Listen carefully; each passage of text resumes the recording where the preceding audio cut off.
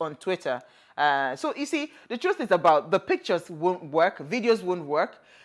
See, for I'll just call our presidential candidate for the APC, please do us a video. This is not just pictures and everything. Do us a video. Say, hi guys. Live. Today is, yes, I'm going somewhere. Today is the 20 whatever of November or October. And I am here, you know, and all of that. And I'm okay. I'm fine, contrary to public opinion. Because really, if you keep posting these pictures, it will only just bring more speculations that there's something wrong. Am I to believe that Tinubu sits in his house with suits, 3-piece suits, reading newspaper? You know, let's take a break. When we come back from the break, we'll continue the conversation. Stay with us.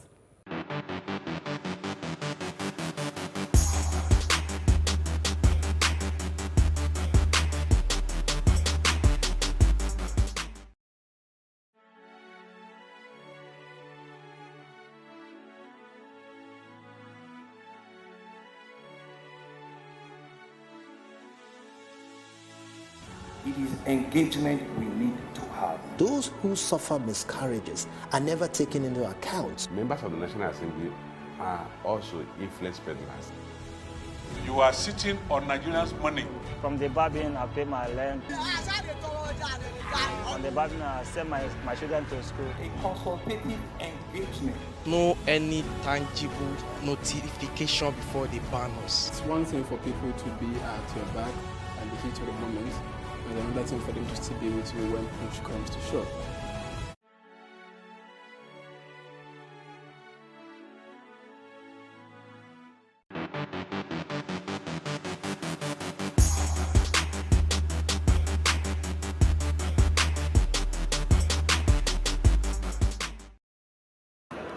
tí gbogbo yín bá wá ń lọ báyìí ta ló fẹ́ kù sí Nàìjíríà ọkọ lọ ìyàwó lọ ó mọ́mọ dání ó tún mú ya ìyàwó dání ṣé bẹ́ẹ̀ láyé le tó ni àgbà tí Buhari pa Nàìjíríà jẹ́ tó po ó ti báyé Nàìjíríà jẹ́ ẹ wo àdúgbò àwọn tó ń kó Nàìjíríà ṣe é pé olórí ibú ni bùbú bàbá Buhari ti báyé.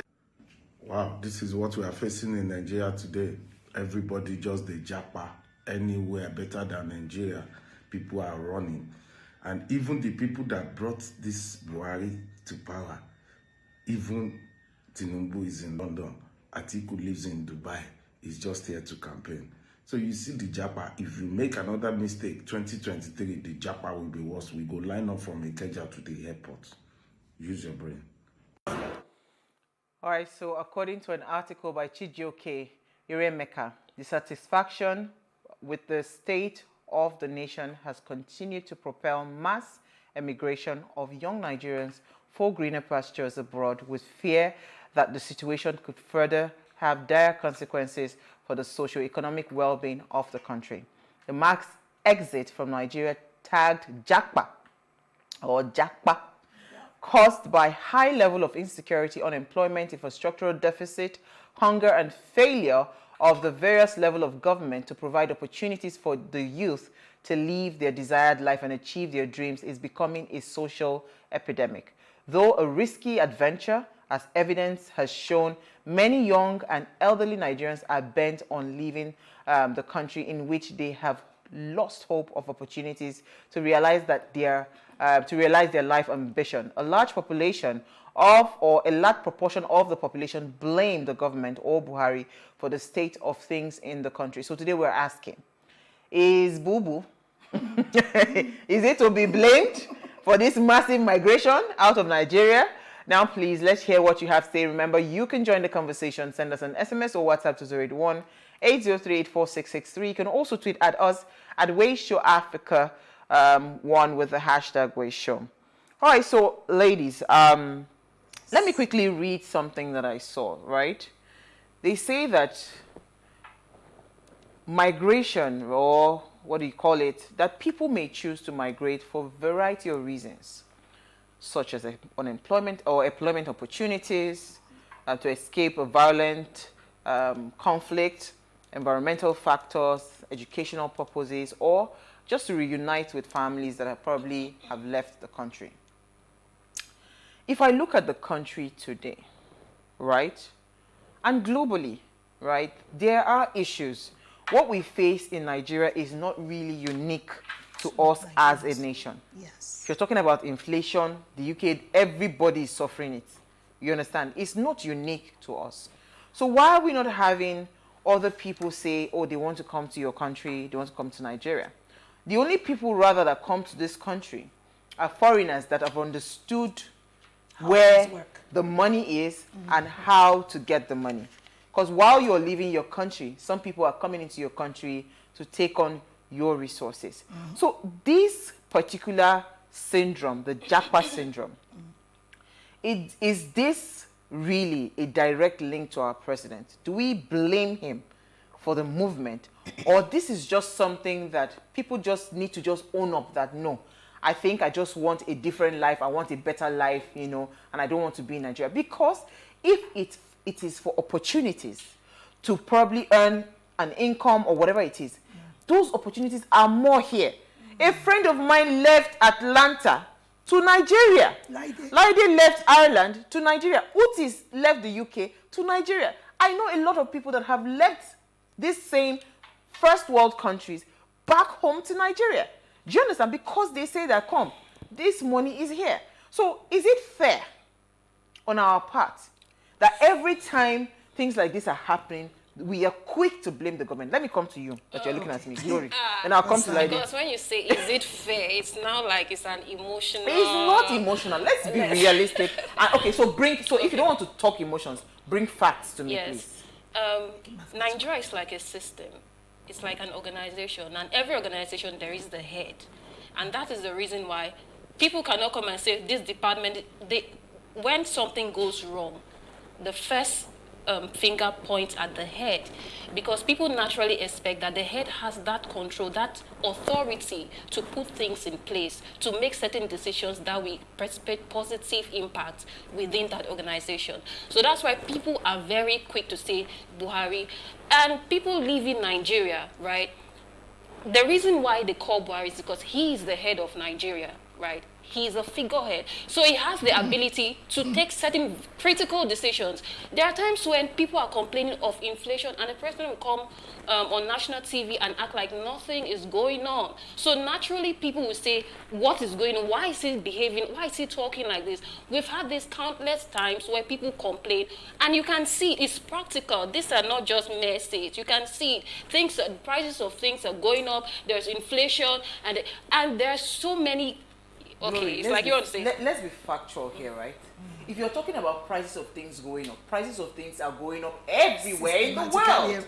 True. Everywhere in the world. Do you know? That's the point I'm trying to make. So for every time I see these kinds of videos, can we just please put aside political, conversations and stick to the facts? If you're talking about inflation, everybody in the world is suffering it. If you're talking about the hardship, everybody in the world is suffering it. Okay. If you're talking about employment, it's not all these first world countries that have employment.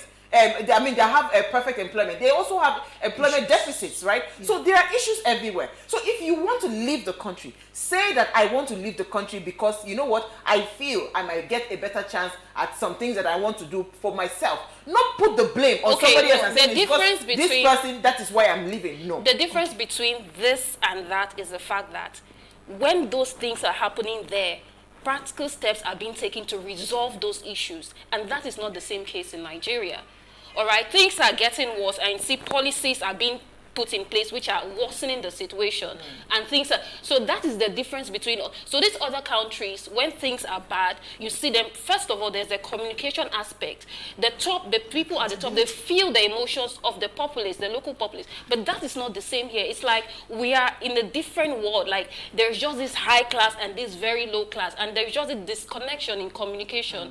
So that's the difference, and people want to feel like their emotions are being felt by the president, by the top officials, which is not what we are getting. So naturally, if you keep crying and you're crying to your parents and they're not listening, one day you want to leave home. That's just how it is. Become a runaway. May I speak now? Please go ahead. First of all, let me give you a chop knuckle. Glory Michelle Williams. You found a shine today. I personally think, with the experience of having lived in a second country, that as you see me sitting down here, I have an option to Japa. And until I secured it, I didn't feel comfortable about coming to sit in Nigeria. I want you to hear me well. Some people say don't speak about it because anything can happen, but it's the reality of life. I'm a mother first, and my life is important for my children. So what did I do? I secured an option B. So that if I come to Nigeria to test the waters and things don't work the way I want, I can jackpot without waiting for a visa. So I too am a jackpot, a waiting kind of person. When 2023 comes, if things don't flow, I will jackpot. But no, I haven't finished. Why do I jackpot? In a country that I'm coming from, like you said, the government, the people in charge, are sensitive to the issues that the citizens are going through. We've never gotten a social welfare system working. We don't have a database completely right. So we don't even have the right amenities to cater for people when an emergency comes. If I live in Ireland and I don't have a job, or my job doesn't cover my bills, I can go to the Department of Welfare and tell them I earn this, but my expenses are this. They will augment my salary. Those are the options people are going to fight for. They will augment my salary and not leave me hanging. They believe that everybody should be able to afford conflicts. Everybody should be able to afford milk. You will not be able to buy Kellogg's, but you buy Tesco value. That's the difference between this country and the other country. Not everybody is there. Conflict should not be luxury. Soft drink should not be luxury. They have grades of different things that everybody can taste it. It's not only the rich man's child that is eating hot dog. Do you understand? It's not seen as a luxury or something for the rich man. The one I won't be able to afford is top of the brand. But I will eat hot dog. When our country and our government starts thinking of things that way, that everybody can find their level. They say London is a leveler. The reason being that everything the rich man is enjoying, poor man will enjoy. Now the quality, we feel difference. That's why people jump. Over to you, peace. I am peaceful right now because people are trying to humble me. Yes. But I stand my ground. You know. So now the question is: I like how you have laid the foundation based on what you've said, and that's the truth. We don't have a social welfare system in this country. I know people that, you know, even when the COVID pandemic hit, right? People that were out of job for that period, they were given some stipends.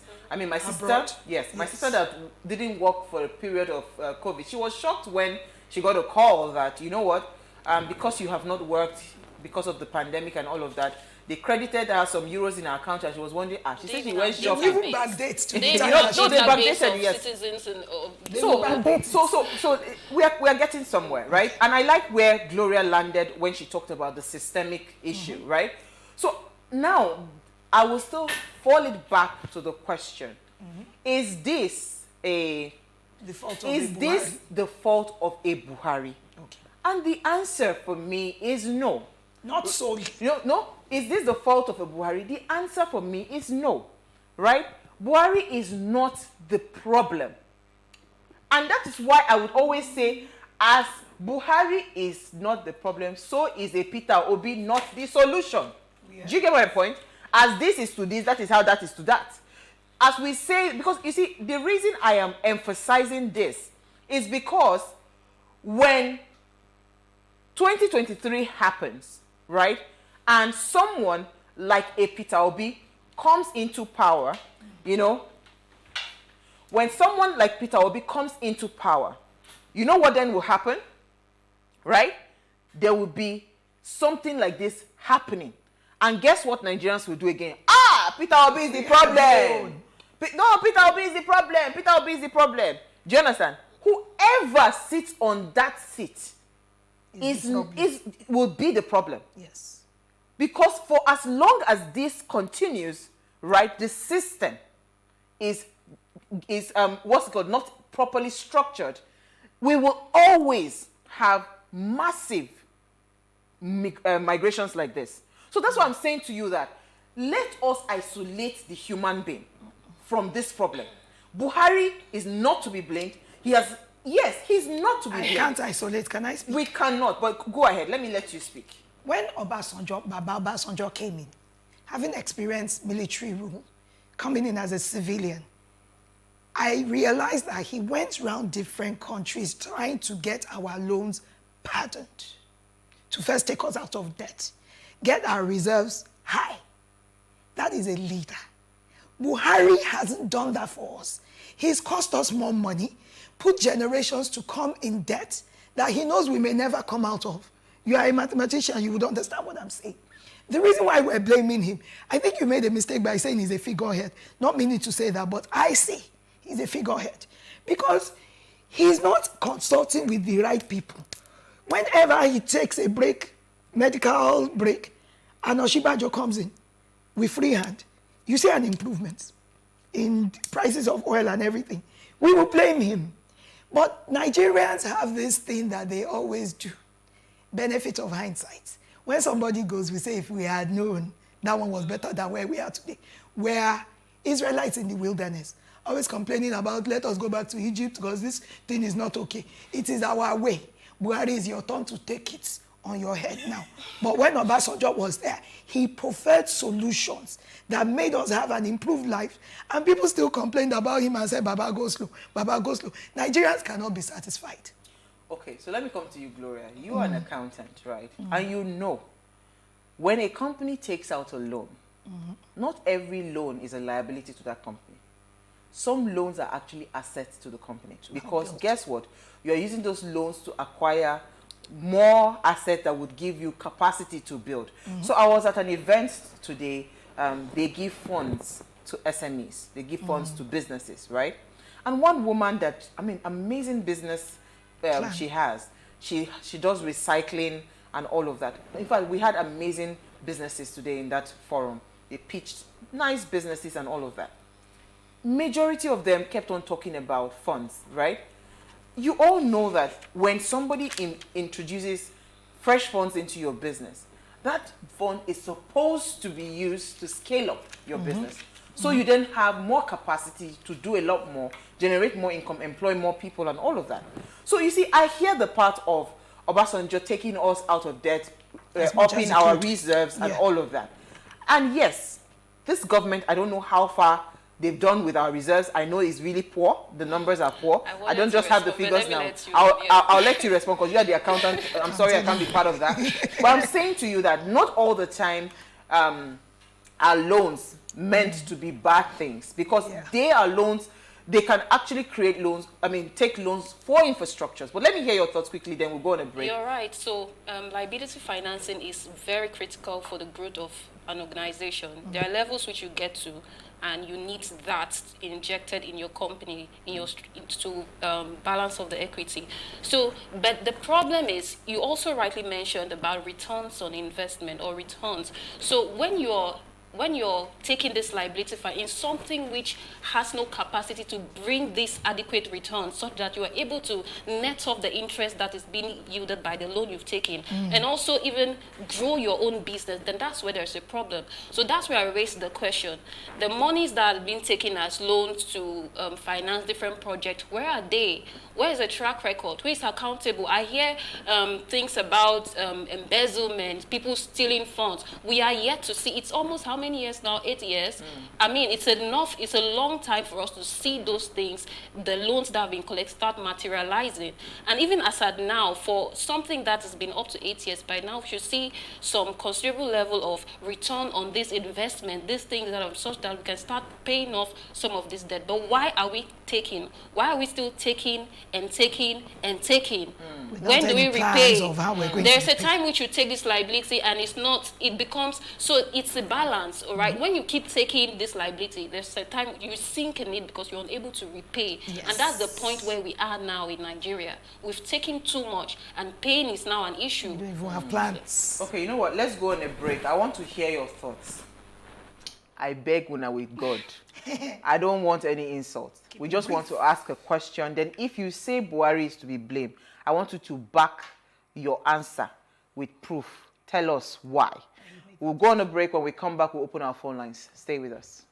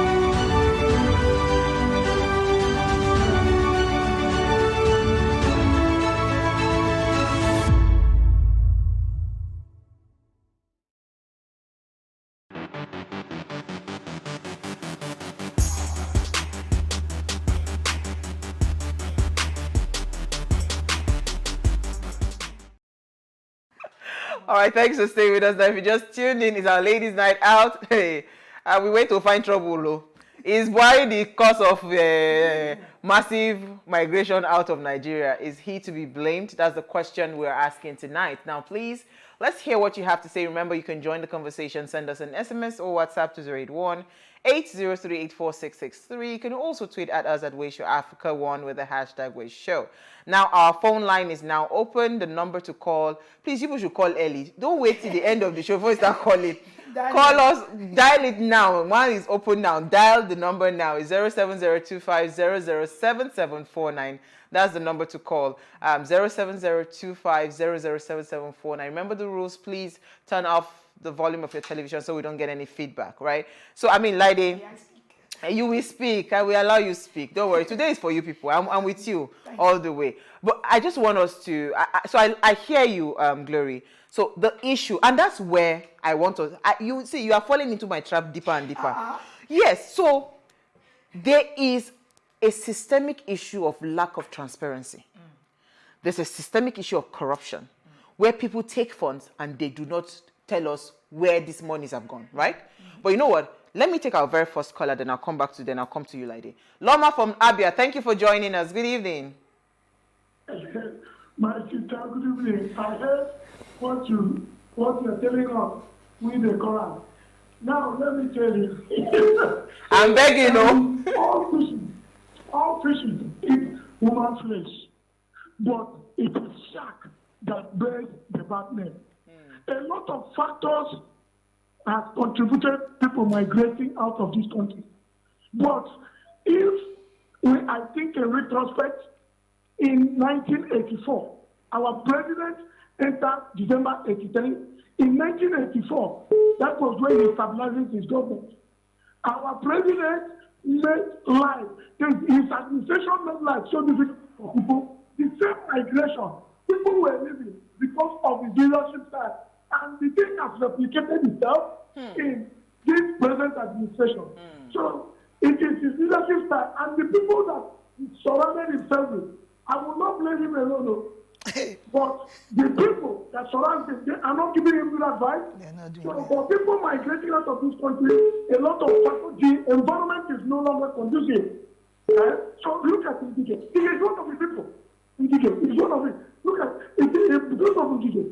He has not handled the ASU strike carefully. And that is why you see the thing has been lingering. So you will not blame Buhari for that. But the people that he uses doesn't know how to go through it. So my answer to, my submission is that because you surround yourself with people you cannot change since 2015, that makes us to level that accusing you are the one that makes people to migrate. Thank you very much. Okay, so in long and short, Buhari is to be blamed. Okay. Yes. So I was saying that, because I'll come to you. I was saying that the system, right? I mean, Loma made some strong allegations. So he said, this is history repeating itself. Well, 1984, they never bought me that time. They bought me, I did from one. So I don't know. I don't know. I was born a year after. We saw Yeah, I was not born at all. Yeah, but I remember that in 2015, my parents kept on saying that these people that you people want to go and vote for, all our parents want all of us. But we were, no, we have to change this country. We have to do all of that. But you see, I was saying to you that, so if we want to isolate the problem is not so much of an individual. It is a systemic problem. It is that there is lack of transparency. It is that there's corruption happening and all of that. So why do we still need to now point a finger at one person? Okay. You want to quickly respond to that, the Lady will come in. No, do you want to? Okay. No, before we respond, I just want to remember the words of the Prophet Fela when he sang one song and he said, Shena Shagari alone we go blame. How about the other presidents? Hold on, let me take a caller. That's where we are. Stephen from Lokoja, thank you for calling. Yeah, good evening, ladies. Hi, good evening. Go ahead, you're live. Yes, Stephen from Lokoja. Go ahead. Buhari is to be blamed. If you listen or read about the submission of the wife, since she got married to him, what he has been treating him on. This is a man who went to war and he had challenges. Even as a military head of state, he wasn't ruling well. He never ruled well. He just had this quest to become president. So, and that's why he used all means, whatever it would cost Nigerians to come to power. So ordinarily, when you look at him as a person, he doesn't have that memory to lead Nigeria. So it is quite unfortunate. Those around him are creating more problems for Nigerians. So if you look at it, the problem rests on him. If you have a good leader, Nigeria will not find herself where. All right. Thank you so much, Stephen. Thank you. All right. You want to quickly say something? In QMS, for those who quality management system, right? The top management are responsible for setting standards. So Buhari, let me put it this way, is part of the top management. He has capacity to set some standards, yes. So that is the reason why. So I'm blaming him. So I know there's a system issue, but he also has capacity to set some standards and make some things work. Is he doing it? I'm not too sure about it. Yeah. So that is where. Back to the song. That's The song is called Overtake, Don't Overtake, Overtake. The reason why I refer to it is, for me, that's where I learned a lot. I'm not just saying it for the sake of feferity. The things Fela spoke about in the 70s, even before I was born, with the same players still in government today, are still happening. In Overtake, Don't Overtake, Overtake, he had said that President Shagari came and they were blaming him that the money in the treasury is gone. And that Shagari had said he met an empty treasury. And then he said, is it only Shagari we will blame? How about the ones before him? Which is, I think, the point you're trying to make. Buhari alone cannot be blamed for the Japa. It started somewhere. And it started from our time of independence. Believe it or not. We've been messing this country up systematically, small by small. At times, we give a few bones to the dogs to make it seem like we're doing something. But at the end of the day, what we're actually keeping from the table is much more than the few bones that you're throwing at us, the peasants. Okay, let me take I want to take a call. Solomon from Anambra State, I'll come back to you. Solomon, you're live. Yeah. Solomon, go ahead. Help. Yeah, okay. My contribution now centers on what your people have been saying. I may say that is a major problem that makes people to migrate from in their country to another country. Because it's just like a stakeholder that is supposed to and have the right position to put everything in order.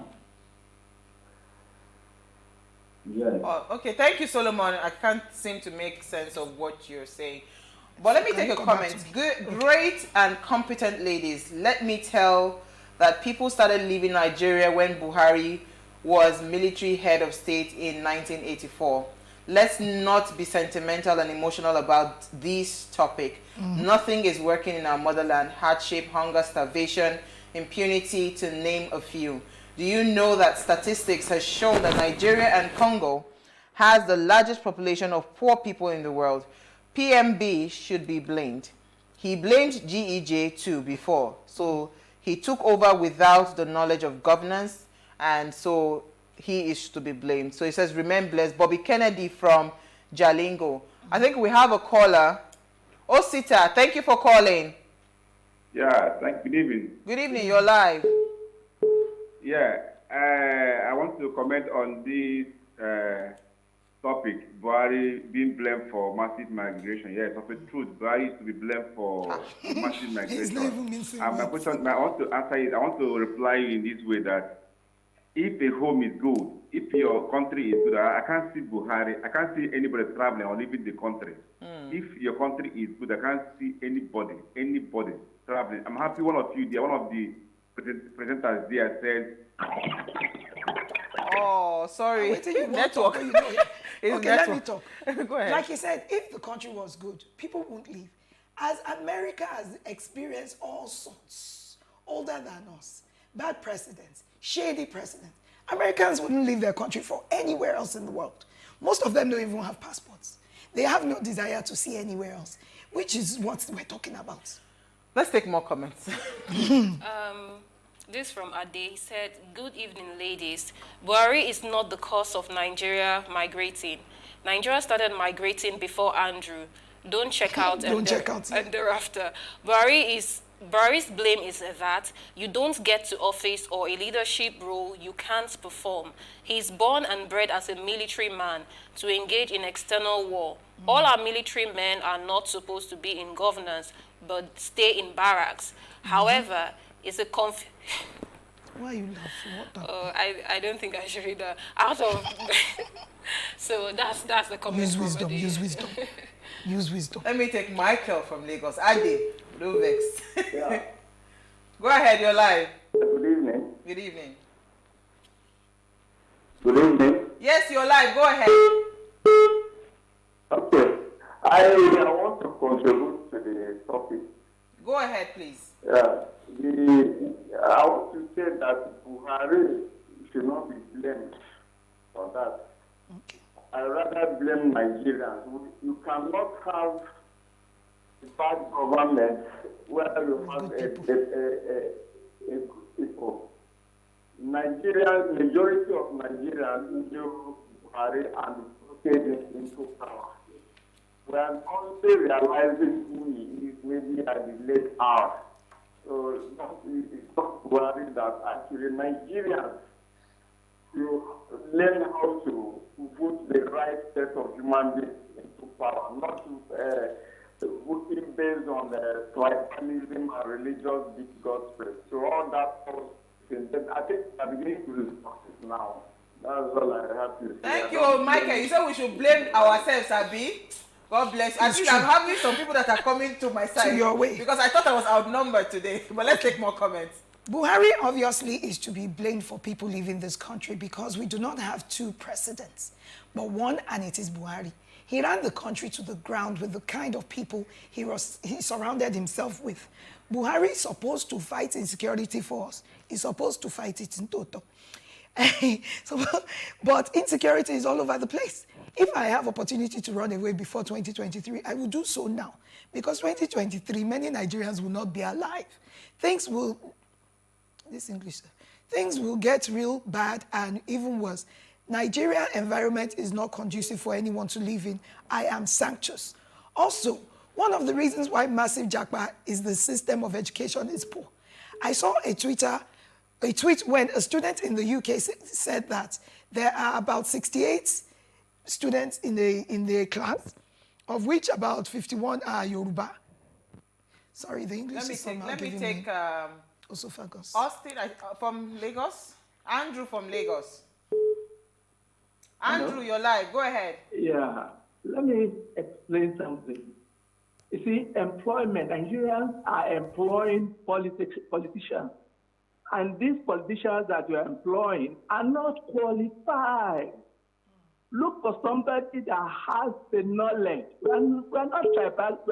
We are playing tribalism, which does not work. What we need is people who can make this country good. We must have a plan that we must begin to work on. Japaing or no japaing is not our problem. But the problem is repair the country in such a way that everybody will be comfortable. And Buhari is not our problem. Thank you. When we were about to vote for him, we were told that he was not qualified. But we refused. We voted for him. Based on sentiments. So what do we want now? People are talking of Obi. not because he's an evil man, but because of what he can do. Because when you can do a job, you will have people who can work with you. But if you go picking people from the gutter to work for, it's like picking a carpenter to be a mechanic. To be a doctor. Oh. Thank you, my brother. Wait, let me finish my point. Thank you so much. Because you see, some people are understanding where I'm going with this conversation. And they have gone ahead of me. And this is the point I'm trying to make. Tell yourself that you... So you see, we have this problem in this country where we try to push blames on other person. Now, because of this person, I make me they do. No. We need to get to that point where we own our mistakes. Do you understand? We have been very poor in selecting the kinds of people that lead us. Right? So they say that Nigerians deserve the kind of leadership that they get. Is that a true statement? The answer is yes. Because Nigerians are not ready to do what it takes to get great leaders on that seat. So my point is, be it anybody that is seated on that seat, we are very quick tomorrow to say, is this person that caused it? No. Let us begin to hold these people by the jugular and say, you have to be accountable to us, right? Then they will force themselves to create systems of transparency that reduces a bit of corruption and all of that, and put sanctions to some of these things. Then we are ready for life. But we can't keep waking up and saying, it's because it's this person that did this thing to me, that's why I'm going. It's this person that did this thing, that's why I'm going. We will continue to sing that song come 2500. Let me take a caller, please. No verse. Then I'll come to you. Then we finalize this show. I'm going to my house. I'll let you from Lokoja. Hello, good evening. Thank you for calling. You're live. Go ahead. Okay, on what I will have to say on this. Go ahead. Buhari, I wouldn't entirely blame it on him, but out of 100%, I would say it's 40% blame. Okay. As a leader, you have certain roles to play. You are a leader for a reason. The more you keep blaming other people for a role you chose to take, you are no longer a leader. You are more like a sheep. Buhari, besides the governors and people who were elected alongside with him, voted, he appointed some people definitely to do certain things to work with his government. Now, do you select people who are going to do certain things for you, that will work for you, or you will select people who will work for things that will make the country move forward? Those are two questions. Then I will ask, those people who are working, I hear people say, they are not aware, the president is not aware of what is going on in the country. You are a president of a particular country and you are not aware of what is going on. Okay, if you are not aware, why can't you sit back in your country and be aware? You get feedback of whatever it is that is going on. Wherever it is you need correction, you will correct. But I know that, yes, there are presidents or people who have been traveling out, rulers who have been traveling out. That is common. But a point where you count the number of times the president has been in the country and the times he has been out of his particular government. And the times he has been out is more than the times he has been in his country. It's an error. Thank you so much, Oluchi. Because when you are in your country, you will know certain things to do to go right. You might not complete it 100%, but you'll be able to know where to do things right. And as people in the country, we make a lot of error because we want people to be perfect. Quite all right. You can actually do things to make our own lives better. Absolutely. But when the government also does not make economy better for those who are actually trying to strive, then we have to jackpot. Thank you so much, Oluchi. Let me put it in that way. They have to fend for themselves in other ways. But when this government, people, presidents, governors, they make things okay in their own state and country. Thank you. Thank you, Oluchi. Thank you so much. Oluchi. Oh, thank you. If you make health okay for people, because you are the only one to be blamed. But you don't make that available and okay. So you cannot stay. Okay. You have to be traveling out. Thank you. Okay. Thank you so much. Please, let's try to keep our calls very short. Go ahead. Glory. Yeah. This is from Austin. He said, I totally concur with the submission by the two ladies there, that things are handled differently overseas than here.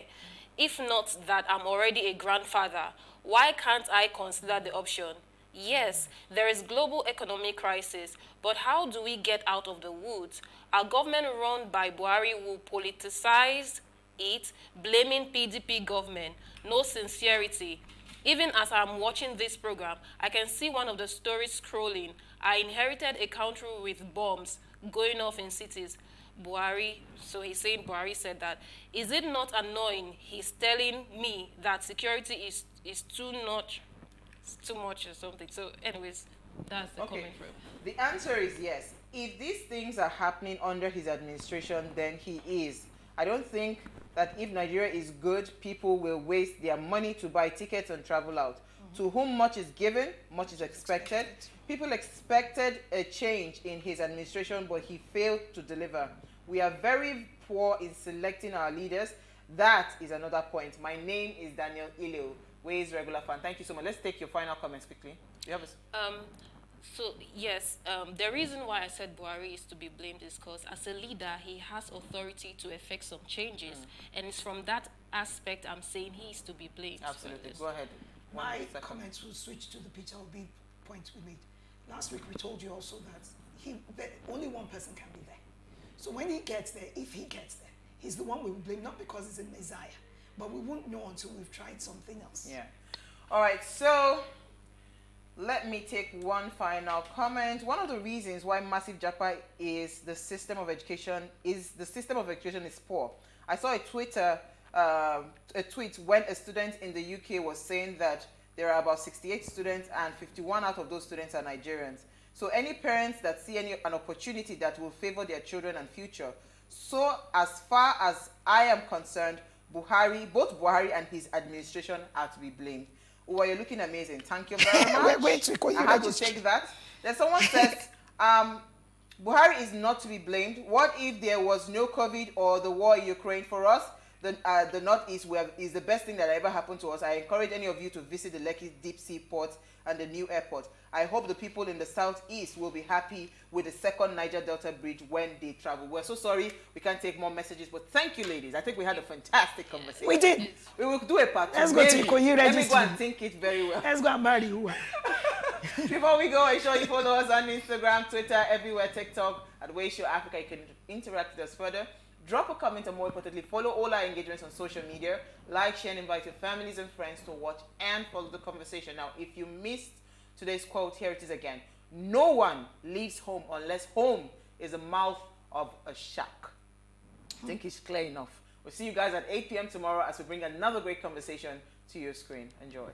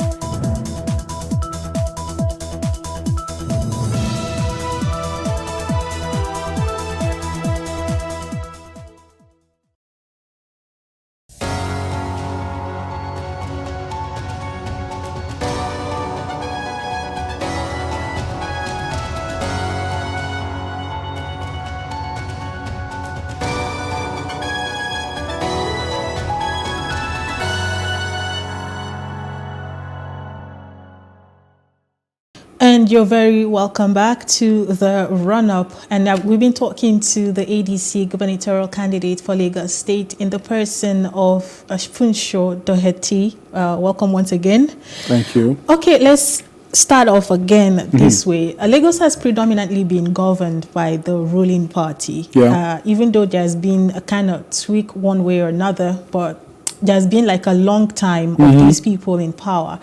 And you know, one word that has been very popular through this particular electoral period is structure.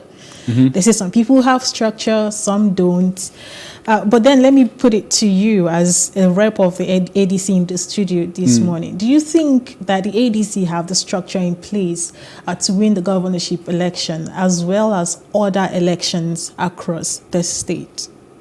So In one word, yes.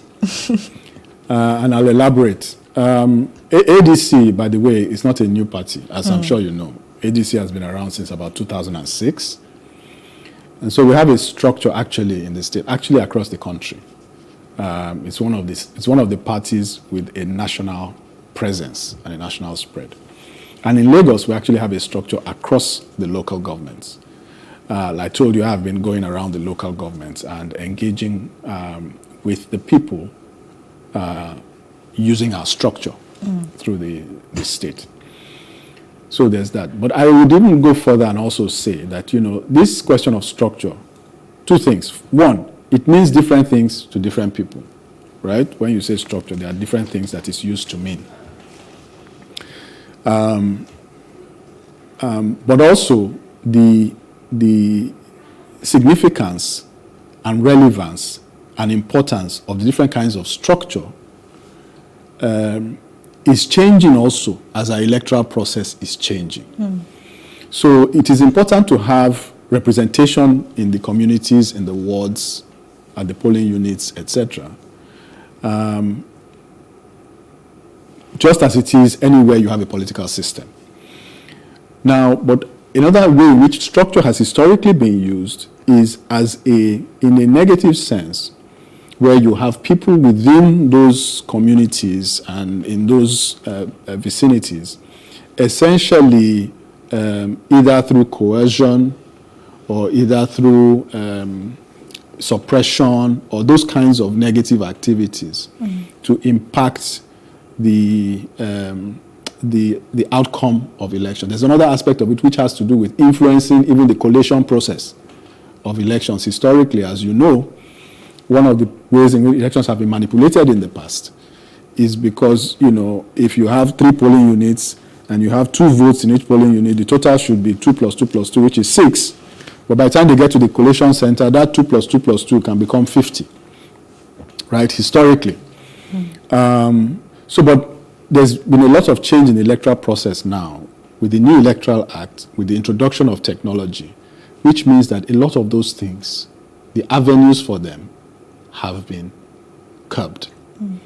So what you see, and this is why many of us are very hopeful about 2023, is that there's much greater potential for the will of the people to be reflected in the outcome of the elections now. And so, you know, the ability of, you know, some structure on the ground to change the will of the people on election day is greatly diminished. So it's really more about directly engaging the people and having people believe in your candidacy and in the fact that they want to give you the mandate to go and represent them. And then coming out on election day to vote. And if that happens, all the structure in the world will not change that. So it's good to have structure, and we do. But more importantly, in today's environment, it's more about the people, connecting with the people, having the people believe that you are the direction in which they want to go in, and coming out on election day and voting. Remember that historically, a big problem that we've had is participation. So in Lagos, the present governor was elected with only 700,000 votes. That's 15% of the electorate. That's people, you know, registered voters. So for every one person that came, 5 people stayed away. For every one that came, 5 stayed away. So if only 1 out of those 5 comes in 2023, we will double the number of votes that we had in 2019. Only 1 out of the 5. If 2 come, we will have 3 times the number of votes. So it's a very, and you know how people are feeling about these whole elections in 2023. People are a lot more engaged. People are a lot more insistent that, you know, they need to do something. People are feeling that, you know, that we can't continue like this. And we understand why, because people are facing all manner of deprivations, whether they are young, middle-aged, or old. So, look, it's not going to be business as usual. It's not going to be same old, same old. 2023 will be very exciting. And I think we should just pull up our seats and and bring out the popcorn. Oh yeah, I was going to ask that. I think we should get popcorns too. Okay, I was going to ask what the elaborate plan for Lagos State is and how you intend to achieve that. But I want to narrow it down to the economy. I mean, for someone who's been in the financial industry as well, Lagos State is the largest, one of the largest, if not the largest, economic hub in Africa, and of course in Nigeria it is. But then conversations around some quarters say the economy of Lagos is not as it should be. I mean, we've seen industries come and pack up and leave as well, and then you can imagine what it is like in other cities in the country. But then we're talking about Lagos today. How do you feel about the economic state of Lagos, and what would you do differently? So again, this is an area where I think that Lagos has been blessed with a lot, but has not done as much with it as it could. It's like the parable of the talents, right? One guy was given 10, another guy was given 5, another guy was given 1. And the guy who was given 10 was expected to come back with 10, not come back with 5, and then compare himself with the man who had 5 and say, I have 15. No. And this is the problem with Lagos. Lagos has been a commercial center for centuries. Never mind people who say that they developed Lagos within the last 25 years. We know the history of Lagos. Yeah. We know the history of Lagos. So the managers of this city are entrusted, actually, with a great asset, which is this state, its industrial base, its commercial base, even its infrastructure base, much of which was inherited as a state capital, as a former state capital. So much more could have been done. What are some of these areas? And if you look at it relative to our Tiger agenda, you see that our agenda addresses many of these things directly. First of all, the leakages within the system should be blocked. So our first T in Tiger is tax reform for equity, prosperity, and growth. Right? There's a lot to be done there. First of all, there's part of our resources that's been collected at source by an entity called Alpha Beta. We are going to remove that one first, right? Because the work that they are doing is very questionable. We don't know the few people who own that company, and there's no reason why they should keep a share of the people's money, my money and your money. The LIRS is there. They will do the work. In fact, they're the one doing the work now, because the LIRS is the one chasing taxes and so on.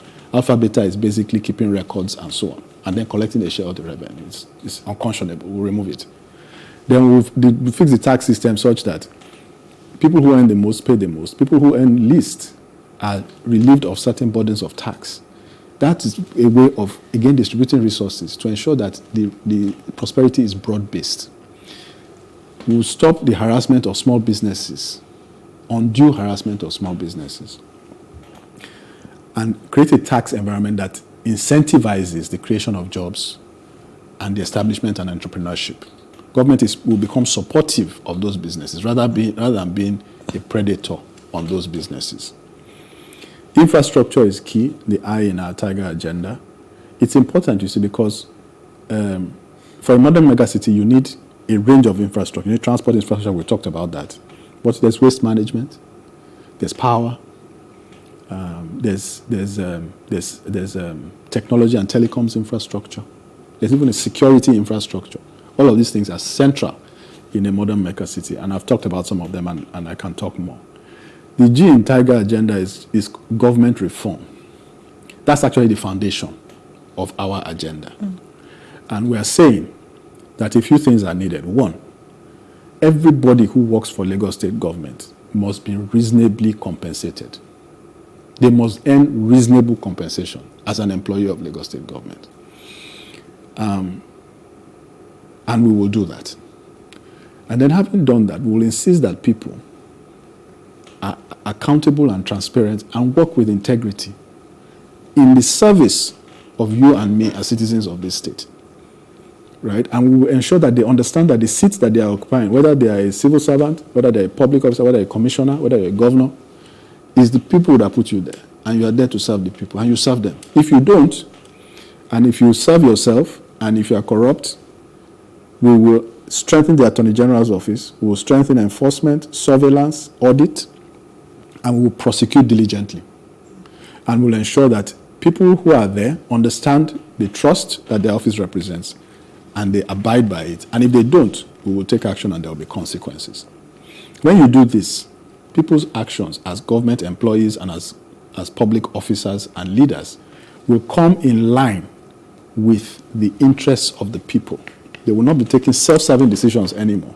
They will now be deciding, what do the people need? What do the people want? What can we do for the people? How do we do it in a way that is above board? Because we know that if we don't do it in a way that is above board, eyes are on us. And this government is serious.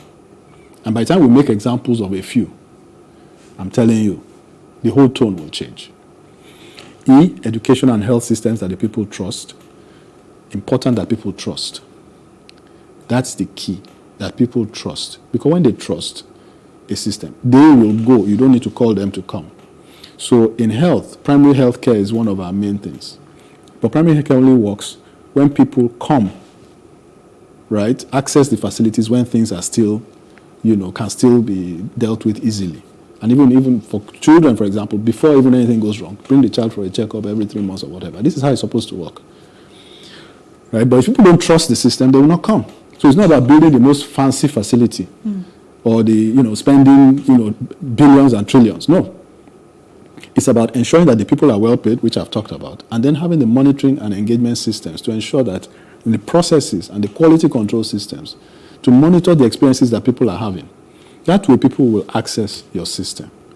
Education, curriculum, teacher quality, vocational options. I can go on and on. But I'm sure we have limited time. On R, just to conclude on the Tiger agenda, the R is for rule of law and public order.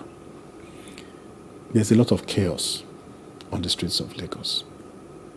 There's a lot of chaos. You can just going to work and coming back every day can give people high blood pressure in Lagos, right? So this chaos is not, we are used to it now because that's what we see. But it could be different, right? Nigerians travel. When we travel, we conform, So we just need to deal with it. And this is the area, rule of law and public order, where things like the Agbero problem and dealing with it come into our own agenda. So it's fairly comprehensive. Like I said, this is an agenda that will set Lagos on the path for the first world and then deliver quality of life, dignity and respect to the wonderful citizens of Lagos.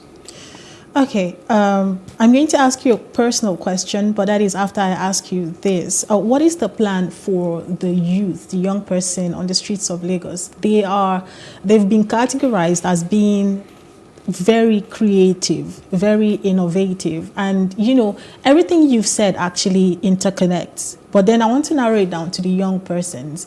These people have industries, just like you've mentioned, that they've created by themselves, and they are working so hard to push it to move. We'd say that Nigeria's entertainment and music industry is thriving. It is actually young people in Lagos, young people all around the country, buying studio equipment with their savings and making hits in their bedrooms, and everybody's dancing to it all over the world.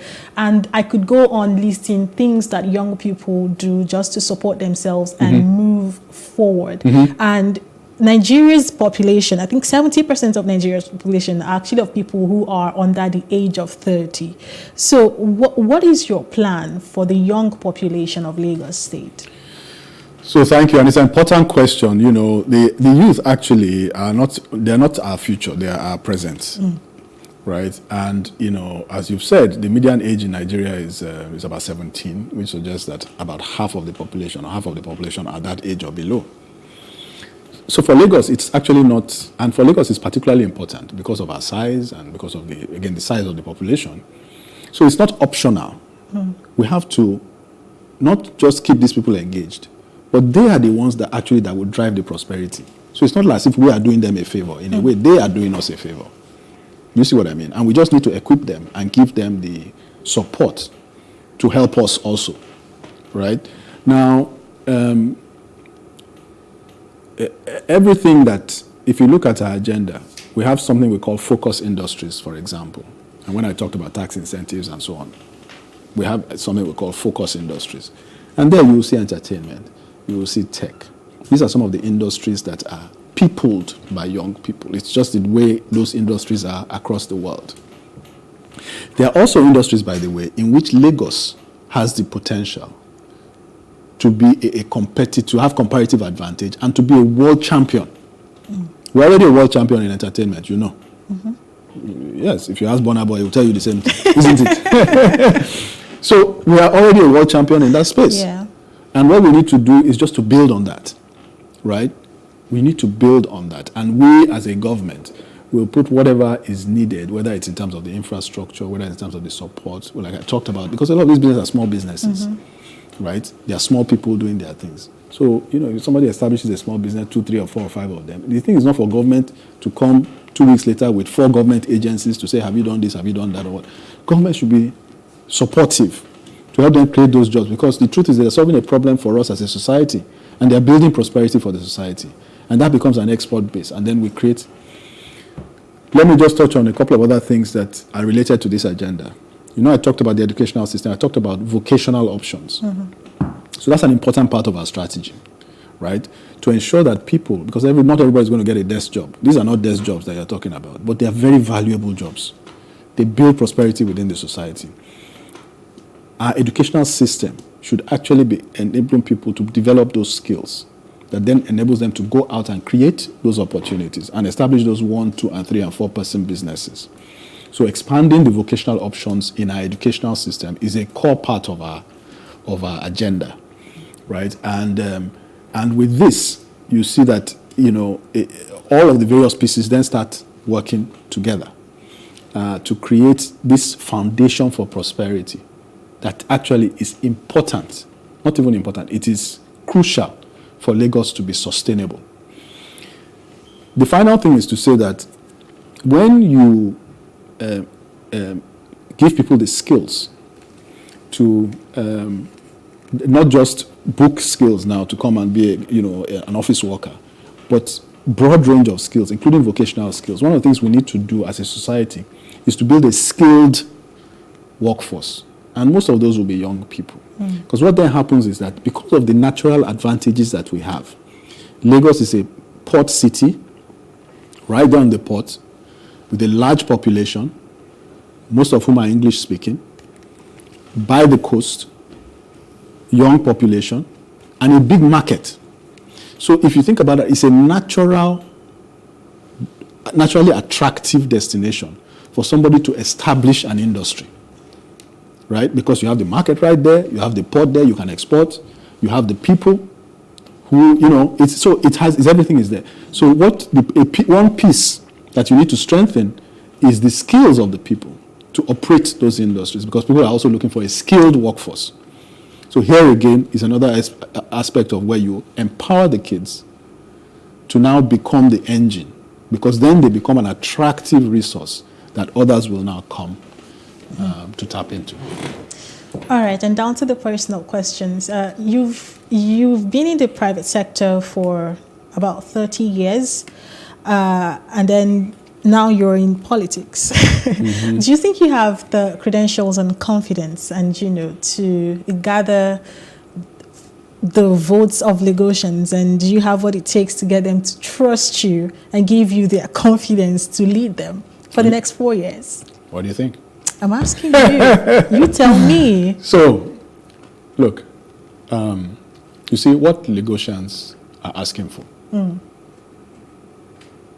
is leadership. They are asking for leadership that acts in their interests. They are looking for people who will go into that office and take decisions that is about them, not about the people themselves. That's about that's the citizens. You understand? Leadership has a character. Leadership has a character. It's not everybody who is suited for leadership. And one of the reasons why I have stepped into the race, and it should not just be about me, there are others like me also are doing the same thing, actually. Stepping into the race and saying, look, you know, we have demonstrated the leadership. I have run 3 different companies in the private sector as managing director and CEO, 2 of which are national companies. Customers in the hundreds of thousands. And those businesses are still there, doing well. So in terms of credentials, people can go, and I'm well known, by the way, in the private sector. And people can go there and ask those questions, and ask the people who are there, and ask the people who have interacted with me. I've actually also led industry groups. So been elected by my co-CEOs to be their leader of the industry group in interacting with regulators, legislators, and so on and so forth. So the track record is there. And the leadership is not about whether, and by the way, anywhere in the world, you see this transition. People who have done well in the private sector coming to offer themselves for service in the public sector and going on and bringing those capacities in the public space and doing well. We see it in democracies where we've borrowed this democracy from. So it's a natural progression. What do people need, or what do we need in a leader? You need somebody who has vision. You need somebody who has character, courage, right? Determination, the conviction, right? The empathy. Somebody who carries people along, who is open, who's transparent, who has the desire to set things on the path to the vision and galvanize people around that vision. And I think that this is what people have lacked. And this is what we bring. And at the end of the day, it's the people that will choose who they want to lead them. All right, quickly, because you're rounding off now, in the next couple of minutes, let's talk about INEC.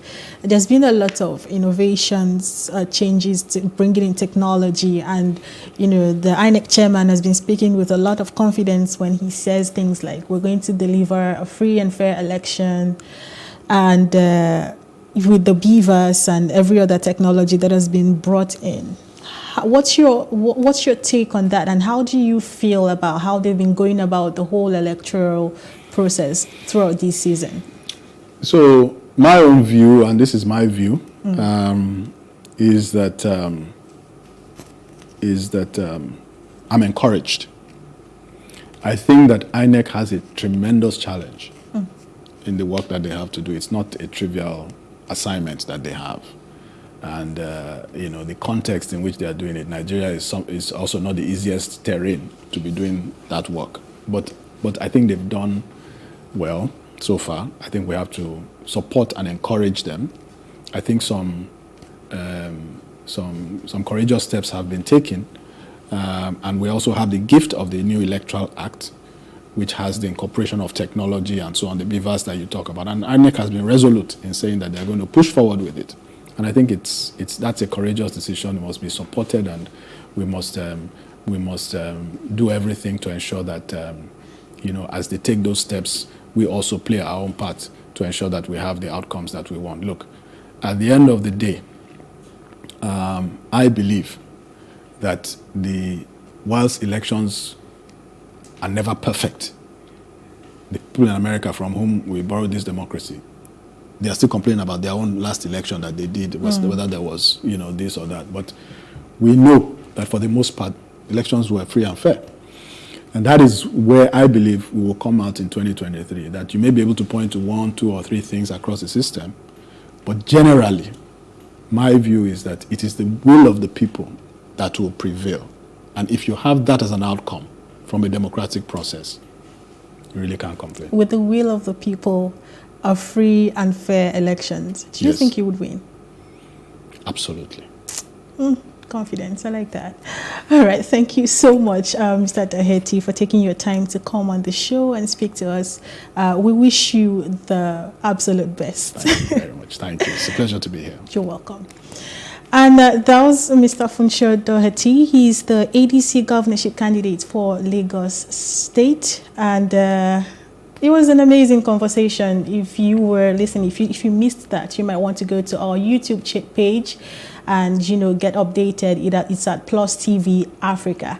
And this is how we draw the curtain closed on today's show. Thank you so much for being a part of it. We want to say a big thank you to our viewers for staying tuned on the show and also for your contributions. If you miss any of these episodes, again, go to our YouTube page at Plus TV Africa and stay updated. Also remember, as citizens of this great nation, Nigeria, you have a right to vote.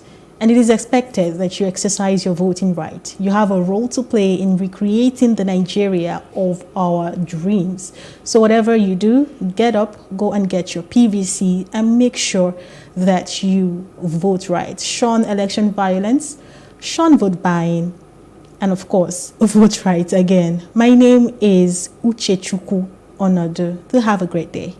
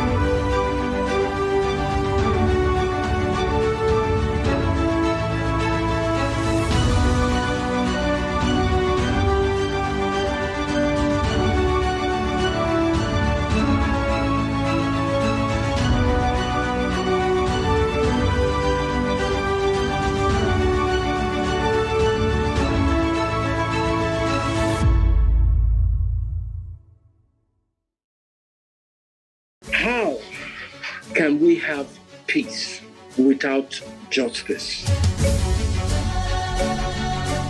Plus Politics. It's not just another political conversation, it's about keeping you in the know. Relevant interviews, asking the tough questions to those that matter. Get the answers you need. Does it mean that the people who were injured, people who were shot at, those who were involved in that stampede are not going to get justice? It is unfortunate, it is sad that we have a government of deaf and dumb.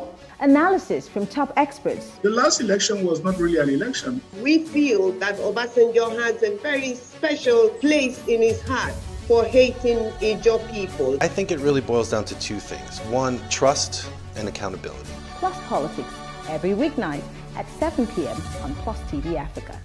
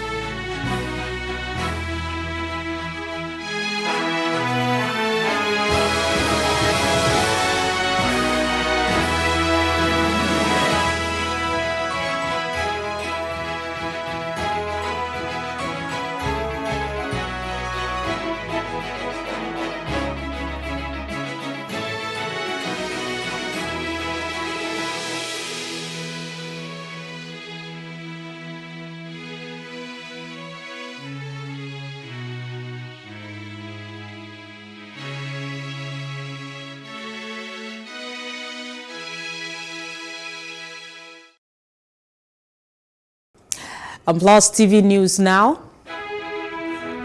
President Muhammad Buhari declares he is aware of the challenges faced by the police and the military.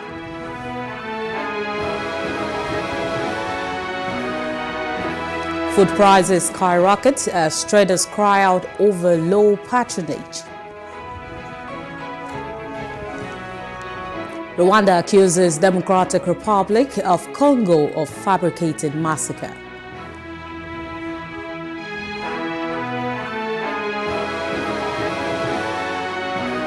And President Biden urges Americans traveling to leave ahead of storms.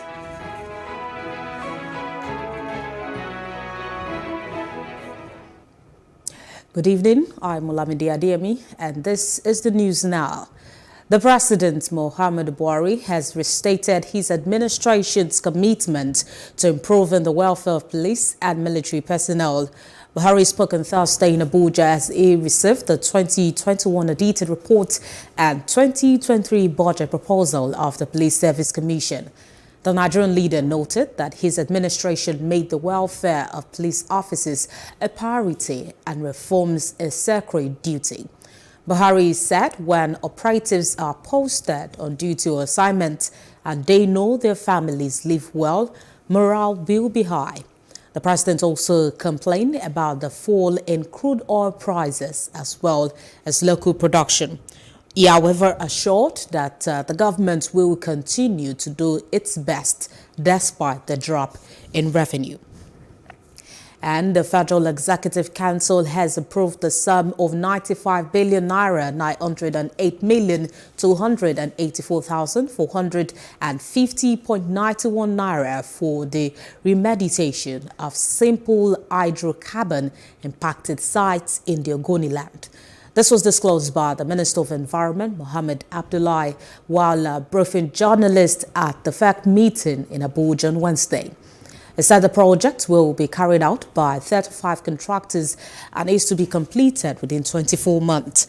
The minister also added that the FEC also approved 27,585,539,410.10 naira for phase 1 of the Ogoni Power Project.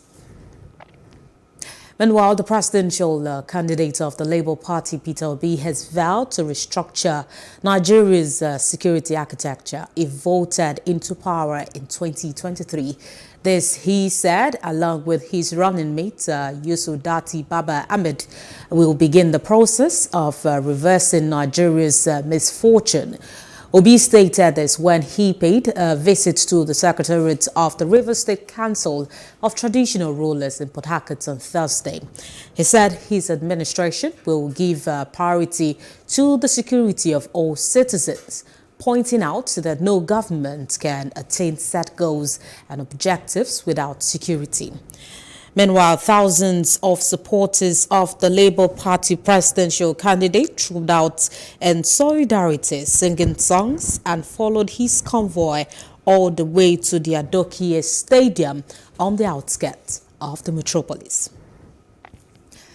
An emerging report says the presidential candidate of the Labour Party, Peter Obi, may unveil a new campaign director general to replace Dr. Doyin Okupe in the next 48 hours.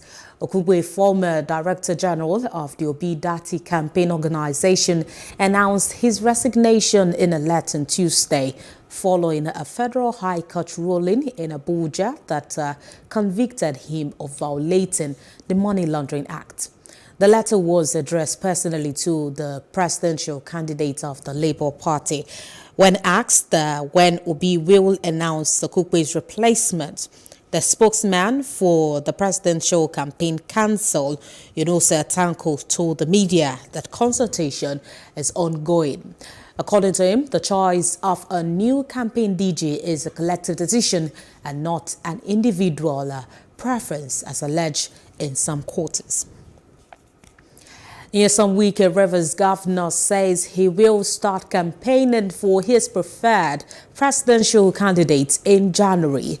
Now, since losing out in the presidential primaries of the People's Democratic Party, there has been a crisis in the party over calls for Iyorchia Ayu to step down from his position as national chairman of the party. Amid the crisis, the Integrity Group, inclusive of 5 PDP governors, Wike, Seyi Makinde of Oyo State, Samuel Ortom of Benue, Okeze Ikpeazu of Abia, and Ifeanyi Ugwoyi of Enugu, was formed. All 5 governors have exempted themselves from the campaign of Atiku Abubakar, the presidential candidate of the PDP for the 2023 elections. I will campaign to my people whom they will vote for. I will campaign to my people whom they will vote for. So all of you who have been in suspects, who have been saying all kinds of things, abusing me, wait. January has come. January has come. Not only will I tell them where they will vote, I will move from state to state and why they should vote for the people I think they should vote for. Nothing will happen.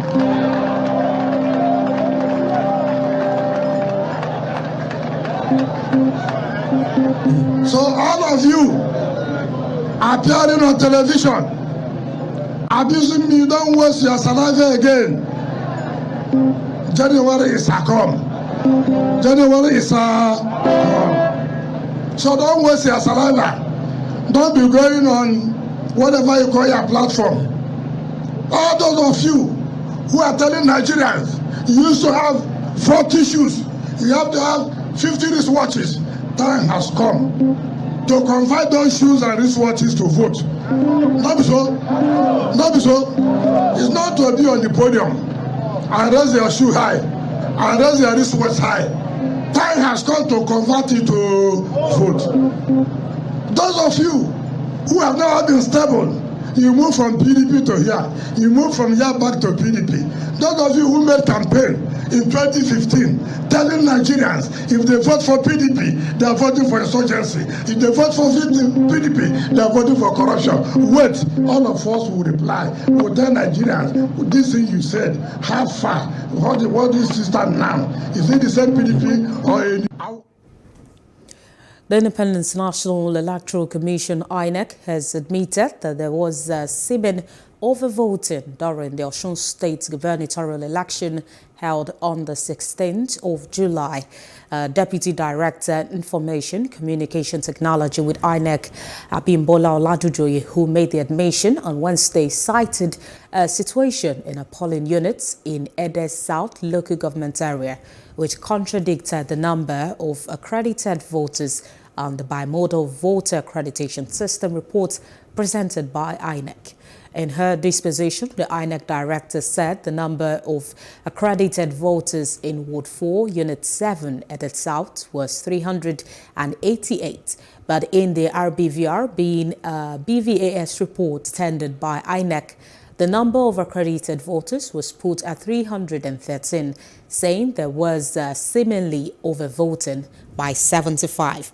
On the re-examination by INEC's counsel, Professor Paul Ananaba SAN, Olajujoye explained that she used the word seemingly overvoting because overvoting could not be established until one comparison was made between figures on the form and the physical data on the BVS machine used for the election.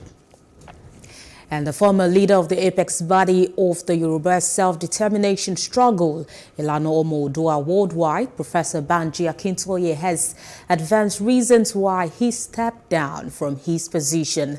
The former Yoruba Nation leader handed the baton of leadership to his former deputy, Professor Wale Aderounmu, citing old age and a weakened body system as his reasons not to evade the responsibility over the crisis rocking the self-determination group. The Federal High Court in Abuja on Thursday dismissed the suit filed by an aspirant's Madam Patience Care to challenge the emergence of Mr. Kola Abiola as the presidential candidate of the People's Redemption Party, the PRP. Justice Ahmed Mohammed, in a judgment, held that the suit was stated barred. Hence, the court lacked the jurisdiction to entertain it. Justice Mohammed, who said the suit was a pre-election matter, said it ought to have been instituted within 14 days from the date of the occurrence of the cause of action in compliance with Section 285, subsection 9 of the 1999 Constitution. Moving on, Federal High Court sitting in Kano on Thursday affirmed Mohammed Sani Abacha as the duly elected Kano State governorship candidate of the People's Democratic Party. In his judgment on Thursday evening, the presiding judge, Justice A.M. Lemon, nullified the party's primary election that produced Sadiq Aminuwale as the Kano PDP governorship candidate and ordered INEC to expunge his name for Mohammed Sani Abacha. The judgment, which was virtually delivered, was earlier scheduled for 12 noon on Thursday, but was later deferred to 4 p.m. The court also granted the prayers of the plaintiff in the suit. Strong indications have emerged that the National Assembly will pass the 2023 appropriation bill next week. President of the Senate, Ahmed Lawan, and Speaker of the House of Representatives, Femi Gbajabiamila, had at various times during the week indicated that the federal government budget will be passed on Thursday, when the lawmakers were expected to embark on Christmas and New Year break. However, it has been observed that the highest committee on appropriations will not lay its report on the money bill on Thursday. The laying of the report was not listed on the other paper for the day, as several lawmakers blamed the delay on the 2022 finance bill and supplementary bill recently transmitted to the National Assembly for consideration in passage. The reason for this is because the appropriation bill came to the National Assembly with some problems. And when our committees on appropriation in the Senate and House started to reconcile the figures of what we have done and what was presented, the problems became very obvious and they were not easy to deal with. And therefore, our committees had to start a process of cleaning up the bill first. That process, of course, also engaged the executive arm because the problem came from there. Was concluded yesterday, only yesterday. The House of Representatives on Thursday unveiled plans to investigate alleged sharp practices leveled against operators of unregulated online fintech lending companies and abuse of mobile digital loan applications in Nigeria. The resolution was passed sequel to the adoption of a motion on a matter of urgent public importance sponsored by Honorable Ahmed Satomi, who solicited for the House intervention.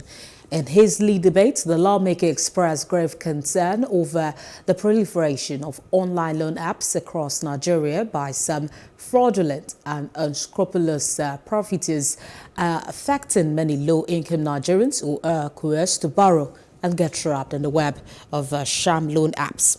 The House thereafter mandated the Joint Committees on Banking and Currency, Financial Crimes and Telecommunications to investigate the alleged sharp practices and abuses by fintech and online mobile digital loan apps and reports within 4 weeks. Many of such online loan apps in Nigeria disbursing loans to customers with no collateral, and defaulters are always sent threatening messages. And the loan apps and other fintech products can be used for money laundering and other forms of implicit financial flows, saying that these unregulated Nigerian fintech companies threaten customers for late payments of loans and charge more than 45% interest. Cognizant that the need to investigate the activities of these fintech companies, including Cash, OPay, Letter Pay, Palm Credit, Branch, Quick Cash, Credit Money, Kia, Easy Credit, Naira Land, Naira Niger, New Credit Loan App, Future Cash, Chapter. All these are unregulated and has no law backing their operations. The Central Bank of Nigeria says since the launching of the cashless policy in 2012, Nigeria has made remarkable progress at the global financial stage. The Deputy Governor of Financial System Stability, Aisha Ahmed, made the explanation when she was answering questions from lawmakers of the House of Representatives. She also said the policy introduced on the 5th of December was in continuation of the cashless policy as the banking system strives to ensure inclusions of more Nigerians in formal financial transactions in view of the reduced cost of processing. Let's take a report on that. The cashless policy was first launched in 2012, with Lagos being one of the states to implement it. The policy was thereafter extended to 6 other states like Abia, Anambra, Kano, Ogun, and Rivers State.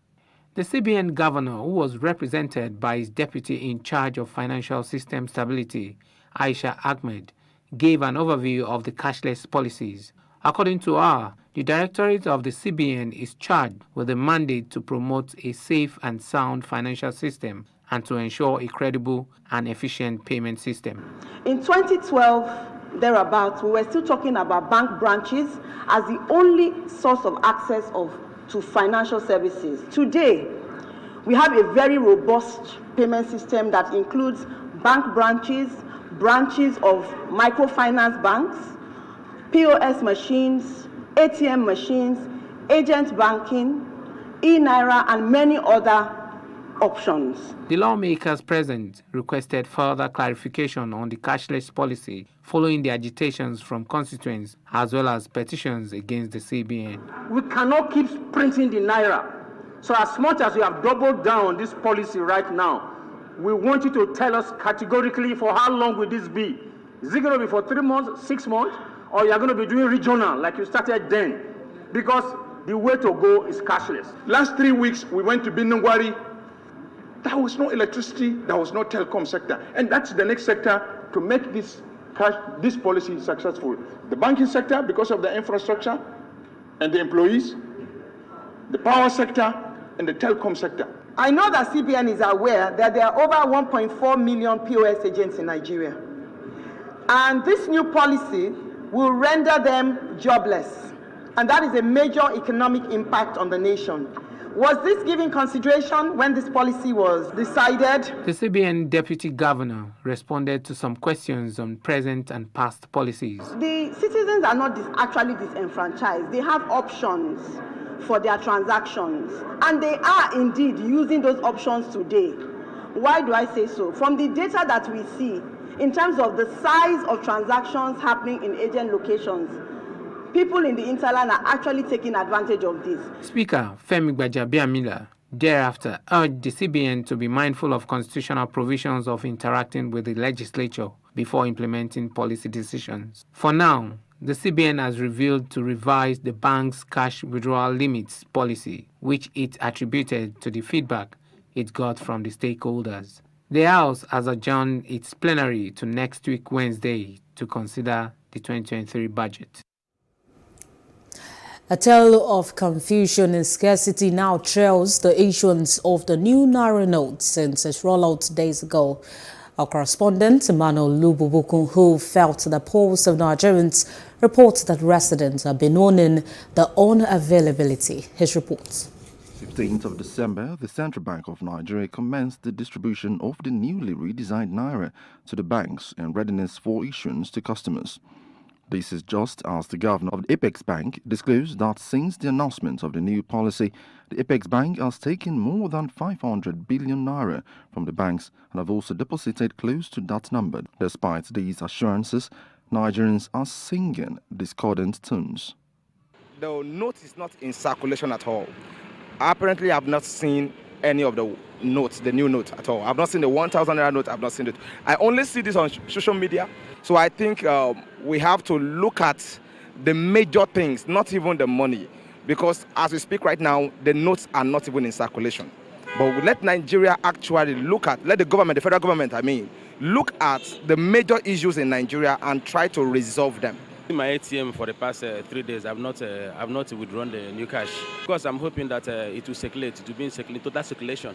At least I've used ATM like twice today, and at least I saw a lot of people withdrawing money. Me, I have not seen it, and I've not been in contact with the money, so I don't know if it is true or not.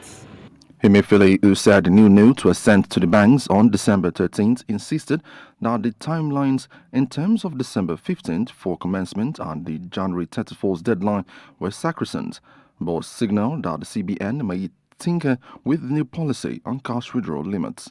This has also got Nigerians talking about how it affects them. How Nigeria is going to cope with this, because if it's not in circulation and there is a limit placed on a withdrawal of 20,000 naira, so how do we cope with the present economy and with the way things are really going right now?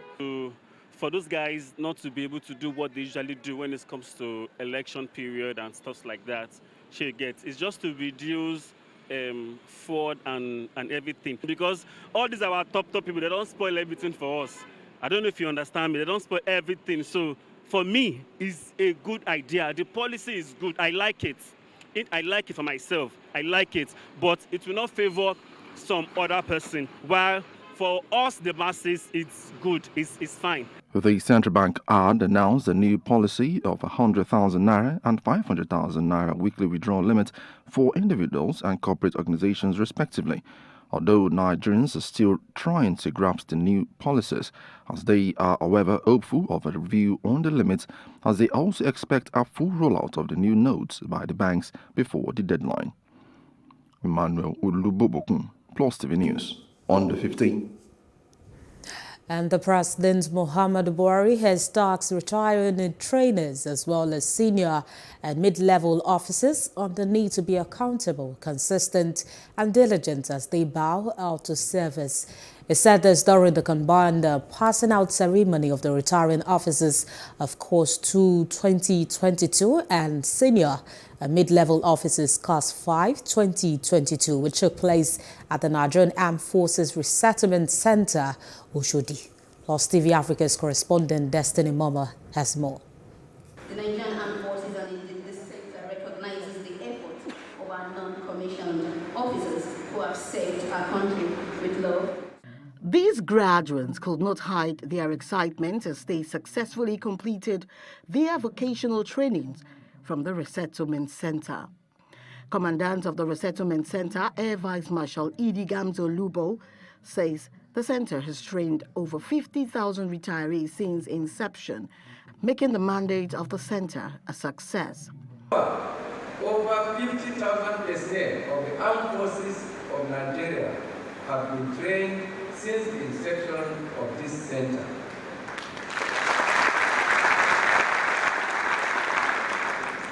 We are happy to report that other stakeholders outside the military have also benefited from the capacity development programs offered by this center. We have successfully conducted various vocational trainings for youth in Lagos, especially in Mushin, Oshodi, Ikorodu, and Emperors, including members of the paramilitary agencies, ministries, departments, and agencies of government. We have also conducted training for widows and orphans of deceased personnel with the essential status given. President Muhammadu Buhari, who was represented by the Minister of Defense, Major General Bashir Magashi, retired, says they should take advantage of these trainings and make the most out of it as they reintegrate into civil life. From Mr. President, asking them to learn the trade, and when they go out, they should practice it because it will help them to make another life, a progressive and meaningful life after retirement. Trade is all weather. Whether now, tomorrow, or next tomorrow, or next year, we will continue to do our constitutional duties. And wherever there is threats, if we are invited by the Constitution or by the Commander-in-Chief, we'll be ready and willing to go. The graduates consist of 554 Army officers, 144 naval officers, and 68 Air Force officers. as they are joined by their loved ones to celebrate. Destiny Mama, Plus TV News. And as the preparation for the Yuletide heightens, traders as well as consumers are terrified about the high cost of food items, clothing and other necessities for the celebration. Plus TV Africa correspondent Destiny Momo reports. Shopping here in Lagos, Nigeria, Balogun Market to be precise. As you can see, human traffic everywhere, people trying to get goods for the Christmas celebration. The question is, as the economy is biting hard, how are those people buying? Is it fair enough, or are they finding it difficult? These traders of wares and accessories are of the opinion that the biting economy is responsible for the turnout of events, as lots of customers end up doing window shopping. People are doing window shopping, like a lot of crowd, but they're not really buying because people, they have plenty goods with few money, you know, there's no money in circulation. We thank God for life, and God is actually helping us to adapt to the situation. The good thing is that the reality is coming out to play. Based on what you have, you buy the little you can. The market, they will price it's too cost due to the situation of the country. So things are very expensive. So they cannot afford the money to buy it. They wait like Yoruba people they call say Alanko Mini. No market, no money for Nigeria. Since the money there's a two market. And what about food items? Are they affordable? A visit to the popular Mile 12 market gives us these views. Things are very, very expensive this time around. So the customers are not able to buy it because things are very, very expensive. Not cheap. It's really, really expensive. Like, I'm surprised that we're just in 23rd and the market price is so much. Like, normally, if you can get a basket of tomato for like, say, 5K, I got a basket like the normal basket for 7.5. My 12 market is not what you can determine. Tomorrow it may be lesser and in an hour time may be higher. So you can't just say it's cheaper or it's expensive. Everything in the market is very high. Things are very expensive. In fact, it's only God that will help us. Because the way things are now, there's no money to buy. In fact, everybody is managing. Some traders in Balogun Market are pained by the road construction that has been halted. They claim this construction is causing hindrance to patronage and giving rise to other criminal activities. Not only today, since last year, we have been suffering for the market. There's no market. Someone will buy market a range of 500 naira before. Now, going to 2,000, 2,005. People is not buying it. There's no money. They block the road. At the Akpokbon, surveillance, people will be taking legs to the upper that bridge, to go to Ijora, to go to Constant, before they see the motor. Before we reach that place, it will be suffer. Some people will be dying at the road. Some people is sleeping at the road. It's because of that. Then they block the road. They didn't do anything for that road. They just block it for anything. With just a few days to the Christmas celebration, no knockout sound has been heard from children or adults alike, and hardly are there Christmas carols from radio or TV stations. Destiny Mama, Plus TV News. No fewer than 700 persons in Edo State have been trained on providing basic life support in the case of cardiac arrests that have most times resulted in sudden death. The training, which took place in Benin City, the state capital, is organized by the University of Benin Teaching Hospital in a bid to put participants through on how to perform a cardiopulmonary emergency on patients. On their part, the participants lauded the management of the institutions for coming up with such initiatives, noting that the training will indeed prepare them ahead of daily emergencies. Most times, this is supposed to be a basic thing in any society where indigenous of society are supposed to know how to respond when somebody drops and collapses. So that's why we are here. We try to target about 600 to 700 personnel drawn from different organizations for us to give them awareness and train them on basic life support. As you can see, we mounted about 15 stations where our paramedic and medical officers are here training them on what to do when in medical emergencies. First, let me commend the management of University of Benin Teaching Hospital, UBTH, for this exercise. Journalists are also first responders. First responder in the sense that we want to capture the news first. But while capturing the news, UBTH is of the opinion that we have to be sure that the life of the people you are meeting is safe. You too have to be sure that you that is covering it, you're also safe. And that's why this life support training is very important. It will go a long way to help resuscitate an unconscious soldier, in the sense that it gives the soldier, the ordinary soldier that is not a medical personnel, that knowledge to resuscitate an unconscious soldier. So by that doing, it will save life. Those of us who are ex-men, we are always on the road, and we are prone to these accident issues.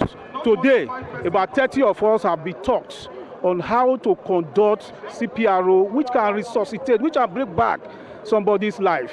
It is very important, and we are grateful to University of Benin Teaching Hospital. I know that this they have done today will impact on the Edo State citizen in the long run. The Lagos State Governor, Babajide Sanwo-Olu, has warned residents against crossing the electrified road tracks when full operations take off. Sanwo-Olu re-echoed this warning during the commissioning of the inaugural phase of the Lagos Rail Mass Transit at the Gomu National Theatre Station in Lagos. Plus TV News correspondent Lovey Kuku-Yedokun was there and now reports.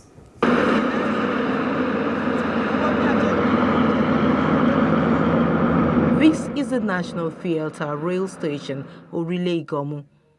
People from all walks of life, including government functionaries, are here to witness the substantial completion of civil infrastructure for the first phase of Lagos Rail Mass Transit Blue Line Rail.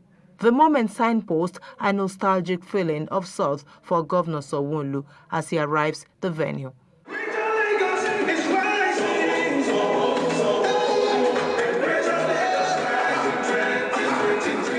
Addressing the people, Governor Sanwo-Olu says the ceremony is just a test run of the infrastructure ahead of the official commissioning next month. He warns residents against crossing the electrified rail tracks. The rail corridor will be powered by electricity to be supplied by a standalone IPP.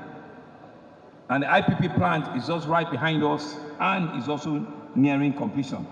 The Blue Line, no doubt, has had an interesting story with many delays along the journey line, which I must say were not due to lack of enthusiasm or commitment from the part of the Lagos State. We will not dwell on the challenges. We have put them behind us and we have formed a new focus. Engineer Abimbola Akinyajo is the managing director of Lagos Metropolitan Area Transport Authority, LAMATA. She describes the construction of the Blue Line as the most challenging project the Lagos State government has ever embarked upon.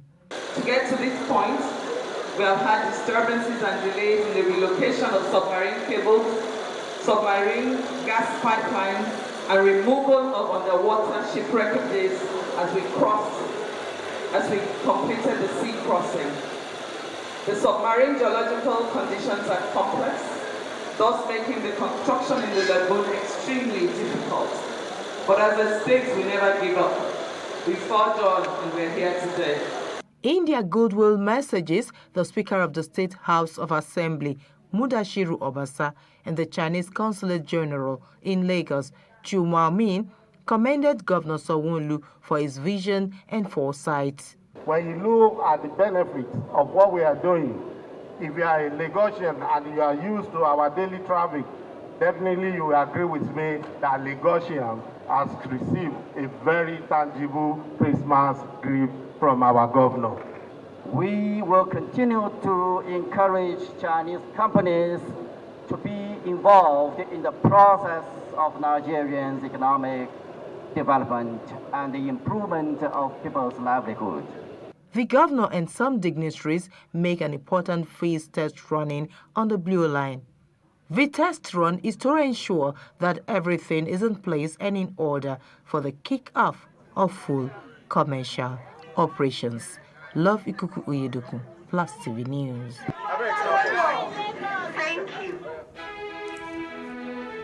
Still ahead, Ukraine alive and kicking, Zelensky tells U.S. Congress. Details when we return.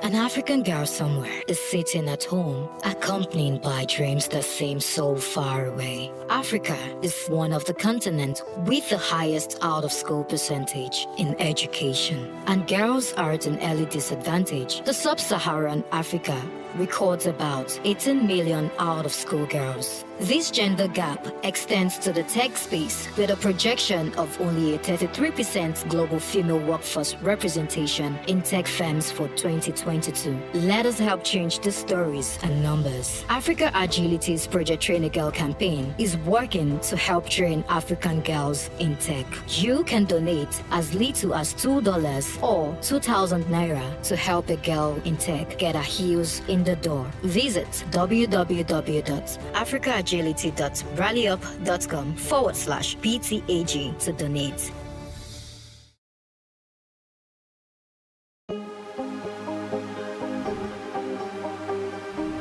This is it for upcoming artists to blow in Nigeria.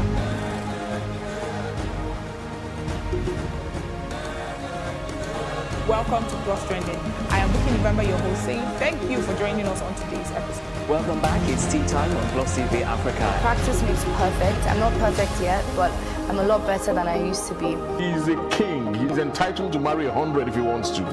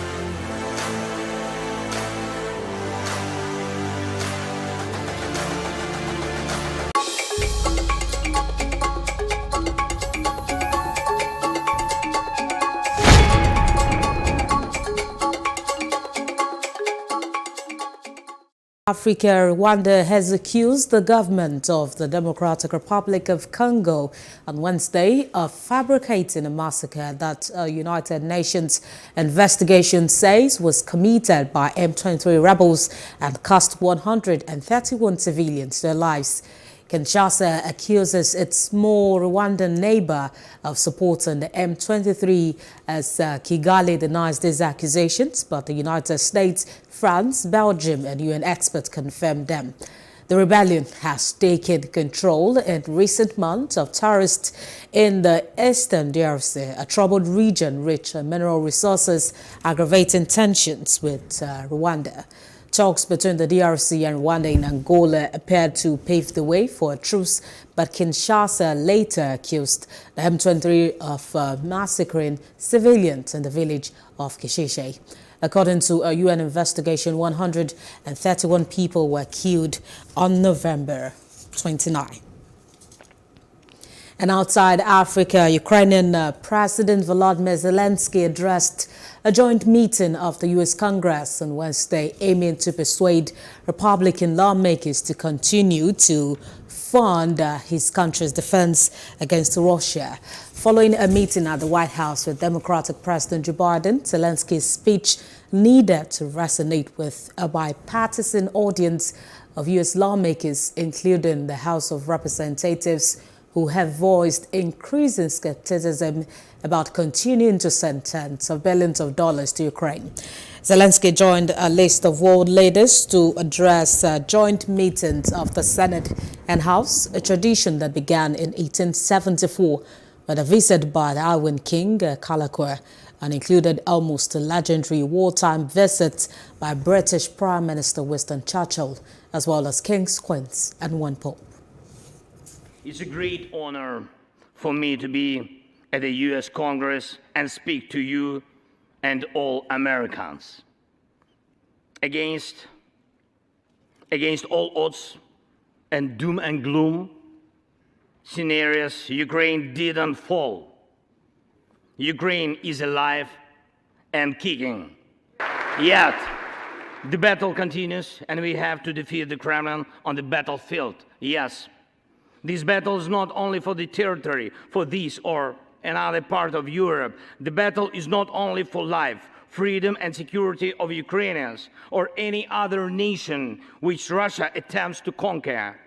This struggle will define in what world our children and grandchildren will live, and then their children and grandchildren. It will define whether it will be a democracy of Ukrainians and for Americans for all.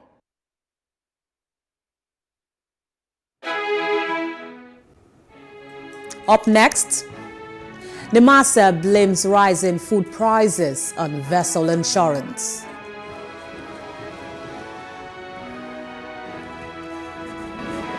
That's in business news after the short break.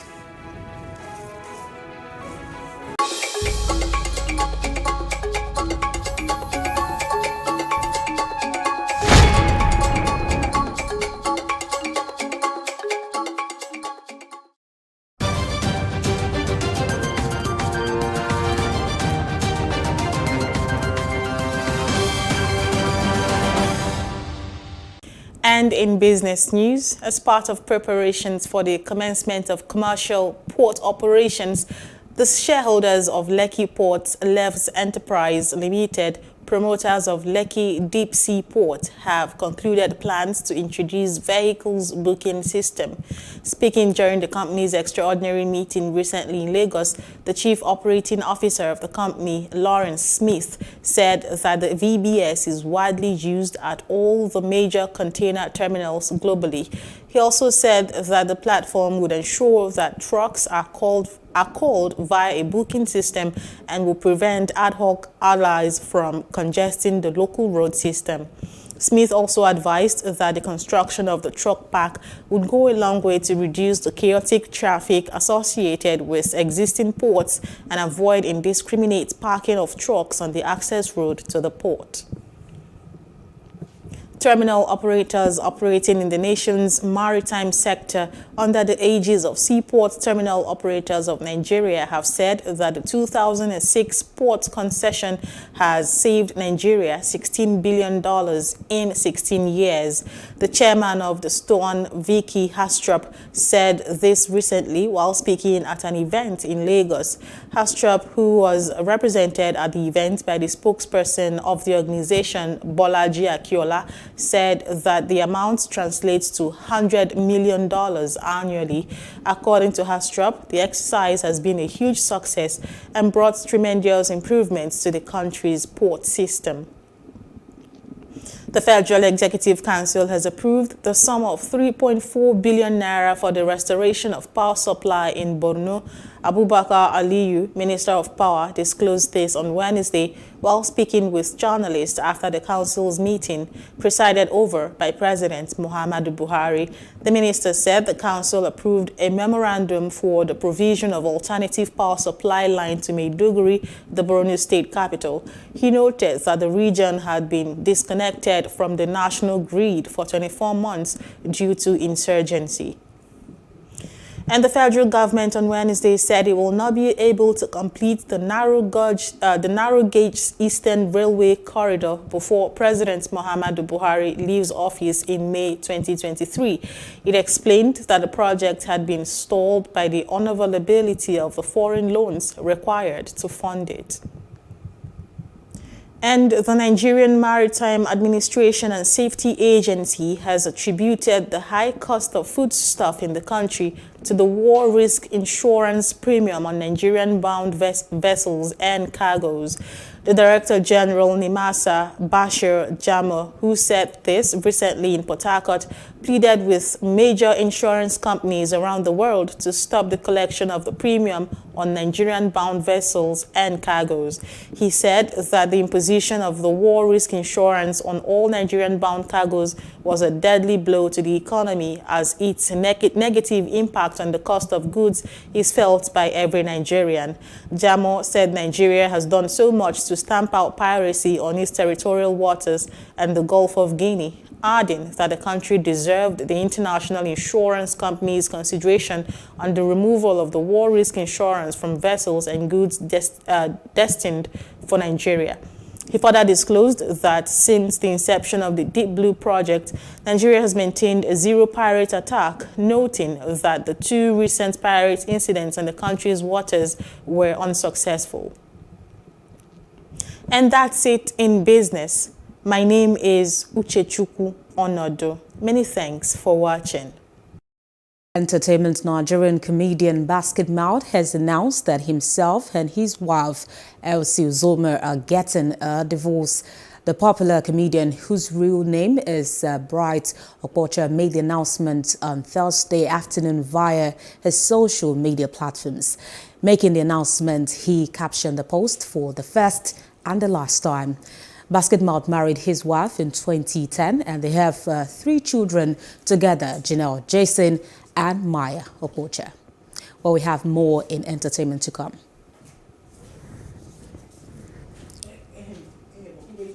And in entertainment news, fast-rising UK-born Nigerian artist Dr. Adaku Jennifer Agunobi, also known as Dr. Adaku, had a music concert show themed Vibes with Dr. Adaku Lagos concert, which hosted some upcoming acts in the Nigerian music industry as they performed their latest and entertained attendees. The show was aimed at giving upcoming artists an opportunity to showcase their talents.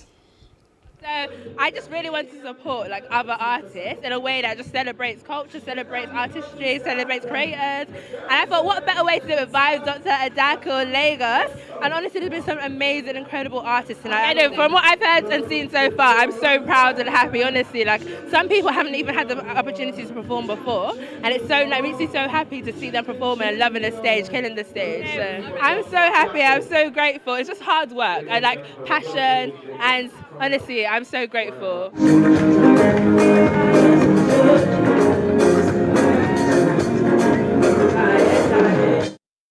And still on entertainment news, Portable has debunked reports that dancer Pokoli and rapper Olamide helped him on his journey to fame. Portable granted an interview to Echo Room, and during the chat, he insisted that he was already popular and his music was doing fine before Pokoli and Olamide reached out to him. He added that they sent him a DM and no one linked him to them as claimed. He also said that it was all grace, and when it's time for a person to become successful, they will. Portable came into the limelight after the release of his song Zazu Ze, in which he featured Olamide and Pokoli. A recent show which singer Bella Shmurda headlined had quite a dramatic twist following an encounter with an overzealous fan. Now, the singer, who was held intermittently by the fan who wanted to get a photo with him, ended up falling off the stage before being helped back up by the audience at the show. And lastly, on entertainment news, Canadian singer Justin Bieber is close to finalizing a deal that will see him sell the rights to his entire catalog for $200 million. The Wall Street Journal reported that the big-ticket transaction, which would be the Hypnosis song's capital, could go down as the largest music rights acquisition in the company's history. The company, which also bought the rights to Justin Timberlake's catalog earlier this year for $100 million, will be getting Justin Bieber's entire catalog of recorded music, which includes 6 albums over the span of a decade, not to mention a ton of singles and collaborations over the years. Experts and investors say putting money down on younger music comes with a higher risk, while jumping on older hits is safer, especially as popularity in decades-old songs grows over time. And that's all in entertainment news. I am Antonia Oshley. Thanks for watching. Update in sport is Mudashiru Shitu. Yeah, welcome to Sport News. 4, 3, 2, 1. Yeah, welcome to Sport News. I'm Mudashiru Shitu, and we go straight to table tennis. The Lagos State Table Tennis League came to a thrilling conclusion with much anticipated finals held at the indoor sport of the National Stadium, Surulere. At the grand finale, players and officials enumerated the plans of the tournament and enjoined the Lagos State Table Tennis Association to sustain the league, and we have more details in this report. Chairman, Lagos State Table Tennis Association Tunji Lawal has applauded the performance of participating teams following the successful conclusion of the league, which started last month. The best 8 teams battle for the titles and cash prizes at the finals for both male and female categories. Lawal applauded the standard of the tournament, stating that the league lived up to expectations. While assured that the LSTTA will continue the league next year, Lawal stated that it has positive impact on the players, especially those that competed at the recently concluded National Sports Festival held in Asaba Delta State. I am so happy that we were able to achieve what we achieved, especially the fact that when we started, it was towards the sports festival, and it helped us to also put our players in top shape for the sports festival. Especially most of the players also of other states, since the league was open to players from other places in Nigeria. And they all came and they played. We saw the results. Over 90 players representing 16 male and 7 female teams participated in the league. The LSTTA boss revealed that the league helped the association to nurse new talent while commending the support from friends of table tennis. We will definitely put together another league championship, of which the dates will be confirmed. But we are still looking for more sponsors to make it bigger and better. Moscalino Table Tennis Club emerged champion in the male category after they outplayed High Endurology Table Tennis Club by 3 games to nothing to win the female category. Ozone Table Tennis Club defeated Banana Royal Peace Table Tennis Club 3-0 in the final. I'm very excited because my team made here. All of them are in Lagos, so I came to Lagos to train very hard. So I'm very, very excited. Winning the first table tennis league in Lagos, so I'm very, very happy. We are so excited for winning this championship. Though we have been playing it since last month, and we thank God we played the final today and we won the final. Aruna Quadri Sports Club 1 and 2 finished joint third in men's event, while High Endurology and Aruna Quadri Sports Club 2 completed the podium in the women's event. That's away from table tennis. We go straight to football. The Super Eagles of Nigeria have ended the 2022 as the 31st best football playing nation in the world, following the recent release of the final of the FIFA World Ranking for the year. The Nigerian senior national team dropped from 32nd to 35th in the latest ranking after failing to qualify for the just concluded 2022 FIFA World Cup in Qatar. This will be the worst end of the year ranking by the Super Eagles in 2 years after finishing 36th best in December 2021. In Africa, the Super Eagles maintain a 5th spot behind Qatar 2022 World Cup semi-finalist Morocco, who move up to 11th in the world, just a place below the highest ever ranking of 10. Senegal finished 19th, Tunisia finished 30th, and Cameroon 33rd. And we'll go straight to London 2012 Olympics, and that's to athletics. Ajoke Odumosu upgraded from the 8th to 7th position in the women's 400 meters hurdles. Ajoke Muzat Odumase has just upgraded after to 8th place by the World Athletic after Russia Natalia Antayuk, I beg your pardon, failed to appeal a recent retroactive disqualification for doping. Antayuk ran 52.7 meters to win the gold event final, but was later disqualified, while Odumosu came in last. And Tayuk ran 52 also to win the gold in his event final, and while later Odumosu was disqualified when she came in last. Meanwhile, US Lashi Inda Demnus will be upgraded to gold, while Susanna Ejonova of Czech Republic will be moved from the third to second. And lastly, Jamaica Kalishese Spencer will now be moved from the fourth to third place. Yes, we'll go back to football, where we have Paris Saint-Germain, who recently reviewed the World Cup winning team. Argentina captain Lionel Messi has agreed to renew his contract at Paris Saint-Germain for at least another season, which will keep him in the club until the end of 2023-24 campaign, by which time he will be 37.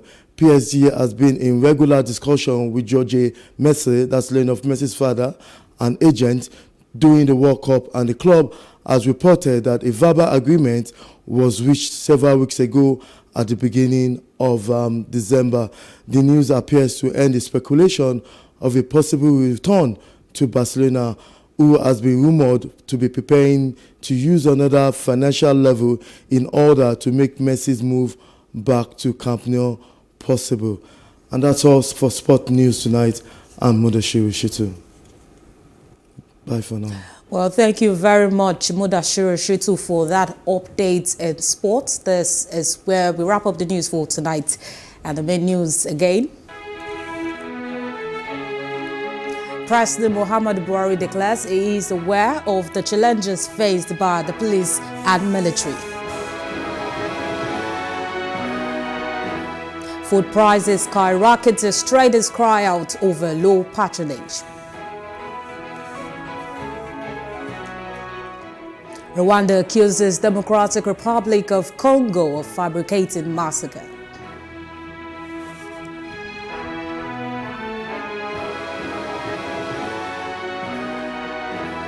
And finally, President Biden urges Americans traveling to leave ahead of storms.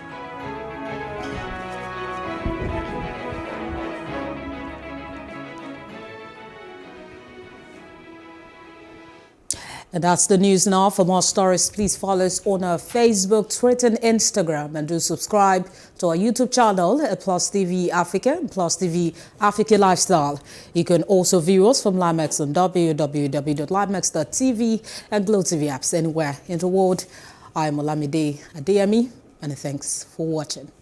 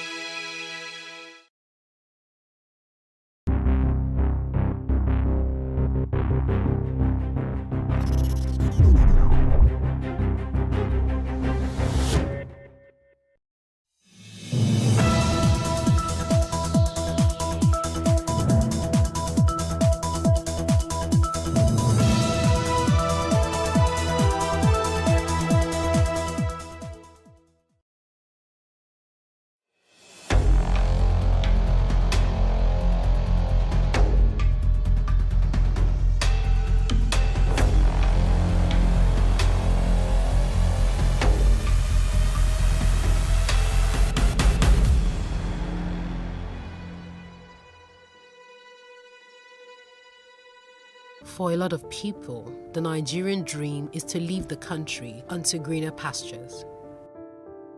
But the irony is the treacherous experiences they have to face to get to these so-called greener pastures. Just like the stories of Azu and many who were tricked into what they thought was a better life. In fact, turns out to be the worst experience they never dreamt of. Before I left Nigeria, I was doing a business. I was selling food with my mom in a particular oil company, and also I was a teacher. So I was doing the two together, assisting mom in the shop and also teaching in a school. So once school closes, in the morning before leaving, I help her with cooking, putting things together, buying the drinks, arranging everywhere. Then I go to work, and then when I come back, I continue. But before then, I was in school. I was supposed to graduate. I studied architecture in Enugu State University of Science and Technology. So in my finals, that was 2014, I found out that I had a lot of issues.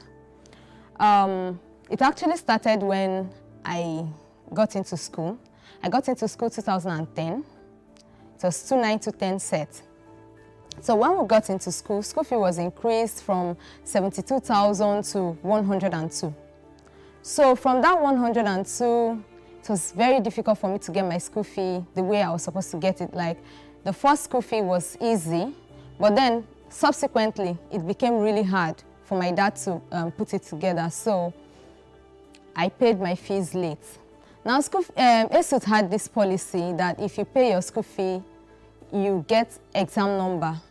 So almost all my exams from the second year till final year was written without exam number. So during the time they were publishing, because what they do is in the final exams, they will write out all your outstanding results. You look for them, either go to the lecturers and look for them, and then at the end of the day, the ones you can't find, you will write. So I saw about 29. I started moving around, going to lecturers. It was as if they would say signing in and out, no recording. Signing in and out, no recording. So the whole thing got so complicated. It was just something I couldn't take. Well, I wasn't patient enough to go to as many lecturers as I could, but getting from my HOD, the head of department as at then, he just told me, this is the much we can do searching for all of this, because even his own course then, he was taking construction methods, even his own course then was not recorded. So he just told me, if my own course is not recorded, it means every other one you've written wasn't also recorded. So I assumed that was it. Getting home that day, I cried a lot. I called home. I told my dad. He was like, be patient. Just try and see if you can look for them. I just quietly packed my bags. Without deferring the admission, without doing anything, I just packed my bags and I left. After everything, then I've started this teaching, and then I joined mom.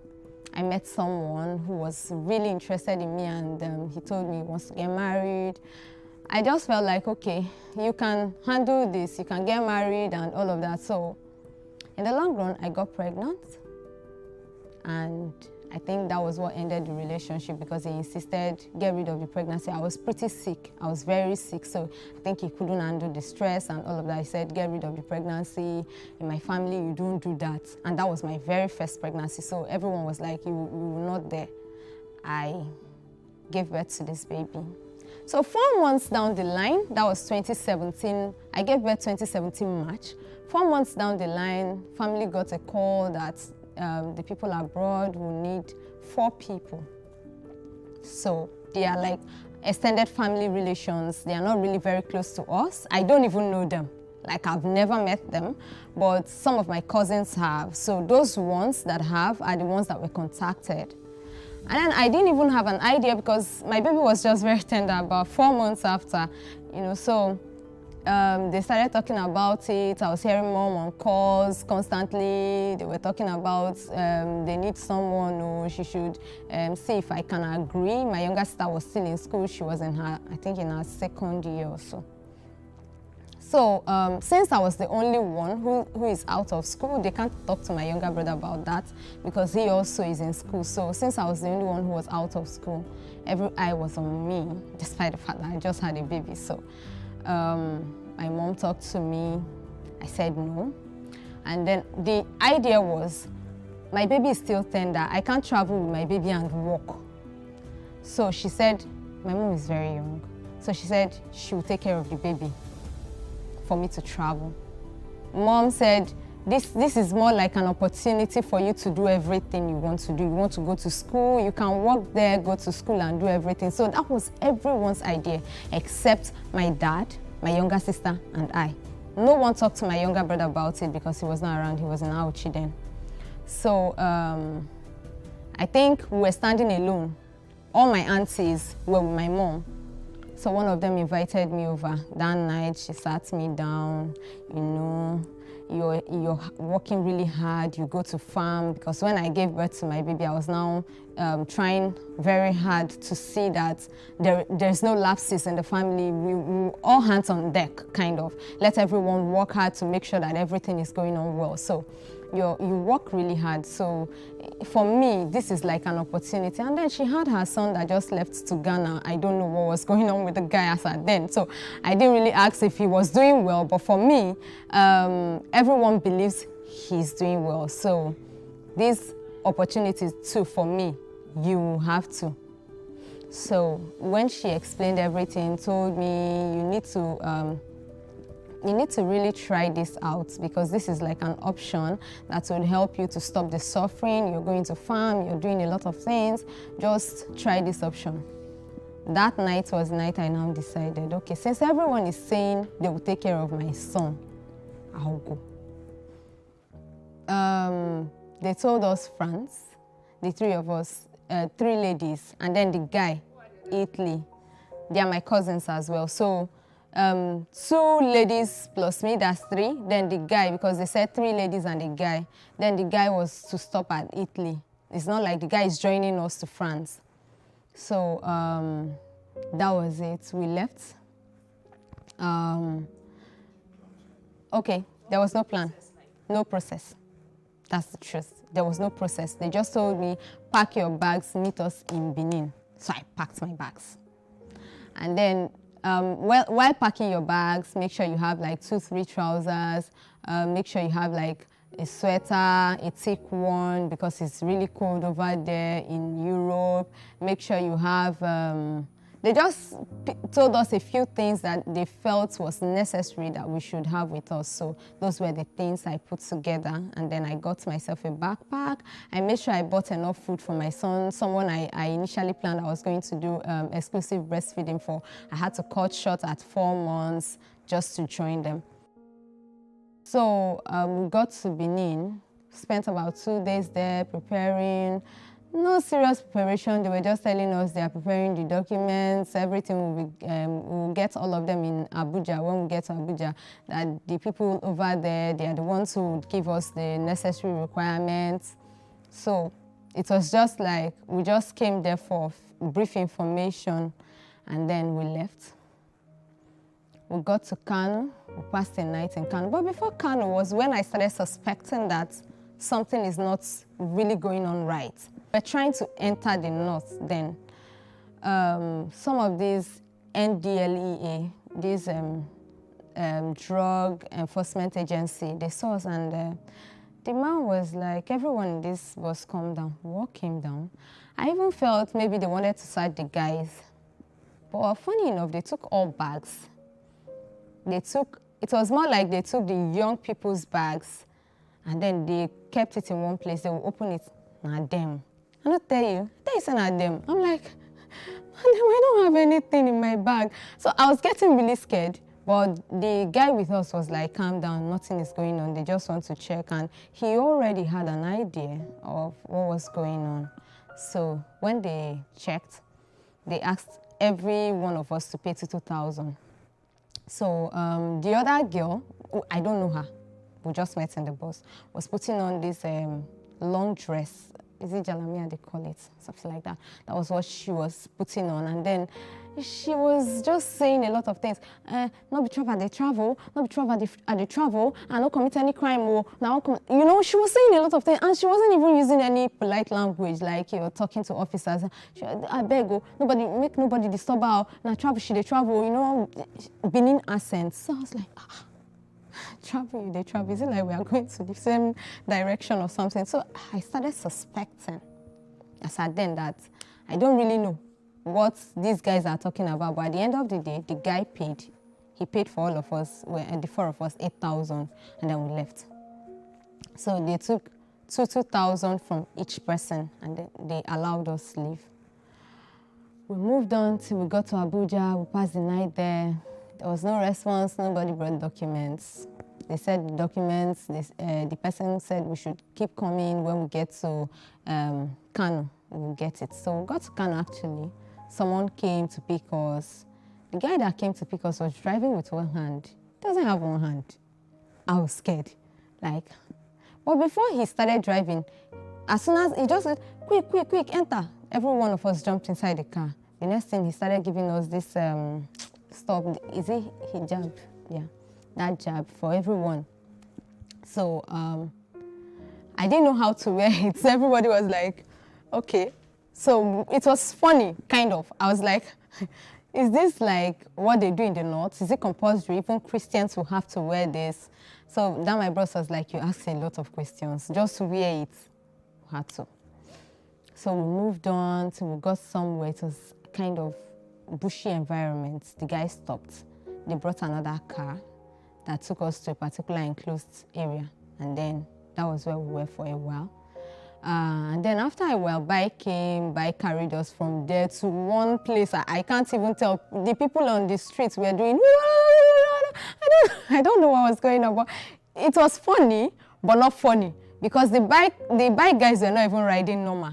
They were riding and jumping. In fact, these things that we see in movies, that like James Bond something, it happens in Nigeria. Like I'm like, what's going on here?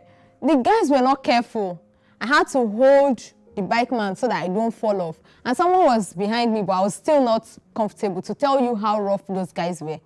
So we got to another place. Then I saw a lot of Nigerians. I saw a lot of people who were traveling, actually.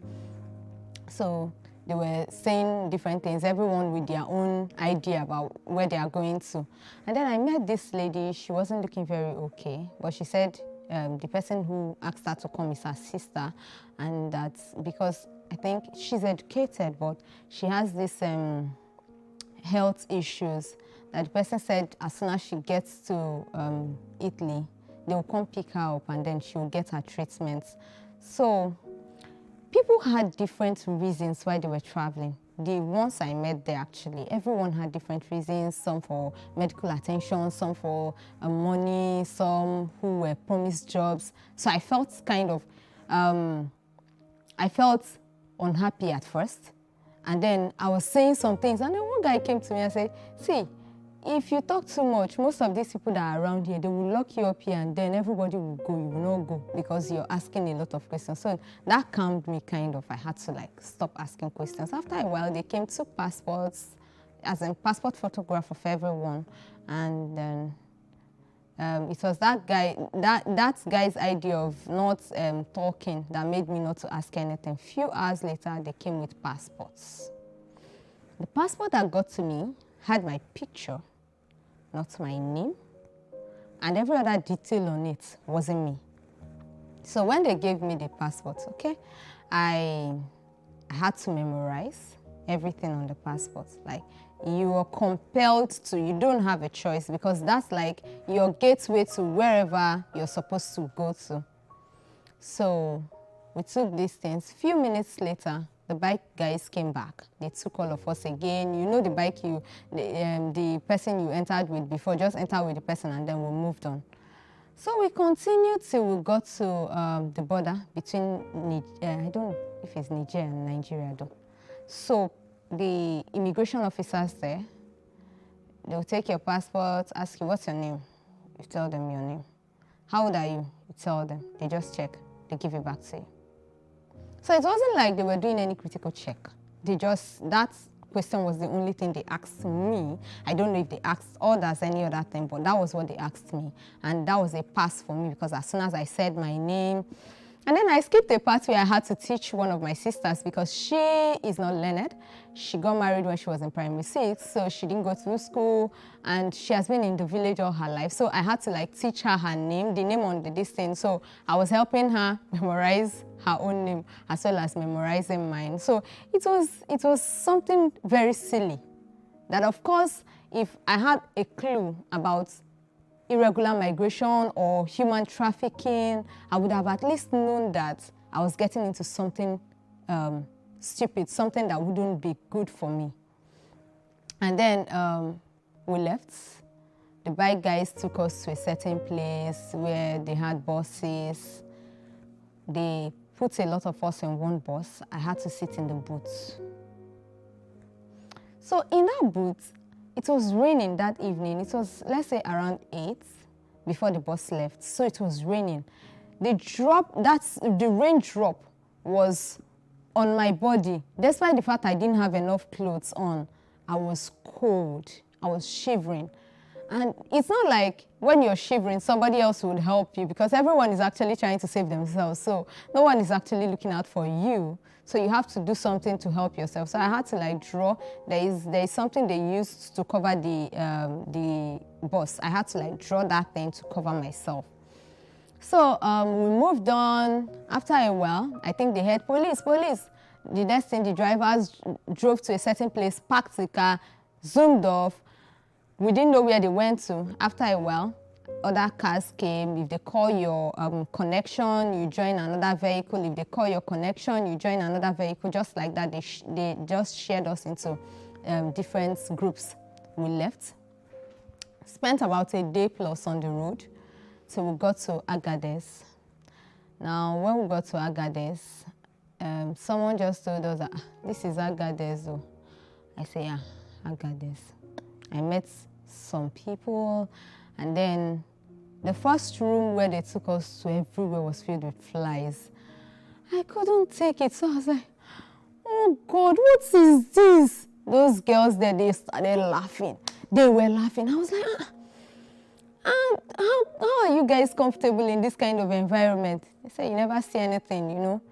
They stood up, left the room, came back, they were still laughing. I was like, no. So my sisters told me that you should just try and keep quiet and just observe rather than say your feelings. It's as if you're just showing them who you are. I just kept quiet. I was not enduring the whole thing. They fly everywhere. I sat in a corner.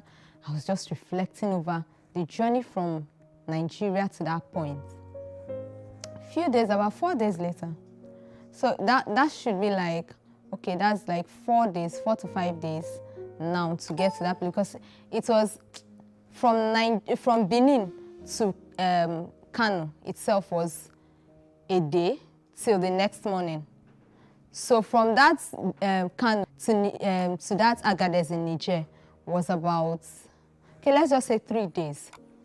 Okay, so from that point to that night, they didn't actually move us. We're still there till about 4 days. And then on the 4th day, they came, they told us, okay, to get ready. Everybody get ready, you'll be leaving this night. People were excited.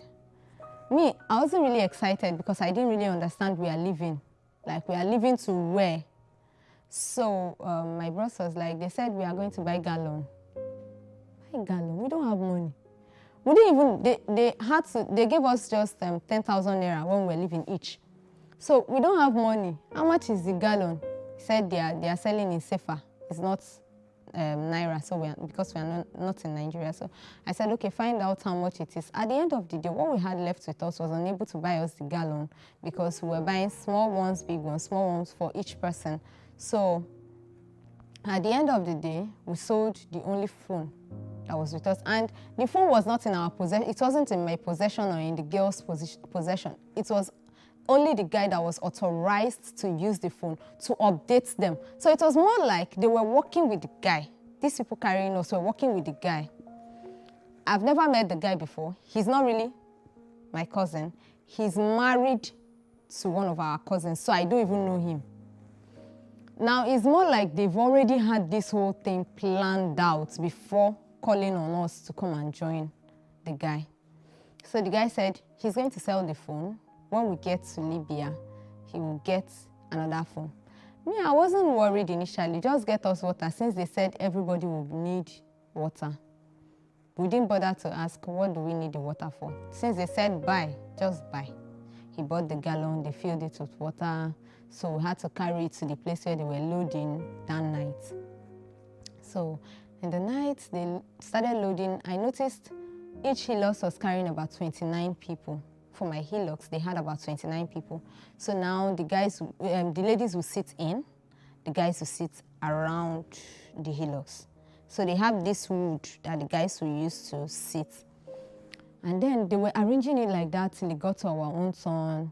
Now for the girls, you sit, you open your legs, someone else sits, just like that. That was the arrangement. Then for me, I had to sit around the, what's it called, where you can rest your back.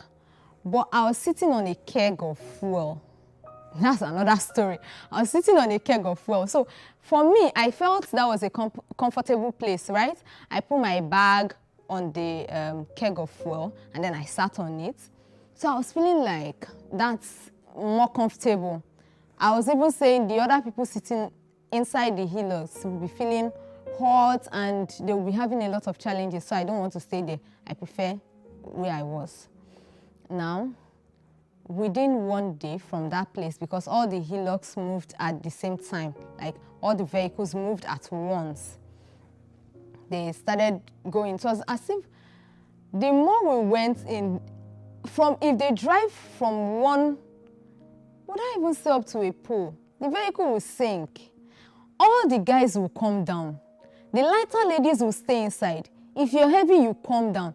The guys will have to remove the sand. The Hilux will move to the front. We'll jump in again. The Hilux will move. Get just one pole again. This thing continued for the whole day. It was tiring. And to worsen it, they were beating the guys. Like, when it's time to pack this sand, if they don't see your hand doing it, the drivers have this whip, this pipe that you use to to put fuel in their vehicle was what they were using to whip the guys. Like, at some point I started crying because there was this guy that looked really soft. I don't think he's from Edo State. I can't remember where he's from. But at some point he broke down, like, he was like, which kind of suffer be this? Which kind of suffer be this? Now travel, they travel, no key person, you know. They were beating them in such a way that ordinarily it was heartbreaking.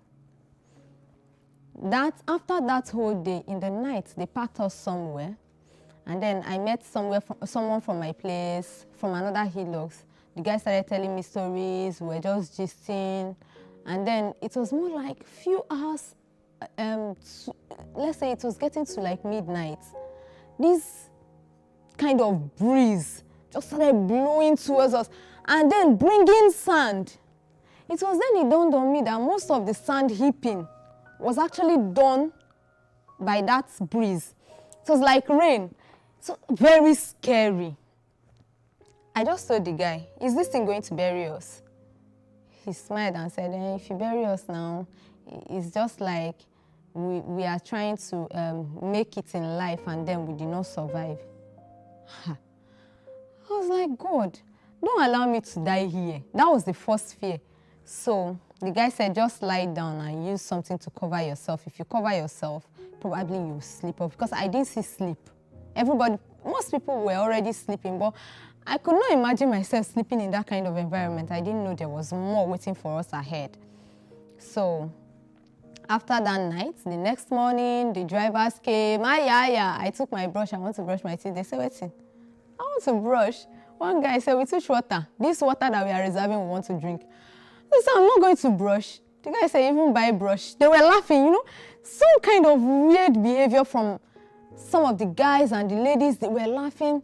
I better go reserve the water. I said, hey, God, so I'm not going to brush my mouth. I can't even wash my face. The guy said, you don't even brush, you wash face, you know. They were just saying a lot of things. And then the driver didn't even wait for anyone to brush, so we had to jump in. That was the first heartbreak for me. Like, okay, now I'm going to just be smelling and dirty till we get to our destination, and who knows how long this journey is.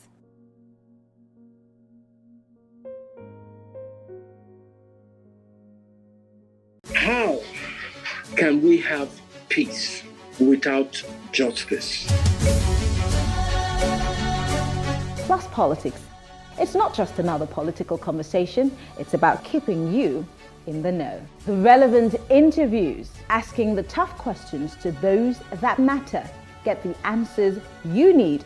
Does it mean that the people who were injured, people who were shot at, those who were involved in that stampede are not going to get justice? It is unfortunate, it is sad that we have a government of deaf and dumb.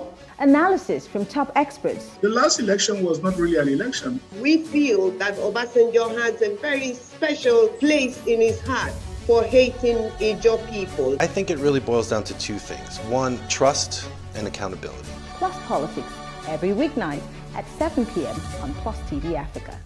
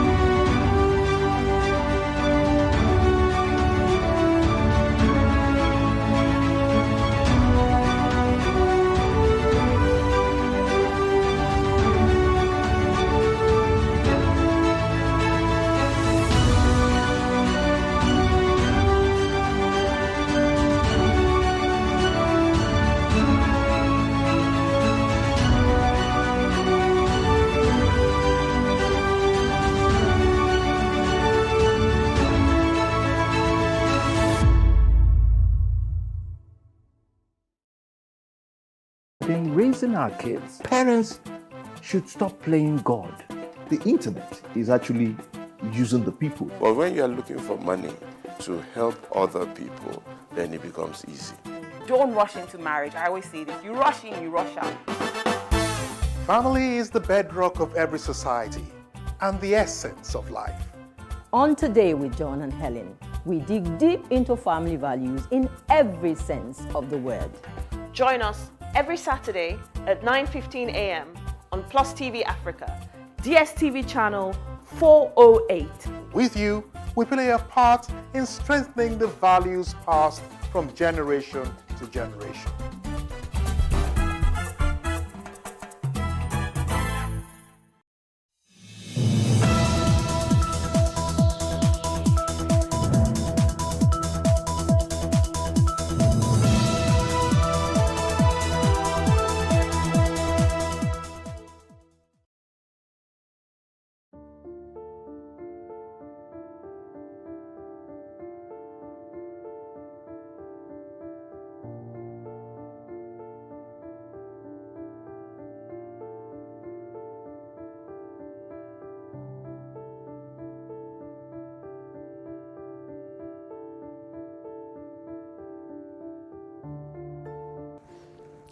came down, let's say 3 to 4 days after, we were still running around the circle. It was more like we were not even leaving the environment because everywhere looked alike. So I just told my sister, even if we are going to the land of the dead, 4 days is enough for us to have gotten to where we are going. Are you sure there is no problem? Sister said, nothing. Let's just endure. And then after a while, she will ask me, that thing you said is true. Even if it's land of the dead, by now we should have gotten somewhere that is close to the land of the dead that we are going to. No. And the funniest thing is, all these things was going on under a scorchy sun. Like, the sun was not friendly, very hot. There are no trees around. Everything is just blank, like you're just seeing only the soil. That sand is the only thing you're seeing. So you're not seeing anything that is going to give you hope. And then to worsen it all, you're seeing bones. If they pack and say rest, the only thing you're going to see is probably bones from animals and human beings that have died. Some people just, maybe like people who like playing, will just put their hand like as if they are packing sand, and then the next thing is bone. They will just scream, hey, see bone, oh. Everybody will run, you know. It was just, now I'm laughing, but then it was very traumatizing, like you see weird things only. So after that, we noticed that actually we were running in a circle. So the driver explained to someone that there were security persons around, policemen, that's the Niger police. So we are not supposed to pass them except they are not there. So we have to wait until those policemen are out. And then I think after a while, those policemen started getting really close. So the drivers left us. They fled for their lives. And then where they parked us was very hot. So we sat there, we were waiting for them to come back. Those security or policemen didn't even come where we were. But then we lost someone while struggling for water. There was no water. The drivers had already left. So I think the man's heart failed. He's not a young boy. He should be like around 50 something. So I think his heart failed or something. I don't even know what to say happened to him, but he was just lying down. Nobody had a clue that the man was already dead. So when the drivers eventually came back, they found out the guy was dead. They just did their Arab or Muslim ritual. Just did something, put their clothes, then used sand to cover the man, and that was all. We left, you know. We all cried while leaving. People were singing sorrowful songs. And then after a while, the police caught up with us. But that part too was traumatizing for me because the drivers left again as usual. They started running. This time they were running and asking us to jump out of the hills. They were running with their cars. It's not like they are running, they parked somewhere and left. No, this time they were running with their cars and they were asking us to jump off the car.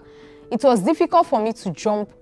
I don't know, I'm slim, but I wouldn't say I'm athletic. So a lot of people were jumping out. It was hard for me. So, but at some point I jumped. I didn't sustain any injury as at then. But then when I was running, because of the nature of the place, there are thorns everywhere. The thorns kept piercing my leg and everything. No sandals. We already lost our bags in the car. I was just running alongside people. So the kind of race was, people are running towards this direction. As they are running back. People are running towards this, you join these ones. You know, everybody is trying to escape, but the security persons had already surrounded everywhere, and then with armored cars, I wouldn't have an idea if they were asked to shoot anyone, but they were shooting, kind of to threaten us to stay in one place, but people were still running, so the shooting continued, didn't stop. So while they were shooting, at some point, they are not shooting like randomly, like maybe releasing bullets often, but just once, just like that. So a lot of people were running towards a direction. I joined them. Anywhere they are running towards, I joined them, just like that. But then, at some point, my sisters already left me. I don't even know where they ran to. The guy that was supposed to be taking care of us also left. So I just stood somewhere, and then I said, if these people are going to kill me, let them just kill me. I was crying, like, God. I was crying seriously. I was saying, just kill me. If I just remember that moment, I'm like, God, if I could survive that, there is nothing that God can't save anyone from. I was crying, I was saying, just shoot me, just kill me, let me just die. What kind of suffering is this? I was crying, and then the guy stopped. And then he was like giving me signal to come closer, come closer. So when I got closer to them, the man said, enter this place. I entered, he gave me water. That was the first thing he did. So it was like, don't worry, no problem. So when he said that, don't worry, no problem, I just felt like, okay, then why is it that they are now chasing us? Is it like they want to save us? Is it like they want to help or anything? So at some point, they brought us together. They were able to they were able to gather as many people as possible, to the extent that we filled this big truck was filled with people. And then some hillocks too had to join in taking us to the police station. They brought books, we started writing our names. Everyone, write your name, write your country, write your name, write your country. Everyone, people were just writing their names and country. We did the same. So they brought us together. And then they told us, okay, they are going to take us somewhere. And then that's where we will sleep for the night.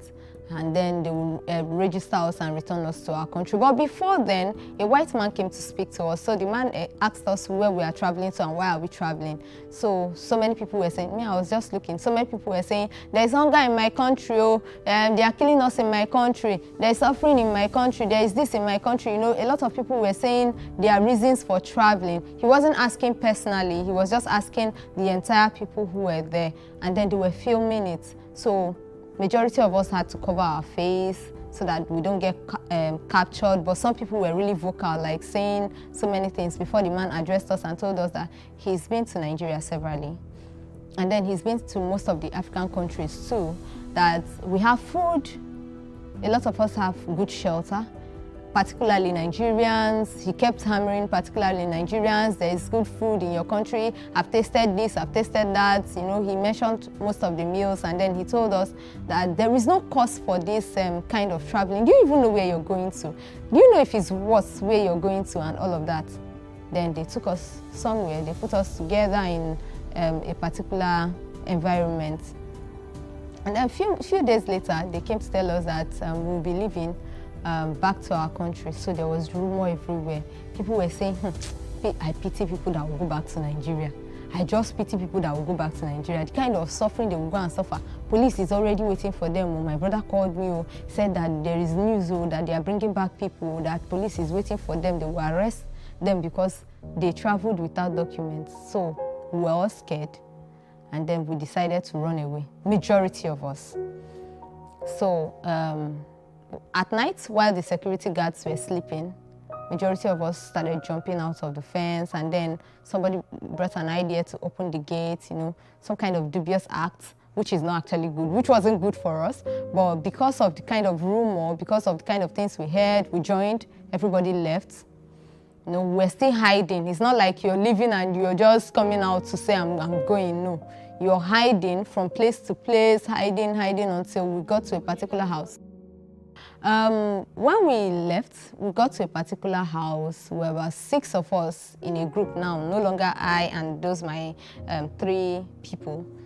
They were with me. Those 2 sisters, that guy, the 4 of us were complete as at then, and then 2 other guys joined us. So the person that owned the house agreed to keep us in her house for that night. And then I think her husband came back and asked who where. She told the husband brought a driver. So none of us had an idea that we were sold.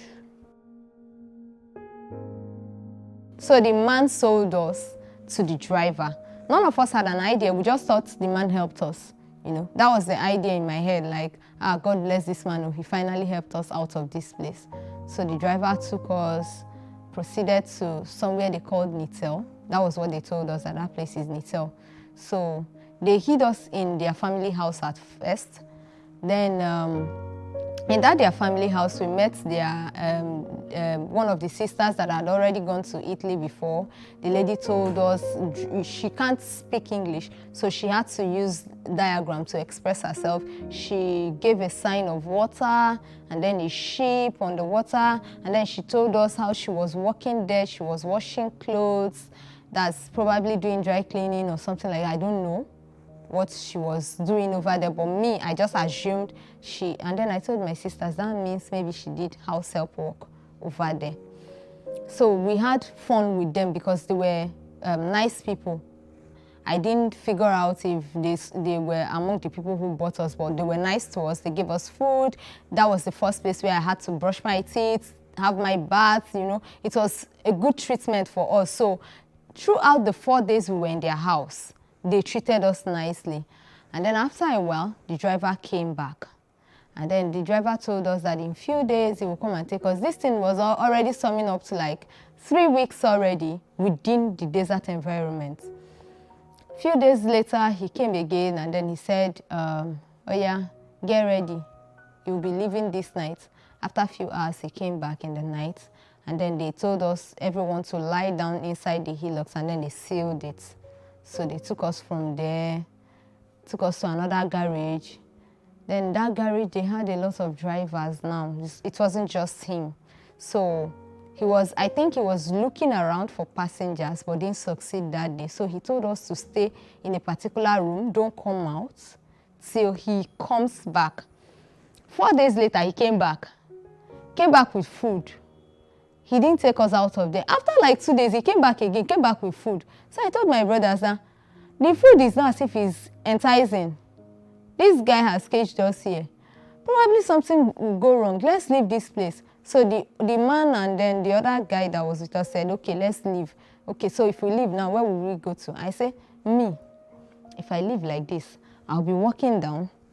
I would want to see a policeman. They should take me back to Nigeria. What kind of suffering is this one? This place that they locked us for like 4 days. Not as if the house is very enclosed. That same breeze that was even blowing in the other place was still blowing and bringing sand. So that I'm not comfortable here. They said, okay, let's leave. We left. We met some drivers. Those ones, come. They served food, eat. Don't worry, we will take you. Libya, they are not even calling it Libya. They will tell you Libya. I'm like, I'm not going to Libya, me, Nigeria.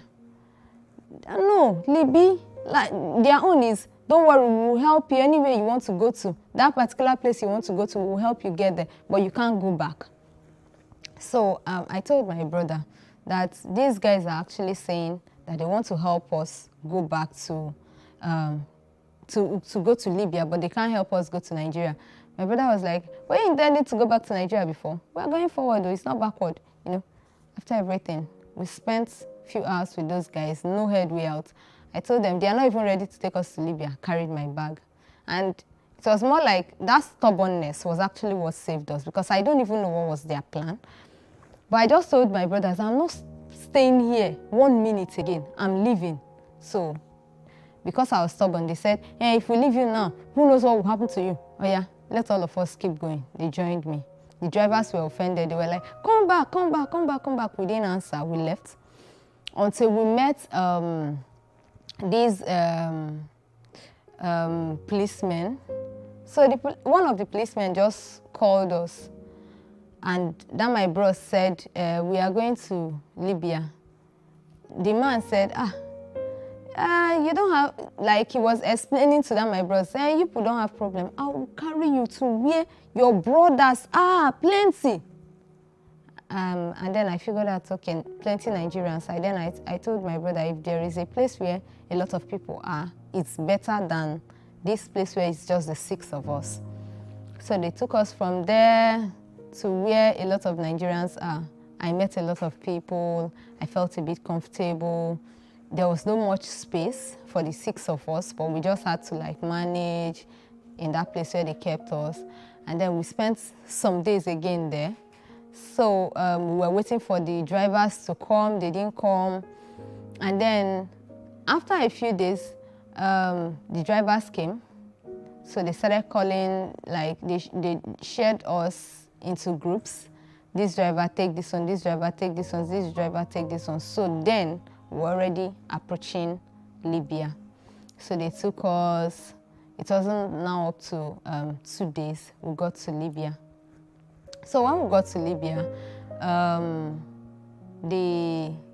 I think it was the border, the driver came down, he then asked us to pay a certain amount of money. He asked everyone to bring a certain amount of money, so that my brother helped us to pay ours, and then they took us from there. After paying that money, they took us from there, they just proceeded into Libya. We got to Saba. The driver called someone. That particular person they called came around, and the person told us that he's going to take this group somewhere. So they took that particular group. They were just taking people like in groups, in different groups. And then from that point, they took us to a particular man. The man is Igbo. So when we got to his house, the man looked at all of us, was like, the guys, this is your room. The girls, this is your room. So in that room where he said is for the girls, I saw a lot of ladies, even people that were younger than me were in that same room. So I was like, how did you guys get here? What is going on, you know? We started talking, a lot of Benin girls, they were just saying, welcome with this one, Jadid, welcome with this one. You know, Jadid means new person. You know, they were just saying a lot of things. And then at the end of the day, I got bonded to a particular lady that really shared her experience. Happened to be that she has not been able to pay her money. So when I asked her, she said 300,000. So we started getting information from the people within that if you're unable to pay your money, you stay there. So towards the evening of that same day, like around 5 p.m., the man came to assemble all the new passengers. All the new passengers come outside, we came out. He took us to a particular hall, asked all of us to sit on the floor. We sat down. He said, we are welcome. We answered. Me, I was even feeling comfortable, believing that this person is from my place, he's a Nigerian, so he should be nice, you know. So when he was about to tell us what Libya was, the first thing was a gunshot. In fact, for like few seconds, I couldn't recover from the shock. I had to hide behind our bros, like the whole of us just held him. The man said, everybody, oh yeah, this way. Like he had to like scatter us so that we don't get to communicate with each other. He had big boys. In fact, those big boys, if they handle one person, I'm sure the person will not survive it. So I was shaking. And then the man said, he just wants to let us know that we are in Libya now. And that now that you are here, he's giving us just a few hours to give him his money. He paid for us, he bought us. He was saying it like, you know, when someone is actually practically trying to pass a message across to you with everything he's got inside, the kind of anger, like I didn't offend this man before. But the way he was saying it was like, I'm just telling you that you have to pay this money within the space of so and so hours. If you don't pay it for the girls, you work and give me my money. For the boys, you die here. So the thing sounded somehow. We just had to like beg him, just allow us to discuss. We are from the same family. He said, okay. After a while, then my brother said, please give us your phone. You are begging in tears. If you're even asking for the phone, it's not up to like, they are not giving you to call. They are giving you to just say, I'm in Libya, please call me back. You can't use their airtime to inform whoever you are informing. Sorry. So at the end of the day, we were able to reach out to the people that invited us to France. Those ones said they would send someone to come and pick us in a few hours. We should be patient. We were there, we were waiting. After a while, I came to call down my bros. Your people, they disturb me with call. Your people, they disturb. If they disturb me again with call, now I go beat you, you know. We're hearing it from our own side, and I was like, is that not bros this person is talking to like this? You know, the fear was more. we pleaded, okay, can we talk to bros? So you have to plead to see a guy in that room. In fact, you're not even allowed to see a guy. They don't give you room to see any guy. So we're able to like talk to bros. How far? Did they call? He now asked for phone again to reach out to them. So he was able to get to them again, and then they sent someone across. So I think the person who was supposed to bring the money was now pricing lower than the 300. I think the person was now saying 250. That was where the anger came from.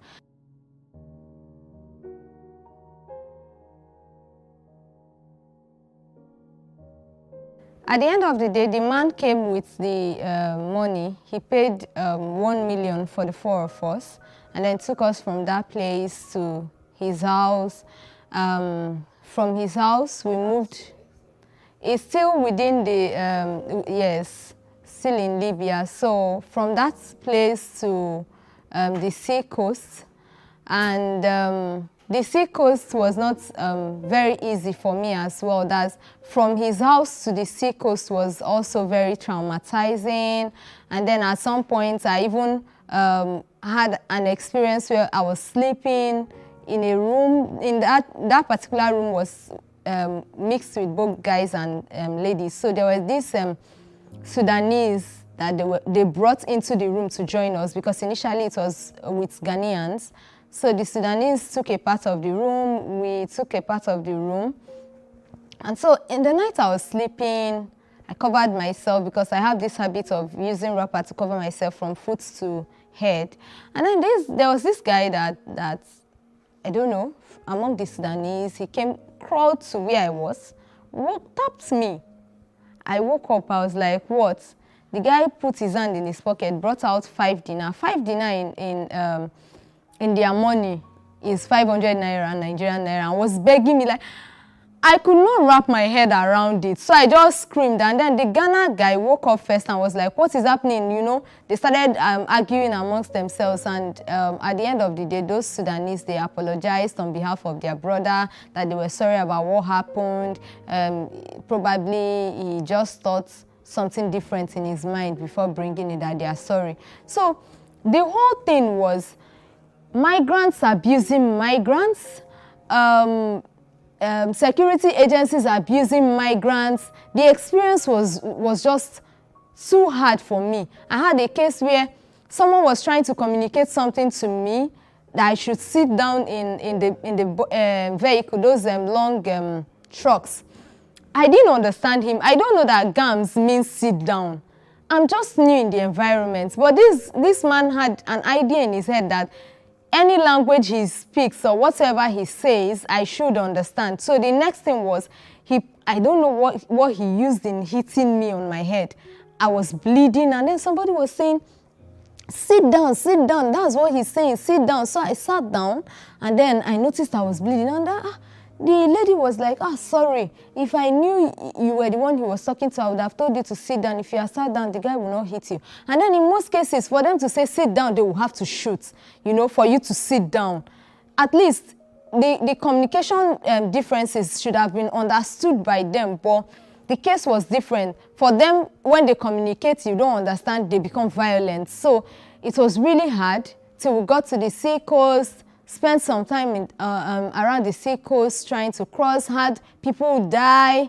Someone died while giving birth. So had cases of people dying.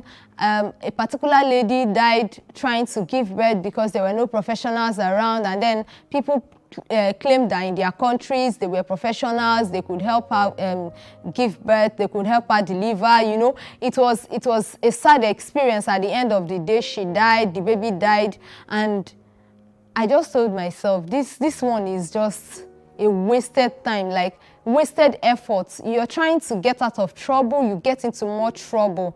And even family doesn't know where you are because you can't even call them. I don't have access to any communication device. I can't reach anyone except maybe I'll have to pay someone to borrow his phone or have to, you know, the situation was even very difficult because a lot of people will not even give you their phones to make call. They wouldn't even want you to buy the airtime to make the call. So it was a very difficult one until finally the security agencies came.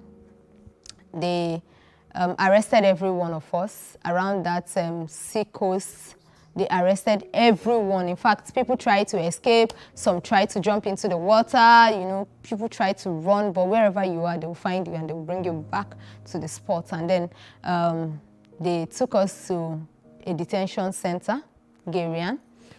After a few days, they also took us from there to Tripoli, Terigmata Detention Center. So it was in Terigmata that the International Organization for Migration came visiting, and then some UN agencies, once they come around, they check on us. Whenever they are coming, these Libyan agents, policemen, they will ask us, they will give us so many things. You wouldn't even know if it is the UN guys that brought it, but when they are gone, they will lock us up back again. When they come around, we'll do sports, they will bring us out. It's as if we are enjoying our lives. When those guys are gone, we'll go back to the prison, they lock us up again and all of that. So IOM came, we all filled forms, those who want to go back home, because a lot of people said they are not going. Those ones that didn't go did what they call banamish. You pay, someone pays for you, like someone will come around, pay, yes, kind of bill them, pay the money, take you out of the prison, and then you work for the person. So I almost tried that, but a particular lady, she's from Delta, so she speaks my language. And then she told me that if I pay this money, in fact, she used our language to tell me, Idama Yangoso. That is, if you try this, you just die. And then if I remember that she told me that, and if anyone comes to me to say, I want to help you to live here, I would just tell them I'm not interested. I want to go back to Nigeria.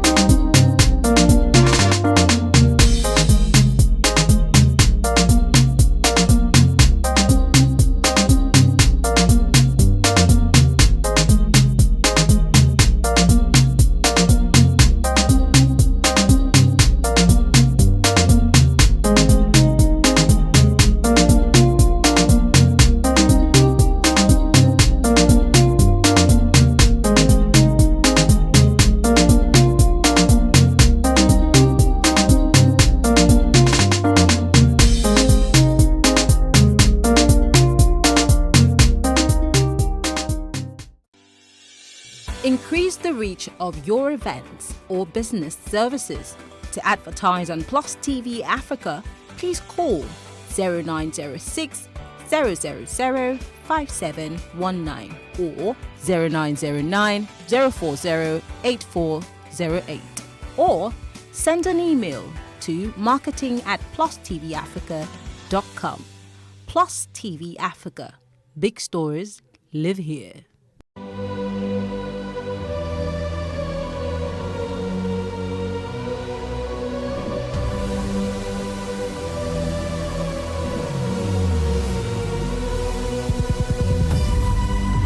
What we do not understand, we will stigmatize. What you can see is the remaining of the tanker that exploded. The suspect equally confessed.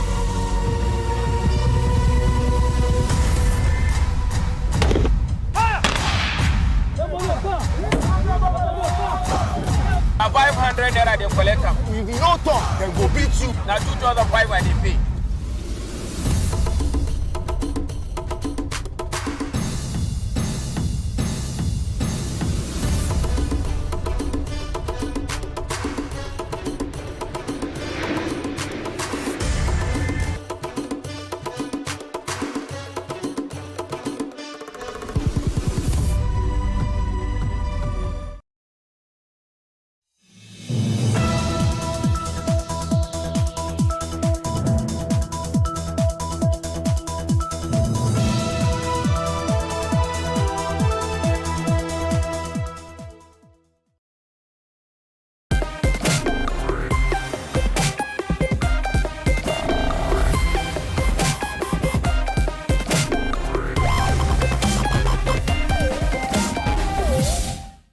I think polygamy is more of an African concept at satisfying the need for variety in a man and the need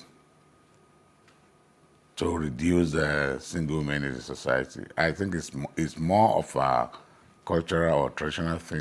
I think everybody can practice it.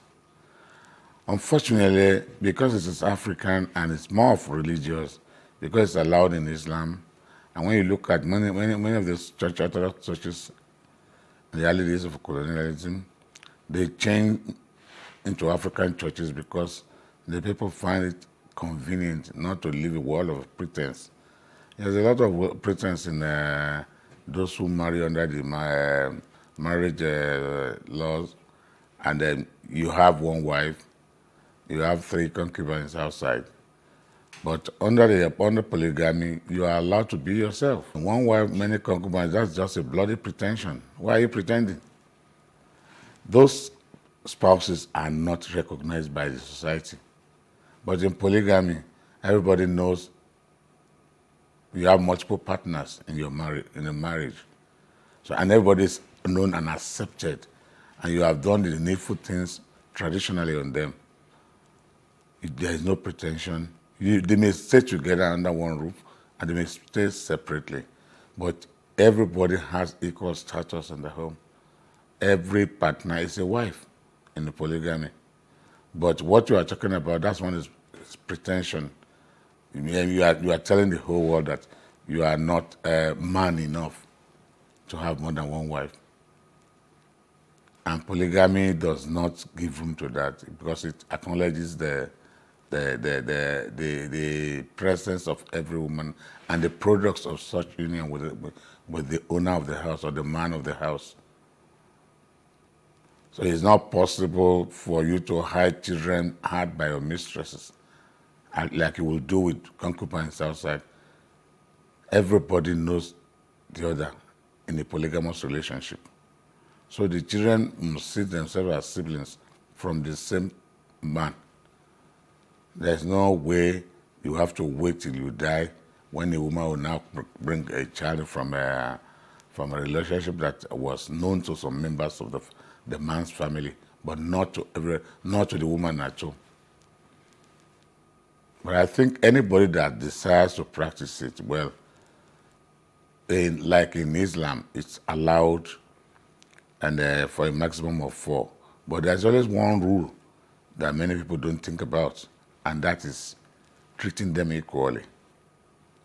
To me, that's a very big job to do.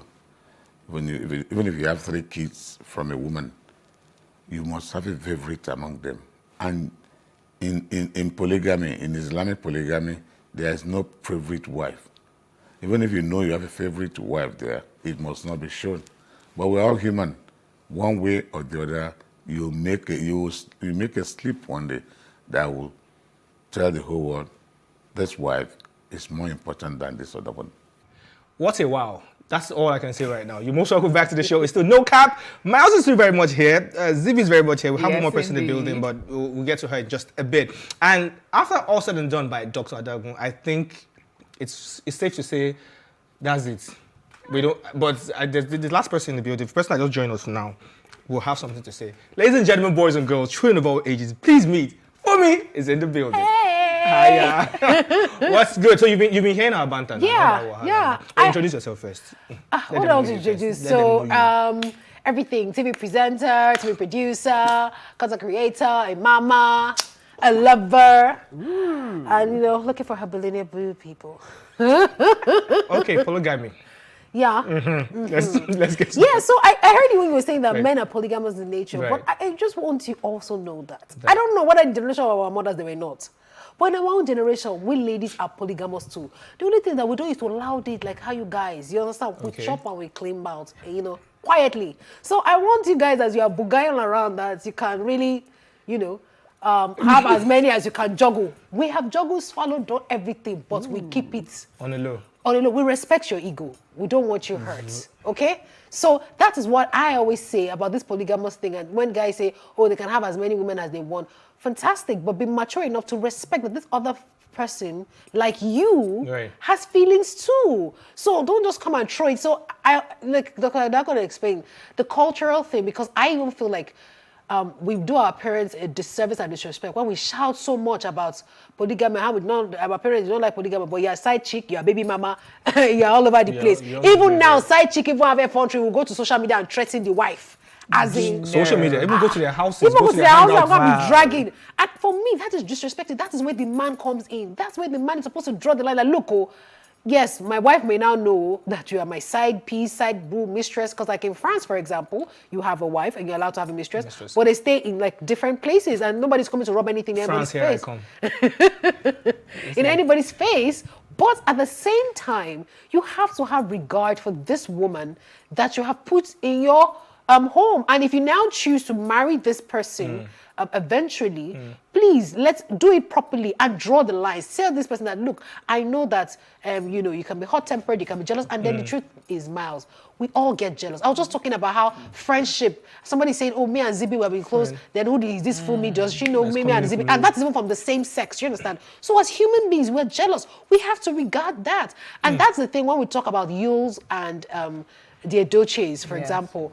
The reason why I feel like Yul even came out in the first place, like this girl, the other lady is pregnant, the blogs were going to open it. You could have done your wife that respect, because for me, it wasn't that disrespect on social media. You could have called her in the house. You could have, you know, said all of those things, because you see one of the reasons, even though... What makes you think he didn't do that? What makes you think body language. You see that incident that Zibi was talking about? Yeah, that incident. You see, when things have been sorted, it's just like how three of us are sitting on this set. If we don't align with each other, it will show in our body language. No matter how much we want to package, I'm like, I want to act professional, it will show. So in that last scene on her birthday, if you see her body language was everything like, oh God, this guy, it's enough now and everything. So you have to sort it, because whether we like it or not, in as much as also we glamorize, because monogamy, look, it's not an easy something, because God created fantastic human beings in this life. And I'm telling you, as a child of God, because I appreciate the creation of God. When you see some men with white chests, if you look at my Instagram story today, there's one fine man, no Nigerian artist, white chest, looking luscious. I'm like, God created this one on a Sunday, and then after God finished creating that one on a Sunday, like 12 noon, God will not create another boy like 2. You will not be like, Lord, lead me not into temptation. Because it's not easy to be monogamous, do you understand? And then the thing is, we connect with people on different levels. I may connect with you on an intellectual level. I may connect with you on an emotional level. I may it may just be not even anything, like we say, just for knacks. We just met each other, like each other, shack, and everybody's going in their proper direction. Do you understand? So the truth is, as humans, they will never, and I always tell people, when you marry somebody, you will always see someone that is better than that person. It's just you know, it's like the guys always give that, I wish I met you a few years ago. That because when you say it, you will still marry somebody, you see somebody else that is better than me. So that's the truth. I will always see somebody that is better than my billionaire, but hey, baby, don't be annoyed. So I was see someone that is even richer or wealthier, if you're in that kind of space, that is ready to take you away at any point. It's just like standing there saying, for me, say the word. There will always be people, and then when you now take camp and you move to this person too, you will still find out that like Jeff Bezos too now, you understand? He and his wife, how many years, this other person moved. And the connection, and it can be anything. Some people, and I always tell people that don't change yourself for someone else. And this is why. Because this is who I am. So yes, your partner wants you to be a certain way. So for example, I love lingerie. The only thing that I have not yet gathered my strength to know how to strip. To rock them. To strip, to do all of those things. I'm still shy. You know, as a Jesus child raised by well-to-do, yeah, for me, you did a good job. But your partner might have been saying that. But to now feel like when your partner now moves to, because we do that a lot to women especially, this man has now met another chick. She's absolutely nothing like you. Doesn't mean anything is wrong with you. But he has connected with this person. It might just be a humor. Then you're not trying to now be like that girl. You can never be. Just be the best version of your own self. You can never be that girl. You can never be the other person. It's just like if I meet a man now with, you know, white chest and a fat bank account, then you are my friend. You know, me and you, maybe my side cockerel, for example. You are an intellectual somebody, you are smart. But I cannot... Which is also your thing. Which is also my thing. You understand? I'm a nerd. I like to read. I like to connect with you intellectually. But I cannot say to you now, baby, but we want to go to Seychelles now, and you. But that Seychelles thing, or maybe that money thing, he doesn't stress me with it. He's just saying, I'm just seeing money in your account. I'm asking you, what's the money for? and you're like, I just, you know, you just, just just a soft life. Yeah. Soft life. But even this my net now, I'm a kagidi body. When I say let's go and buy, I'm like struggle. You say we're angry. You're angry. Okay. So fine. anyway. Okay. Right now, before we wrap up on this one now. On the final note, right? Why do you think the society is frowning towards polygamy right now? Because everyone seems to be frowning, but like, I know it's wrong. Even when the Oba, or not if was taking, like, why is he doing that again? Like, he's an Oba. He's an Oba. He can take as many as he wants. So, I think the economy definitely plays a huge role. Because a lot of people are struggling to take care of one wife and 2 children. So when you have a side chick, just know that whatever resources a wife is getting is cut in 2. And guess who is getting the bigger share? The wife, innit? Definitely not the wife. It's the wife. The wife has No, kids. the wife is not getting the bigger share. Because there are kids involved, You need innit? to impress that side chick on the Mike outside. is a good man. But No, wait, hold up. No, what is, okay, look, if I have 10 naira with me right now, I will spend maybe 2 naira or 3 naira on a side chick, and the rest is for the house, honestly. No side chick is going to be waiting for you to spend 3 naira on her. She wants 9 naira, maybe 9 naira. If you're a man and that's what you do, I'm not saying having a side chick is okay, but if that's what you do, then you're really stupid. Sorry. Wow. Sorry. Seriously, comes from actually betraying someone who is in a committed relationship. Okay, let me put a devil's advocate here. Let me just throw a spanner in the works. Here we go. Okay, so what if that side chick, you know, is like a business partner? She brings in, or not brings, she's able to bring you business and bring you, you know, I'm like, when you're saying that, for me, we have to look at all the angles. Really so what if she you come to me now and say, oh, for me, I have this proposal, and all I just have to say that, oh, Miles, you have this proposal, fantastic idea. Let me call someone in Lagos State and tell them that there's only Miles that they can use. And I keep going on about this film that recently came out, like Anikulapo, how Awaru introduced Saro to everybody else, and even though he was she literally changed his life. So are you going to tell me that got you a 100 million contract, and if I come to you and I say, Miles, first of all, my cut, not even because you are my side boo or anything, my cut is 10%. Then a side boo now consign, you understand? You're going to give me something for the something. But yeah, wifey will not tell you when you don't even know how whether I kiss the person that gave Miles the contract or something. So you see, those things it's never cut and dry. It's never A and B. They're always going to be black and white. It's always going to be gray areas. We have to realize that. Once we realize that, then we know that everybody, my own is that let the man just have sense, be mature. Period. All right, that being said, we are not advocates of side chickism or side cockerellism here. We're not saying go and have a side chick or go, because you say, they told us that on the Plus TV, they're the ones that told us, we didn't say that. We're just putting out there the way it is, okay? But I know you still do what you want to do. Yeah, still do what you want to do. But I wanted to answer your question, Miles, where you said that why the people... society. I don't think the society is condemning. So 2 things. Right. I think 1, we are pretentious. So we want to we're doing something in secret, but want to come out and say, no, I don't do, I'm holier than thou, I don't do, I've never, I'm a virgin, so like that kind of thing. Even after you have had 3 children, you're still a virgin, but it's okay. But then the second thing is that people who have experienced polygamy, and you see polygamy is in different ways. There are polygamists that they live with all their wives in the compound. True. It was a gidigbo moment that they were fighting all the time. There was a lot of resentment.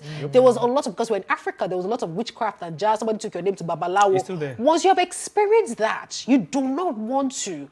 Because, it is a traumatic experience of people who have gone through bad. I was talking about a family that I know that all the children are so close, but of course their mothers aren't as close. The father succeeded in making all the children close, but it's not going to work. So what works in polygamy family A will not work in polygamy family B. Okay.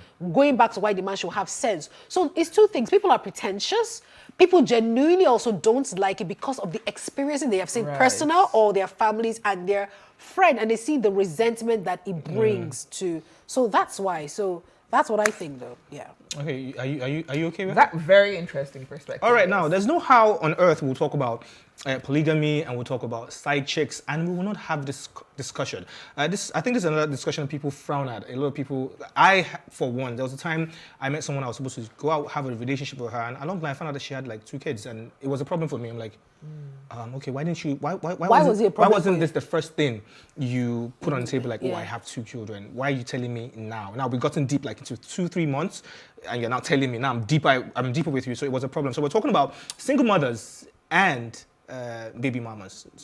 Somebody said they're actually two different things, but I think, I want to be schooled today. So single mothers and baby mamas. What's the difference, please? Let me just first. Okay, I will answer that question, but answer my question to you. What's the question? When you were saying that you dated this single mother that had two children, why did it make you uncomfortable when she eventually told you that she had children? Okay, it made me uncomfortable because we didn't have that conversation. If she had one child, I have a child, right? So when I'm meeting anyone for the first time, that's one of the first set of things I tell you, like, oh, I have a child. Are you okay with this, right? I think she should have just laid it down before me first. Like, guy, I have not even one, two. That's a lot. So we're gonna have, you and I are gonna have like, I'm not having more than 3 children in my life. Maximum of 3, minimum of 2. So added with your 2, my 1, that's 3. Then that 2 from so you didn't like her enough to take her with her 2 children? No, I did not. Wow. And you ended the relationship? Yes, we had to, real quick, not before we went further. Interesting. I mean, there's something called first date conversation, second date conversation, first month relationship. I think you're gonna live long. I like that. I think if you guys haven't been together for up to 3 months, you guys are still seeing each other. You guys are not in a committed relationship. It might be, some people might consider it overkill on the first date to say, oh, I have a child or I have 2 children. So you judged her because she had 2 children. And it's fine because it wasn't going to align with what you wanted. Exactly. And that's fine. But because maybe perhaps there are a lot of people that share that idea and people don't really listen to understand the backstory of why someone is a single parent or not. In our society, there's this perception that if a woman is a single mom, chances are she lived a wayward lifestyle. So people don't want to know whatever the backstory is. So because of things like that, that's why a lot of people are not going to be so comfortable just bringing it out to the table immediately and saying, oh, yes, here's my phone number. By the way, I have 2 children. Boom. Just like I think I'd rather prefer you just do that. That's you, because now just let me know. I don't really have a problem with it, but let me know if it aligns with what I want to do in my life. Because my mother is a single mother now. We had 2 boys. Do you understand? And she lost her husband at a very, very young, tender age. I was 13 when I lost my dad. So every man that came her way, and they just see both of us like these 2 boys, they just flee. Automatically. Wow. She's still single today. I still feel like they didn't love her enough. Like they just like 2 boys, Sha. Nami will carry 2 boys. Upon boom, they're gone. So she just after a while she just stopped dating and she just, you know what, I'm gonna just stay with my kids. And so date Mama just stay single, just enjoy her life. But she has a white boyfriend, Sha. Wow, that's nice. I like that. So it's your turn. Okay, so finding single mothers and baby mamas. So this single mother thing, I feel like the baby mamas are intentional. In the sense that they see a guy, they want to have a child for the guy, like with Nigerian celebrities. You see a guy, or with celebrities across the world, you see a guy, you're targeting, you're like, this is what I want to do. I want to have a baby by this, that song, have a baby, be a millionaire. So I want to have a baby by this man for money's sake, for his status sake and everything. Single mothers, defining single mothers in my own Fumi's terms, single mothers are people that have been married, like I was married, or they were dating someone that they loved, or, well, I'm not saying that the baby mamas, before people come from that you don't love your celebrity boyfriend, but hey, they loved, or, someone that they were in a relationship with, they were married to, and then things went south, and the child was involved, and the man now, just is taking care, this woman is now left with the responsibility of taking care of this child. So that's it. So like the baby mama, she's intentional. She's not looking at, there's a two-face here. If I, handle this guy, if I do this, I'm going to have a boy. Those are the trappers. She trappers. Do you understand? So what happens to those who are not being baby mamas for celebrities or rich people? Just, there are lots, go to Makoko, baby mamas plenty there. Plenty. Makoko there, plenty baby mamas, plenty. So what happens to those? Why do you tag those ones? That's what I'm saying. Because even baby mama came from like an American entertainment term. You understand? So but guess what? Because we always think that things are just exclusive to us. These things have been happening like for a long time. I knew one of my friend's mom, for example, when we were younger. I think I was like even the first woman that I knew that had children for different men. Right. So the only thing was that her own father took my friend out of. I said, you know what? I will raise my daughter. I'll go and raise. So some women are just like that. So those women, some of them were also, how do I put it, either careless, like, they met this person, they thought the relationship, not careless, but they met this person, they thought the relationship is going to work. And how we always use children as what will seal and hold the relationship together, which is not true, because if you like 100 children, if a relationship or marriage that will fall apart will go to pieces, you get it. But that's the, that's the thing with for me, with baby mamas and single mothers, so those ones were hoping that they could do that. Some may have been intentional, some may have not. And so I have a few matured friends who are still single, like in their late 30s, mid 30s, and all they say to me these days, like, look, I just want to have a child. I don't even care about the guy. He doesn't have to take responsibility. Just get me pregnant, and I will take care of my child. Do we still call those ones single mothers or baby mamas? I think, to be honest, that term baby mamas, I find it a bit disrespectful. Okay. That's personally, I find it weird. I feel like it degrades women who consciously or unconsciously had a child without being married. So I always frown and cringe whenever I hear people being described as baby mamas. I mean, even some of the baby mamas so-called baby mamas who have children for celebrities, some of them are not just hoping to trap, they're actually hoping that maybe I would be the one that this person will end up with. And unfortunately, in some cases, it doesn't happen. Okay, let's put the final notes out there for me, from your part, before we wrap this up. I just feel like live your best life, be responsible, male and female. Let everybody have sex, so the world will be a better place. Simple. Okay. I think self-control is very, very important. Yeah. If you're single, you're not wearing that shackle on your finger, that's fine. Live your life. Wow. Yeah, some people see it as a shackle. Some people see it as, something precious. Depends on which way you're looking at it from. But once you make a commitment to someone to be in a relationship, be with that person. If for some reason you choose to take a walk out, don't do the whole side chick, side cockerel thing. Be bold enough, tell your partner, we're done. And everyone moves on and everybody's happy. All right. That being said, shackle wearing or not shackle wearing, and the major thing is you should have sense. In the words of me, you all should just have sense. Okay, cool. If you're gonna indulge in some things, let your partner know. Nobody's holding you. You're old enough now. You're above 18. Happy? No caps. We came, we saw, and we definitely conquered. We have to go. Right, we have to go. We're done. We'll be here next week, same station, same place. But if you have anything contrary to what we said, you want to argue it, it's fine. We love argument here, right? Just go to all our social media handles and let us know what you feel about what we discussed today. And trust me, we will reply you. Or we'll even bring you back here next week and continue. So we gotta go. Adios. Drink a lot of water and mind your business. Ew.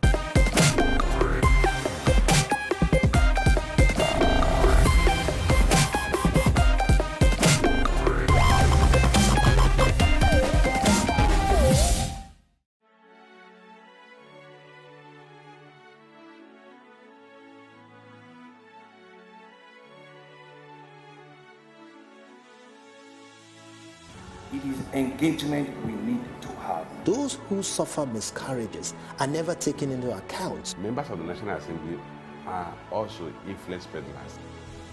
You are sitting on Nigerians' money. From the barbing, I pay my rent.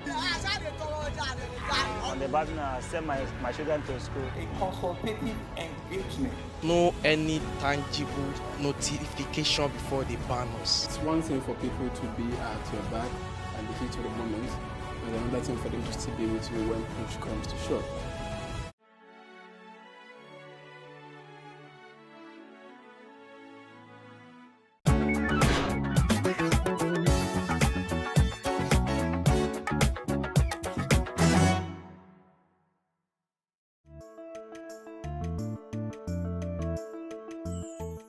Imagine that you're going to live for 100 years. The way you treat your body right now, will your liver and your kidney take you that far?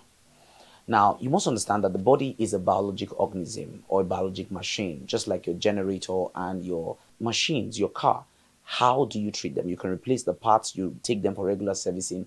There is an input talking about your fuel, and there is an output talking about your combustion, your gas. That same way, the body thrives on an input, maintenance, and output system. The body, like every other biological machine, takes in organic matter because that's its source, comes from the earth, and then uses it for the production of many chemicals, hormones, and synthesis of cells and tissues, and then excretes it organic manure, and it gets back to the soil. How does this happen to maintain your health? You must take in organic-based meal. And that's why the closer your meal is to the earth, the better for you. The closer it is from the earth to you, the better such meals. When many foods stay a long distance before getting to you, it's not as good as when it just gets from ground to you. All right? Very importantly, that you reduce the intake of chemicals. You can't keep taking chemicals. The body doesn't understand it. It's not able to process it.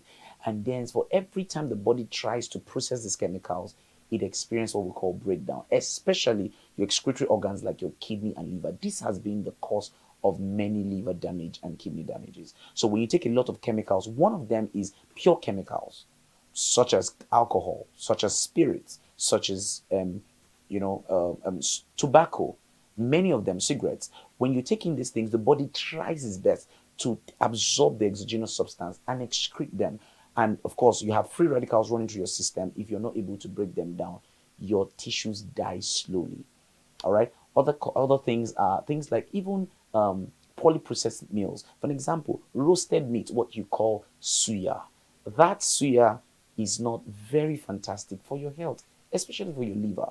It's not so good. When you take in a lot of carbonated drinks, you further cause damage to your system. And more importantly is that you may not notice them between the ages of 0 to 35, 40. The moment you begin to get off that peak period where your energy, where your body is supposed to start going uphill, you will notice that you cannot go longer than normal, and then you begin to break down. All right. Very important that you take fruits, lots of fruits. And it's important that you're particular about your source of fruits. Many of the fruits nowadays are being synthesized. Many of them are done in the laboratories. Many of them have been changed, mutated. And so when I was little, I know that pineapples that I take used to be very bitter when it's green. Nowadays, the greener it is, the sweeter it is. So these cannot be very useful for the body. So the body cannot use it. The long and short of what I'm trying to say is that your body must use what it needs, not what it doesn't need. When you're taking drugs, if you can prevent the recurrent intakes of drugs, you need to do. Many of you who think that antibiotics is vitamin C, it's not. They're not the same. Take drugs when necessary. And in fact, it must be prescribed. You just go off the counter and take what you like and how you like it, what quantity. You need to take prescribed drugs. Many of us who do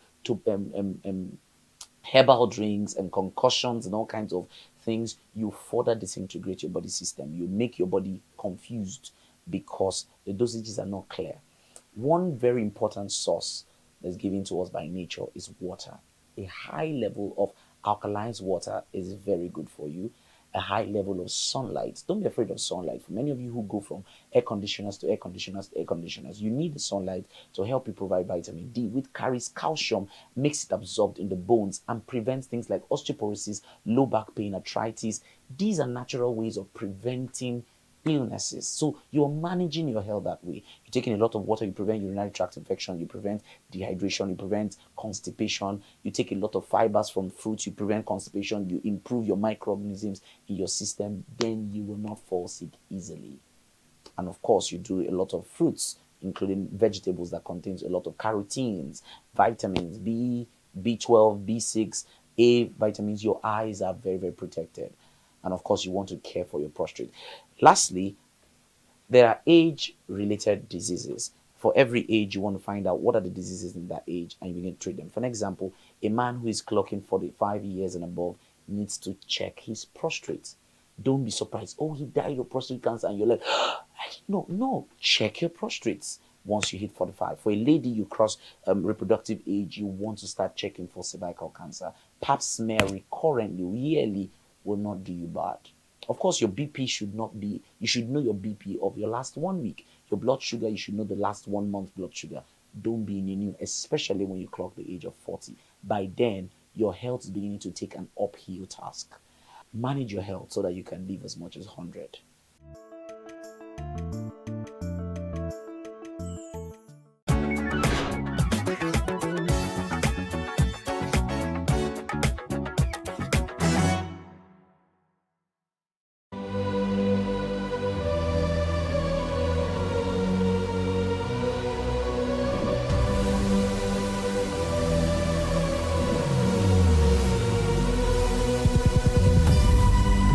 What we do not understand, we will stigmatize. What you can see is the remaining of the tanker that exploded. The suspect equally confessed.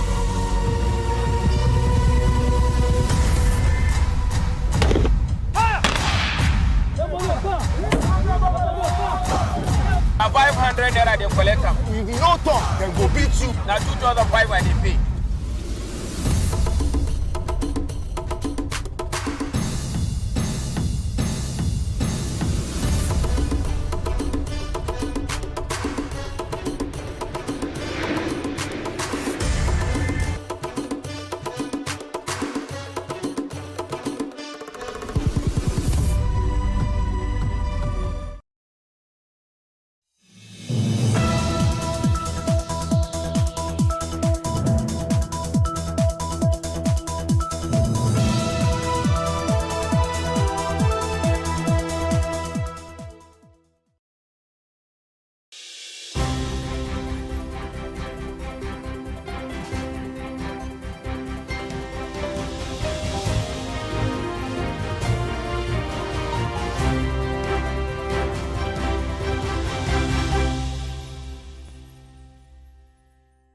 On the breakfast, the Nigerian Labour Congress has called for the reversal of private ownership and control of the electricity sector. We'll look at the reasons behind this as we speak to a representative of the NLC in Lagos State.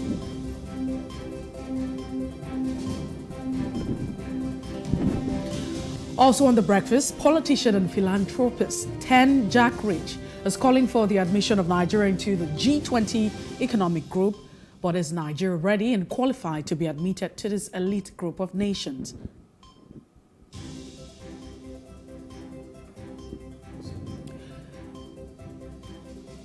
And in Off the Press, we'll bring you an in-depth analysis of today's major newspaper headlines.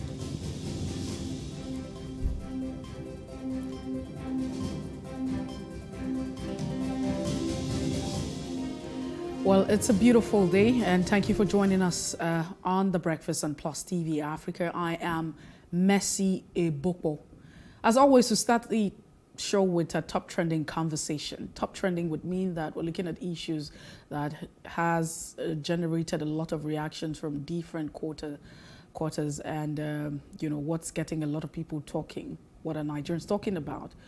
So first on the list for us this morning is that the Lagos State Traffic Management Authority has accused members of the Tricycle Owners Association of Nigeria of attacking its officers, or an officer actually, with dangerous weapons while they were on official duty in Ojota, it's a part in Lagos State. The Director of Public Affairs and Enlightenment Department, Adebayo Tafik, said that weapons were used against its officer and included cutlass, iron, broken bottles, and local charms. The agency also revealed that one of the officers was injured in the left eye and was, he had broken bottles by the attackers and had been admitted at the Lagos State University Teaching Hospital in Ikeja. Well, he also stated that the general manager of the agency confirmed the matter and had been reported to the H Command of the Nigerian Police Force in Ogudu, while efforts were on to identify and arrest those who took part in the unwarranted attack. He said that we're searching for the attackers with information to gather so far by our intelligence unit to ensure that all of this, these persons who have done this will be brought to face justice, to be made to face the law. But it's also unfortunate. First of all, we must say this is unfortunate. And that's because before you are a LASMA official, but before you are anything, before you are whatever it is that you are, a medical doctor or president, a governor, you're a human being. And that's the first thing. Very important. Violence of any sort, of any kind, is not acceptable. Two wrongs can never make a right. That's what it is.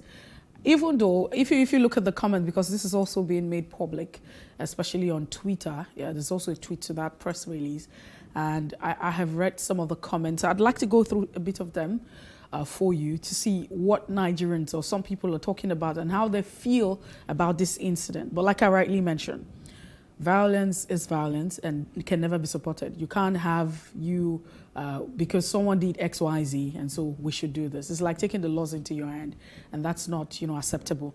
So some of the tweets and the conversation, you have this one saying, with different reactions from people, it shows your men on the road are not of good conduct. Fix this. Everyone is talking bad of them. So it feels like, hey, you deserve what you actually. LASMA is also getting a piece of the pie or a taste of your own medicine. And like I rightly mentioned, that's not acceptable. Another tweet says, violence begat violence. I would never forget the day LASMA officials extorted 20,000 from me in Ikeja while I was going to hospital to treat myself. I literally know what it can be without them. As much as evil is committed, is not good and it's condemnable, you guys have met your equals. Until I hear the other side of the story. Meanwhile, I kept swearing for all the money Una don't collect from me. So the reaction, the expression from Nigerians have not been the same, really. People feel different about LASMA and they have reacted differently. But seriously, You know, it's like a tooth for a tooth.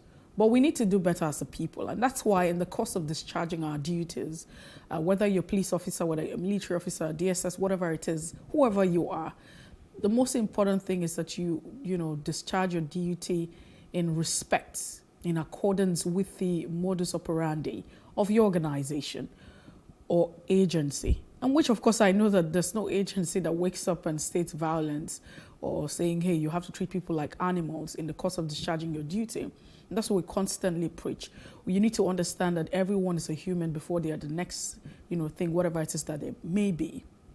So in our dealings, in the course of discharging your duty, it's important that you treat them with respect. And we find a way, to implement the law. We can't be forceful, acting irrational, acting very rascal. We've seen situations where those who are supposed to implement the law are acting, very contrary to what it should be, right? But it's also not a plus. It's not also saying this is very good. It's totally unacceptable. And I hope that the case that has been reported to the police authorities would actually find out those responsible for this attack, and they will be made to face justice. However, let's quickly move away from that. We have another top trending. Taraba Speaker Kunini resigns and Kizito takes over. It's a big one. The Speaker of this Taraba State House of Assembly resigned on Wednesday. That was yesterday. The House immediately elected a member representing the Zing constituency, John Kizito, as the new Speaker. Kunini was elected on the platform of the People's Democratic Party in 2019. Of course, his letter of resignation reads in part, he said, he read it on the floor actually of the House, and he said to everyone that might be surprised, there was no form of skirmishes among members of the House. My resignation is on personal ground, and I wish to thank honorable members for their support and cooperation while I served as Speaker of this honorable House. But you see, I think that the reason why a lot of people are talking about this and Nigerians are reacting, there's been several reactions to this, is that we don't live in a society and a climate where it's very easy for you to have public officials or government elected officials wake up and resign. And as much as is stated in the letter that, yes, this is on personal grounds, Nigerians have reacted differently to that. And they're saying, no, that's not possible. He probably would have been under duress from the executive arm of government, which seem to be very powerful in our democracy. So yes, when you have, whether it's at the federal level or at the state level, you have different states in the country, 36 including the FCT. And so this executive or this governors become so powerful and anything can actually happen. What is actually, why people are talking about it, like I rightly mentioned, is that people don't seem to believe that anyone can wake up and say, hey, I'm taking a walk, I'm stepping down. Nigerians think that we haven't gotten to that time. We haven't been very developed.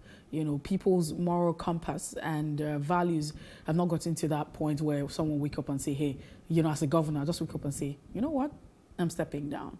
And that's on personal grounds because I think I haven't been able to do X, Y, Z. So yes, the reaction continues and people are talking about it. That he probably would have been under duress. But whatever the case is, let's see how it pans out, for Taraba State. As long as, the interest of the people is still upheld and the interest of the people is protected, that's what's very important. Now, just before we move away from a top trending, the London court again has denied Ekweremadu bail. You remember the former Senate President Ike Ekweremadu. The Central Criminal Court in London has denied the former Deputy Senate President Ike Ekweremadu bail. Now, the court, which is also known as Old Bailey, in a pre-trial hearing on Tuesday gave its verdict denying the bail on the grounds that Ekweremadu will flee the country. So it's also another issue of integrity, issue of morals, issue of what it is. It's a character issue. And I don't even know if Ekweremadu was not a Nigerian, if he were from another part of the world, would he be granted this bail, the bail application? will the reason for refusal be that he will not flee? Or, would that really honor all of that? But you see, what's applicable in Nigeria and what's applicable in Ghana, two different things, and in other parts of the world, so the laws actually vary. But however, in the bail application, Ekweremadu's lawyer had argued that the Nigerian High Commissioner to the United Kingdom and the Attorney General of the Federation had written to the court that Ekweremadu was not a flight risk or fact risk. The lawyer had further argued that a guarantee to produce himself should not pose a fight risk, and was given that the Nigerian High Commission in the United Kingdom had given the option of tagging Ekweremadu electronically to monitor his movement. So we know that respected Nigerians and organization and lawyers had also argued that the lawmaker had proven to be caring and very responsible father and could not escape from London, abandoning his wife and his sick daughter. But, it wasn't the case. However, it's quite unfortunate because the defense further told the court that they had sureties and security of nearly £500,000, which came from 11 people to secure Ekweremadu's release on bail. But, it's on the grounds that they don't trust him. They think that he would just move away, he would run, he would flee. And so that's it. Well, we will continue to, monitor and, of course, bring you up to date with what's making the rounds in case of in the case of Ekweremadu and all that is going on with that particular case. Well, that's so much we can take at this point in time. We'll take a break, and when we return, we'll be looking through the pages of the national dailies. We call it Off the Press. Please stay with us. How can we have peace without justice? Plus Politics. It's not just another political conversation, it's about keeping you in the know. The relevant interviews, asking the tough questions to those that matter. Get the answers you need. Does it mean that the people who were injured, people who were shot at, those who were involved in that stampede are not going to get justice? It is unfortunate, it is sad that we have a government of deaf and dumb. Analysis from top experts. The last election was not really an election. We feel that Obasanjo has a very special place in his heart for hating Ijaw people. I think it really boils down to two things. One, trust and accountability. Plus Politics, every weeknight at 7 p.m. on Plus TV Africa.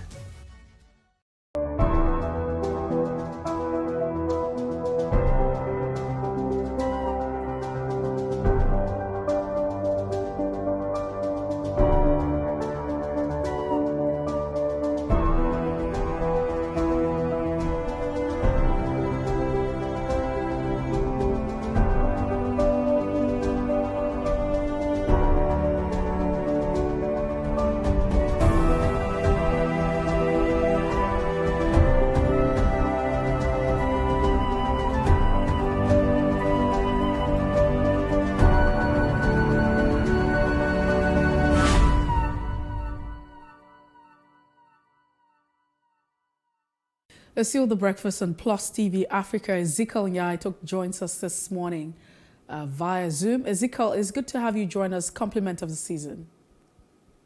Very same to you, and Merry Christmas in advance to all the Plus TV family. All right, then.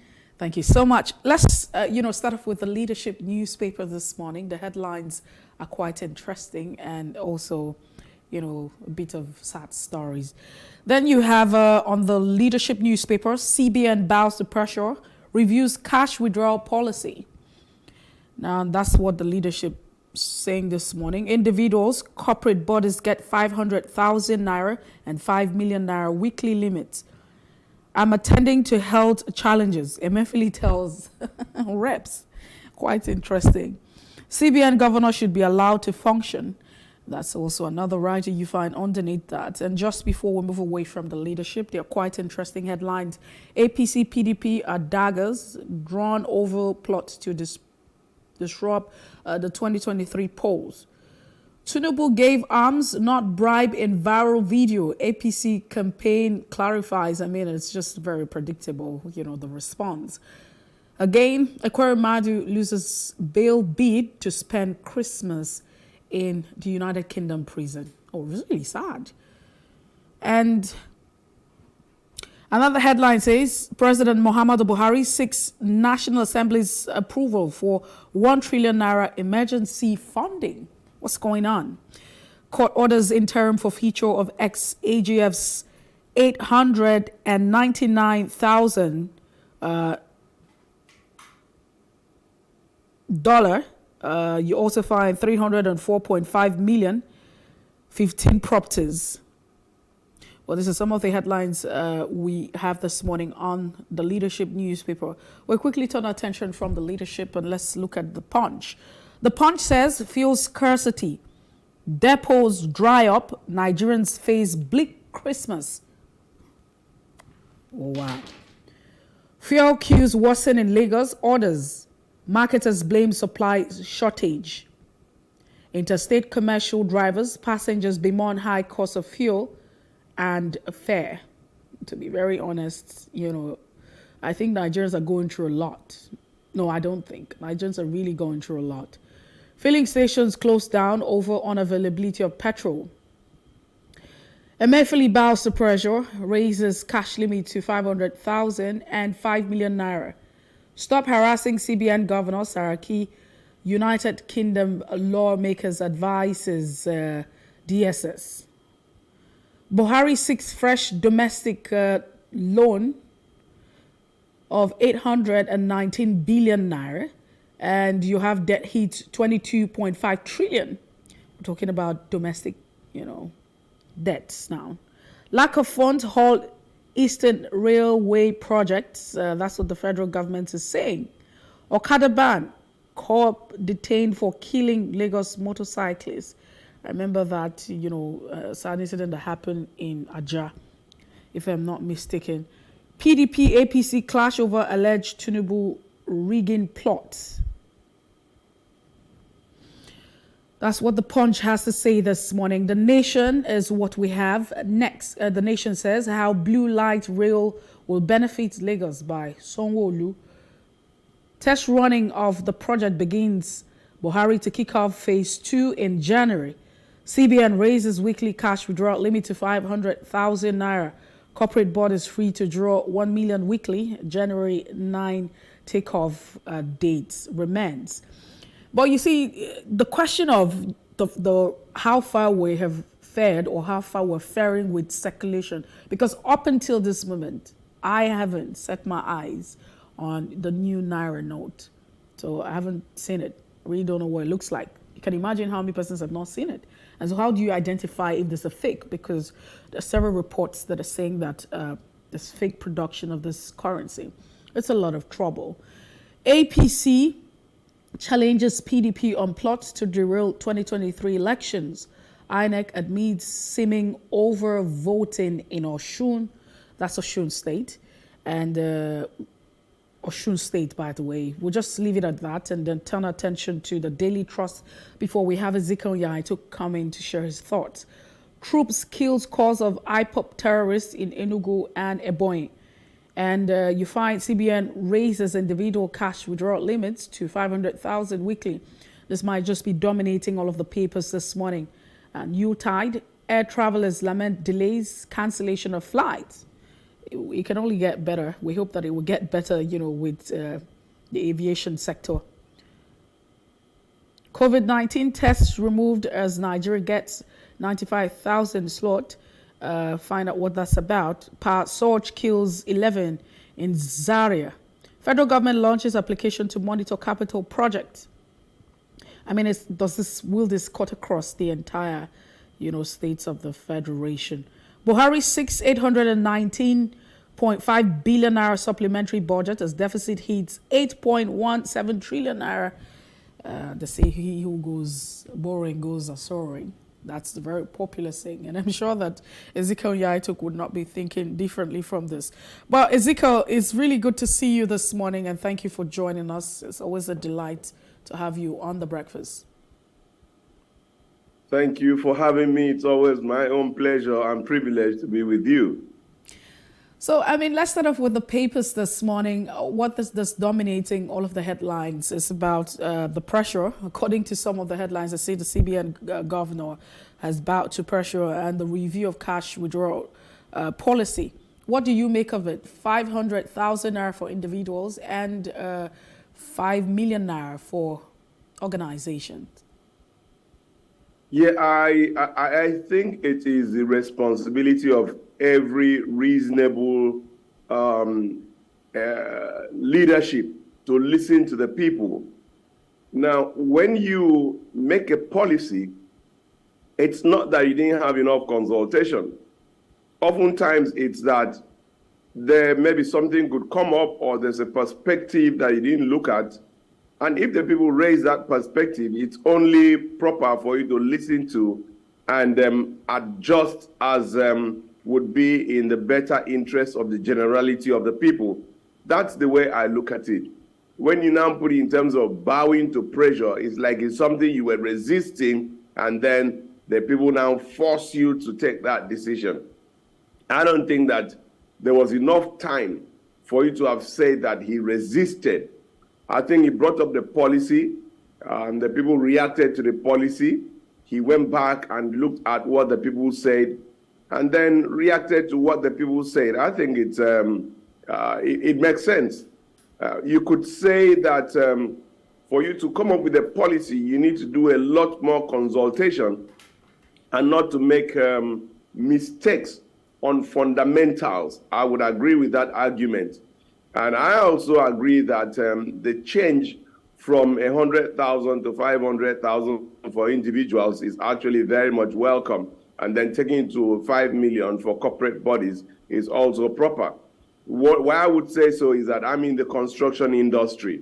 And sometimes paying the workers, the limits might be too meager for you to be able to pay your workers. Those daily wages, a lot of them may not want to go on bank transfers for one reason or the other. And, there's this issue of you've done a transfer, you've gotten your account debited, and yet the other person says, I've not seen it. And a lot of times they're actually right. It does not reflect.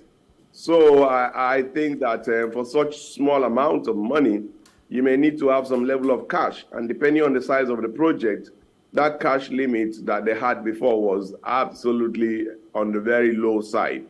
And I think reacting to it the way they have done, in my opinion, is proper. And it just means that they are listening. And that's good. They could have said, no, we're adamant, we've said it, and that's it. You don't like it, you go your way.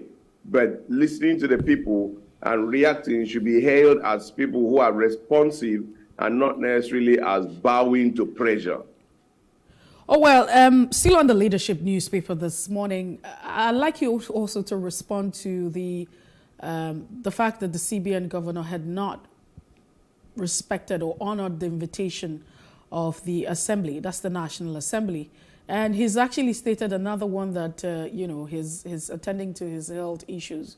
This is actually the latest report, because prior to now, he said he had engagement outside of the country. Of course, he was in company of the president. Now he said he's dealing with health issues. What do you make of this? Because it seemed like it's a pattern with public officials where you have the National Assembly inviting them, and then there's always a tendency of not showing up. Several excuses.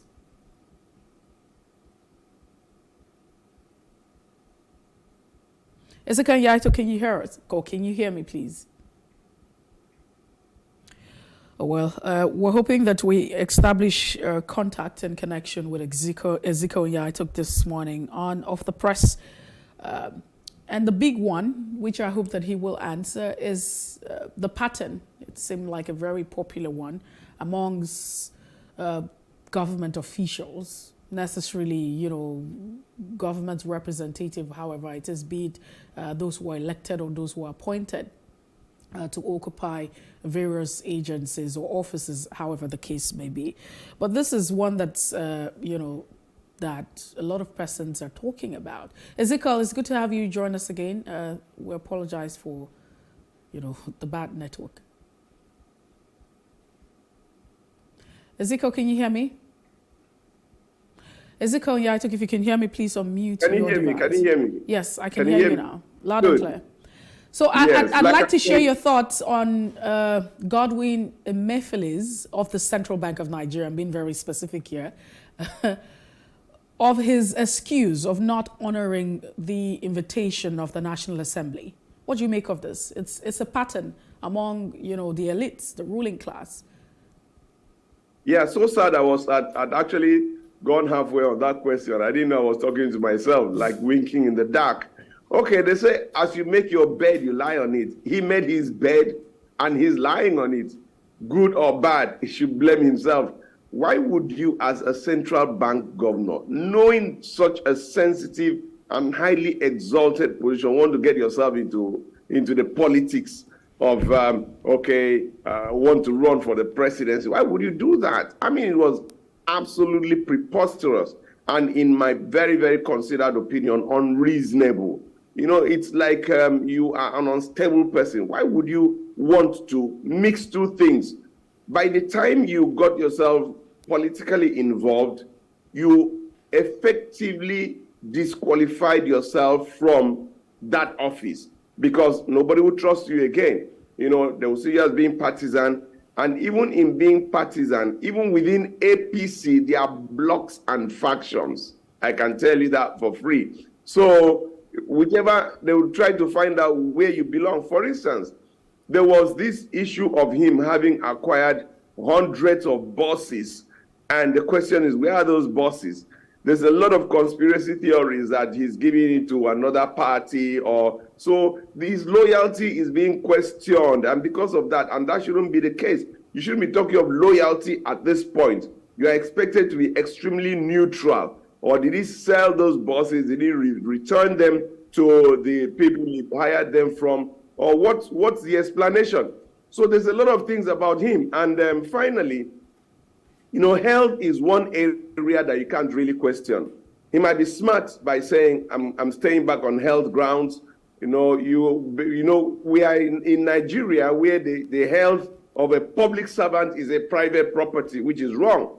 If you're a public servant, your health should be a public property. That's it. If you don't want to be subjected to public scrutiny, then resign and live your private life. Nobody wants to know about my health records for now. But the moment I get to be the governor of Akwa Ibom State, everybody's got to they have a right to know everything about me. I'm no longer a private citizen until the day I step down from that office. So going by that, a lot of people are saying this guy ain't coming back, man. He knows what's waiting for him back home. And that could be another conspiracy theory. So whichever way it goes, he made his bed and he's got to lie on it. All right. Let's also look at another issue here. It's also on the Punch newspaper. Central Criminal Court in the United Kingdom has again refused to grant bail to former Senate President Ike Ekweremadu. And that's on the grounds that he probably would flee, you know. That's the argument. Even after you have shorties and guarantees and what have you. The thing is, there are two sides to this story. The first is that usually the whites, let me just make a general statement, are known for carrying out proper investigation before arrest. It's Nigerians that we have been accusing them of going for the arrest first before carrying out the investigations. And this man, excuse me, has been arrested for this period of time and is still being kept. For me, there's something missing. I can't seem to place what it is, because I would have expected that he would have been charged to court. Normally, yes, he's been, but the weight of evidence would have been presented enough for him to be either convicted or released. So hanging for this long and then talking of bail upon bail upon bail and being refused bail, there seems to be more to it than meets the eye. And again, they are starting to do it the Nigerian way. If there's more to it, come public, come clear. Because Ekweremadu is somebody that is not just a Nigerian. Every Nigerian matters. Black lives matter, Nigerian lives matter. But he's been a deputy Senate president. That means one of the top-ranking few in the whole country. So his case is of importance and of relevance and of interest to virtually every Nigerian. So there's something I can't seem to place my fingers on, because there are supposed to have been some confessions as per the guy has agreed that there were agreements, everything came openly, there wasn't anything spooky about it. He went and declared, in getting the visa, it wasn't through a mutilated or a masked, reason. It was clear what was to be done. And then the young guy is also there. So where is the missing link? There's something I'm really not getting. If it was in Nigeria, I would have said, oh, Nigerian way, they will keep them there, maybe political victimization. But that cannot, those things don't just work out there. So Mr. Ekweremadu's case is one that I really can't put my finger as to what the British authorities are doing. All right, then. Let's move away from the Ekweremadu's case. There's still also another issue. It's boldly written on the Punch. The fuel scarcity and the fact that we're out of product. Depots are dried up, and Nigerians are facing a bleak Christmas already. Not will, but are already facing, because, I'm really surprised at seeing the queues returning. The queues have returned, it's just very difficult, especially if you live in this part of the world. I'm talking about Lagos now. What are your thoughts? Is NNPC still the sole importer of this product? What's going on? As of the last time, I'm not sure there's been a policy change. But again, you see, Nigeria is a very interesting country. I will say this again. Now, the question of fuel subsidy is one that is a major debate here and there. And the thinking in my own conspiracy theory is that, you get into a certain reality, a reprieve comes, form of relief, and then you relapse into, your short memory. They said the memory of man is treacherous. So we are having some level of hardship. We are buying it at 250, 280, depending on where you are. I think if they sustain that long enough, we would have settled into it and accepted it as our reality. And if they can even make us to beg for it, please bring, I beg, bring. If they sustain this scarcity, we might just be able to come to a point where if a policy is taken, it's better, let it just come, let's move on. So if that is their thinking, then I think that they've probably reached the stage of our accepting the new price, the new reality. They want us to come to a point of begging for it, so that when they make it available, we can even thank them and clap for them for that reason. It's about governance style and understanding Nigerians and thinking in terms of what you want. No. I don't know if you can still hear me. Loud and clear. Okay. So, like I was saying, these are the strategies that they sometimes use, and sad but true. Okay. A lot of people are still asking, there's a lot of question around why the Minister of Petroleum seem not to be bothered about all this going on, from the fact that once upon a time in 2022, we had products, substandard products being imported into the country, to all this going on, and it's quite saddening. Now, when you say the Minister of Petroleum, you start to think in a certain direction. When you say Mr. President, people are like, oh, okay. Our president is just waiting for time to expire and let him move to Daura and have his life with his 150 cows, That's on one hand. On the other hand, there's something I would want to say that Mr. President is doing, is something I've advocated for a long time. The memory of Nigerians is treacherous. Today, General Abdul Salam is hailed anywhere he goes, you know, not because he was so, you know, faultless or incorruptible. I don't want to look at the other side of the coin, but because he handed over in less than a year after we had suffered in the hands of our Oga, IBB, and then Abacha. So Nigerians forgive based on certain fundamentals. Number two, if you look at a man like my Oga, good Lord Jonathan, former president, there are no words they didn't use on that man. He was clueless. He was this. He himself admitted that he was about the most abused president in the history of Nigeria, if not the whole world. But today, the man is smelling like a rose and the toast of international communities. Why? He gave us free, fair, credible elections, relatively. And I told Mr. President, time and time again, I said, Oga, forget economy, zero, you have failed. Forget anti-corruption, zero, you have failed. Forget security, you have failed. Let me not say 0, 0, 0. You have failed, you have failed, you have failed. But sir, there is a golden bullet. That golden bullet is give us free, fair, credible elections, and you will exit in a blaze of glory. You'll be smelling like a rose. You'll be the toast of the nations. That is Nigeria for you. And for the first time, I think that he's taking that advice. My prayer is that he will remain focused and steady the course to the very end and give us free, fair, credible elections. If you look at the beavers and sticking to the beavers, if you look at the Electoral Act, he might have signed inadvertently, maybe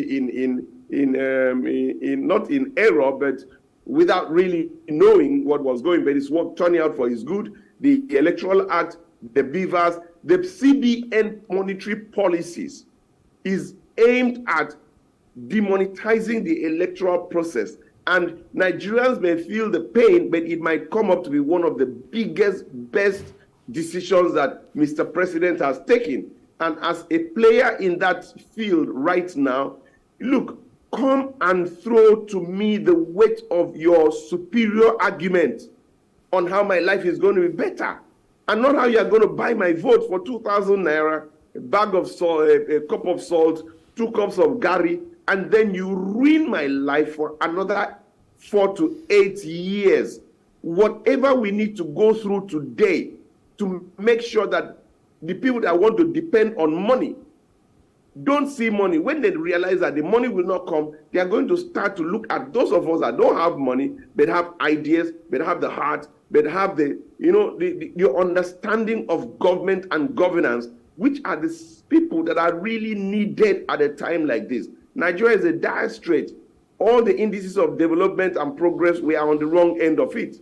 So we need the very best tested hands and not the richest hands. This issue of he has money has to be brought away, taken away from our politics so that we can have a future that we can be proud of. So if Mr. President can just sit on this till he leaves for the next few days or weeks, because you can actually count the weeks as days, and very soon we'll start counting the days as hours. If you can just sit on it, don't allow any pressure. MFLA may be in problems, but don't allow a change in the system that will, for any reason in the world, tamper with the monetary policy as concerning making money not available for elections beyond a certain threshold. I think that he will end up getting people to start thinking of how they can get people to vote for them without money, without inducement, which is what campaign is all about in the first instance. If you do that, people will now go back to thinking and then looking at the criteria that they are putting up, looking at the character, and the public will be able to now sift through and pick the best suited person for the office, and Nigeria will be the better for it. Oh, well, let's see how that, pans out, especially when domestic debts have been increased to about 8.17 trillion naira, with a total The debt more stock of reason why you need 42.8 trillion naira. But I'd like to ask you on this recent one. The president again has applied for a fresh loan of 819 billion naira, domestic debt actually. That's what it is. And the purpose for this is so we can actually fix the infrastructure that has been destroyed by the floods across the different states of the Federation. We're talking about 36 states, including the FCT. So yes, this is what this is for. But what are your thoughts on this, really? What the domestic debts now, it's at 22 point. Two things. First, fantastic argument. Nigerians are smart enough. But veiled intention. Are we looking for money to run politics? Or are we really, really bothered? Can we afford the luxury of stepping that down, knowing that 2 months will not kill anybody? And let this come after the politics, so that we know that the money that we borrow now, which is adding to a very terrible situation. You know, we really have not sat down to analyze the implication of the borrowings.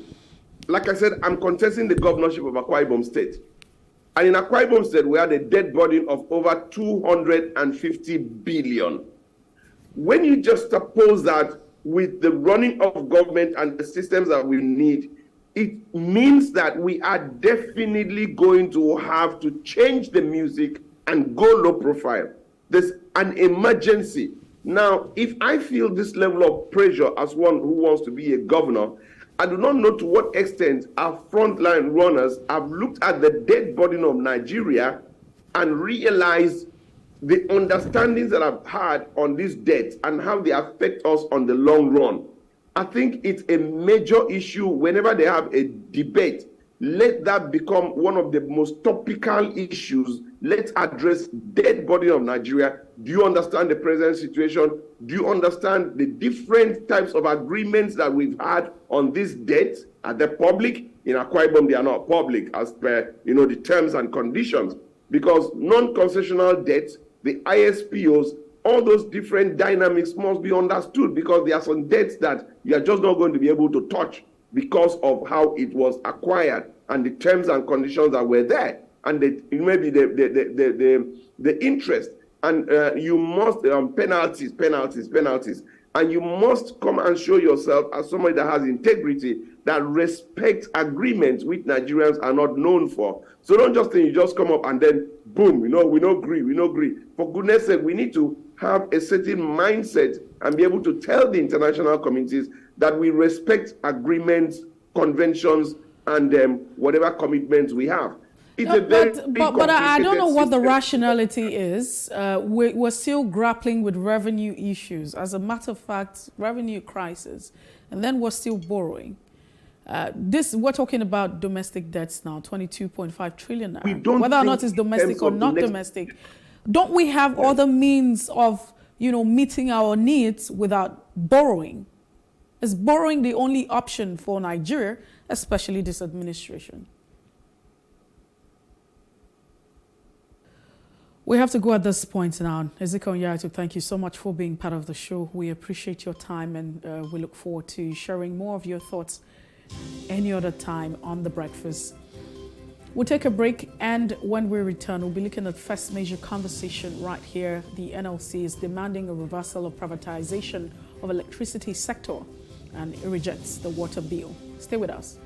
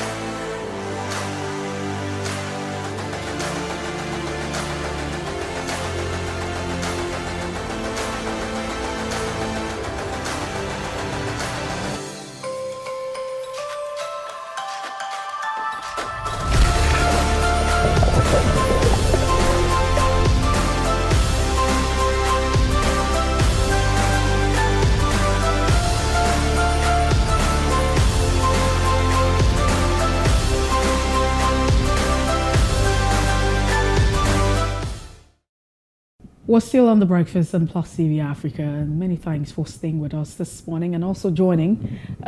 We're just going to be looking at the consent of the Nigerian Labour Congress. The Nigerian Labour Congress, that's the NLC, has called for the reversal of private ownership and control of electricity sector.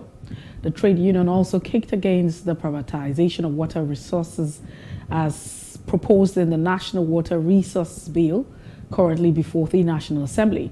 The union stated its position during a meeting at the National Union of Electricity Employees in Yaba area of Lagos. That was on Tuesday. The National Water Resources Bill, which was introduced in the 8th Assembly, was reintroduced in June. The bill had caused an outrage among many Nigerians who perceived it as a power grab by the federal government. So Joe Ajero, the union national deputy president, said that since the handover of assets to private owners, corruption and inefficiency had remained in the sector. Private operators took over the Nigeria's power sector from Power Holding Company of Nigeria in 2013. Joining us this morning to throw more light on this is Onyeka Christopher, Assistant General Secretary, NLC, Yaba, Lagos. Thank you so much, Christopher, for joining us. Thank you for having me, and good morning to you. Well, let's head straight to the conversation now. Why is the NLC taking the stance that she has taken, especially when we know that the private sector, we know that government is not a manager of business, and so the private sector over time has been responsible for economic development across, economies in the world. Okay, I think it will be better we start like this, that we clarify that this particular call that was made was not by the Nigerian Labour Congress, but by the National Union of Electricity Employees. But oppositions differ. We have the Nigerian Labour Congress also at one point called for the reversal of the privatization of the electricity sector. That is where we start from. And so the issue is very clear. One is that anybody that says that the private sector is always better in managing or propelling economic development. Yes, that may be true, but that is not very true, especially in an economy like Nigeria. The truth is that if you go to places like China, it's the public sector that is driving economic development. And I'm not sure that Nigeria is as developed as China. Now, if you look at one of the best airlines in Nigeria, which the president of the Congress has always used to give us example, you find out that Ethiopian Airline is a public sector company. It's owned by the government and is doing well. Anybody that tells you that government does not have any business in government is not telling you the truth. That is the reality.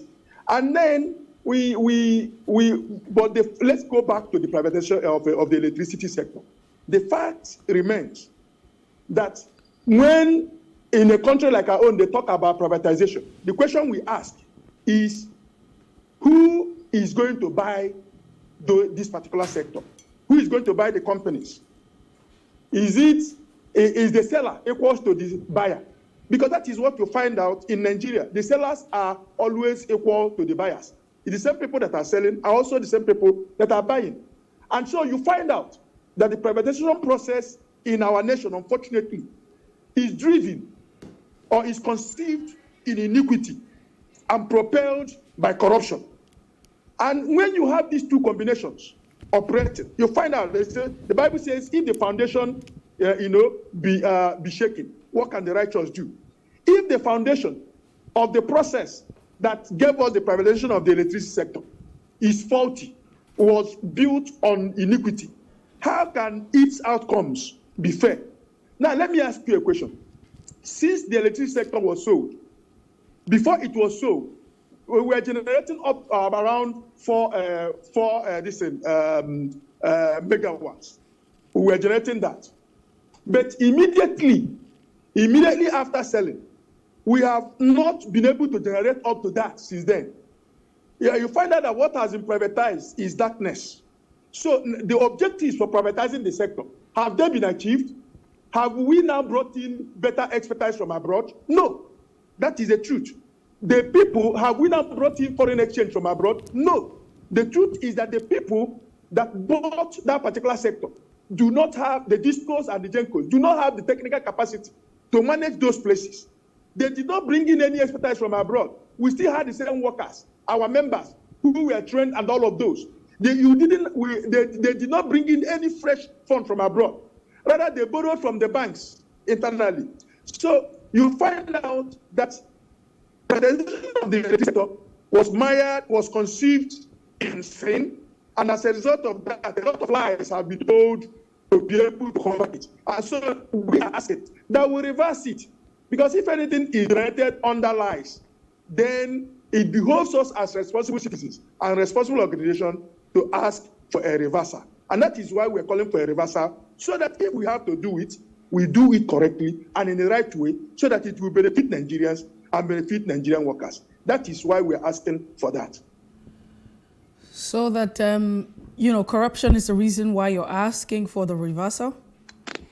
It was conceived in iniquity. Process that led to that reversal was wrong. That is one. Two, that the privatization itself has not given us, has not attained any of its objectives. One of the objectives was to increase electricity generation and supply. That has not happened. It has rather become worse instead of improving. Two, to build capacity, to run the sector. That has not happened. Three, to bring in funds, more funds, into the sector, especially private investment. That has happened. They borrowed money from our banks. And so that is a problem that we're having. And we are saying that since those objectives have not been achieved, it is better that we reverse it and then we sit down, renegotiate the process, and then start all over. Perhaps we may get the right people to buy it, and then to buy the companies, and then get them to run it properly and deliver on the stated objectives for the sector. But for now, it has not worked, and it will not work because the same people that sold the electricity sector sold it to themselves and their brothers and their cronies and their friends. Onyeka, so you're saying that is why we're asking, yeah. So what your group and organization is asking is not that it shouldn't be privatized, but it's that the privatization has an error. There's a question mark to it. It's not that you're asking that the government should be in control of this, but you're saying that it should be sold to the right people. Am I correct? Two things. One, it is not to say that the government cannot run such entities successfully. Government can run it successfully if it so wishes to do so. So what are you asking for? So what exactly are you asking for? What we are asking for now is a reversal. Because what you have done is conceived in sin. Reverse it. When you reverse it, then we all sit down and decide on the way forward. I think what we are asking for is a fair deal for Nigeria and for Nigerians. So I'm trying to understand you clearly, and I'm sure that it's very important that Nigerians understand, your position as well. So are you asking for a reversal that the government be in charge of the power sector, the electricity sector entirely? Because you have also argued that the electricity sector has not really fared. I mean, it's not that the entire, system was privatized, but, you have a part of it, which is the distribution. So are you saying that it should be reversed back to the government being in control, or you're saying that there should just be a change in the process of privatization? Errors should be, corrected. So are you in support of privatization, or you're asking that it should be done correctly? What exactly is it? Privatization is not evil. when it is done correctly. But if it is not done correctly like it was done in Nigeria, then you will have what you're having, which is darkness. Nigeria Airways was sold off. Nigeria Airways died. The steel sectors were also privatized, and they are no longer running. That is what you are having in the electricity sector. So we are saying, reverse what you have done that is not that was not properly done. Then all of us can sit down and see whether it is right to privatize or not. Because we have our original position is that privatization is a product of neoliberalism. The neoliberal philosophy says sell everything. The market forces can correct every imbalances, can help to drive the economy. But we have found out over the years that that is not the case. That is not the truth. So let us all sit down as a nation and tell ourselves the truth, whether what we have done is okay. If what we have done is not okay, what do? Reverse it. When you reverse it, you do what? You take the next step and say, okay, can we run it ourselves? And we say, yes, you can run it. If we decide that you can't run it, we say, okay, you can sell it off, but this is how you're going to sell it. And we put a process that will now take this into private hands, genuine private investors who can now run those particular areas. In any case, we say that even if privatization is okay, is it compulsory that government must sell off these entities? Open up the sector and let those that think they have money invest in the sector. But you find out that is not the case. They want to steal, they want to buy public sector companies on the cheap. And that is why they are angling for that. Must it be through privatization? Open up the electricity sector. Let private investors come in, invest in generation, invest in transmission, invest in distribution. And that's possible. If they know they can make money like that from it, let them go and start afresh. But they don't want to public properties on the cheap. And that is one of the things it's our responsibility as keepers to ensure public companies at giveaway prices to individuals who are fronts for government. I believe we should reverse it and then look at the process again. Government can run electricity sector. Government can run electricity in other parts of the world successfully. Electricity generation, transmission, and distribution. In Nigeria, successfully. We can do that. It is exposed to natural infrastructure and not essentially private infrastructure. It should be a social infrastructure. And allow electricity to permeate all the nooks and crannies and make it accessible to the citizen. That is the only way our can drive developmental efforts. Well, just before we go now, Onyeka, I'd like to ask you if the reason for asking that there be a reversal, also a kick against the privatization of the water resource bill that's been proposed and the national water bill currently before the National Assembly. What's the reason for the kick against that as well, privatization of it? If you look at what we say in the change movement, if you understand it, we are talking about the evil of neoliberalism. This is not working. That is not working. Sell it. Or sabotage it and say, sell it. How do you want to sell what? Well, so what is the reason? Why are you asking that? Why are you kicking against it? The privatization of it. Why are you kicking? That you cannot privatize water in Nigeria. Water is a natural resource that belongs to the people. If you want to set up at the gates of everybody's house, that is wrong. You sell road, you sell water, you sell electricity. One day you will sell air. So we are saying that they should not that water bill should be thrown away. And we know what the water bill contains. If you look at the content of the water bill, you will cry. And so we don't want the water bill in whatever guise. We don't want that water bill to see the light of the day. So we reject it with all its potence and in its entirety. We don't want it. So the water bill is savior and it must go. So what in the water bill? What in the water bill is your group against? What in the water bill is is your organization. Everything in the water bill. For instance, you need to be explicit. I need you to be very explicit. State example. What exactly in the water bill is getting your association or group agitated and asking that they be kicked out? Why do you want people to pay for water they provide for themselves? Why do you want me, for example, to pay for the water that I provide for myself? Why do you want me to pay for that, for example?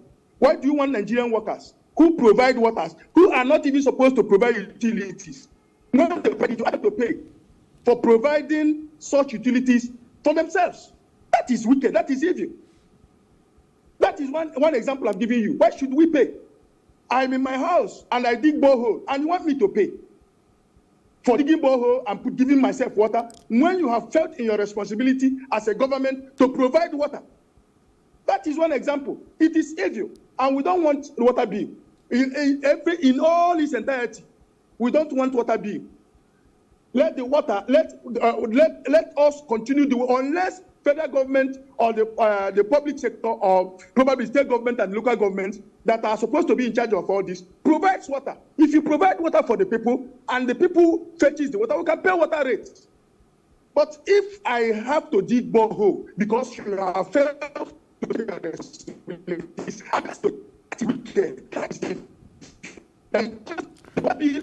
all right, Onyeka Christopher, we have to go now. That's because we haven't, been able to have a smooth conversation with you. It's, been not perfect, but unfortunately, that's on the network. Thank you so much for making our time to be with us this morning. Thank you so much. Onyeka Christopher, Assistant General Secretary of the NLC, Yaba, in Lagos right here, and so there's some consensus been raised that the government there should be reversal of the electricity sector back, reverse it back. The private sector should have no business in it. But growing up and ensuring elementary government, it's been argued that the private sector is the best, for anything. And if you look at developed climes, you ask yourself, some of the sectors that have thrived have been driven by the private sector. The business of government is that they provide enabling environment, fair policies, so that the private sector can actually thrive and move the economy forward. But they seem to have a different argument and opinion. That's what we've talked about. But we have to, go at this point in time. When we return, we'd also look at another issue that's been raised, the fact that there's been an argument that Nigeria should be part of the G20. Please stay with us. This is it for upcoming artists to blow in Nigeria.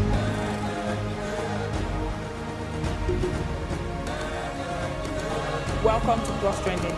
I am Buki November, your host, saying thank you for joining us on today's episode. Welcome back. It's tea time on Plus TV Africa. Practice makes perfect. I'm not perfect yet, but I'm a lot better than I used to be.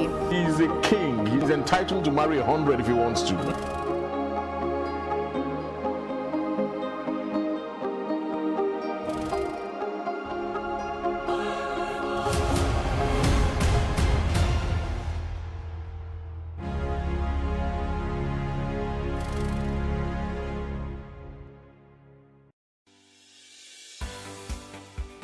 Businesses in Africa can be very challenging.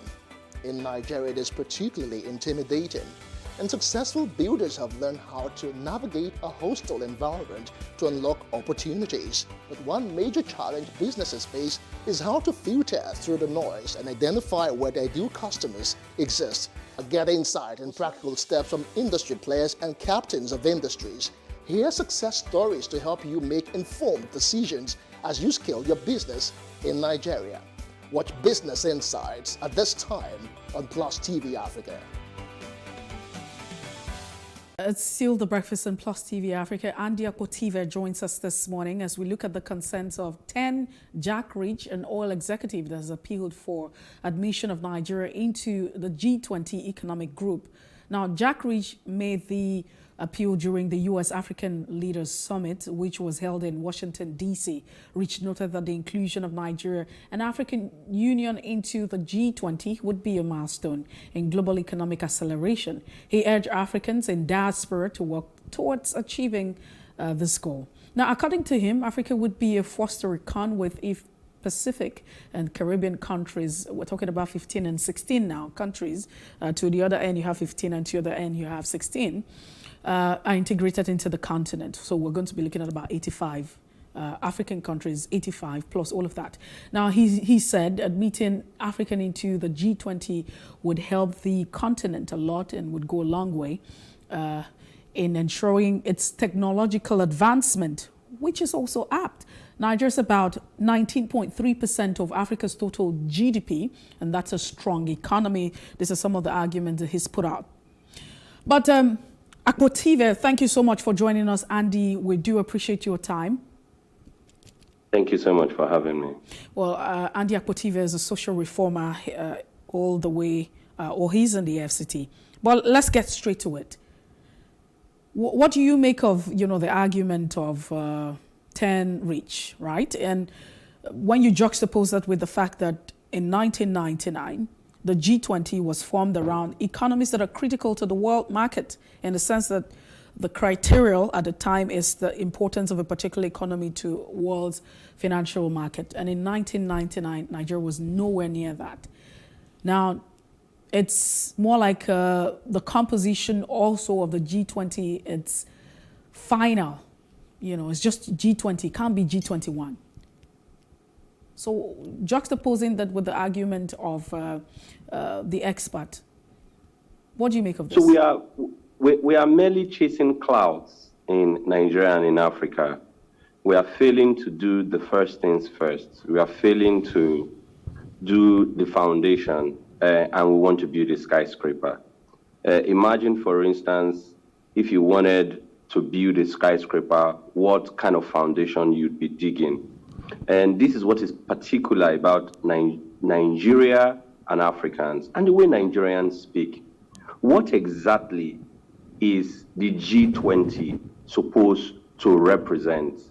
The G20 is a group that you have membership of countries that indeed have proven themselves to be countries that you can reckon with everywhere in the world in terms of economy, in terms of politics, in terms of some other social, political considerations, right?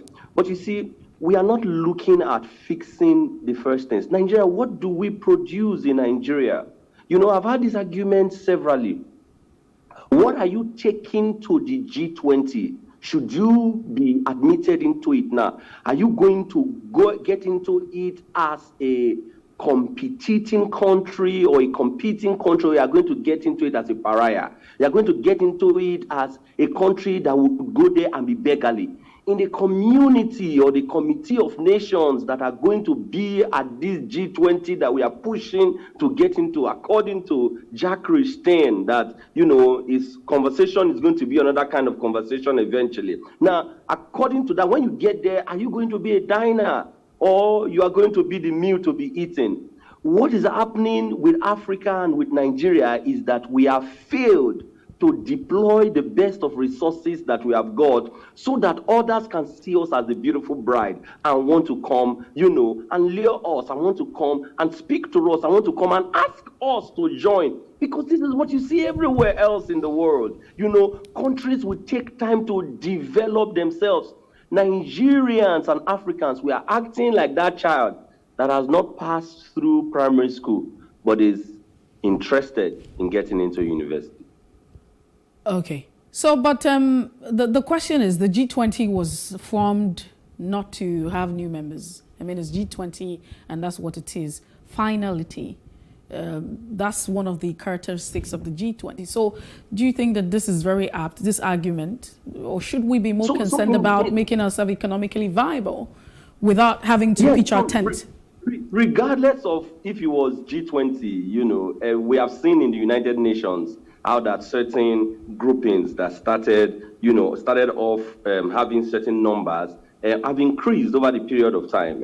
Consistently, they have began to open the borders for other member countries to join, right? Life generally is about change. If you thought that if you had one African country that is as big as Nigeria, that has done so well economically, that is politically, strategically located to advance the cause of the group, if you thought so, there's nothing wrong with making it G21. You know, what about G20? There's totally nothing wrong with making it G21 or G27 or G30, if you may. So, but you see, what would make them admit you? There are sets of criteria. There are conditions, precedents to draw down, conditions that will make them admit you into, you know, this Committee of Nations. But what we ought to be doing before we get into that group, should we really want to get into that group? We have failed to do those things. That's my grouse. That's my pain. So we ought to fix the things first before, like a beautiful girl, like a bride. If you did not fix self, if you did not fix you, you had terrible body odor. If you did not fix self, you did not fix you had terrible self-esteem. If you did not fix self, how do you think you would have suitors? How do you think you would have men who would look at you and say, "Oh, Andy,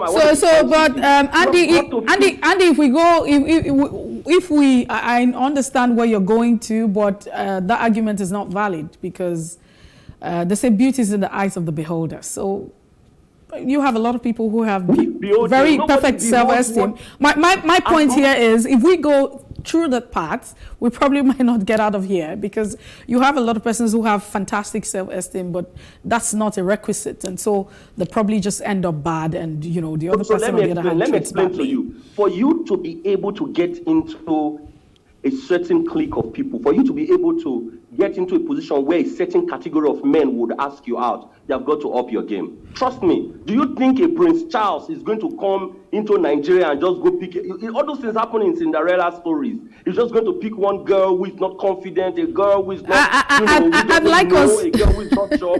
I'm saying that the G20 is like a Prince Charles.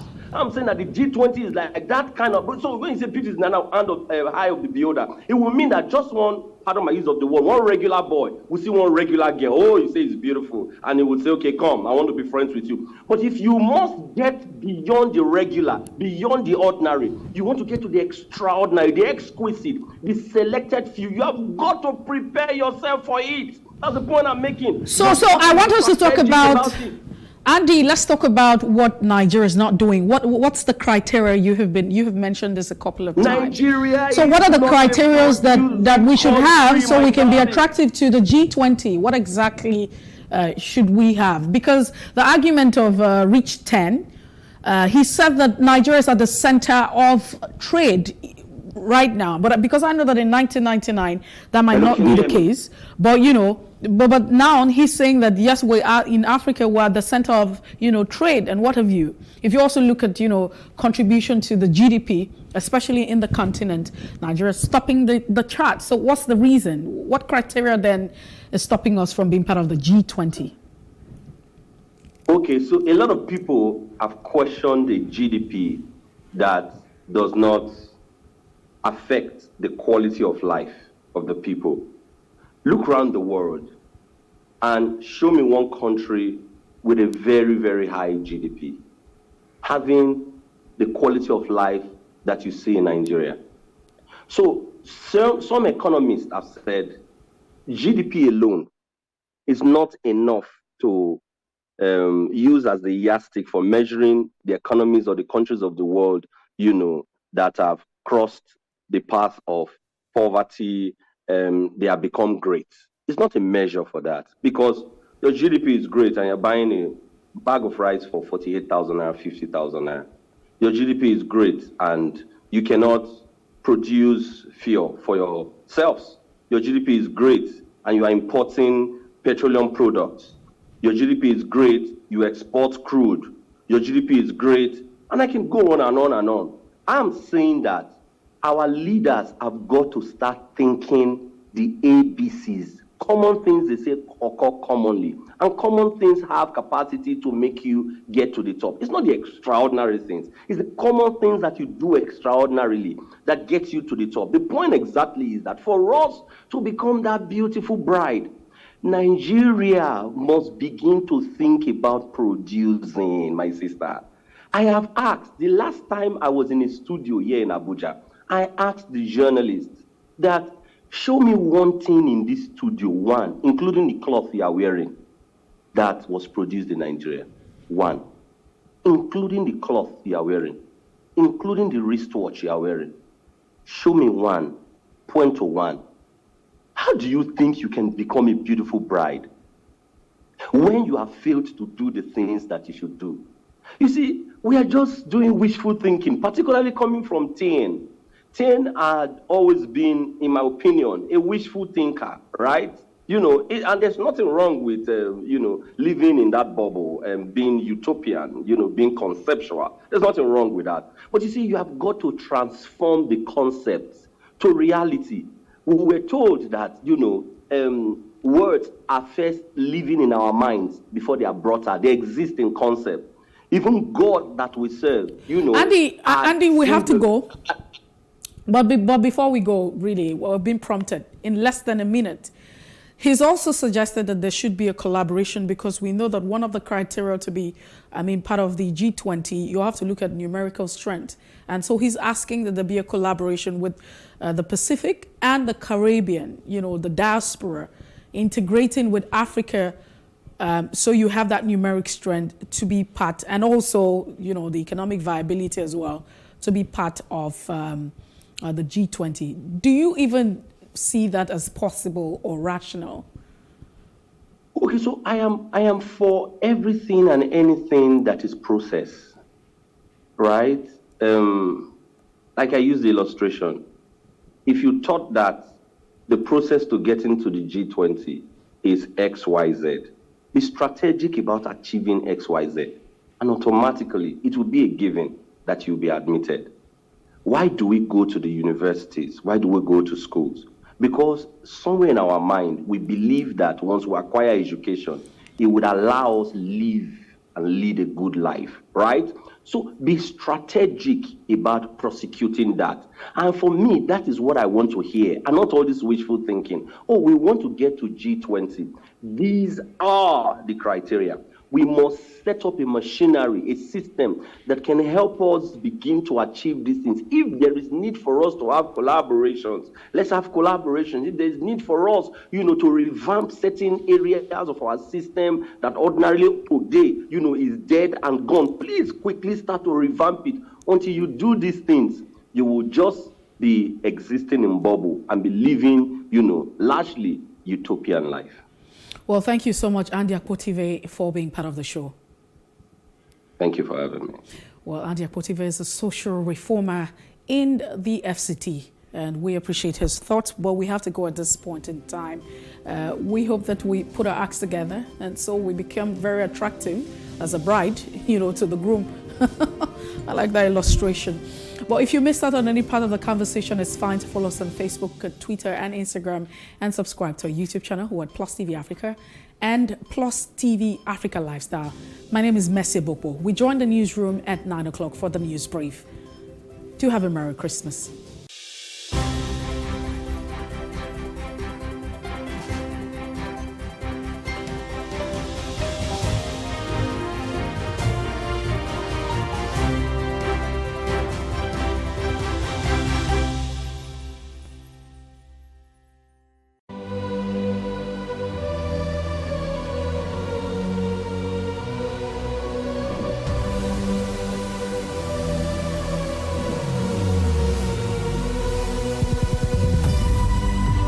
We do not understand, we will stigmatize. What you can see is the remaining of the tanker that exploded. The suspect equally confessed.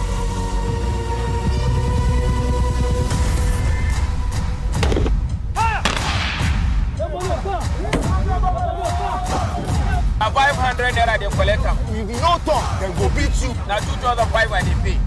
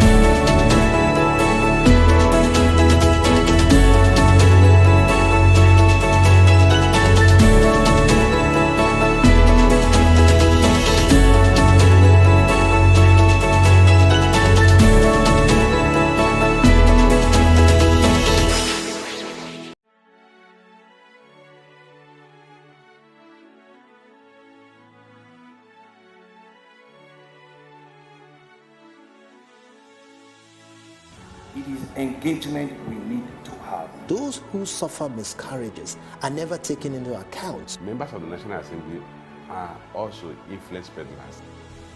You are sitting on Nigerians' money. From the barbing, I pay my rent. On the barbing, I send my children to school. A consultative engagement. No any tangible notification before they ban us. It's one thing for people to be at your back and the heat of the moment, and another thing for them to still be with you when push comes to shove.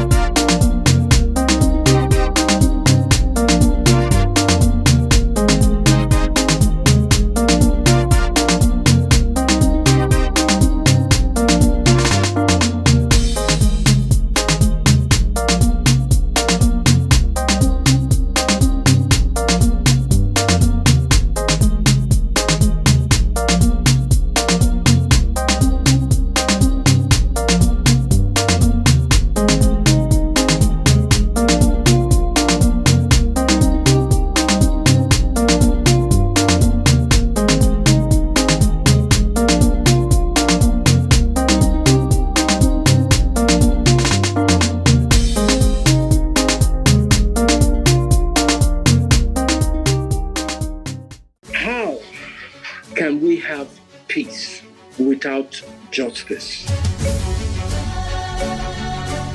Plus Politics. It's not just another political conversation, it's about keeping you in the know. The relevant interviews, asking the tough questions to those that matter. Get the answers you need. Does it mean that the people who were injured, people who were shot at, those who were involved in that stampede are not going to get justice? It is unfortunate, it is sad that we have a government of deaf and dumb. Analysis from top experts. The last election was not really an election. We feel that Obasanjo has a very special place in his heart for hating Ijaw people. I think it really boils down to two things. One, trust and accountability. Plus Politics, every weeknight at 7 p.m. on Plus TV Africa.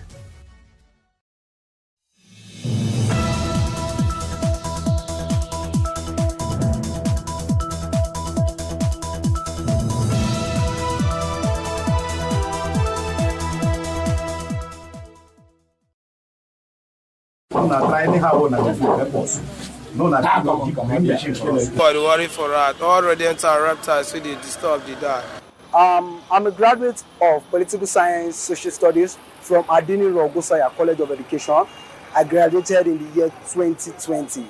See, as of now, I'm looking for other jobs that I can match together to meet up with responsibility.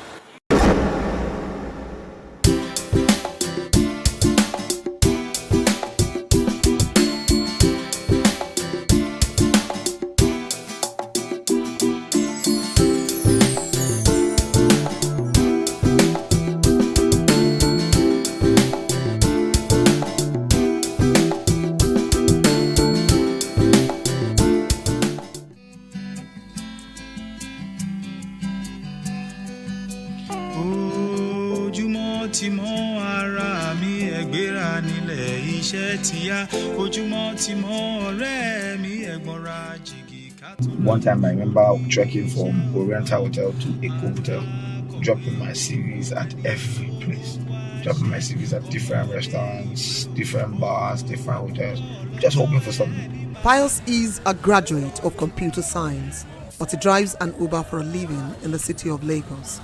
Although underemployed, Pius is considered a tad lucky because 41% of the labor population with bachelor's degrees are without employment. I got several jobs. When I go for the interview, I'll pass it. They'll say I'm too young, they want an older chef.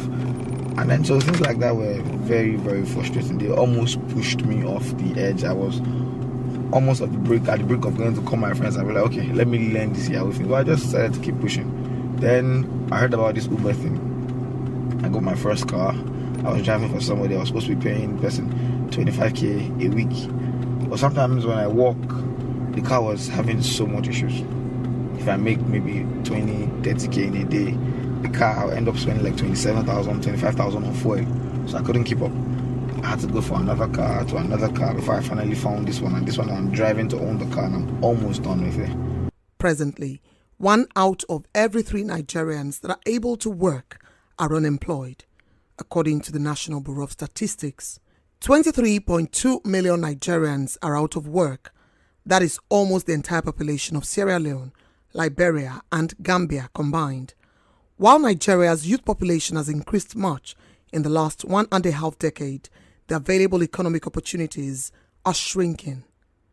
Nigeria is facing an increasing youth bulge with over 123 million young citizens, but there are just not enough jobs for these youths. From 2015 to date, I found myself jobless. Now presently I'm managing a job, electrical job, which I invested my money and went to go and acquire some skills, which is providing money for me now. Instead of me searching for a job, my father just advised me, instead of you working somewhere, killing yourself, you know what the country is now, just go into this. And I thought of it, I started making research, then I started doing my father's business. And that was how I started selling ads. I sell ads here and there. Up to date, if I see a job, I will work, but if the pay is meaningful, because now they can't give me a job that will be earning like 45,000 or 50,000, because now through my electrical job I'm doing now, I earn more than the salary I think they will offer me now. The dire unemployment situation, which some believe is more severe than reported, has been made worse by the coronavirus pandemic, which has led to shutdown of businesses. The adverse effects of this rising unemployment rate in Nigeria are becoming enormous and far-reaching. Where there is unemployment, there is psychological desperation in itself, the sense of not having something to do. Then you also have the cogent economic consequence of not having money to spend because you're not working. This economic consequence then falls into a sociological consequence, which is a criminal side, because if people cannot fend for themselves, they either beg or steal or engage in any kind of disruptive criminal act. For these reasons, for these 3 reasons of psychology, sociology, and economic reasons, it is very important that we take the issue of unemployment very seriously. When you are not able to meet your basic needs, when you that were able to put food on your table, you're now struggling, you that you were able to give somebody 5,000 naira, you're the one that is now begging 5,000 naira, it affects your sense of worth. The unemployment problem is compounded for those living with disabilities who have to deal with extra hurdles, people like Christiana, who is a visually impaired business owner and tutor in Lagos. We have this misconception that when there is no sight, there is nothing you can do. But in my own case, it's not like that. But one of the problems that we have is like people never had that trust with people living that disability that they can deliver it. And at the same time, people look down on us, low esteem, and there is discrimination and stigmatization that you cannot deliver. The problem of exclusion is also gendered, as the numbers show.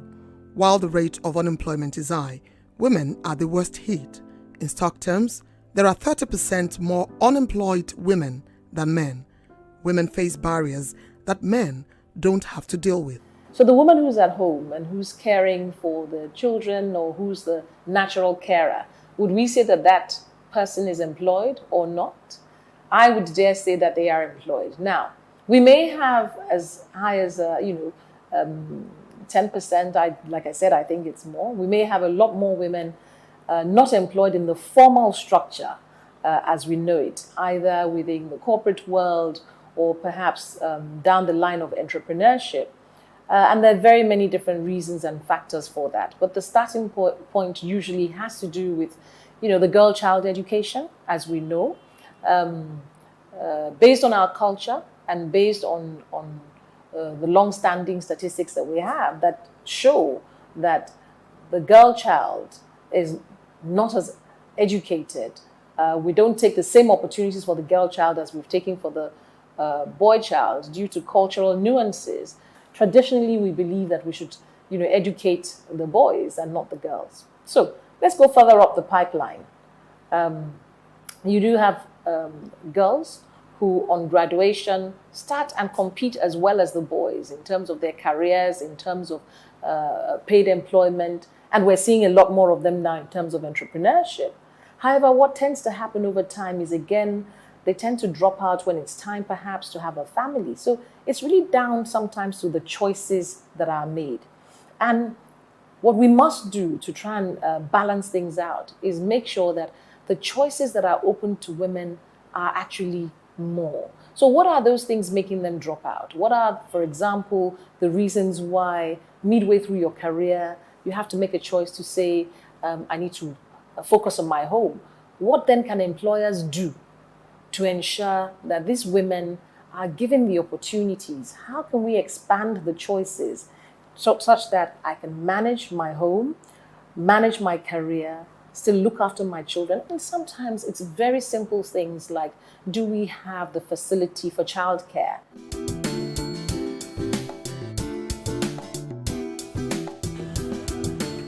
Unemployment in Nigeria is not just about availability of jobs, but also about the education system producing the right type of manpower in the right quality and quantity to industrialize the country. State actors and stakeholders say many Nigerian youths are not employable because their skills are largely divorced from labor requirements. I think, in my view, reviving our technical and vocational education and training systems, it's not optional. As a matter of fact, it's where we must go, pari passu, our other academic institutions like universities and co, such that you'll find that we have a lot more focus around disciplines, around trades, around disciplines, around specializations. We're in I'm in a room now, I'm in your station, where journalism is a profession, right? But then there are also certain skill sets, whether it's graphics, whether it's creatives, that work very well with your industry. Now, not all of the skill sets that you need in this radio house require a university degree. So a lot of them can be honed, right from even as maybe senior secondary or even post-secondary through different diploma programs and things like that. Now, that's what we must do in terms of our skilling process, so that you have what you call a multiple pathway to your aspiration in life. Vocational training is the key, is the answer. Germany, all industrialized nations, they all depend on these skills training. They have a robust, developed infrastructure for skills training. And so we cannot, no economy, no country can really move forward without having a developed structure, a developed ecosystem, a developed environment to train people, to send people for internship, or to train people, intern people, and eventually create employment for people. Because eventually it is those people who are trained, it is those people who have gone through internship, it is those people who have become employable who eventually becomes employers themselves. But where are these vocational schools? There are just about 123 government-approved vocational schools across Nigeria. Aside this, there is also a certain stereotype that discourages students from enrolling in such schools. The reason why some people don't like vocational work depending on the area of specialization, you have to, when you want to work, you have to change your wares. And some don't like dirty work. Like me, I'm a plumber. People don't really know. Once I'm done in site and going home, people don't really believe that I'm a plumber, because maybe my stature or the way I look, so people don't really believe unless they see me while working on site. So unfortunately, the number of people who are applying, to learn skill and all of that is still very low in number. And I actually understand why it is low in number. When you operate in an environment that glorifies certificate over skill, when you operate in an environment where the skilled workers are not properly paid, when you operate in that environment where there is no glory in having skilled work, of course, the youth will not be interested in that. But when you operate in a society that celebrates certification without adequate work, and that do not pay people living wages for their skills, then of course there's going to be very low interest in that particular field of work. In the absence of white-collar jobs, many youths have turned to the informal sector, earning a living with small businesses and creating employment also. Presently, these small businesses account for 96% of businesses and 84% of employment in the country. Despite the significant contribution of SMEs to the Nigerian economy, the sector is still struggling with growth. For me, there are three things. The first one is infrastructure. Power, for example, access to markets. When you are an SME or a member of the informal sector, if you are producing something in small quantities, after you've paid your rent, you've bought your raw materials, you have your equipment, you of course have to supplement power, because we don't have stable power in the country. So I think that's one of the major issues. Another issue is double tax or multiple taxation. A lot of businesses, there's no clarity on who they should be paying what taxes to. So for example, I once worked with one of the mobility startups in Lagos in the bike hailing space. And whilst we were, trying to speak with the LIRS, for example, about personal income tax or some basic tax from the drivers, we were obviously also having to deal with the unions, with their daily levies and all of that. So therefore, things like that will stifle businesses and informal sector players.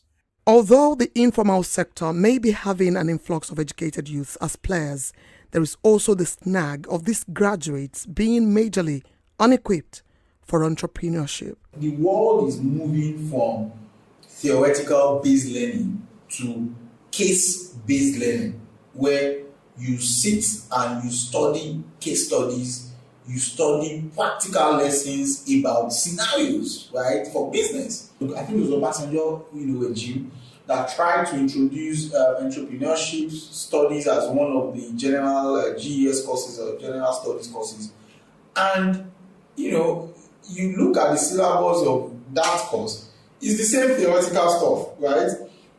So there is nothing that prepares them properly for the challenges, for the realities, for the type of dynamics that they will be facing if they go out into the business world, right? If you look at the Igbo apprenticeship culture, it's an amazing learning point, because everything does not have to be. All your learning, your education doesn't have to come from the classroom, right? It does not always have to come from the classroom. So I think if government was serious enough, right, I would expect that the SMEDAN, for example, should have put in some type of structural support for the Igbo apprenticeship model, so that we can replicate those models across various societies. The government acknowledges there is a bulging youth population with overwhelming unemployment figures. They, however, also insist they are addressing the problem. The government has been consciously and in a deliberate manner trying to address the issue of the youth bulge. It's not just about the numbers. It's also about what are the needs of the variegated strata of the youth population. First, education is key, because education is power. Education is the greatest weapon against poverty. So the government has committed so much into education. There's emphasis on technical and vocational education, on the skills that you have. That's one. Two, as regards to the new technology, the digital economy, the ICT as it is, we've seen that our youth are IT savvy. We've seen that our youth have innovative minds. And my ministry, which is the Ministry of Youth, for instance, just during the COVID era, that's my first year in office, we were able to train close to 100,000 people on digital skills, which is still ongoing. We have quite a number of other skills. But the emphasis all around has been that the need to upskill our youth is a central agenda, but also to match the skills with the jobs available. There's been a mismatch in the past. But under this government, we've seen a deliberate effort to make sure that the upbringing of our youth, where that the skills they acquire matches the jobs available in the market, so that you just don't train them and throw them back into the job market. I know that you must have read it. In 5.5 years, this government has created 45 youth-focused programs. Some of them are empowerment programs. Some of them are entrepreneurship training. Some of them are technology training. And these programs are domiciled in various ministries. Nigeria has not lacked special intervention programs. There are many of them. Yet, there are many unemployed youths as these intervention programs have failed in dropping the increasing unemployment rates. Critics argue that these programs are unimpressive. For the intervention, or rather the interventions of the government, I'm going to score them high on intention and I'm going to score them low on performance or on result. High on intention because the act of rolling out a lot of intervention schemes like the NPower, You Win, and the various ones, including trader money, all to activate employment, shows that there are people thinking, there are people of good intention out there. But the method to which they've approached it and the results they're getting makes me score them low on it, because in 2021, it is not the role of government to be creating jobs for people or to be doling out money for individuals to grow their businesses. What the government needs to do are three, really, is to overall create an environment that allows employment to be created. Who create employment is businesses. So the government needs to create an environment that allows business to thrive and create employment, and thus doing, fight unemployment. Government will tell you, BOI, CBN, all of these guys, they'll tell you that we are providing interventions for MSMEs. So we have this 10 billion, we have this 100 billion for MSMEs. And then they will give you the guidelines. And then in the guidelines, you will see that they need you to be registered with CAC, they need you to have a bank account, they need you to have a business plan, they need you to have a financial statement. Look, that already by design excludes majority of those in the MSME space. To bridge its unemployment gap, experts say Nigeria will have to create 5 million jobs annually for the next 10 years. Is the Nigerian government ready to tackle this problem? You know, that question is a question for Minister of Labour. It's a question for me, Minister of Youth Development. It's a question for the Minister of Finance. It's a question for the NBS, you know. But I only wear one cap. And my desire is that the youth unemployment will drop. What am I doing in that direction as a minister in this government? Is to make sure that we win our youth off this idea of just putting together a resume and looking for a job, a white-collar job, an office job, a 5 to 9 job. There's no country in the world that has been able to solve its youth unemployment problem without turning its youth into entrepreneurs. And that is the whole rationale behind the establishment of the Nigerian Youth Investment Fund. The emphasis is on two major things. That is, we must invest in our youth, provide them the needed credit and capital, access to that capital that can make them become wealth creators. Second, we need to be focused ourselves educationally. We need to provide technical skills and vocational skills. China, 2 years ago, decided to close down over 200 universities or 250 universities and then turn them into vocational and technical schools, because the emphasis now in the developed world is the skills and what you can produce with your knowledge and your hand, not sitting down and carrying files in an office. So we need that paradigm shift.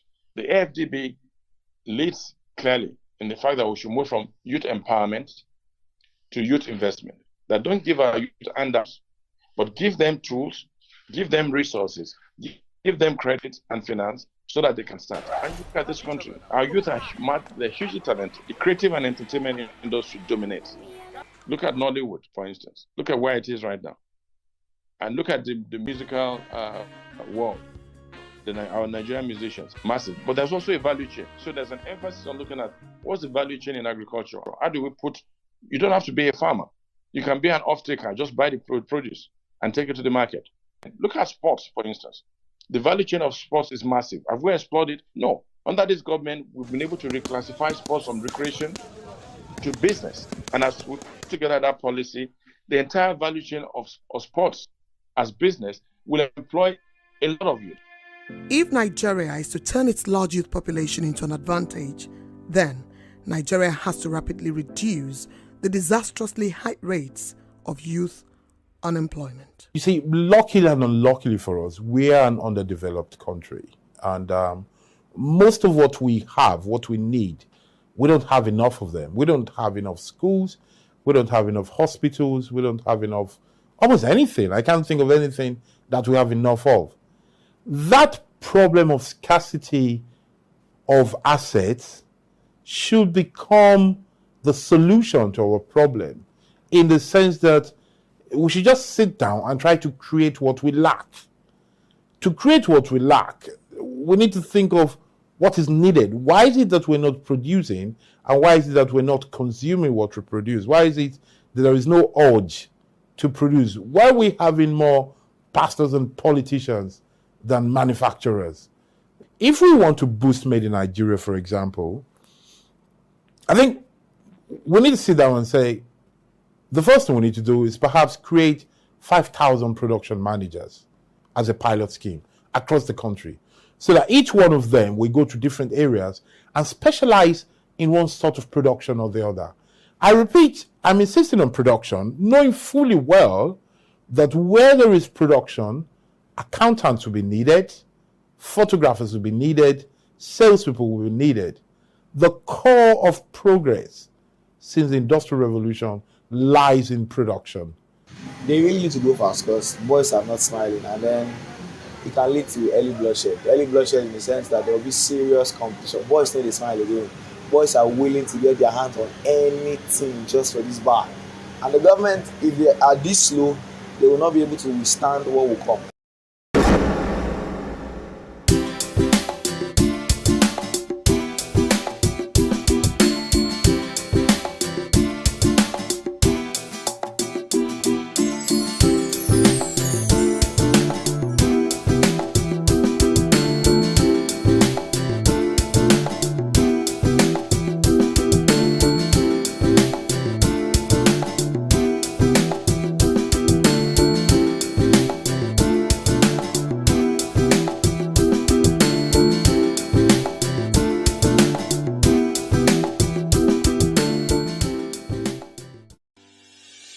Increase the reach of your events or business services.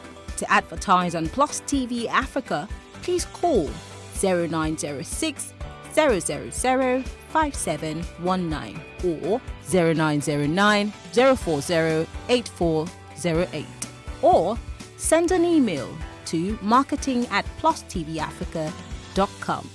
Plus TV Africa. Big stories live here.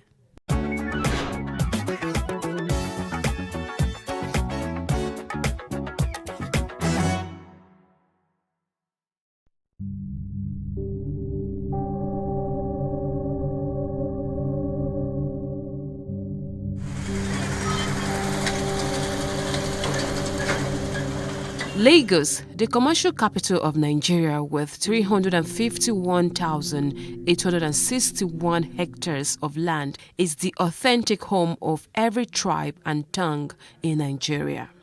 The state, though small in landmass, is controversially the most populous state in the country.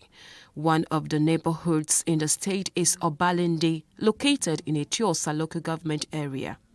The area is strategically a historic site because before the relocation of administrative capital from Lagos to Abuja, it was the seat of power of the military head of state, the Dodon Barrack. Historically, a Royal West African Frontier Force, predominantly Hausa men, were initially camped on the land where the famous King's College is situated. Then there was a need for the use of the land, and the Oba of Lagos was said to have pressured the governor of Lagos to resettle the Hausa men and sold the land in what is now Obalende to the British colonial masters. After resettlement in the purchased land, the Royal West Africa Frontier Force men named the place Ibiti Obalewade, which translates to the place where the king drove us to. Obalende, though crowded, is famous for its nightlife and for its suya sport, with a junction popularly called Suya Junction. For ease of administration, former governor of Lagos State, Asiwaju Bola Tinubu, created additional 37 local council development areas from the existing 20 local council areas. So the current Obalende is carved out under Ikoyi Obalende Local Council Development Area.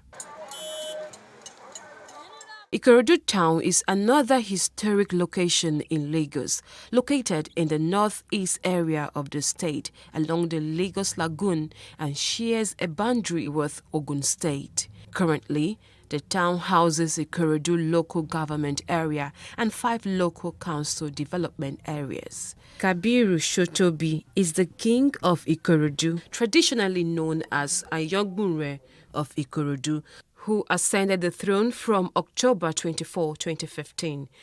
The name Ikorodu came about from people whose ancestors descended from the Remo stock of Yoruba tribe who came to settle on a plateau and named it Ikorodu, a shortened word from Oko Odu, which literally means Odu, farm. The current metro area population of Ikorodu in 2021 is 989,000, a 5.44% increase from 2020. Trading, farming, and manufacturing are some of the things Ikorodu is known for. Ikeja is the capital of Lagos State, formerly called Akeja. It was named after a deity of the Awori people of Ota, who originally settled there. The area was invaded for slaves until the mid-19th century. Ikeja, an abbreviation meaning of Ikorodu and Ekpe joint administration, was coined by colonial administrators for ease of administration. It is the official seat of the governor of the state, where the state secretariat is also located. It is also where the domestic and international airports are located.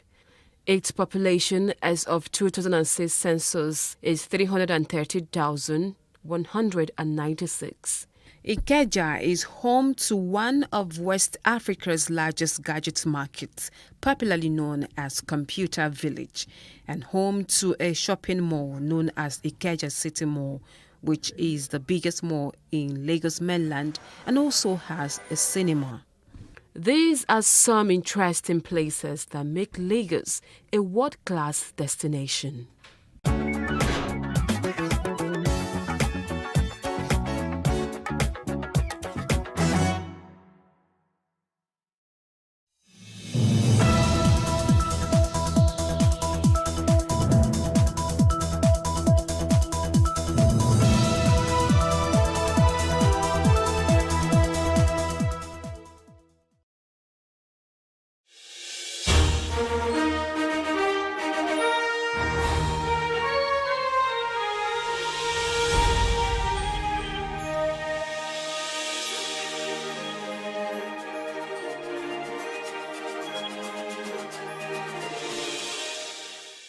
Welcome to The Advocate, your Sunday reminder that important conversations are among the necessary tools for a saner society. I will be talking about the world in 2022 and the lessons and hopes for 2023. Hussein Olariwaju will be talking about the new CBN cashless policies, taking a critical look at their effects. Victor Nyekiri will be talking about East is fast becoming up north. Today, expect a mist of seriousness, laughter, and jabs. We will be back after this break. Welcome back. The world in 2022 and the lessons and hopes for 2023. Over the last 12 months, the world has experienced several moments that has challenged the course of history and has led to defining moments of a revolutionary in outlook. As important or enormous as these events were, the lessons learned can never be overemphasized, especially as we hope for a greater world in 2023. Some of these major events and lessons are as those. In January, the COVID-19 pandemic, the number of vaccinations administered worldwide exceeds 10 billion.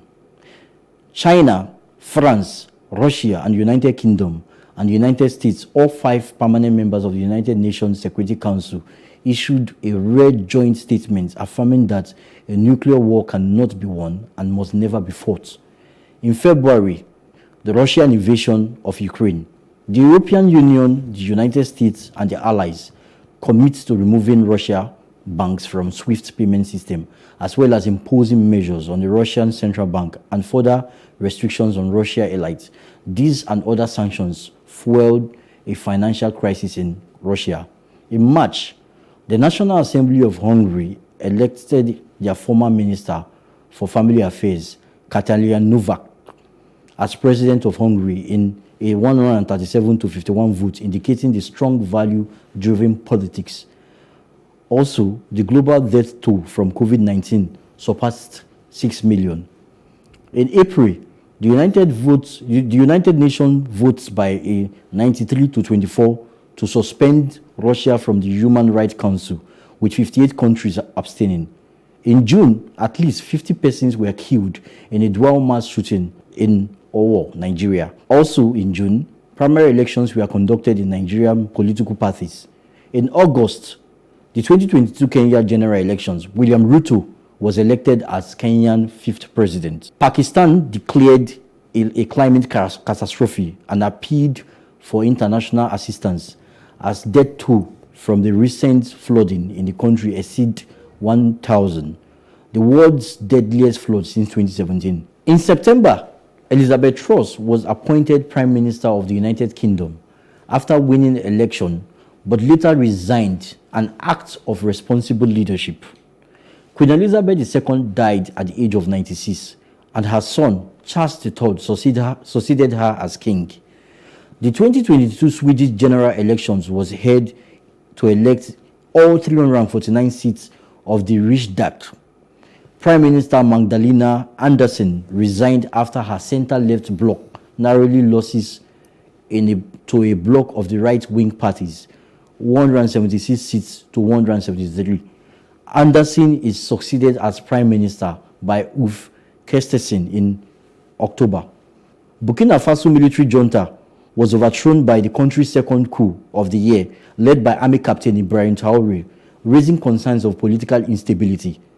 The death of 22-year-old Masha Amini, following her arrest by Iran's morality police, the Guardian Patrol, over wearing an improper hijab in violation of Iran's mandatory hijab law on women, sparked an ongoing series of protests and civil unrest against the government of Iran.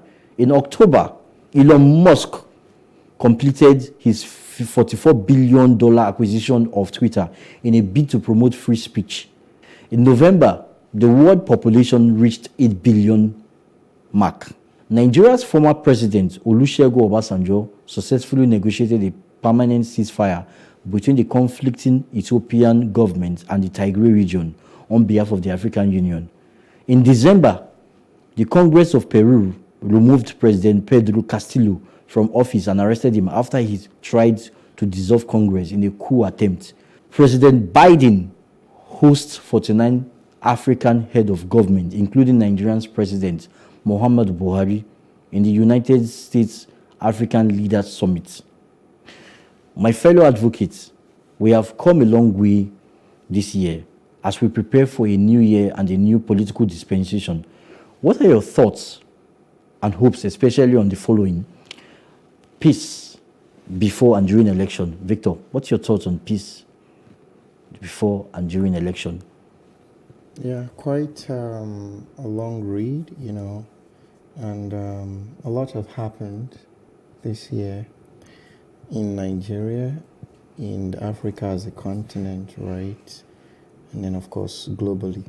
And I love the way you had kick-started, like your script, and which is how do we learn from all of these events? If there's something that life teaches you, right, is taking lessons from events. And if we're not able to learn from each of these critical events that you have outlined, there is a good part of it, right? How do we begin to amplify it? There is the bad side of it. What do we need to do in 2023 to avoid it, essentially? And one of the things event does, or the massive return on investments with events, right, and experiences, essentially, is that it becomes an education curve. Now, it depends on how we're able to use that event as a benchmark for making decisions, right? And every single day we're going through these events. I mean, you've read a couple of very key ones that happened globally. However, every single day, people are getting killed. Every single day, things are happening. Nigerians are thriving in foreign countries, right?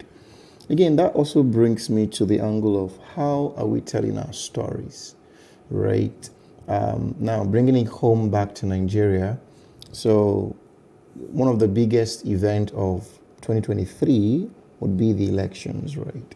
But how are we telling our story as Nigerians?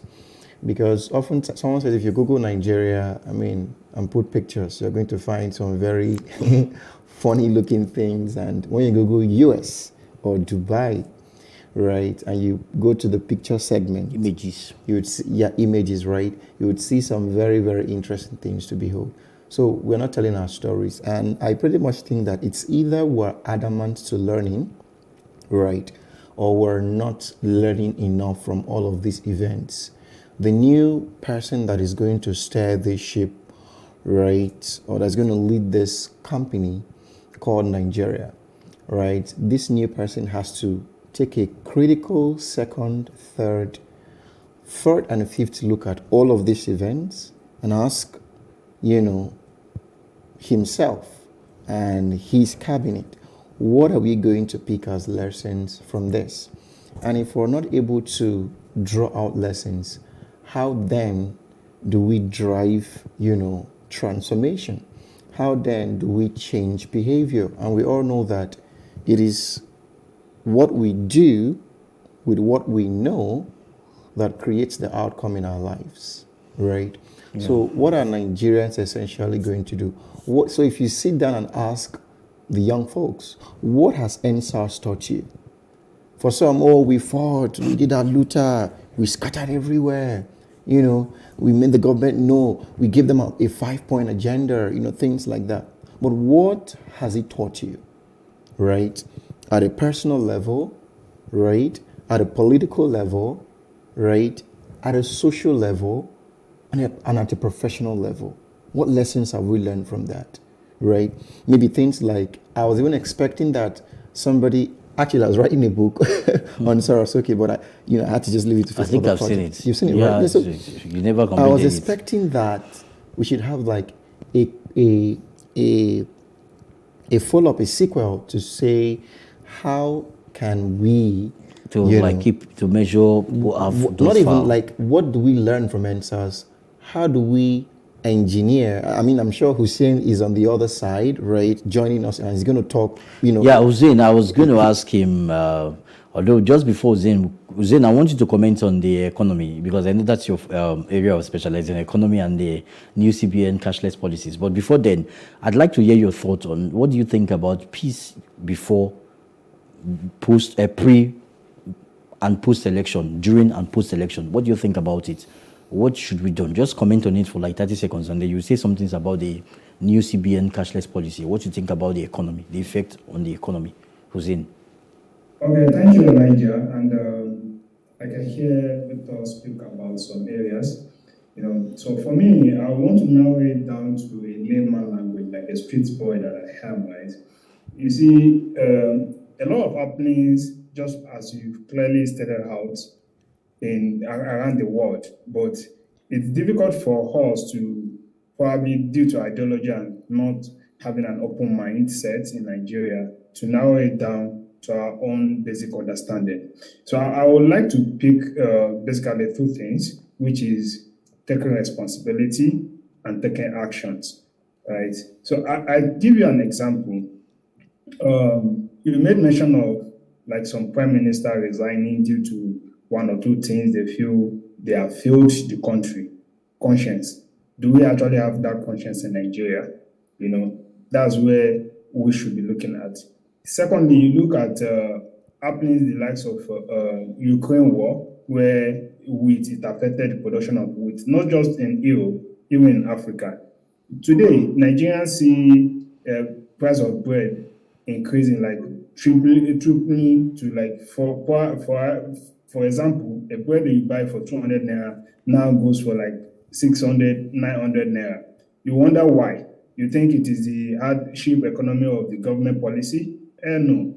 It's because we are not growing what we consume. We are buying this, we are dependent on this nation, and these nations are having one or two issues, which is giving us difficulties to even access those raw materials to produce the flours that we use for making bread. All these things are things that we should begin to look into, taking responsibility.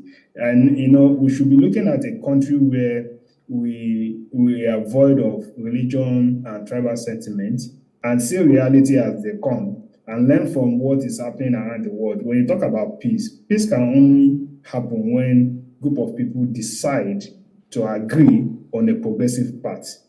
If this same group of people decide to say they want to continue, because that's what we have in Nigeria today, in a path where it is just self-centered greediness about protecting their own interests, individual interests. I don't want to say this, but I feel we still have issue challenging peace, because peace is not something that we just talk about. It's something that we have to take responsibility and act on it. So in a nutshell, we are having come 2023, an election is coming. I think we should be focusing more beyond the tribal sentiment, the religion sentiment, and what have you. We should be focusing more on what do this candidate have for us.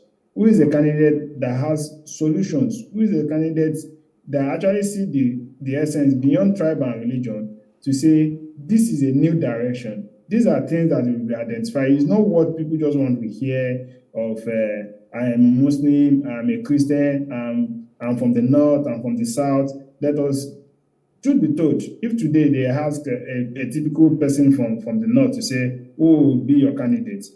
Majority might say, this is my brother from the north, I will prefer to support this person. The south and southeast, if you ask a typical Igbo man that, why are you supporting Peter Obi, for example, they don't have any major reason. He's my brother. If you ask somebody from southwest, why are you supporting Tinubu? It is a Minokon, it's somebody from my place. We should live beyond those levels and see realities, skill ourselves up, get a system. We don't have a system.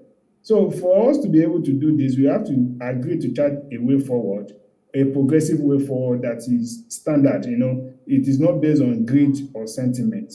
I think if we are able to take responsibility at all levels, in terms of decision, in terms of action, in terms of scaling up the system and making the system work, peace is very close to us. Thank you very much, Suleiman. Hussein, I wanted to hear your thoughts, Hussein, on the economy with respect to the new cashless policy, as an economist that you are. So what do you think about, there's thought of you can hear that the Senate is actually having a debate over this issue of should the CBN governor increase the limits of cash withdrawal, and then is he going to bring down our inflation rate or something? I want to hear your thoughts on it as an economist that you are. Okay, thank you. So there are details I would like to talk about later, right? Well, in a nutshell, I believe the CBN came about these policies due to necessity. The policy has actually been on ground for the past over 10 years, since 2011-2012, and they've been strategizing day in, day out, right? I think on the limit, people that are still financially excluded are on the high side. It has to be forced, truth be told, because people are naturally reluctant to change. So the limit should be increased a little bit, right, to accommodate the acceptability of the policy. But the cashless policy is needed because that's one of the things that can drive economic viability and make things work. Because once at any point in time, when you go to a cattle area or somebody, a Fulani that is selling cow, and you exchange cash for you to get your cow, you are losing data. And this data that you are losing, it doesn't help you to plan an economy. And it even, all this data that you are losing, it also, encourages corruption in one way. Like I give an example. You have a budget that needs to be presented from by a state governor. Now, who are you budgeting on? You don't even have the data, the accurate data of those people in your state, transaction happening in your state. You don't have a full data. So it's either you under budget or you over budget. And when you do this, there is no how corruption will not set in, because you won't be able to, account very well for what is happening in your environment. So data is very essential. And when you're exchanging cash that you don't have data of such cash is a problem.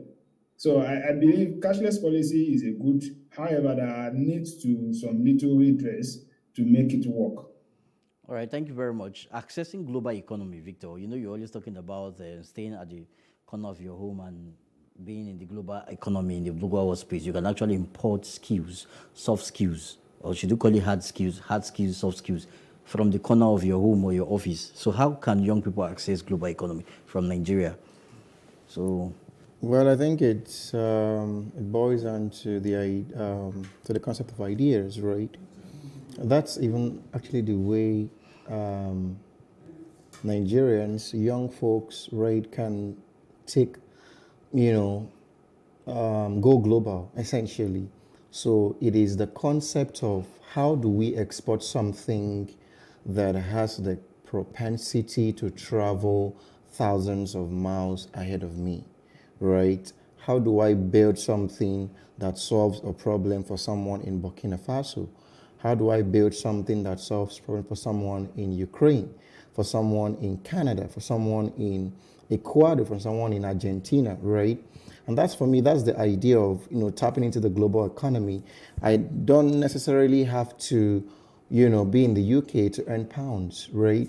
My idea, right, depending on how viable and usable and transferable that idea is, I can sit at anywhere in the world and earn in different currencies. That way, I'm tapping into the economy, right? So it's really about taking a helicopter view around problems globally. Every day there are problems. When we look around, there are problems. In fact, there are more problems than human beings. That's even there are more problems than you mentioned about 8 billion or something. 8 billion, yeah. There are double of that number in problems, if not triple. So every single day we are dealing with different problems. But the idea is, do we have people with entrepreneurial mindset to spot these problems and say, how can I build something that makes life easier, life better, that improves the quality of life? And then, how can I ensure that that thing passes the test of universality, which is how do I take it from my local market and export it to the world? And that's the way young folks in Nigeria listening right now, that's how they can tap into the global economy. They have to be globally minded and also knowledge savvy. They have to search for knowledge. You can't be satisfied with the level you are. So I was going to come back to you again before I get back to Suleiman before we conclude. Transparent electioneering. We're talking about 2023 election. 2023 is a new year for we Nigerians, not just new year. It's also a new political era or political dispensation, depending on what the outcome of the election will be like. As we speak now, President Buhari is in the U.S. with other 48 other heads of government, and President Biden is going to meet with President Buhari and I think other 5 other heads of state that are having an election next year to discuss with their pact with Nigeria, with respecting democracy as an institution and all those things. So how can we ensure transparent electioneering process? And also, what can you say about the media engagement of political candidates? You know, so far, some political candidates are actually engaging the media very well, print and electronic media, TVs and all those things. But there are some other candidates that shy away from public conversation. If they come, they want to speak to us by proxy. And it's kind of causing some sort of controversy, whether it's a thing of incompetence or a thing of pride. So we want to understand, is it incompetence or pride? Because you can't do, as a political candidate, you cannot do without the masses. So you have to speak to the masses. And the only way to engage the masses is through the media. Engage as many as possible. So what do you think about transparency in our electionary process and media engagement by political candidates to ensure a free and fair election? Great stuff. Fundamentally, imagine a pastor or an imam saying that, oh, I'm a shy person, I don't know how to talk. That's a fundamental skill set needed to even be a pastor or an imam. So if you can't articulate the message from Allah or from God, then you shouldn't be there in the first place, right? So when I hear things like, oh no, I mean, I see it on Twitter, the president doesn't have to really, or the president that is vying for the office, right, doesn't really have to be eloquent or things like that. And while I understand that it is not the most critical asset required, but it should be our minimum, when I say minimum, basic barrier to entry. If you can't even hold a conversation with us, you shouldn't have any business being on that seat. Now I can go be a chief of staff, right? The truth is, the chief of staff will still communicate. We can bear it, but how can the president to be not being able to, like you said, communicate with the masses? Now, before I come back to that, talking about, electioneering, how are we going to make it more transparent? I think we know. Elijah, we've overflogged this thing so much. We know what to do to make it transparent. It can never be overemphasized. INEC knows what to do. We all know what to do. But are we willing to trade our greed, to trade our selfish interest, to trade our, our self-centeredness to actually do the right thing? So nobody's willing to do that. People coming with their own personal, agenda, vendetta, or whatever it is. So there's no need saying, oh, let's do this to have a transparent and free and fair election. I mean, before I was born, people have been mentioning free and fair election. So we know what to do. So let's not even not flog that. Let's talk about, the idea. Now you asked me a question. How would you feel if I say, oh, Hussein, I'll leave Hussein to answer that question. And then I'm also going to leave my friend that I brought to the studio to answer the next one. And then I'll leave the cameraman to answer the next one. And then the guys in the studio back end, they should answer the final one. That just is a joke. So I pretty much think, point blank, it's a joke. These guys think that Nigeria is a joke. And it's a comedy skit. And guess who the joke is? The masses. We are the joke. So if you come on a global, discourse where you have an opportunity to place Nigeria on the global map, and then you're saying, my friend will answer this one, I brought somebody who will answer this one, that's a joke. And I think it should be unacceptable, right? We should never accept it. That is not the kind of polity that we want to build. We must raise the bar. If you're going to vie for the seat of the presidency, you should be able to articulate the vision. You should be able to answer any question thrown at you. Do not direct it to anybody, right? You should be able to communicate to. That's the basic thing, because that's what you're going to be doing most of the time anyway. So when they can't communicate, I think it's a big red flag, big one. Thank you very much, Victor. So, Hussein, I was going to ask you your thoughts on the ongoing U.S. Africa Leaders Summit in America. You know, President Biden is hosting 49 in specific. How many states do we have in Africa? We know we have about 53 or so thereabouts. Yeah, so 49 is being hosted in America by the President of America, President Biden. And they were very intentional about choosing these 49 people. Now, where you have President of Ghana, Nana Akufo-Addo, he was saying something about we Africans should be more responsible and stand up to build our economy, especially promoting the African Continental Free Trade Agreement. And then America is trying to see how to work with African countries and see how to say, okay, we're also going to support in establishing or enforcing or strengthening democratic institutions in Africa, as opposed to China and Russia, because they feel China and Russia, according to the American, the position of the American government is that China and Russia are only coming to come and do something that will benefit their government more than building institutions in Africa. But the American government don't just want to do business with African, according to them, they don't just want to do business with African countries, Africa as a continent, but they also want to support the democratic institution here. So, Hussein, I want to hear your thoughts. What do you think about the ongoing U.S. African Leaders Summit? I think President Buhari is going to meet with Joe Biden also. Yeah, there. Okay. Thank you for wanting to hear my thoughts about the ongoing American-African, economic summit. See, I want to go in line of thoughts of the governor, the president of Ghana, right, saying Africans should take more responsibility. The truth be told, right, when you're talking about United States trying to build institution, and the United States arguing how that the likes of China and some other countries are just selfish about building their country. The reality is both United States and China, they are all wanting to build their country and making African be dependent on them, right? So what we should be looking at is we should begin to take responsibility. I'll give you an example. Some years back, say around 2012, 2013, Google came to Africa and saying they want to support institution, university, gave some dollars, to install their facilities and what have you, bring in Google advocates to ensure that they promote one or two things. But I will tell you what they did. They collected data for free. It's almost for free. That same data they collected, they are using it to generate more income and to service us back.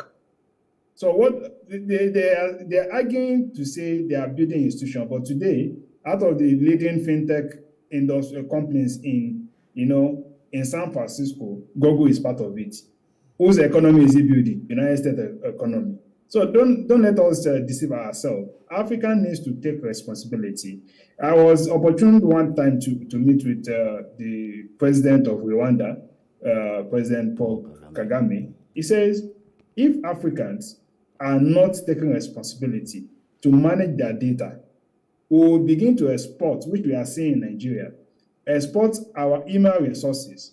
These same email resources will be exported in a cheap manner, and the same refined product of our own exports will be sold to us at an expensive rate. This is what we are seeing.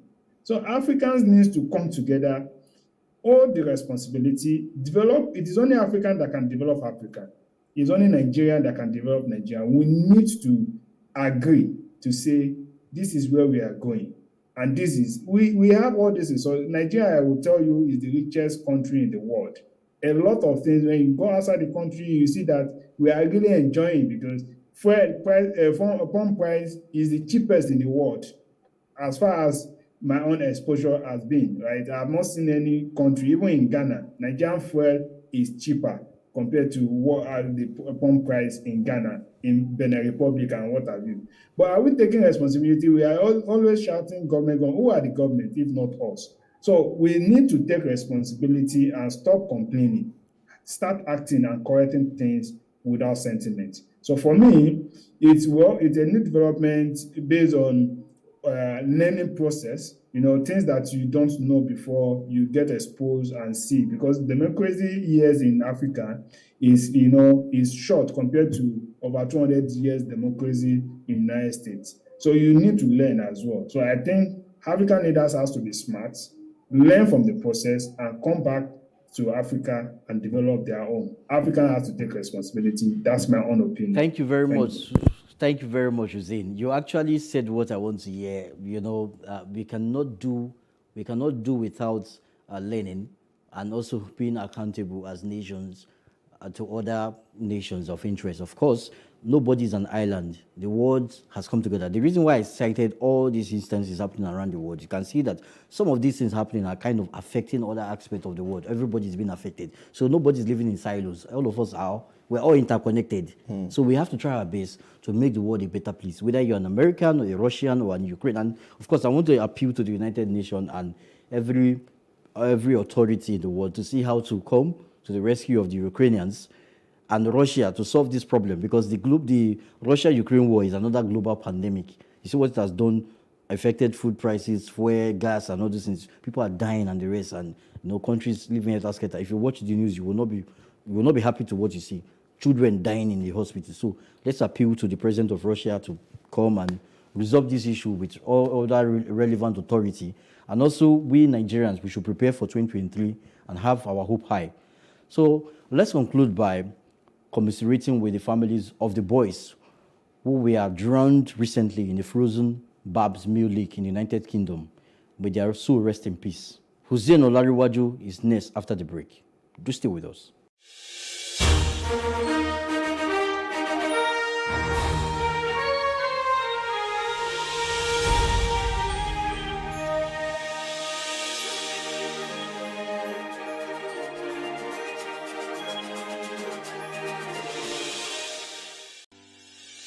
Increase the reach of your events or business services.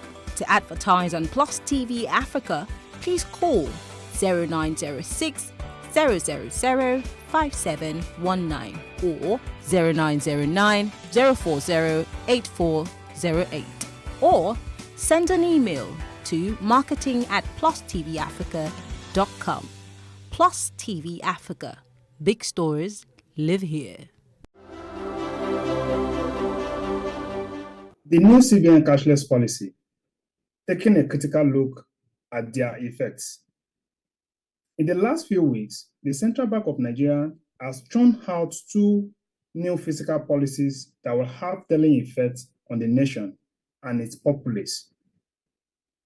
One is to redesign three major denominations of the Naira note, namely 200, 500, and 1,000 Naira notes, respectively.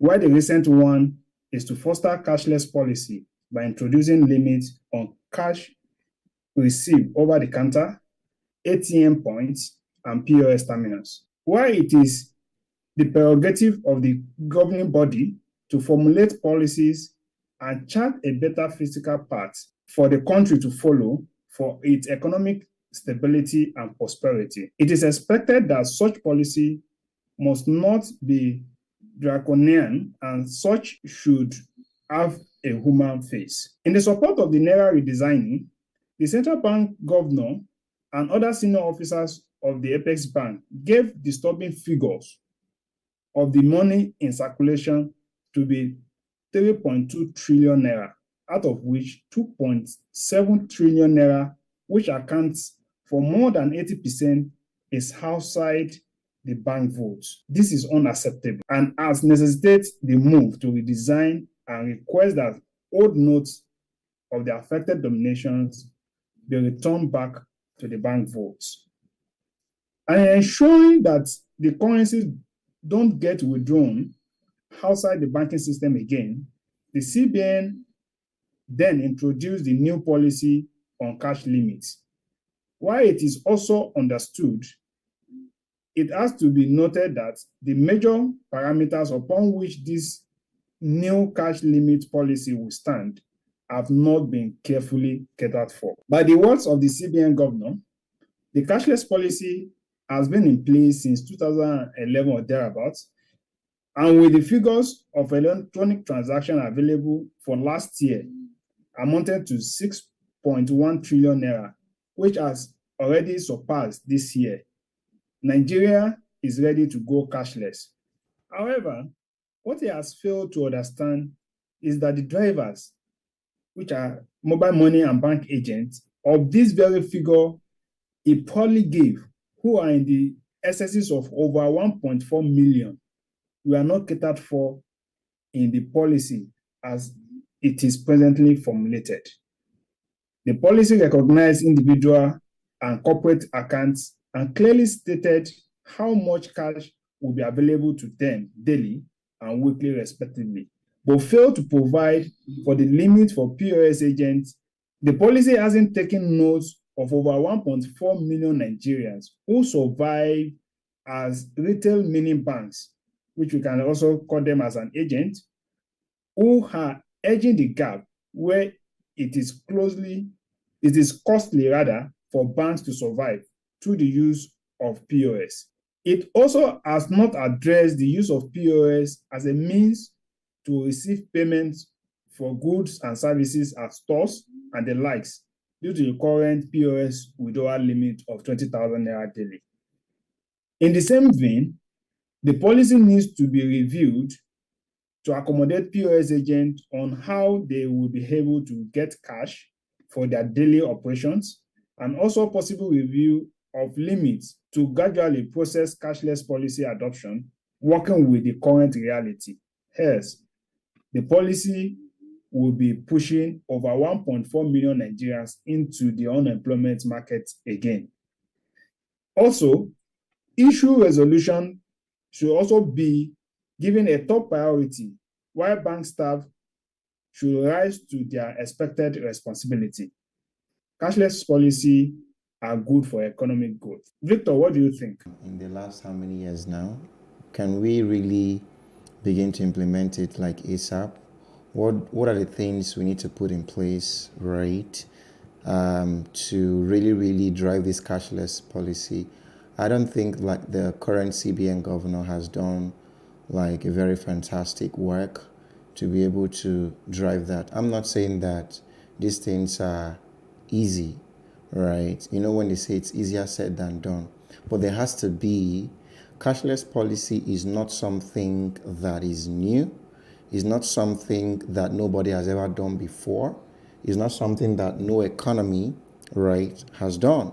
And when you think about that and everything, you want to look at it from the angle of who are the people, right, that have engineered this cashless policy and how essentially have they done it. I mean, success is just basically let's copy. So what is working for other economies, let's copy it, let's do it. So Hussein, I pretty much think that it's something we've overflogged. Can we just get started on it already?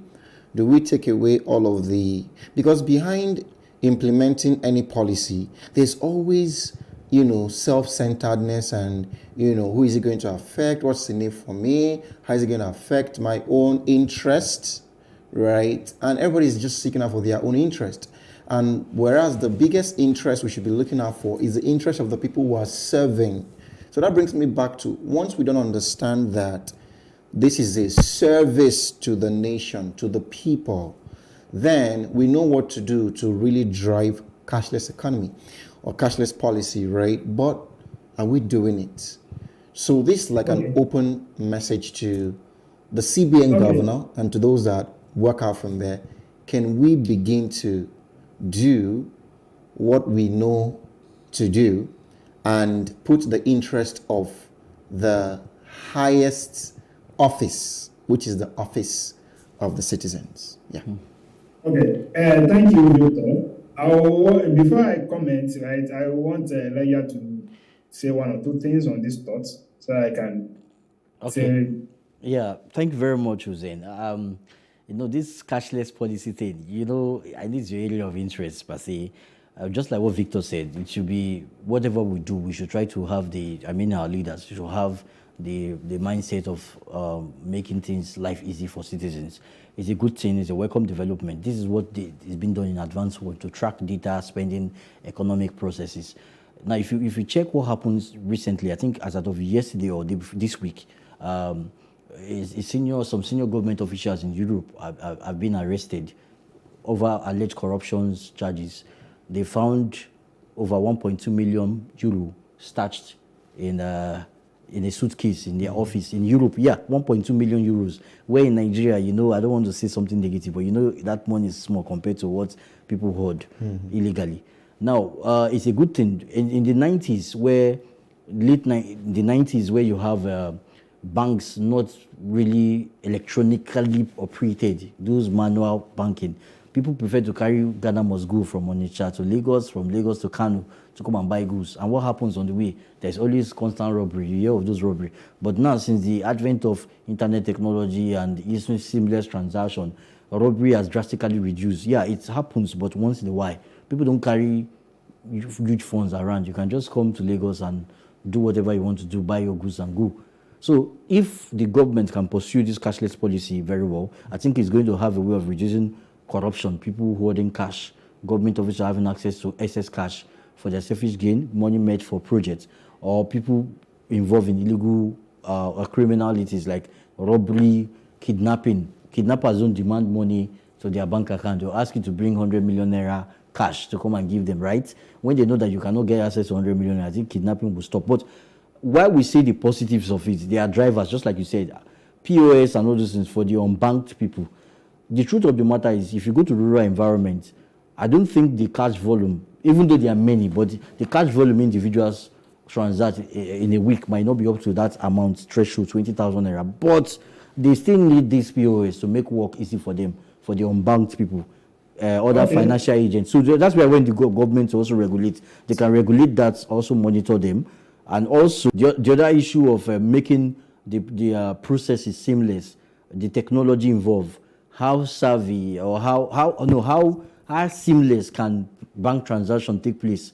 Who is going to take costs if a bank error happens in transacting? It's going to reflect. Sometimes it takes up to 7 days for money to reflect back to your account. Can they make the process shorter?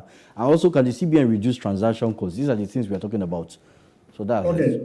Thank you so much, Elijah and Victor. So I want to kind of take a little bit back, because Victor's concern has been how is these policies going to be very easy and accommodating to the populace, right? So this CBN policy, just like I just summarized there, has been in place since there has been a test on 2011, then 2012, there was some bodies that were licensed to carry out these transactions, right? Now, it started from wallet system. It was late 2017 where POS came into play, to faster, because you need to have a tool to ensure that everything works hand in hand, and to also foster interoperability between banks and the bank-led solutions and fintech-led solutions, right? But I again, just like Elijah highlighted, saying this policy will help us to be more accountable, like the politicians, hoarding of money will be reduced, right? And also, it also helps us to safeguard increased security, because all those kidnappers and what have you, they won't be able to demand electronic because it's traceable. That's what the system does. So it is a new development. However, you see, the reality is just the way as expressed by Victor, where people are reluctant to accept change, and it has to be forced. This policy has been on board for more than 10 years now, but the government has started. I think it is now left for the populace to start playing their own role.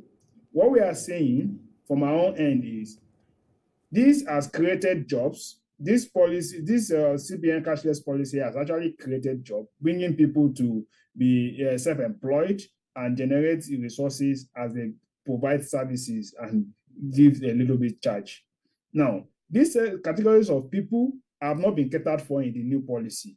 They need to tell them that beyond the categorization of individual and corporate body, they need to be able to say, these agents, they are like a mini bank. What do you have for them to have access to cash? That's number one. Number two is the limit.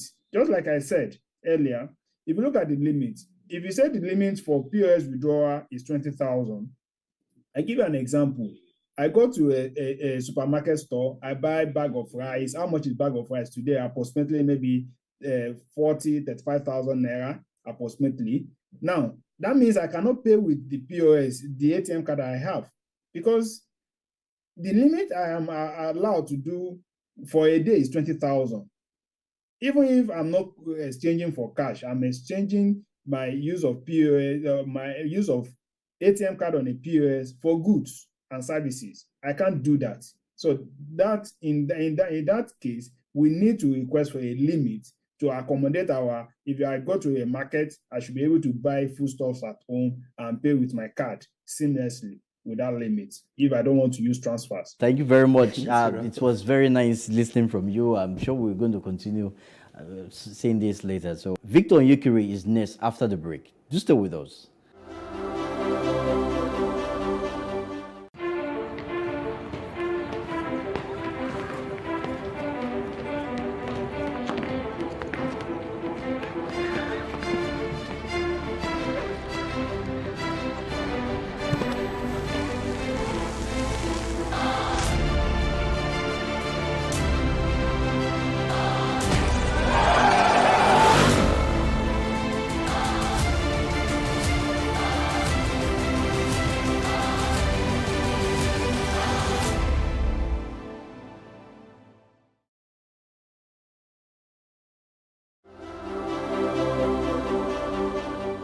East is fast becoming up north.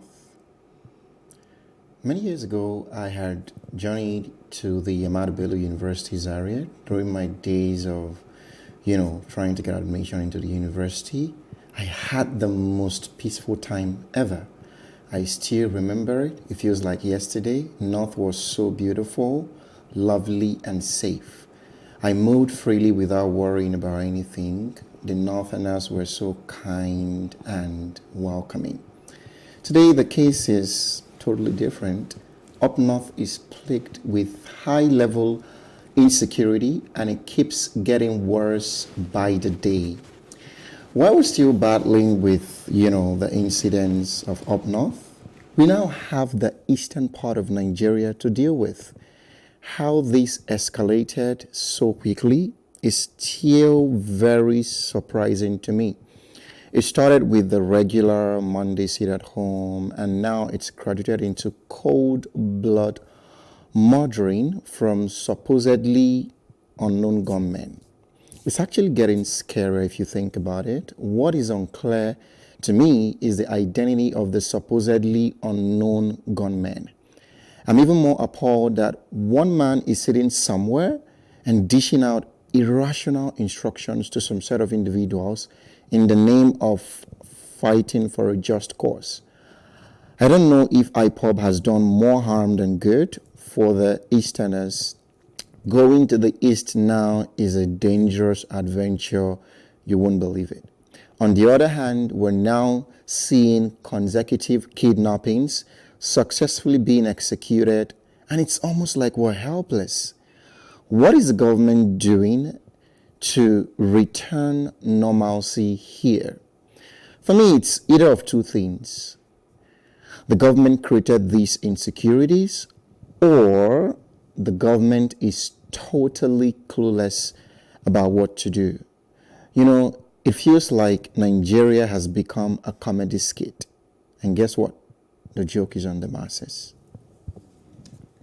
I served in Onitsha during my time of NYC. Aside that, I had the privilege of traveling up north too. Several times I've been to, Northerners are nice people. I ate their food, I enjoyed their food. And then when I served in Onitsha too, I traveled to other parts of Southeast. I enjoyed their food too. And I'm a kind of person that like traveling. I like traveling, especially at night. Take a luxurious bus, travel at night, long distance. So cool and peaceful. But since I finished my NYC, since that year I rounded up my NYC in 2018, I don't think I can boldly travel as before without being scared or worried. It's quite unfortunate. Now, the issue of IPOB, I think young people are misguided. Some young individuals, some young Nigerian individuals, unfortunately, are misguided and being deceived by perpetrators of evil who want to profit from evil and disturbing the peace and telling these people they are freedom fighters. You're not freedom fighter. They said Biafra is an ideology. I don't have a problem with that. But same with Oduduwa is an ideology, right? Oduduwa Republic. Same with Arewa. It's not wrong to identify. Everybody has a right of self-determination. But it becomes a problem when your own idea begin to cause problems. Do you know that the Southeast is a center of business? Onitsha, have you been to Onitsha main market before? They sell crazy there, like business activities are going on top notch. Go to Aba markets. Now, because of sit-at-home, businessmen cannot conduct businesses effectively. You know what is even giving me concern? This second Niger bridge that they just opened, you saw the news that they've opened the second Niger bridge so that people can access traffic easily coming from Asaba route, right? So you don't have to go through the Onitsha Head Bridge. You go to that side and divert to ease traffic. Now, how many people are willing to even travel on that road? Are there enough security there? People travel all the way. The last time I traveled to Imo State for a conference, I was invited by a friend who, by the way, is not an indigenous of Imo State.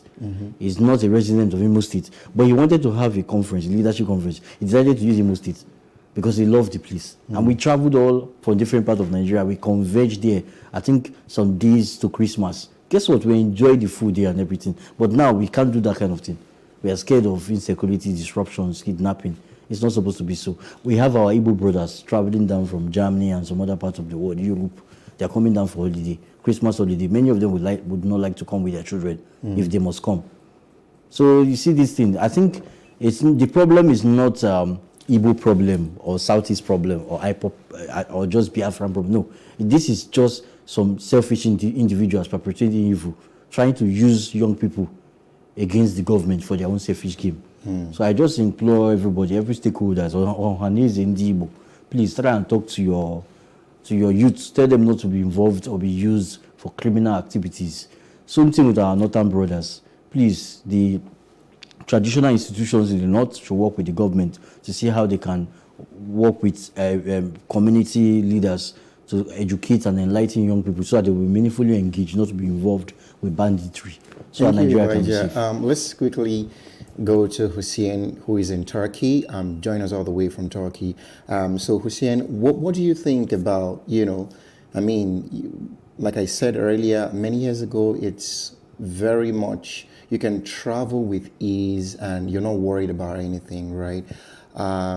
What do you think with what's happening right now? The EPOB in the East, the unknown gunman, right? What are your thoughts particularly about it? So, my thought has always been simple. I think it still boils down to ideology. So today, I've been privileged to actually travel across the country to the far north, to the far east, to Middle Belt and what have you. But one thing I keep telling people is, you keep condemning, working on tribal sentiments, or condemning one tribe or religion to another because you don't actually have the exposure of traveling from one place to another and see the reality yourself. What I can say is, when money, what I see in the IPOBs, the East and the South is a typical statement when they say money is the root of all evil. That's what I will just conclude it to. So if we are not actually changing that mindset, I will try and simplify it. I've been in Asaba for a while. I drive. I drove down to Asaba and I can see a lot of things along the road. In the early hour of the morning, I woke up, I see guys standing up as early as 7:30, 8 a.m., setting up tables, putting drinks on the table. And what happened? Are these people not going to the work? They say, their wives, their ladies go to the farm. I was like, what? What the hell is this? You know? And the same thing goes back to the IPO, in the indigenous people of Biafra. Yeah, there is a cause of marginalization and stuff like that, but you have this ability, you have representation in the House of Assembly, in the House of Rep, in the Senate, to push a bill, right? But because people already understand that, oh, I have Shell. I was in Port Harcourt of recent this year. I went to Waterside or something like that in the evening. Meanwhile, I went for an event where the Commissioner of Police said, if you are not used to this environment, please go back to your hotel. But I need to pick up something around that side. Before you know it, I just heard gunshot. What happened?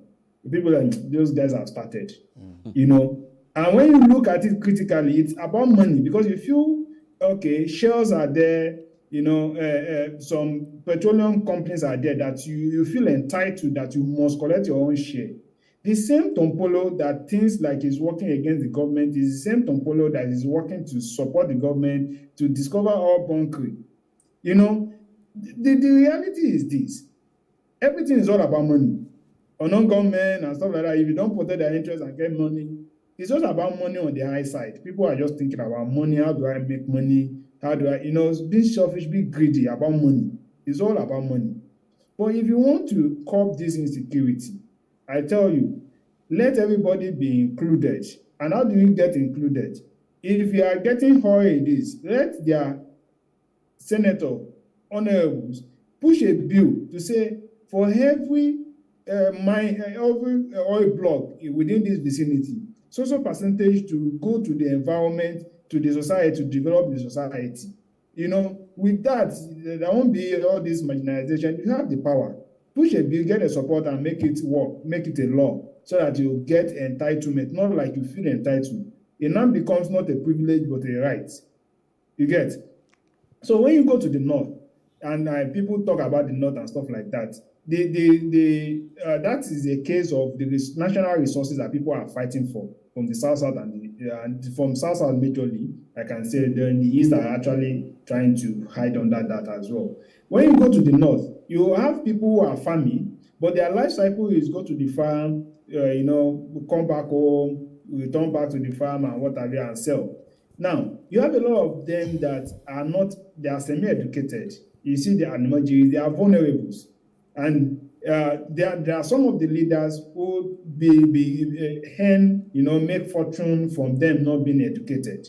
And by the time they get to know that this person is actually trying to oppress them, they go wayward like individual, like people who get angry and say, no, this thing must end today. That's the level of anger that you can see there. And aside that, you see a situation where that we don't have a working system in Nigeria. You see a soldier who have gone to Sambisa Forest to fight, and he doesn't have the basic amenities, basic welfare. His children are being chased out of school. He's fighting for the interest of the country, but he's not getting the necessary support to even support his own children, upcoming children. Now, what do you expect soldiers like that? You're like, okay, enemy, okay, I have rifle, I have this, I want to decamp. Give me money so that I can use it to support my family at home. You know, you have corruption everywhere. You also have situation where people are vulnerable, vulnerable children moving around. Okay, Hussein, if you would wrap up, yeah. Yes, I'm actually wrapping up. So, it's like you have vulnerable children moving around. That 2,000, 5,000 naira can be enticed. You can use it to entice them, and you can use it to fuel insecurity, because these people can say, okay, go and do bombs, go and do this and stuff like that. So, I think we need to take responsibility and now focusing on what we need to do beyond greed and sentiments. Thank you so much, Hussein, for that.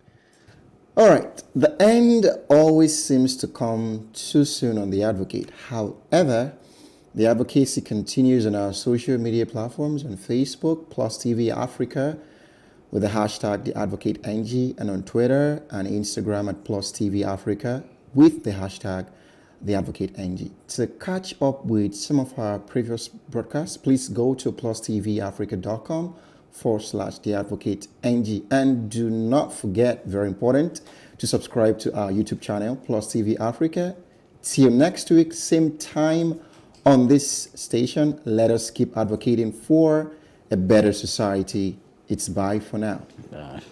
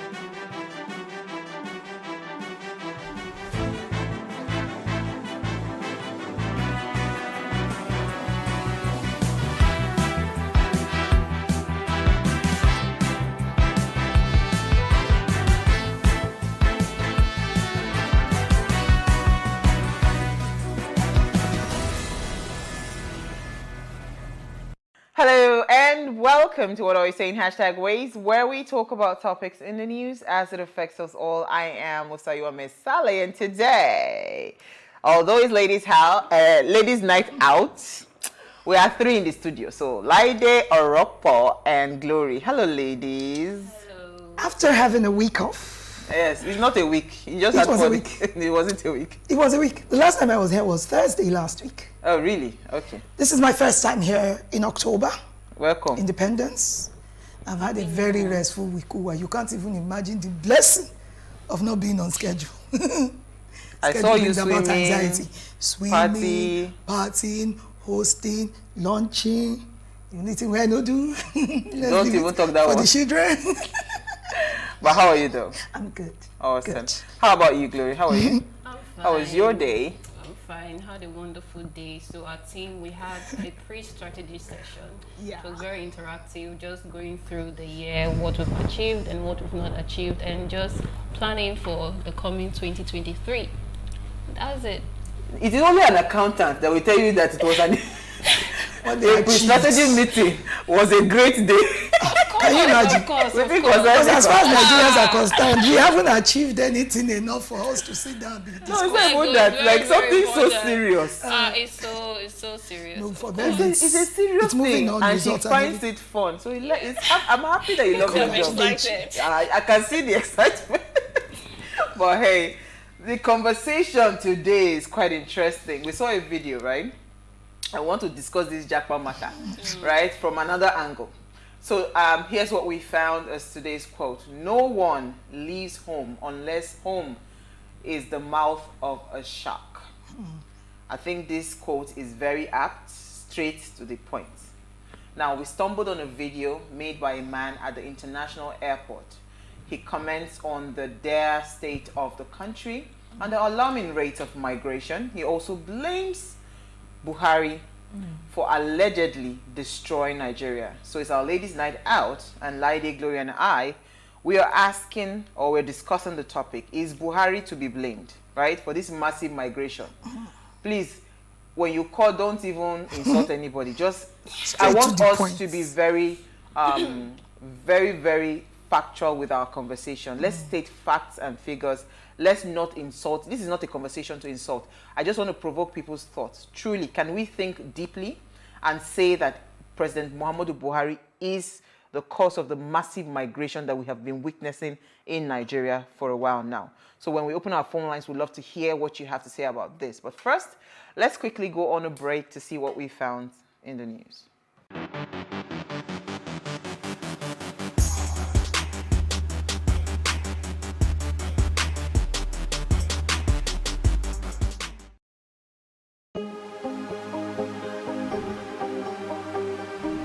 This is it for upcoming artists to blow in Nigeria.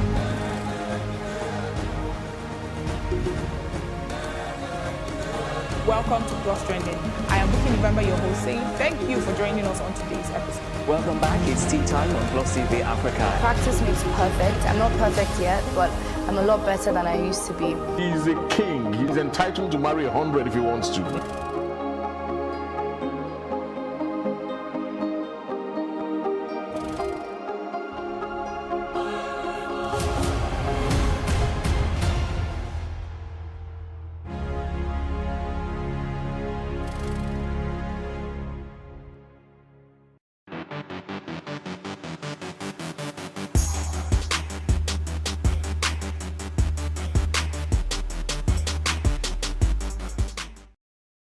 All right, you are still watching Ways. National Noodles Day is celebrated on October 6th annually.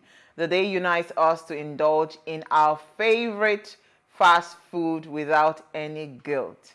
Noodles can be made from a variety of grains, including rice, wheat, barley, and buckwheat. It is easy to cook. However, the technique and ingredients for making noodles vary in different countries. In a nutshell, National Noodles Day reminds us to allow loved ones to take a respite from their daily lives and enjoy eating noodles. Who is a noodle lover here? I am, and I discovered a system that just blew my mind. One time, some time ago, about 3 years ago, a niece of mine in Ireland, or in London, sorry, she moved from Ireland to London, came up with this thing where you have little bacon bites, tiny pieces of chopped bacon, smoked bacon, and atarodo. She dices it and puts extra liquid in the noodles and cooks it the way the Chinese would have it, with a lot of liquid. What, yeah. It's the best pepper soup version of noodles I've ever tasted. You could use bush meat, anything that is smoked would work. Smoked chicken as well would work. Smoked chicken, anything smoked, and diced pepper, and just that. So yes. So no onions, no nothing? Nothing else. Nothing else, just cooked, and not even overcooked. Just cooked with that. Beautiful. I'm recommending How about it. you? Well, I don't explore a lot when it comes to noodles. So you see this Chinese having, I don't know how they do it, but I'm actually a fan of noodles because it's just a lifesaver. When you're tired and exhausted, it's just easy to just do something very fast, and that's it. So. And then the ones they cook on the streets with egg and fish and everything. You're talking about, because people come from abroad and eat our street foods. We will go to India, we will eat street foods. We will go to Ghana, we'll eat street foods. But you can't stop the pepper soup we buy in this Konanko. But I want to say, for me, I think noodles, I love it anyway, right? Be it stir fry, because I love stir fried noodles. Yeah. Be it the one with the excess water in it, so you can then take it. Really? You know. Yeah, I like it anyhow. I eat it anyhow, honestly. It depends on your mood. It depends on how you say no. It depends on my mood, you know. But because noodles are not helpful to my waistline. Okay. Some of us cannot be like Gloria. If I hit what Gloria is hitting, I'll be 50 times this size. You know, I keep saying to people that when you see, I hardly eat. So, and I'm very particular about what I eat. Because if I really want to, anything, what's it called, carbs and all of that, is immediate. I'll just be adding weight, right? So I know what gives me the extra calories and the extra whatever, tires and the waist area. You know, it's a beautiful shape, so that's why you're going on and on. Unlike you, I make a conscious effort to gain weight. I eat at night, so the weight is retained, and I eat swallow at night, so the weight is retained.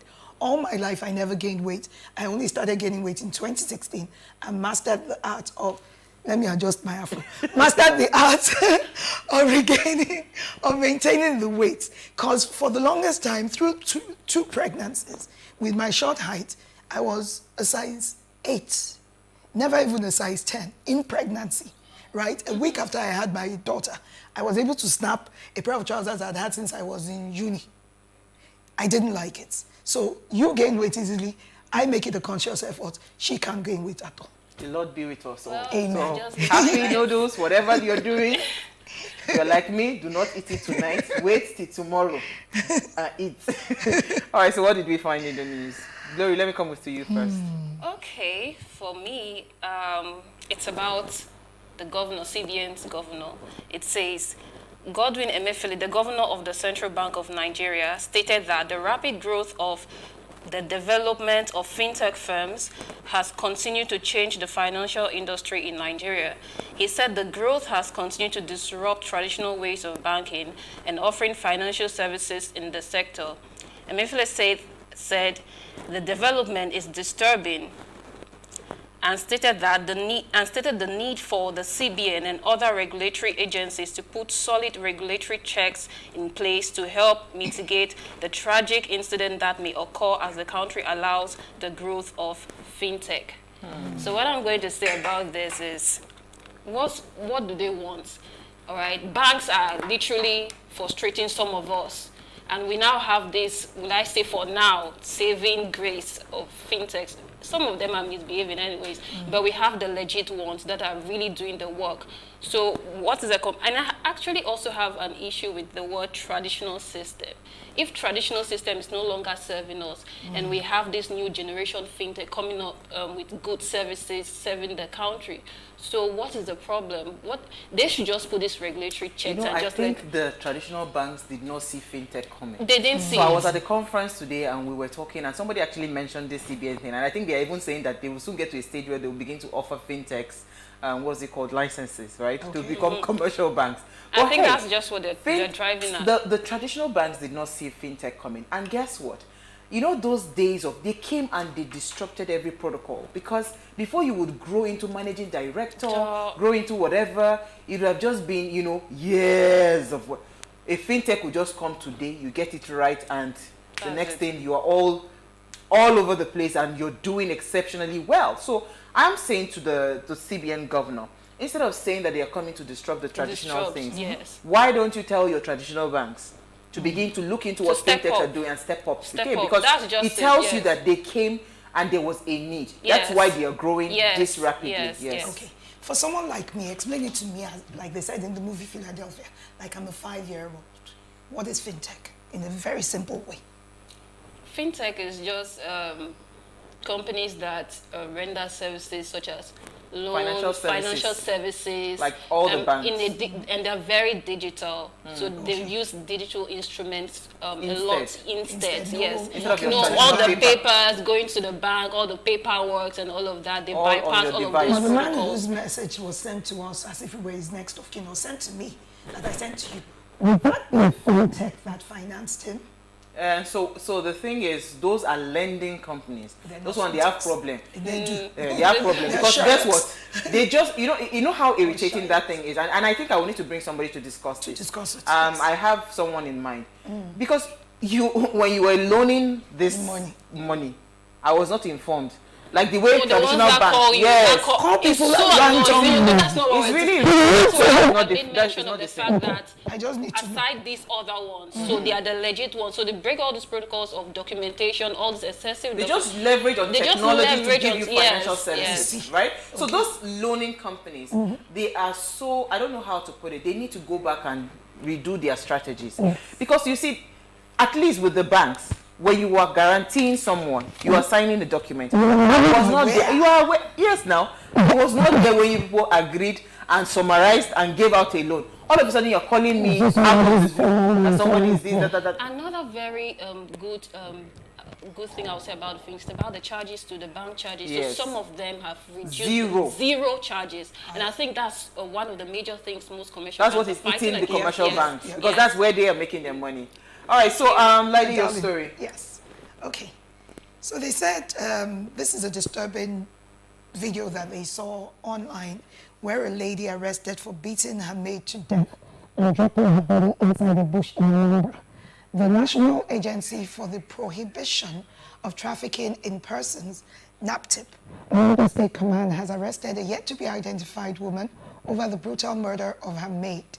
It was gathered that the suspect was nabbed this week after she beat her maid to death, then dumped the body in a nearby bush.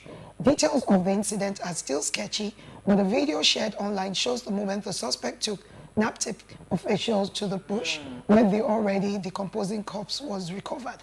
I beat her and she started convulsing, so we took her to King's Hospital. Getting there, she died, so I threw my body here, she said in the video. Why is she unidentified is what I don't know. Because you would identify the victim and then you would leave the perpetrator to still enjoy anonymity whereby they can be protected. You know what, let's quickly, let me quickly take my story, then we'll go on a break. My story is actually interesing. It's our presidential candidate. Because all of a sudden there was a bicycle riding. There was a bicycle riding. Everybody, in fact, you've turned it to a challenge now. Funny thing, I actually had a video when I was working out on my spinner, my spin bike. But see if I post it now, somebody will think I'm targeting that, so I just did not bother to post it. But so at first there was a spinning bicycle. Now they are just really efforts of trying to prove you know, that he's healthy and all of that. So his son, Seyi Tinubu, had been putting a lot of pictures online with him and his grandchildren and all of that. So this is actually coming from Showore. He tackles Tinubu. He says, stop using photo ops. Using photo ops won't work. That's what he was saying. He's the presidential candidate for Action Congress, the African Action Congress.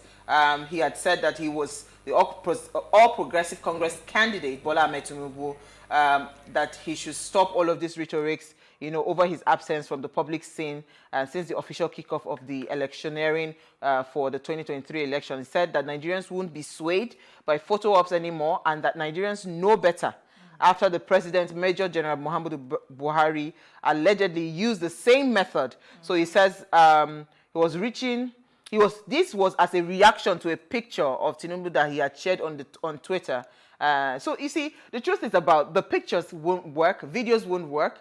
I'll just call our presidential candidate for the APC, please do us a video. This is not just pictures and everything. Do us a video. Say, hi guys. Live. Today is, yes, I'm going somewhere. Today is the 20, whatever of November or October. And I am here, you know, and all of that. And I'm okay. I'm fine, contrary to public opinion. Because really, if you keep posting these pictures, it will only just bring more speculations that there's something wrong. Am I to believe that Tinubu sits in his house with suits, 3-piece suits, reading newspaper? You know, let's take a break. When we come back from the break, we'll continue the conversation. Stay with us.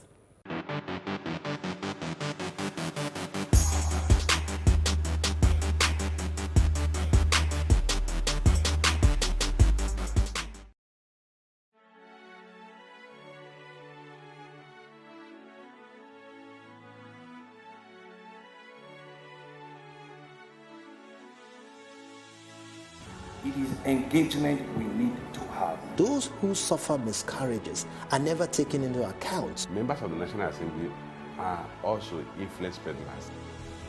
You are sitting on Nigerians' money. From the barbing, I pay my rent. On the barbing, I send my children to school. A consultative engagement. No any tangible notification before they ban us. It's one thing for people to be at your back and the heat of the moment. There's another thing for them to still be with you when push comes to shove.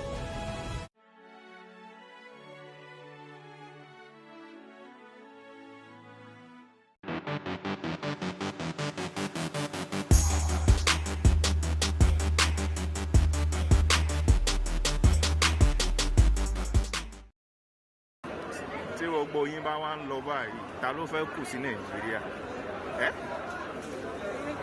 ọkọ lọ ìyàwó lọ ó mọ́mọ dání ó tún mú ya ìyàwó dání ṣé bẹ́ẹ̀ láyé le tó ni àgbà tí Buhari pa Nàìjíríà jẹ́ tó po ó ti báyé Nàìjíríà jẹ́ ẹ wo àdúgbò àwọn tó ń kó Nàìjíríà ṣe é pé olórí ibú ni bùbú bàbá Buhari ti báyé. Wow, this is what we are facing in Nigeria today. Everybody just the japa anywhere better than Nigeria. People are running. And even the people that brought this Buhari to power, even Tinubu is in London, Atiku lives in Dubai, he's just here to campaign. So you see the japa, if you make another mistake, 2023, the japa will be worse. We go line up from Ikeja to the airport. Use your brain. All right, so according to an article by Chijioke Iremeka, dissatisfaction with the state of the nation has continued to propel mass emigration of young Nigerians for greener pastures abroad, with fear that the situation could further have dire consequences for the socio-economic well-being of the country. The mass exit from Nigeria, tagged Japa, caused by high level of insecurity, unemployment, infrastructural deficit, hunger, and failure of the various level of government to provide opportunities for the youth to live their desired life and achieve their dreams, is becoming a social epidemic. Though a risky adventure, as evidence has shown, many young and elderly Nigerians are bent on leaving the country, in which they have lost hope of opportunities to realize their life ambition. A large proportion of the population blame the government or Buhari for the state of things in the country. So today we're asking, Is Boo Boo? Is it to be blamed for this massive migration out of Nigeria? Now, please, let's hear what you have to say. Remember, you can join the conversation. Send us an SMS or WhatsApp to 081-803-84663. You can also tweet at us at Wayshow Africa 1 with the hashtag Wayshow. All right, so ladies, let me quickly read something that I saw, right? They say that migration, or what do you call it, that people may choose to migrate for a variety of reasons, such as unemployment or employment opportunities, to escape a violent conflict, environmental factors, educational purposes, or just to reunite with families that probably have left the country. If I look at the country today, right, and globally, right, there are issues. What we face in Nigeria is not really unique to us as a nation. Yes. If you're talking about inflation, the UK, everybody is suffering it. You understand? It's not unique to us. So why are we not having other people say, oh, they want to come to your country, they want to come to Nigeria? The only people rather that come to this country are foreigners that have understood where the money is and how to get the money. Because while you're leaving your country, some people are coming into your country to take on your resources. So this particular syndrome, the Japa syndrome, is this really a direct link to our president? Do we blame him for the movement? Or this is just something that people just need to just own up that, no, I think I just want a different life, I want a better life, you know, and I don't want to be in Nigeria. Because if it is for opportunities to probably earn an income or whatever it is, those opportunities are more here. A friend of mine left Atlanta to Nigeria. Laide left Ireland to Nigeria. Utis left the UK to Nigeria. I know a lot of people that have left these same first world countries back home to Nigeria. Do you understand? Because they say that, come, this money is here. So is it fair on our part that every time things like this are happening, we are quick to blame the government? Let me come to you, that you're looking at me, Glory. And I'll come to Lady. Because when you say, is it fair, it's now like it's an emotional... It's not emotional. Let's be realistic. Okay, so if you don't want to talk emotions, bring facts to me, please. Nigeria is like a system. It's like an organization. And every organization, there is the head. And that is the reason why people cannot come and say, this department... when something goes wrong, the first finger points at the head, because people naturally expect that the head has that control, that authority to put things in place, to make certain decisions that will precipitate positive impact within that organization. So that's why people are very quick to say Buhari. And people live in Nigeria, right? The reason why they call Buhari is because he is the head of Nigeria, right? He is a figurehead. So he has the ability to take certain critical decisions. There are times when people are complaining of inflation and the president will come on national TV and act like nothing is going on. So naturally people will say, what is going on? Why is he behaving? Why is he talking like this? We've had this countless times where people complain, and you can see it's practical. These are not just messages. You can see things, prices of things are going up. There's inflation, and there's so many. Okay, Glory, it's like you want to say. Let's be factual here, right? If you're talking about prices of things going up, prices of things are going up everywhere in the world. True. Everywhere in the world. Do you know? That's the point I'm trying to make. So for every time I see these kinds of videos, can we just please put aside political, conversations and stick to the facts? If you're talking about inflation, everybody in the world is suffering it. If you're talking about the hardship, everybody in the world is suffering it. Okay. If you're talking about employment, it's not all these first world countries that have employment. They have a perfect employment. They also have employment deficits, right? Yeah. So there are issues everywhere. So if you want to leave the country, say that I want to leave the country because, you know what, I feel I might get a better chance at some things that I want to do for myself. Not put the blame on somebody else and say, this person, that is why I'm leaving. No. The difference between this and that is the fact that when those things are happening there, practical steps are being taken to resolve those issues. And that is not the same case in Nigeria. All right, things are getting worse, and see policies are being put in place which are worsening the situation and things are, so that is the difference between, so these other countries, when things are bad, you see them, first of all, there's a communication aspect.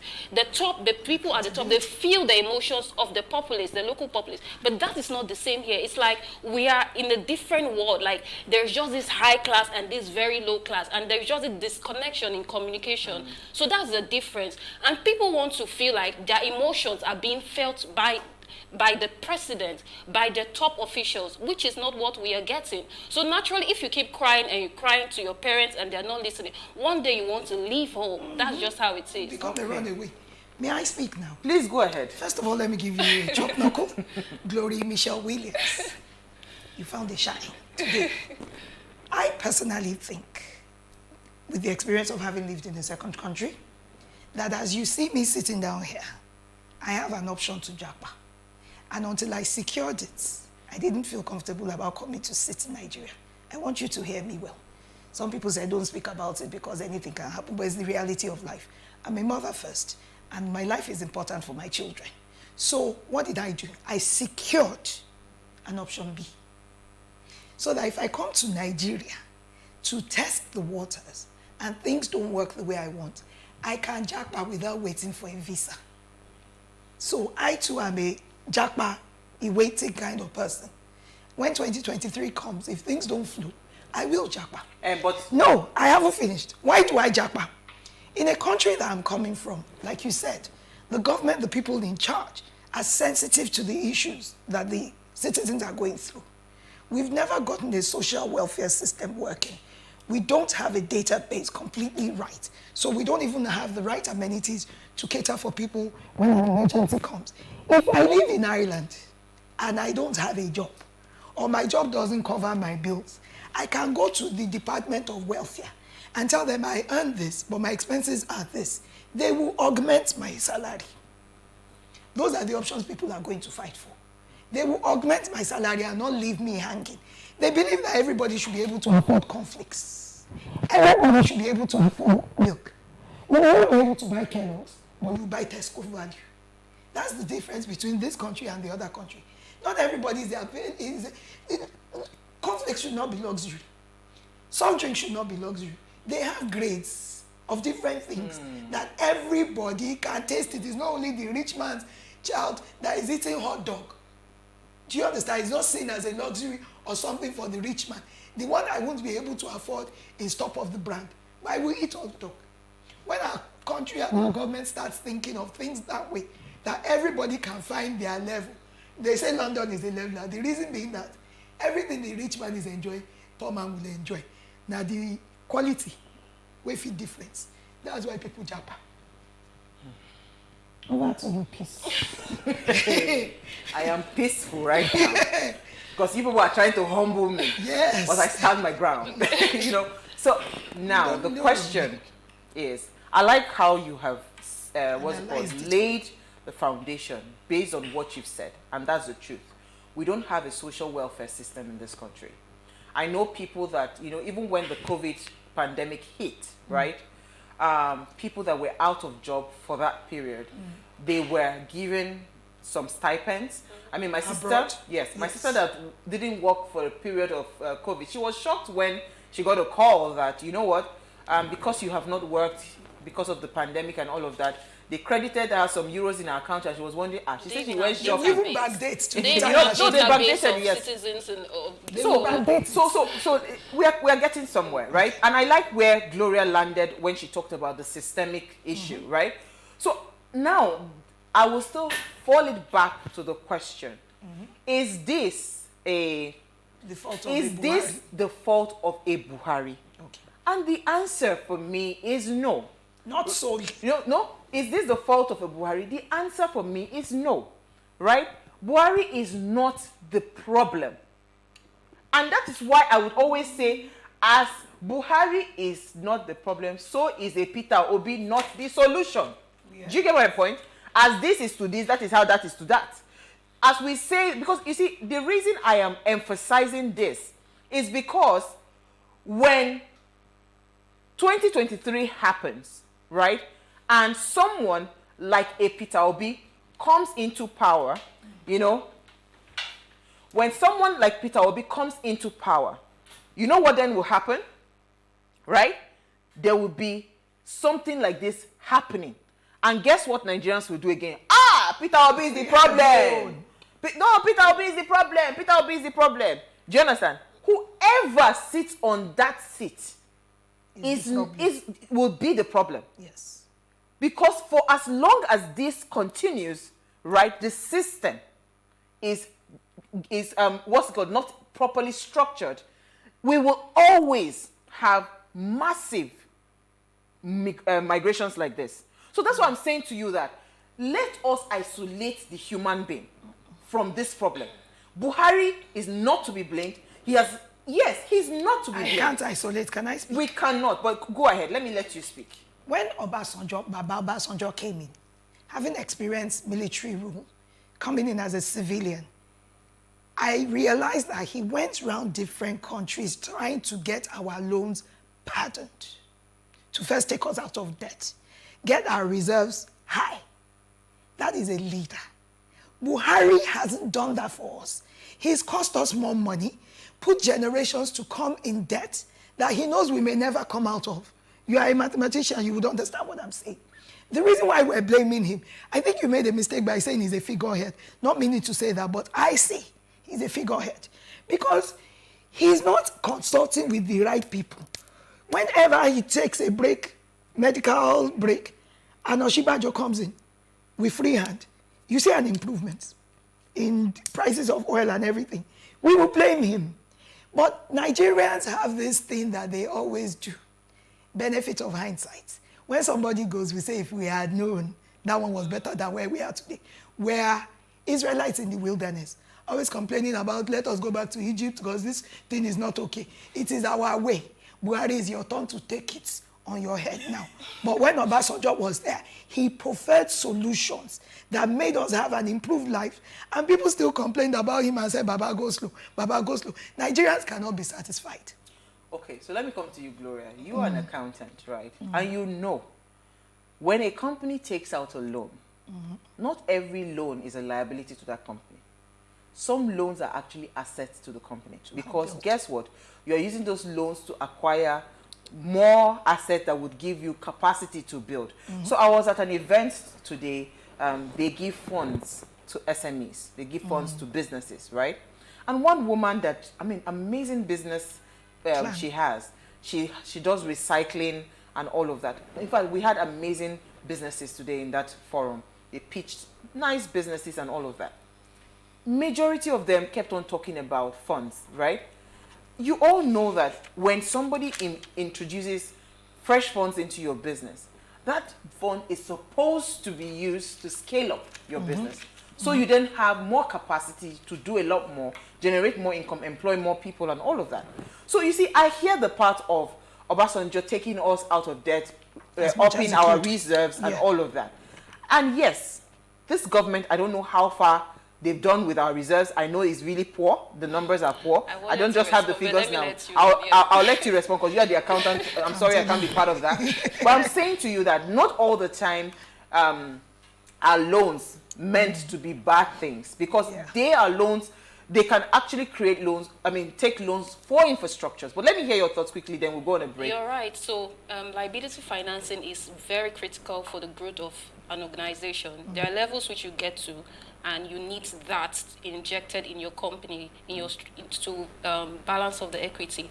So, but the problem is, you also rightly mentioned about returns on investment or returns. So when you're taking this liability in something which has no capacity to bring this adequate return, such that you are able to net off the interest that is being yielded by the loan you've taken, and also even grow your own business, then that's where there's a problem. So that's where I raised the question.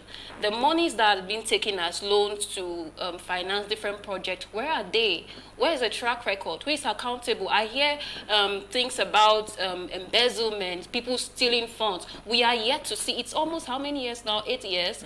I mean, it's enough. It's a long time for us to see those things, the loans that have been collected, start materializing.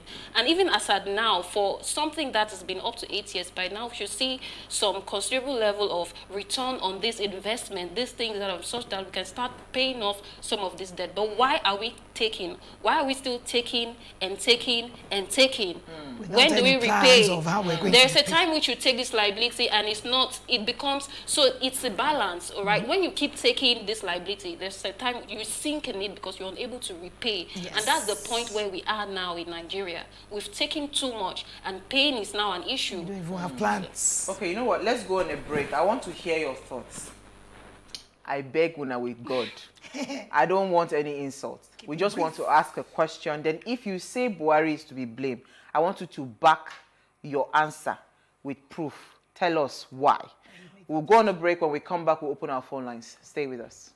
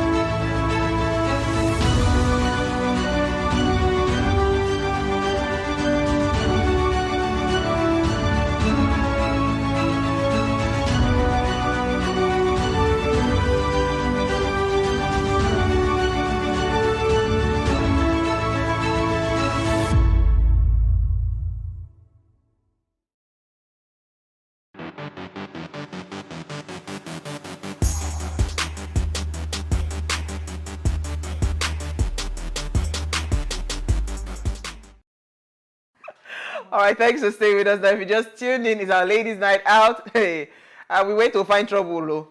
Is Buhari the cause of massive migration out of Nigeria? Is he to be blamed? That's the question we're asking tonight. Now, please, let's hear what you have to say. Remember, you can join the conversation. Send us an SMS or WhatsApp to 081-803-84663. You can also tweet at us at WaysHowAfrica1 with the hashtag WaysShow. Now, our phone line is now open. The number to call, please, people should call early. Don't wait till the end of the show before you start calling. Call us, dial it now. One is open now. Dial the number now. It's 07025007749.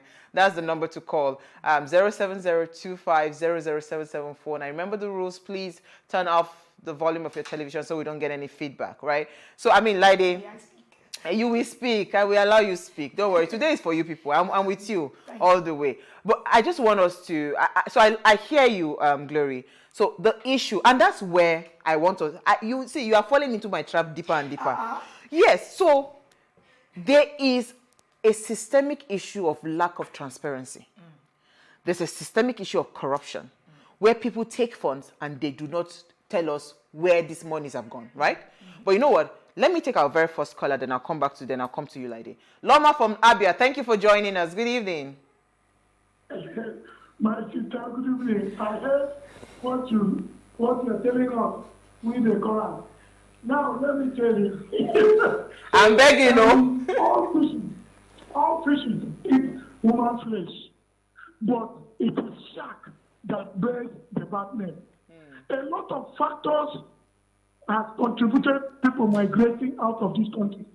But if I think in retrospect, in 1984, our president entered December 83. In 1984, that was when he stabilized his government. Our president made life, his administration made life so difficult for people. The same migration, people were living because of his leadership style. And the thing has replicated itself in this present administration. So it is his leadership style and the people that he surrounded himself with. I will not blame him alone. But the people that surround him, they are not giving him good advice. They're not doing So for people migrating out of this country, a lot of the environment is no longer conducive. So look at Ndidi. He is one of the people. Ndidi is one of it. Look at because of Ndidi. He has not handled the ASU strike carefully. And that is why you see the thing has been lingering. So you will not blame Buhari for that, but the people that he uses doesn't know how to go through it. So my answer to my submission is that because you surround yourself with people you cannot change since 2015, that makes us to level that accusing you are the one that makes people to migrate. Thank you very much. Okay, so in long and short, Buhari is to be blamed. Okay. Yes. So I was saying that, because I'll come to you. I was saying that the system, right? I mean, Loma made some strong allegations. So he said this is history repeating itself. Well, 1984, they never born me that time. They born me, I did from one. So I don't know. I don't know. I was born a year after. We saw Yeah, I was not born at all. Yeah, but I remember that in 2015, my parents kept on saying that these people that you people want to go and vote for, all our parents want all of us. But we were, no, we have to change this country. We have to do all of that. But you see, I was saying to you that, so if we want to isolate the problem is not so much of an individual. It is a systemic problem. It is that there is lack of transparency. It is that there's corruption happening and all of that. So why do we still need to now point a finger at one person? Okay. You want to quickly respond to that, the Lydia will come in. No, do you want to? Okay. No, before we respond, I just want to remember the words of the Prophet Fela when he sang one song and he said, Shena Shagari alone we go blame. How about the other presidents? Hold on, let me take a caller. That's where we are. Stephen from Lokoja, thank you for calling. Yeah, good evening, ladies. Hi, good evening. Go ahead, you're live. Yes, Stephen from Lokoja. Go ahead. Buhari is to be blamed. If you listen or read about the submission of the wife, since she got married to him, what he has been treating him on. This is a man who went to war and he had challenges. Even as a military head of state, he wasn't ruling well. He never ruled well. He just had this quest to become president. So, and that's why he used all means, whatever is to force Nigerians to come to power. So ordinarily, when you look at him as a person, he doesn't have that memory to lead Nigeria. So it is quite unfortunate. Those around him are creating more problems for Nigerians.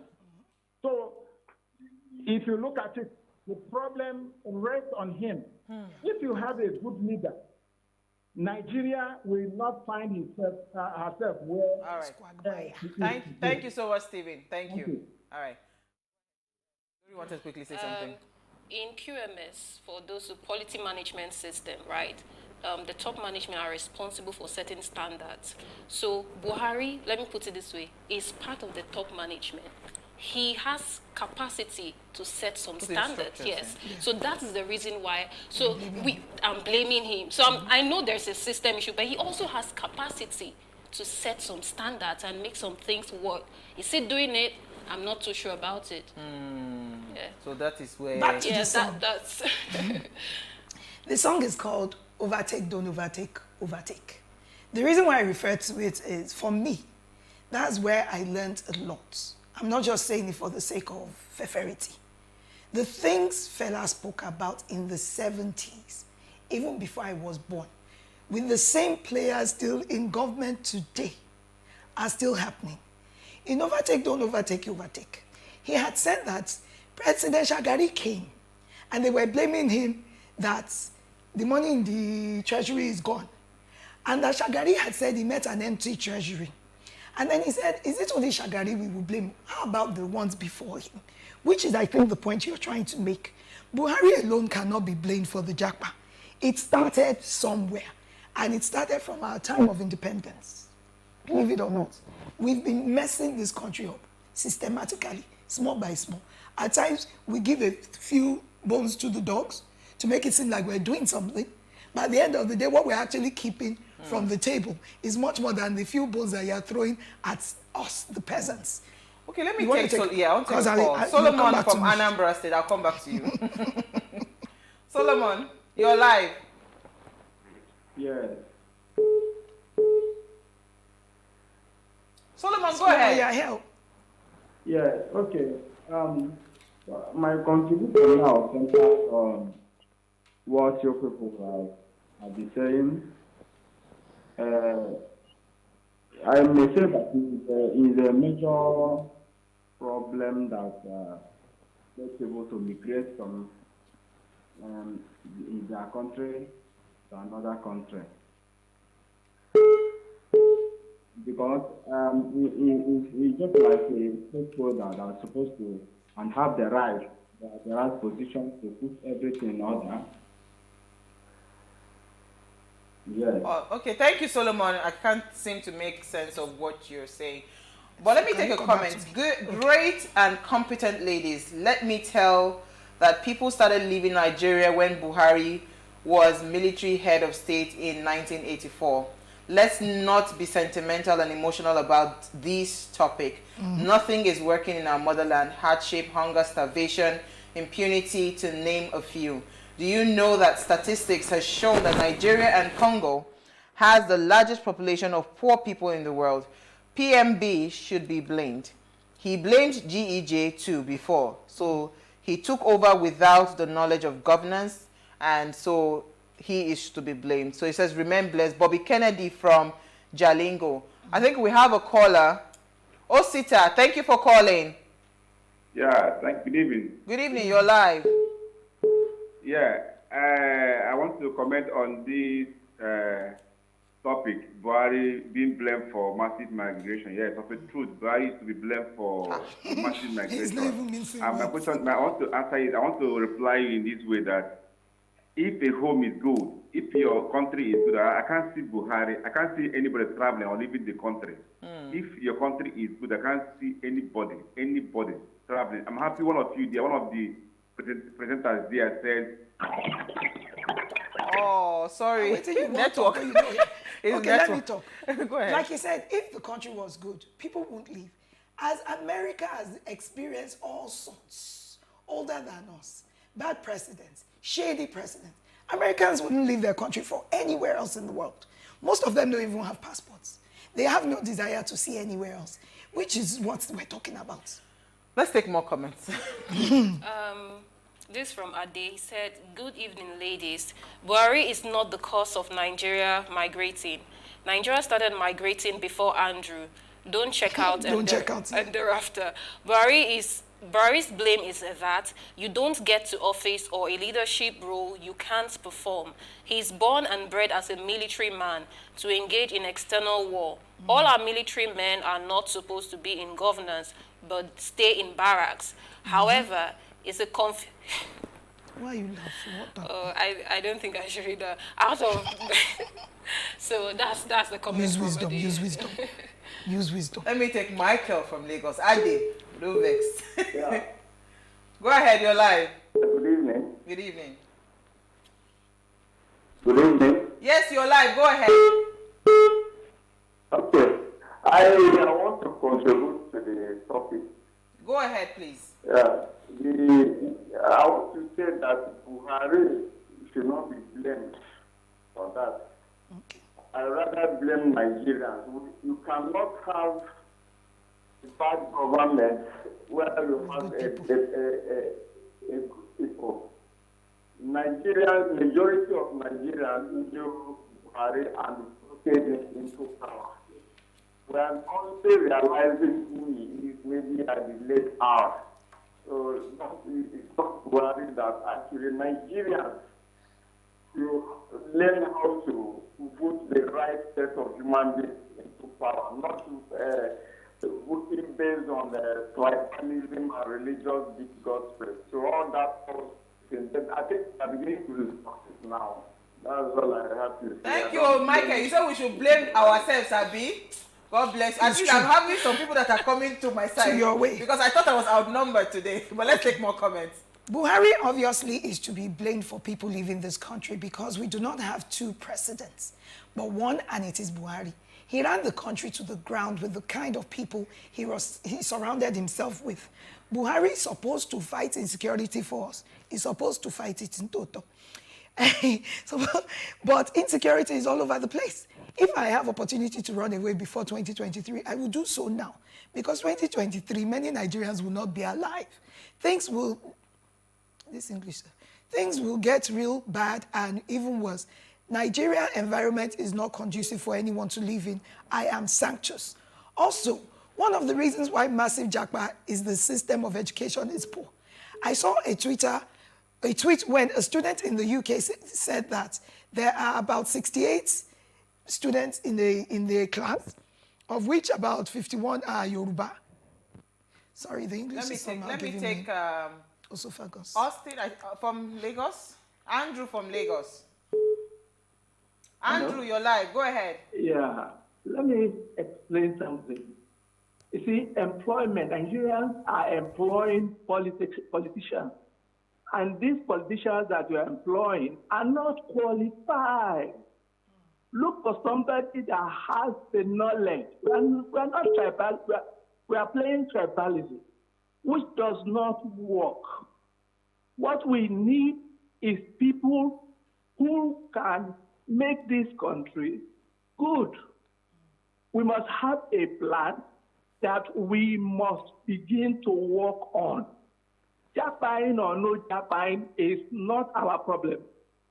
But the problem is repair the country in such a way that everybody will be comfortable. And Buhari is not our problem. Thank you. When we were about to vote for him, we were told that he was not qualified. But we refused. We voted for him. Based on sentiments. So what do we want now?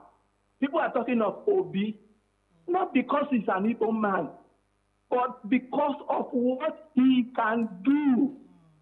Because when you can do a job, you will have people who can work with you.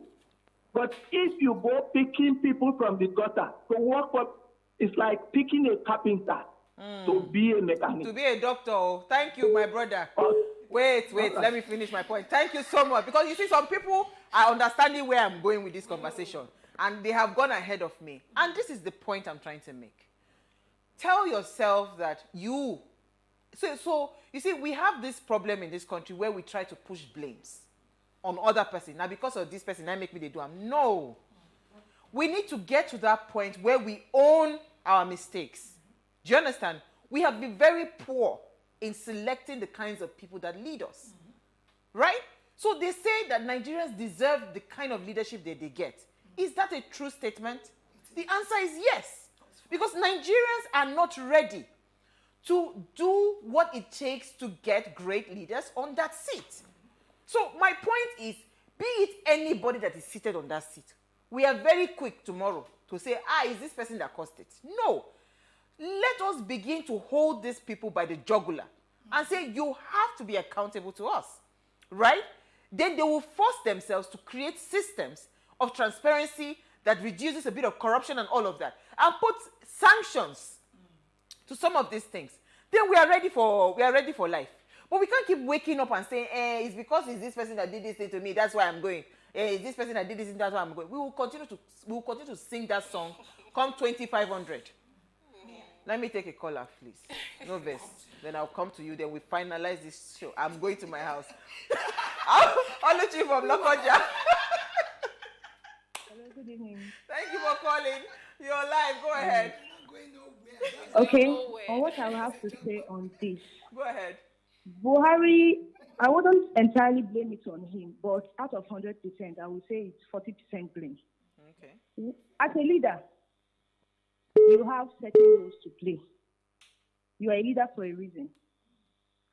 The more you keep blaming other people for a role you chose to take, you are no longer a leader. You are more like a sheep. Buhari, besides the governors and people who were elected alongside with him, voted, he appointed some people definitely to do certain things to work with his government. Now, do you select people who are going to do certain things for you, that will work for you, or you will select people who will work for things that will make the country move forward? Those are two questions.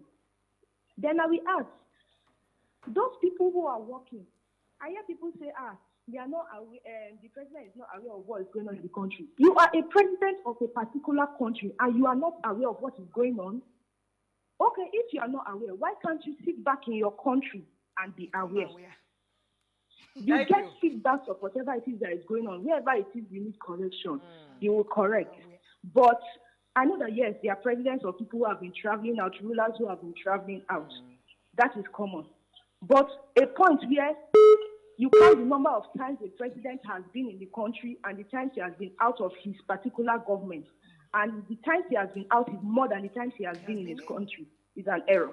Thank you so much, Oluchi. Because when you are in your country, you will know certain things to do to go right. You might not complete it 100%, but you'll be able to know where to do things right. And as people in the country, we make a lot of error because we want people to be perfect. Quite all right. You can actually do things to make our own lives better.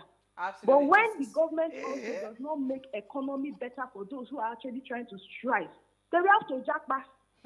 Thank you so much, Oluchi. Let me put it in that way. They have to fend for themselves in other ways. But when this government, people, presidents, governors, they make things okay in their own state and country. Thank you. Thank you, Oluchi. Thank you so much. Oluchi. Oh, thank you. If you make health okay for people, because they are the only ones to be blamed. But you don't make that available and okay. So you cannot stay. Oh, you have to be traveling out. Thank you. Okay. Thank you so much. Please, let's try to keep our calls very short. Go ahead. Glory. Yeah. This is from Austin. He said, I totally concur with the submission by the two ladies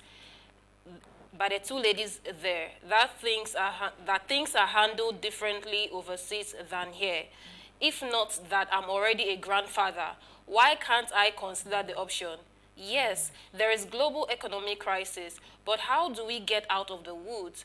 Our government run by Buhari will politicize it, blaming PDP government, no sincerity. Even as I'm watching this program, I can see one of the stories scrolling. I inherited a country with bombs going off in cities. Buhari, so he's saying Buhari said that. Is it not annoying? He's telling me that security is too much or something. So anyways, that's the comment for him. The answer is yes. If these things are happening under his administration, then he is.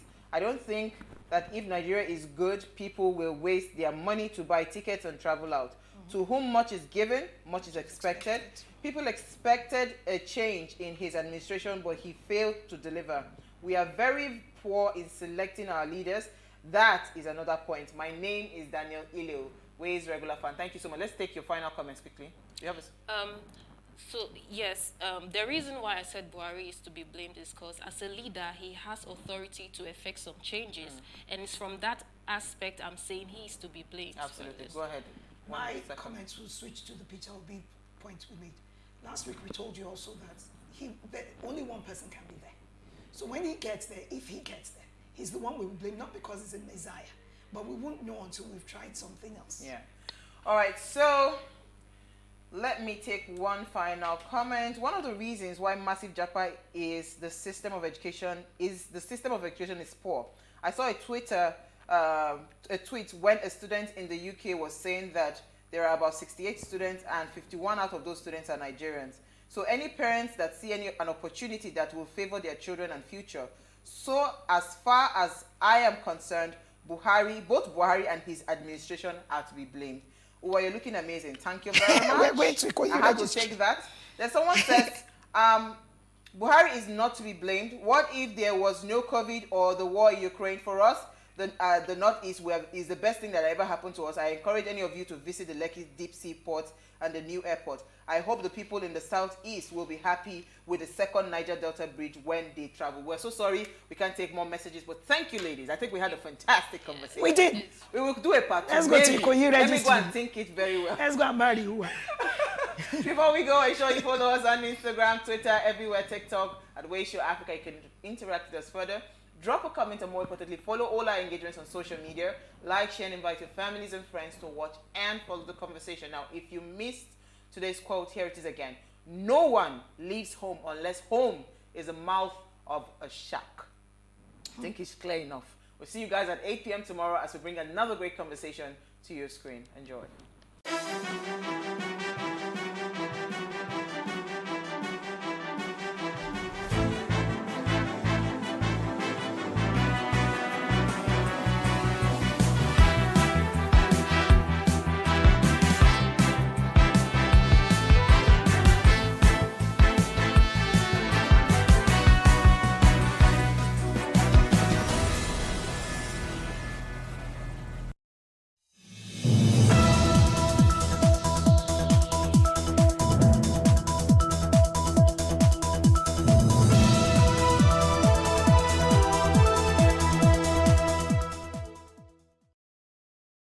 I have not come across a blind person who have become sighted.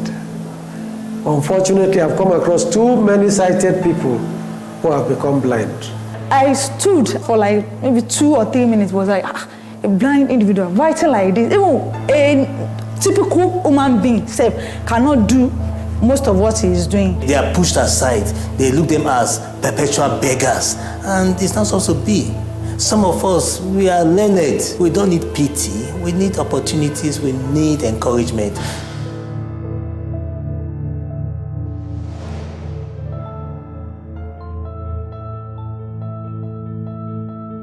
A February 2021 report by the World Health Organization says that globally, 2.2 billion people have a visual impairment. Of that number, 64 million people suffer from glaucoma, the leading cause of irreversible blindness in the world. It is projected that by the year 2030, 95.4 million people would suffer from the disease. Being a black person is a risk factor.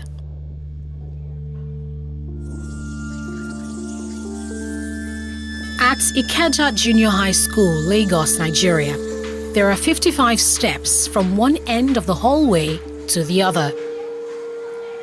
There are 18 steps down the stairwell and 15 steps between classes. Cyril Ujime counted them all because he needed the figures as well as his white cane to find his way around work. It's more than the cost price. Cyril is a 48-year-old visually impaired mathematician. He teaches math here to students with and without hearing disabilities in junior secondary classes 1 to 3. This situation presents a peculiar communication challenge. Imagine they will do sign language, I cannot see what they are signing. I will talk, they cannot hear what I'm saying. So if they want to talk, I cannot even hear them. They will make noise with it. And it has really been a very difficult situation. How are you today? Fine. I had to learn a little bit of sign language, and that gladdened their heart. They love seeing me making that effort to communicate with them. Unfortunately, they feel, because I cannot see them back, they feel saddened about it, that I'm not seeing them sign back to me, communicating with me in their own way. Here's where 30-year-old Tawalkat Babatunde comes in. Take note, it's over the cost price, not the selling price. She's a sign language specialist at the school. She works with Cyril to coordinate and communicate math lessons to the class. I'll make sure the class is being arranged. Okay, keep quiet, watch what he's saying, explain. When he's explaining, I'll demonstrate. You do give them classwork and homework. I'll mark it, distribute it to the students. Honestly, the first day we worked together, I stood at just for like maybe 2 or 3 minutes, was like, a blind individual writing like this. Even a typical human being self cannot do most of what he is doing. So I was amazed. Cyril Ojime is a 1996 graduate of Pure and Applied Mathematics from the University of Ilori, Kwara State. He's also an award-winning math and further math teacher with experience spanning 11 different schools in 5 states across Nigeria since 1999. Cyril recalls a childhood experience that motivated him to take up teaching as a career. I used to have a math teacher. He would just put some problems on the board and I would just be smiling. We would not be able to solve it. So in my mind, I said, I want to be a teacher whereby I will make math to look simpler than what this man is doing. That resolve made in the early 80s still nudges him to demystify math for children today. However, in 2012, Cyril was diagnosed with glaucoma. This almost put paid to his life ambition of teaching math. When I first of all found out 2012, it was like a shock to me. Because as at then, in my family, the extended family, we only know for maybe eye issues such as myopia or long distance issue. Then maybe at was cataracts, but nothing like glaucoma. So it was a surprise to me. And when it started, it was as if it was an insect in my eye that was blurring my vision. So when I was told it was glaucoma, I went to Google it to read more about it. When I learned it was white blindness, I got a bit scared at first. But I said, okay, let me see what can be done. Dr. Adiola Onokoya is a professor of ophthalmology at the Lagos University Teaching Hospital, LUTH. She throws some light on Cyril's condition. Glaucoma is the commonest cause of irreversible blindness. It's a disease of the nerve of the eye. That nerve is like a cable that connects the eyeball to the brain. In glaucoma, what happens is there's some damage, inside the eyeball where you have those nerves originating from that we call the optic nerve. They are damaged. And what damages them? Well, it's either there isn't enough blood flowing into them, or because there's a lot of pressure inside the eye. And once those cells in the eye die, even the eye is opened, is looking at whatever object, but there is no connection. There's a disconnect between what the eye sees and the brain. So the eye looks normal, but no image processing is taking place. What causes glaucoma and how can it be treated? Nobody knows the cause. And if the cause of a disease is not known, then there's no cure. It's commoner in blacks than in the Caucasian. There's just an inherent, risk for us to develop glaucoma, being blacks. And then if you have a family history, because genetics is at the basis of glaucoma, really. And then if that pressure is high, that's eye pressure, intraocular pressure, if it's high. And then people who have severe hypertension, people who have very low blood pressure, even people who are using low blood pressure medication but they are overusing it. Management of the glaucoma, we can give eye drops. And if the eye drops are not working well, then you may have to go to surgery. It's a lifelong disease. But suffice is to say that once you have lost vision from glaucoma, it is not recovered. Cyril was in the prime of his career when glaucoma struck. He was deputy head of the math department, mathematics coordinator, and was vying to be head of senior school before he began to have challenges with his vision. The new reality devastated him. He began to struggle with tasks that were once easy. Then, to be moving around, it was difficult for me. There are times I would just miss my way when going to the class. I would not really know the right class that I'm going to until I therefore come back and count my steps again. Some of my colleagues will be assisting me in typing, to be marking that I'm going through a phase. And I thank God for my colleagues then who rallied around me to see that I was not failing. Being a private institution, they are not looking at whether you are going through a phase or whether you are going through a medical situation. There was for you to be effective, no matter what it takes. Be effective. don't go down, don't relent in your effort. So I was trying to meet up. He sought medical help in 2012. However, the doctor's strike paralyzed healthcare services for 6 months. In that time, his eyesight worsened. For 6 months, when they were on strike, I could not get medical attention, and that was when the eyes deteriorated.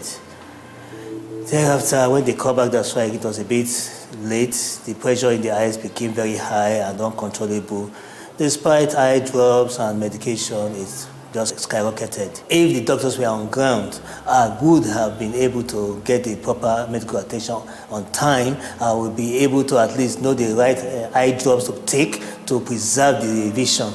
And I'll be able to at least, if it was not becoming better, at least the doctors would have been able to refer me to Lutz or even to another institution entirely for me to get proper attention.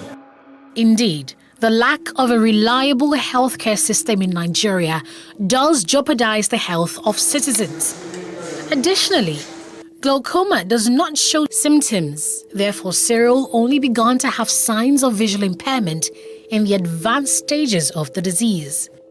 We usually advise that we should get our eyes tested regularly. Once you are above the age of 35, you should make it a point of duty to get your eyes examined once in 2 years. But if you have a family member who suffers from glaucoma, or you have a family member who is blind, you don't know why, you should check your eyes for glaucoma.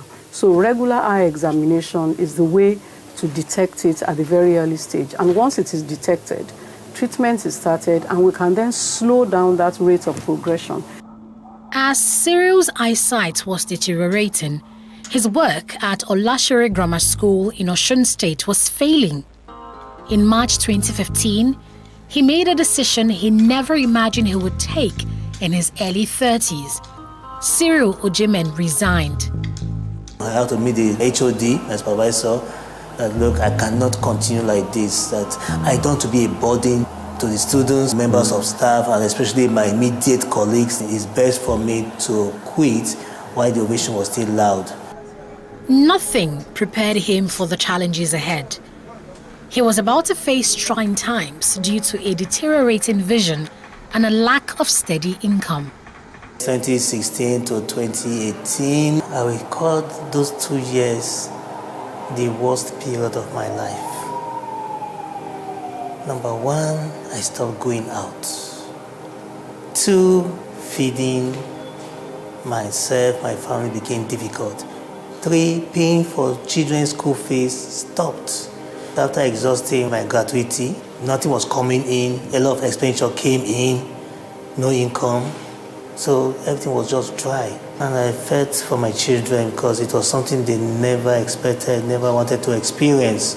My wife did all she could to support, but it was all to no avail. She became more or less like a beggar, asking people around for assistance.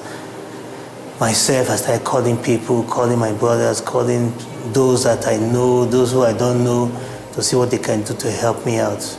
I got almost to a stage of depression, but my wife and my children, they stood by me, they encouraged me that it's not over. Just when the nights got darkest, some lights shone through. Cyril got to know of the Federal Nigeria Society for the Blind at Kappa, Oshodi. It's a special rehabilitation center for the blind. He didn't have the funds to enroll for the vocational training course. His friends and family began an online campaign to crowdfund his rehabilitation. The help started with my classmates, Federal Government College Kano classmates. They came in. At first, they helped with the surgery, but after a while, they stepped back to take care of their own personal issues. But by the time I now raised the voice again in the wilderness to say, please, I need help, they came again, sent 1 or 2 things just to keep body and soul together. My elder brother came in, then ex-students, those that I taught, came in as well, and they rallied around, helped me out until I graduated. With his fees paid, he began a 1-year process to rehabilitate for his new life. I did braille reading and writing, did rehabilitation and mobility. Mobility is by means of how you move around without being aided with the use of a white cane. This is a white cane. It's a white cane.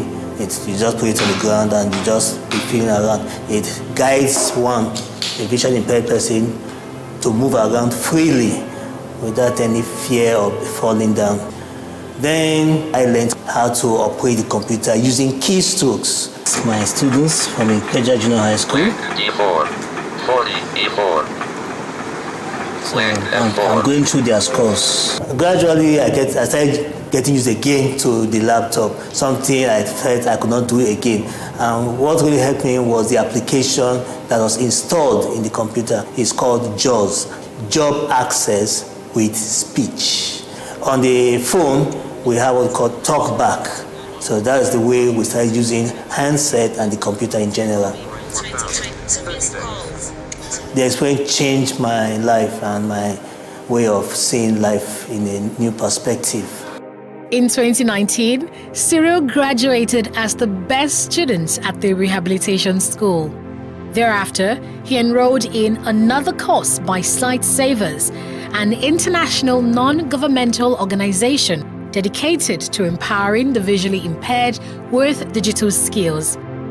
Sightsavers really helped me out in terms of how to replan yourself, how to organize your career, how to work out your CV to make it to be a one-page document, how to prepare for an interview, what kind of questions to expect, how to do follow-up after an interview, then preparing for the work environment, and it gave me that boost and that confidence to be bold, to be self-confident, to be able to have that charisma, to have that character, to move on. So Sightsavers did that for me. Despite all this training, he was not quite prepared for the challenge of getting back into the labor market as a person with disability. Luckily, an old connection came through.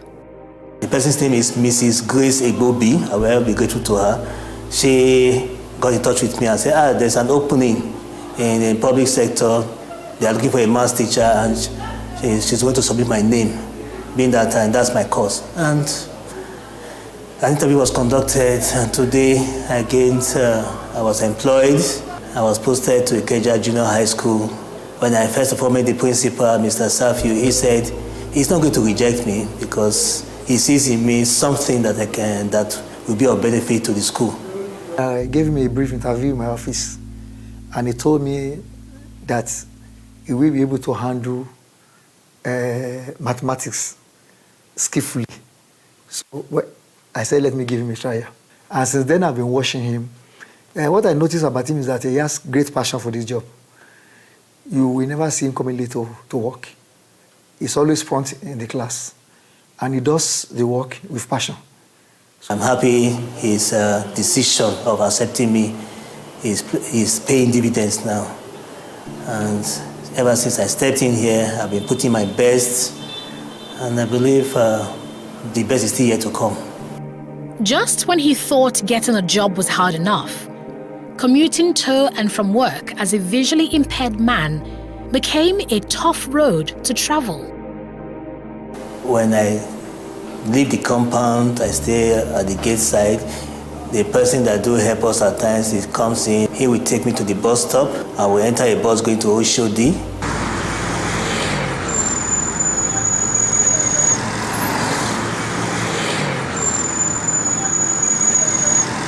I will drop at Kappa. From Kappa, I will take a bus coming down to PWD. Drop at PWD. When I get down, God has been faithful. Somebody is always there. They will take me across the railway track and to the other side, bring me over to this side, to the GRA side, drop me at the gate. At times it will be a teacher, a fellow teacher. At times it will be a student. At times just be a passerby who has a measure of kindness in him or her. This is David Okon, former president of the Nigeria Association of the Blind. He is the current chairman of the association's education committee. Okon was born sighted, but became blind as an infant. Like Cyril, he had a hard time securing a job despite his skills and education. He's now a staunch advocate for equal opportunities for persons with disabilities. Blind people can work as long as they have the education that is required. They need training like other people. It might be some specialized training, but honestly it doesn't cost the price of a rocket. They need equipment that will make them function appropriately. That might cost a little more than what you give. But every employer should think this way. Okon also analyzes the role that the Nigerian society has played in perpetuating the belief that persons with disabilities are outcast. The society is yet to come to terms with the fact that a blind person or a person with disability is a member of the society. Or they see him as that lesser being. You can even hear things like, this handsome man or this beautiful girl or lady is blind. That is just nothing but pity. But are they ready to see you as an equal stakeholder in the society, in the organization, in the workplace, in school environment, even in the church? The answer is not in the affirmative for now. A blind person would have ordinarily not been so disadvantaged if the society was more enabled. The environment, the road networks was not built with me in mind. And even when the government even did some walkways, pavements that you could walk and not be run down by moving traffic, you find out that that is not possible because the walkways have now become markets. The bike owners, ones we call Okada, park their bikes on top there. And so I now it would then be as if I'm more handicapped than I should be. Drawing from his personal experience with disability discrimination, Cyril makes a passionate plea for an inclusive society. Those who have physical disabilities, they are pushed aside. They look them as perpetual beggars. And it's not supposed to be. Some of us, we are learned. We don't need pity. We need opportunities. We need encouragement. Those who are lacking education, they need to go to school. Those who need employment, they need to get employment. Those who need to even start their own crafts and their own little business, they need such help. Every 6 minutes, someone is told they're going blind. Leading medical journal Lancet Global Health projects that global blindness will triple by 2050 to 115 million. Okon speaks to these figures as he calls for a paradigm shift in how society views and treats persons with disabilities.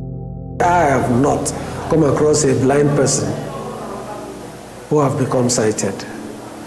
Unfortunately, I've come across too many sighted people who have become blind. The question then is, why don't you think of making the society a better place?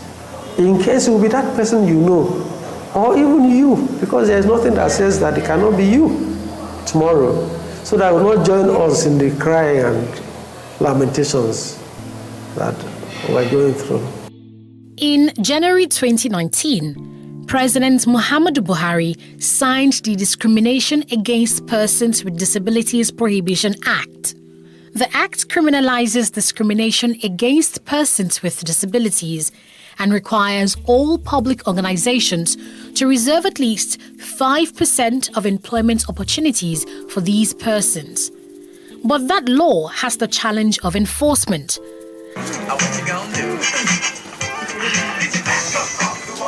As for Cyril Ojimen, he has found a job that pays him 2 times Nigeria's minimum wage, and he plans to retire in the teaching profession. However, many other PWDs are not as lucky. They can be found on the streets, begging for alms to survive, or locked up in homes, hidden by their families for fear of discrimination.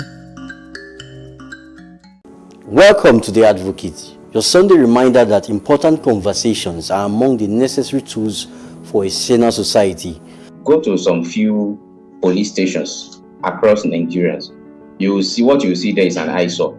You cannot even have a good record system that takes data. There's a further problem of lack of coordination between federal and state governments in Nigeria. And local governments. And local governments. For instance, although local education is an issue. You see what's going on now. ASU insisting that government should pay them for a month they were not in class. And of course, they shouldn't have even gone to strike in the first place if the government had listened to them initially.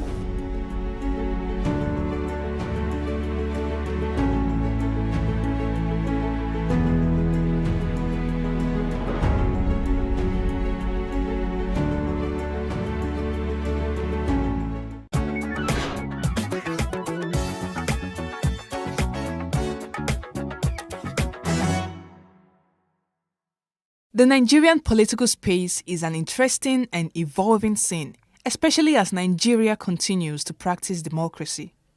Over the years, many celebrities in the country have been appointed by their state governments as commissioners, special assistants, and advisors, while some have intentionally delved into politics with the plan of serving the people and pursuing a career in politics. Today, we will be highlighting 5 female Nigerian entertainers who have been in politics or are in politics. At the top of this list is Funke Akindele. In July 2022, popular Nollywood actress Olufunke Akindele was announced as the deputy governor candidate for the People's Democratic Party (PDP) for Lagos State in the coming 2023 elections. The Nollywood star, best known for her Jennifer character, will be running alongside Olajide Adediran, a journalist, entrepreneur, and philanthropist popularly known as Jandor. Next, we have Tonto Dike. Ahead of the 2023 Rivers State gubernatorial elections, Nollywood actress Tonto Dike has revealed her intentions to run for deputy governor of the state. She had earlier in 2020, during an interview with the Ovation magazine publisher Dele Momodu, announced her intention to go into politics in 2023. Governorship candidate of the African Democratic Congress ADC Rivers State, Tonte Ibraye, on 24th of June, announced Tonto Dike as his running mate for the 2023 governorship elections in the state. As a matter of fact, your presence irritates me. And let me make it clear to you that I have the documents to which you look for. Moving on, we have Ini Edo. Ini Edo is an accomplished Nollywood actress, film producer, and director. And you're not supposed to be here. I'm out there. You're the one giving me this drug that gets you depressed. I am not a depressed person. Leave me alone. Don't listen to me. She is one of the actresses who has previously held political positions. In 2016, she served as the special assistant to Governor Gabriel Udom Emmanuel, the governor of Akwa Ibom State, on culture and tourism. Her appointment was renewed in 2020 when the state's current governor, Udom Gabriel Emmanuel, was re-elected. Still on this list, we have Kate Henshaw. Veteran Nollywood actress Kate Henshaw, on July 19, 2014, officially launched her campaign website as she sought to represent the Calabar Municipal Odukmani Federal Constituency on the People's Democratic Party platform. Henshaw, however, lost the primary election to retired Honorable Essien Ayi, but was appointed by Cross River State Governor Ben Ayade as Special Advisor Liaison, Lagos, in December 2015. Recently, she recounted how she spent 35 million naira to pursue her ambition to become a member of the House of Representatives and her regrets. And finally, we have Mercy Johnson Okoje. Iche, this is the money my father borrowed from your hand. Please, do not go near my father's Siroko tree. Do not go near my Iroko tree. Biko. Popular Nollywood actress Mercy Johnson was appointed as the Senior Special Assistant on Entertainment, Arts and Culture to Governor of Kogi State, Yahaya Bello, in 2017. The actress has stated that she will not enter partisan politics because she believes she has enough influence as a filmmaker and appointee. Interestingly, her husband, Prince Odianosen Okoje, won the APC 2022 House of Representatives Esan Northeast Southeast Federal Constituency primary election. A popular quote from Charles de Gaulle states that politics is too serious a matter to be left to the politicians. And in Nigeria, with more Nigerian entertainment celebrities in the political space, this quote is true.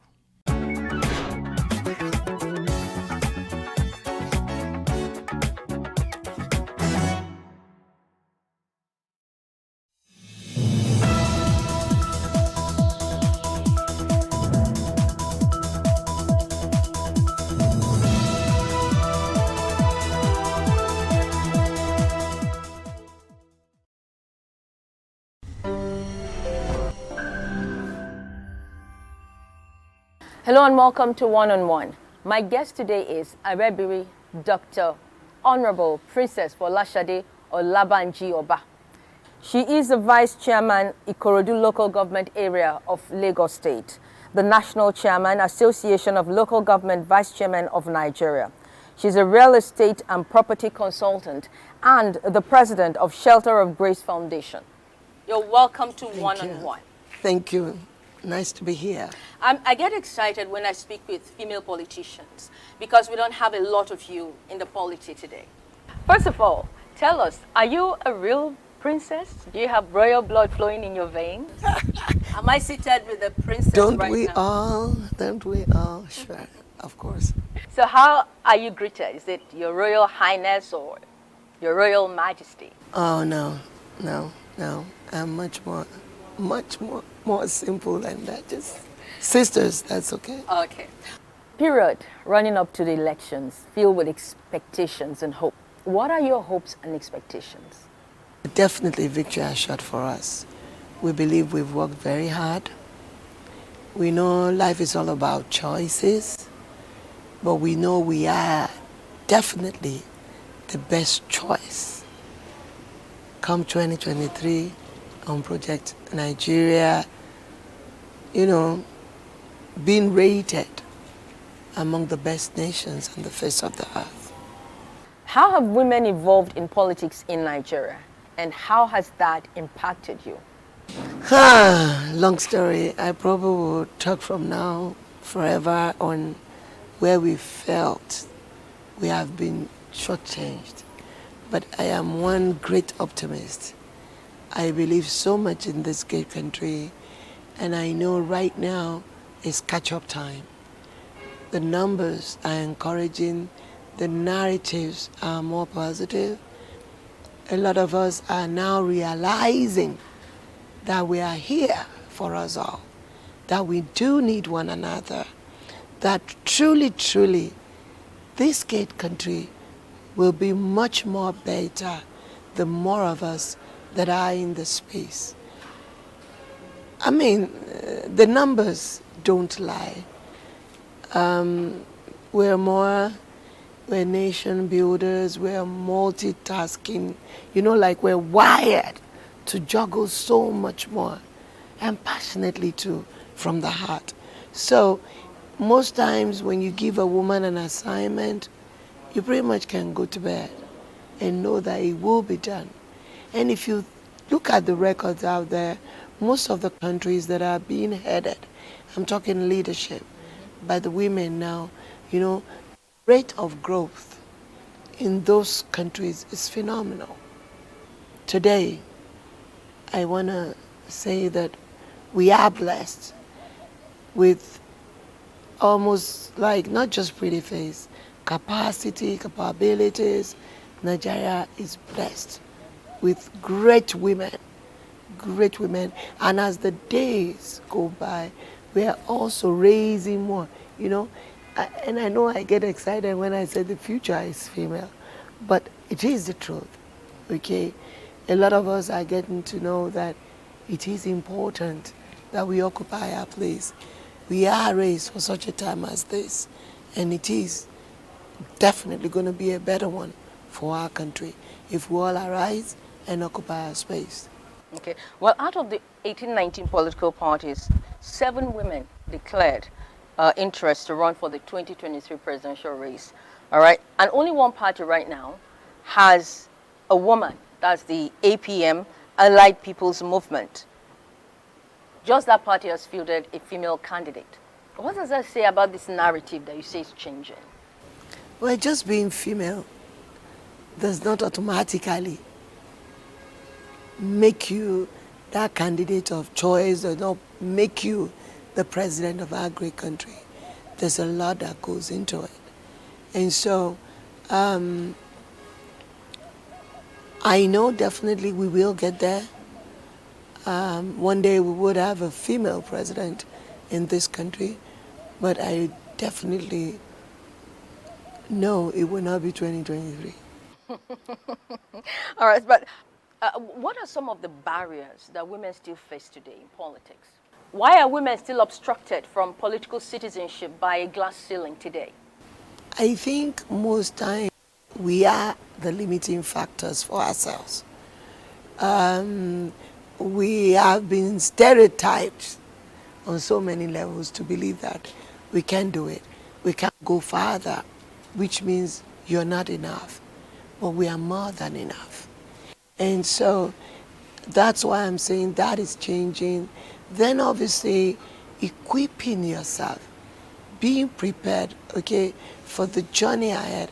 It's not just having the title or having, it's knowing that can add value, can do great and wonderful things, and, evolve into just the dream set to the reality set of actualizing, okay, promises made, promises kept.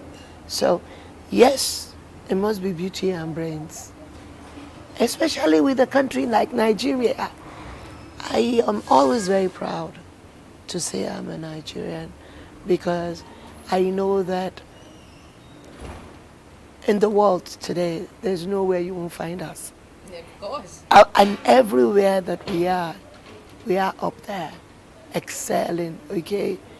Obviously being the best. And so, if we do that and flourish in all those localities or anywhere else, I know it is because the orientation that we all have. If you are a Nigerian, you are already automatically wired to be the best in the world. So many things we juggle, but yet we still come out on top. I still tell a lot of even my female friends and the guys, I said, there's this giant thing in us all. We only just need to wake it up, activate it, and nothing can stop us. You are the vice chairman of Ikorodu local government. Definitely you don't want to stop there. What are your aspirations politically?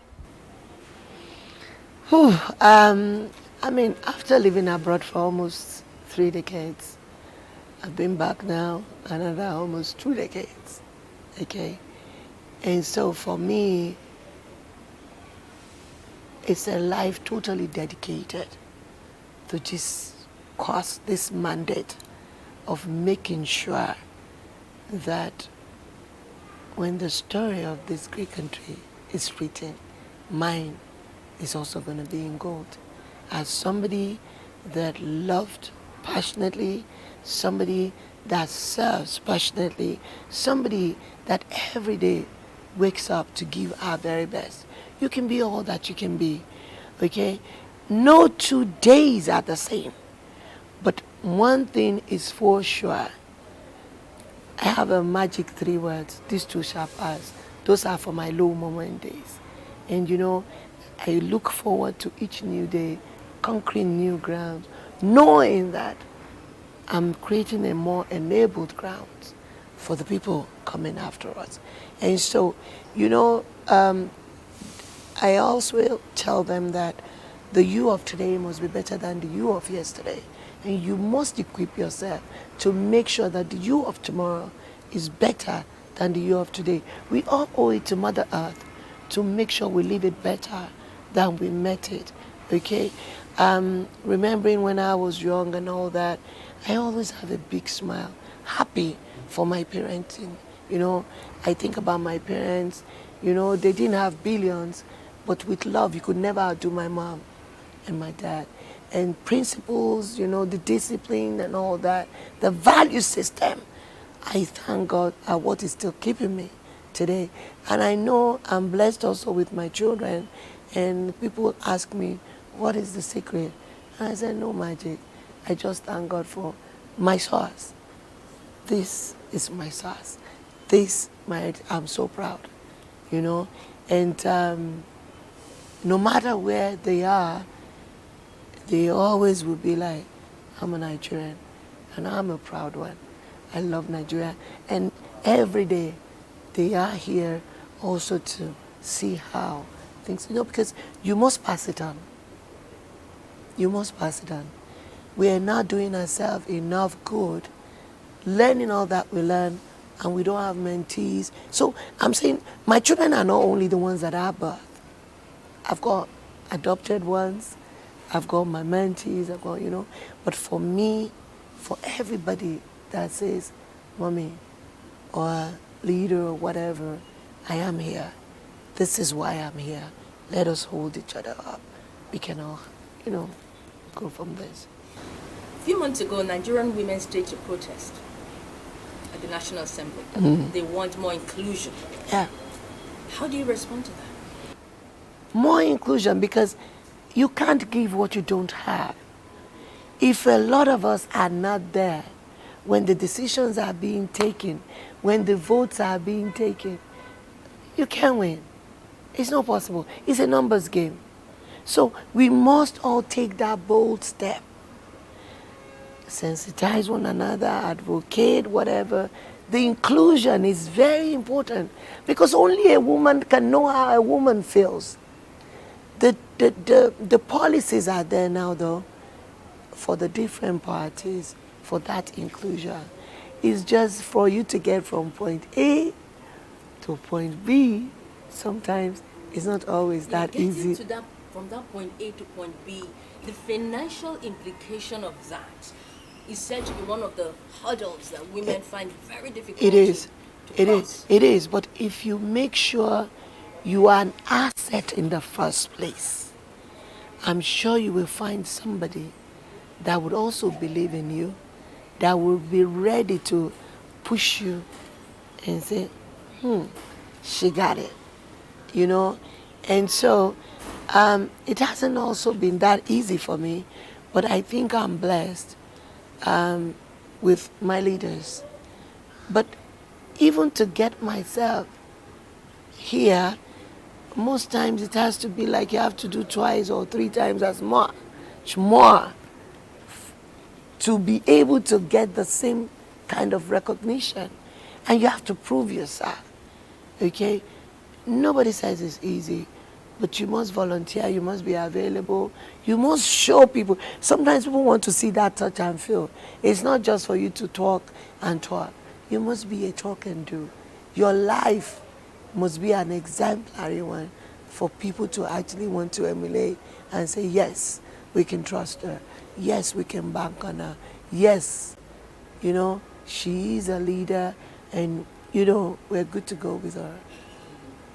Is the goal of gender equality reflected in your party's platform through goals and policies? Right now it is, but it's still a far cry from where we need to be. We're not where we used to be, though, but we're not yet where we need to be. It is still very much a work in progress, but it is a very encouraging one. Everything is more enabled for us now. A lot of it is just like, take that step, you know, rally around one another and push forward. But these days, people want instant gratification. Nobody wants to, you know, work so hard and have to wait and benefits or whatever, you know. But dividends of democracy, somebody paid for it, somebody labored for it. The democracy that we have now, even people in the past sacrificed for it. So we must celebrate them. How do you respond to the narrative that women are their own worst enemies, especially when it comes to politics? That's an old one. That's an old one that the men used to use on us. Okay. Okay, but I can tell you, it's no longer that. So women support themselves? Yeah, we're sisters. You know, we look out for one another. We know that we're not many. We need to populate ourselves. But obviously, we need to prove to our men that we are here for you. Because really, this is Africa. The men still get the credit.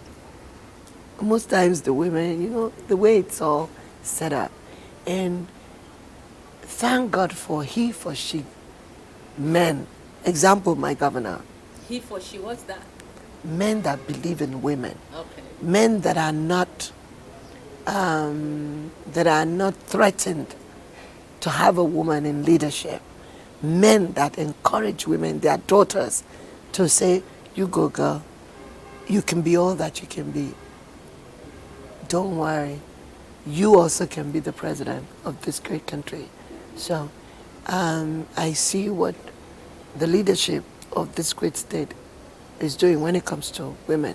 A lot of the appointments, a lot of the agencies, they're women. And Lagos leads, other states follows.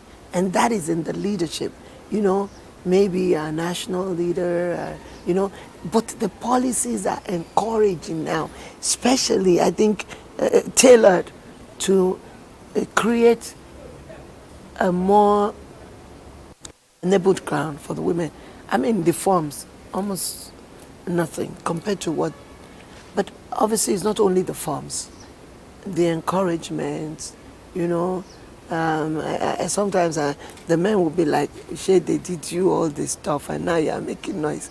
You know, did you think that?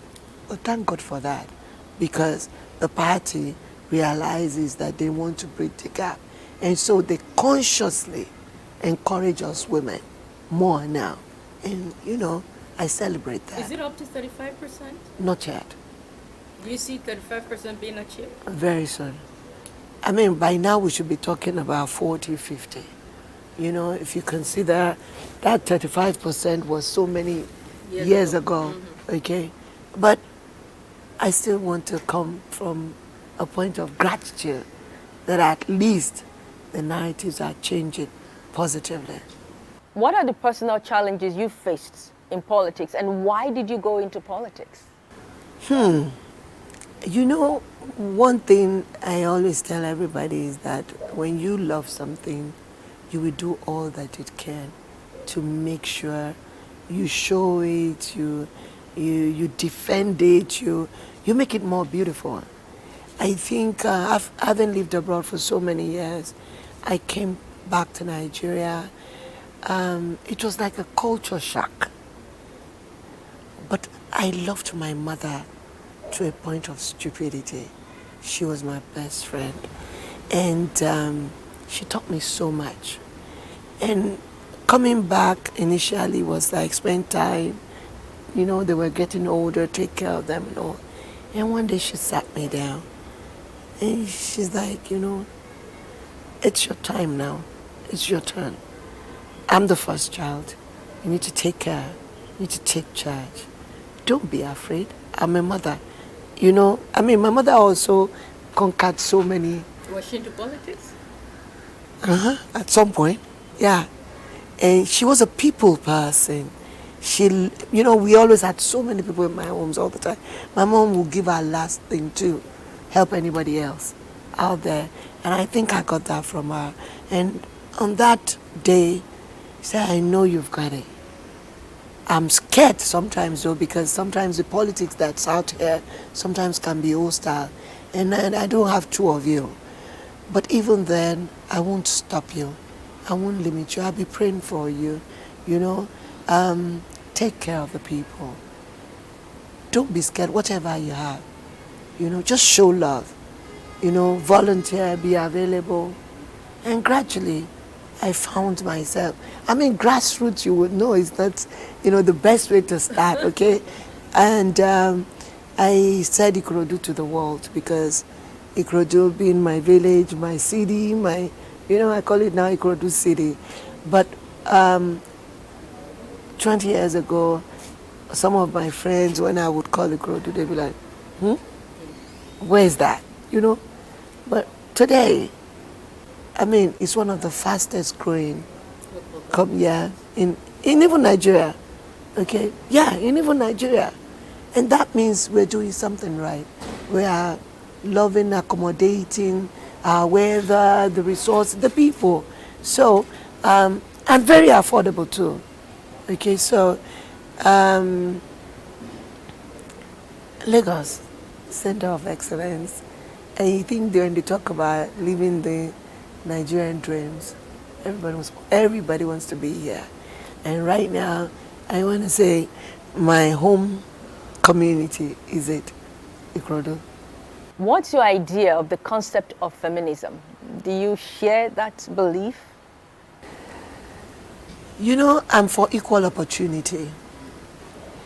I am not one to want to just lord over the men, no. There's a reason why God created them. We're supposed to be like helpmates and support one another. The feminism movement, yes, if it is to give more equal opportunity, but to condemn the men, to say so many, I'm not a negative person. I still appreciate our men because you know what? We can't do anything without men. Without them, we can't. Well, INEC just revealed to us that the youth have come out so much this time to participate in the process. How do you respond to that? I'm excited. I'm elated. That means the women are doing something right. It's part of our job to let them know that it is very important that they also take charge, that they don't feel it doesn't concern them. So one of the things we also preach among ourselves is to get our children involved. Let them be concerned about the community. Any community they find themselves, they must look at. You see something, say something, be concerned. Change that, mindset that is dirty politics. Is to, distract them away from the scene. There is no masquerade anywhere. Politicians are human beings. They are you and I. Everybody's got a little politics inside of them. So, the youths, I'm happy. But I only tell them, build content, be an asset, make sure you are adding value, be a good learner and a quick learner, okay? Most times, you want the power now. Automatically, sooner or later, you're going to get it. But make sure you get the knowledge, the wherewithal, the wisdom and everything, and you're really prepared. When you are prepared, it's automatic, okay? So the narratives that I'm saying now, getting them, your PVC, your power, your vote, this, you want to be part of it, you can't give what you don't have. If you don't participate, you cannot be elected. You cannot campaign. So I'm actually excited about that. Is money politics still the thing in Nigeria today? Do you see that? Anywhere in the world, nothing comes easy. But you know what? Make sure that you are a sellable candidate in the first place. Money or no money. People can take anybody's money. If they believe that you are good, they will be with you. If they believe that you have their best interest, they will be with you. And right now, just like the coming elections we're having, it's an election like no other election. The process is changing. With the introduction of the beavers and all that, it's no longer the same. So definitely, we're going to have an election that is, credit worthy. Let me use that word. Okay, so as it evolves, we all must be able to, catch in on it and make sure we make it count. What are your fears, especially with regards to INEC's level of preparation and security? Well, that is why we're doing what we're doing, to make sure that we take care of our fears, remove the fears. If you do what you need to do very well today, you don't have to worry too much about what's going to happen tomorrow. We are all better prepared for the journey ahead. What lies ahead of us, trust me, is much more greater than what is behind us. So a big thank you for me to INEC. Good job thus far. And I have no doubt in the process that come 2023, we would have a peaceful, credible election. Do you share the belief that the CBN policy that led to the change of the currency, the redesign of Naira, is politically motivated? Well, one thing about change is that it is inevitable. And sometimes we don't all quickly adapt to it. But I want to believe that some of those policies, especially these new ones, some people came together believing it would be a solution to some of the problems that they feel is affecting us. And so the process is on, the National Assembly is on it, and I know so many people but at the end of the day, we will make sure we have a system that works for us all, not just an individual. And I know we will be proud of this great country. This is a lovely place to end it, because our hope is for Nigeria to be better.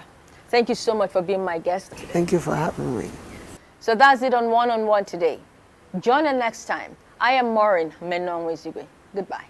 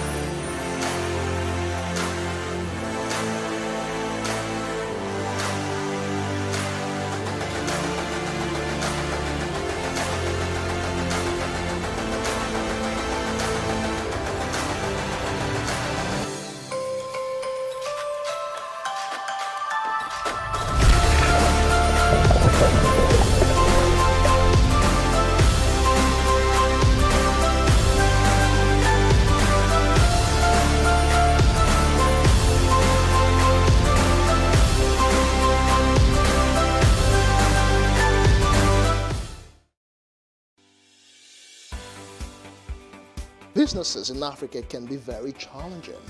In Nigeria, it is particularly intimidating, and successful builders have learned how to navigate a hostile environment to unlock opportunities. But one major challenge businesses face is how to filter through the noise and identify where their ideal customers exist. Get insight and practical steps from industry players and captains of industries. Hear success stories to help you make informed decisions as you scale your business in Nigeria. Watch Business Insights at this time on Plus TV Africa. How can we have peace without justice? Plus Politics. It's not just another political conversation, it's about keeping you in the know. The relevant interviews, asking the tough questions to those that matter. Get the answers you need. Does it mean that the people who were injured, people who were shot at, those who were involved in that stampede are not going to get justice? It is unfortunate, it is sad that we have a government of deaf and dumb. Analysis from top experts. The last election was not really an election. We feel that Obasanjo has a very special place in his heart for hating Ijaw people. I think it really boils down to two things. One, trust and accountability. Plus Politics, every weeknight at 7 p.m. on Plus TV Africa.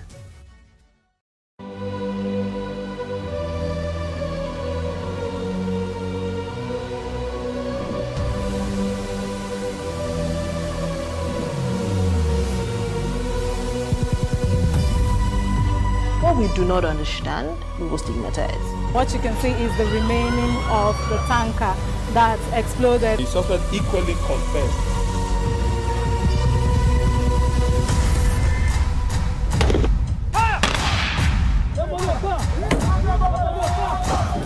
Now 500 naira they collect them. If you don't talk, then go beat you. Now 2,500 they pay.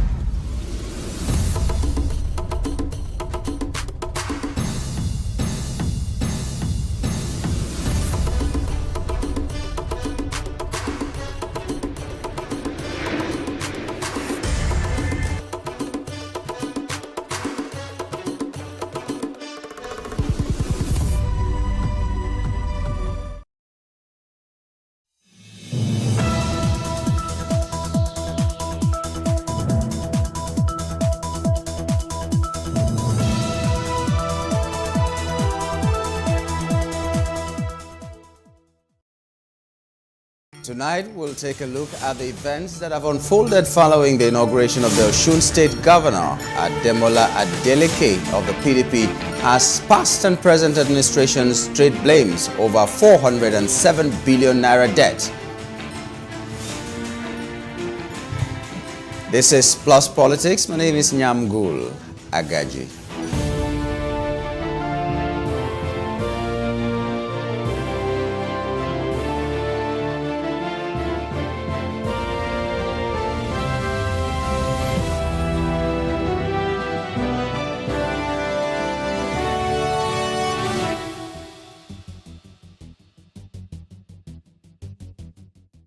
The People's Democratic Party in Osun State and the opposition All Progressives Congress have continued their war of words over the state's 407.32 billion naira debt portfolio. In a statement by its acting chairman, Dr. Adekunle Akindele, he berated the ex-governor Adegboyega Oyetola for alleged deceitful conduct during his handling of the state's finances. The PDP, however, commended the state governor, Senator Ademola Adeleke, for his transparency and accountability in the management of the state affairs. The party also claimed that the Osun debt portfolio has long been shrouded in secrecy with negative consequences for the state's finances, investor perceptions, and the general well-being of the people, and that Oyetola remains the source of financial misgovernance wrought in the state.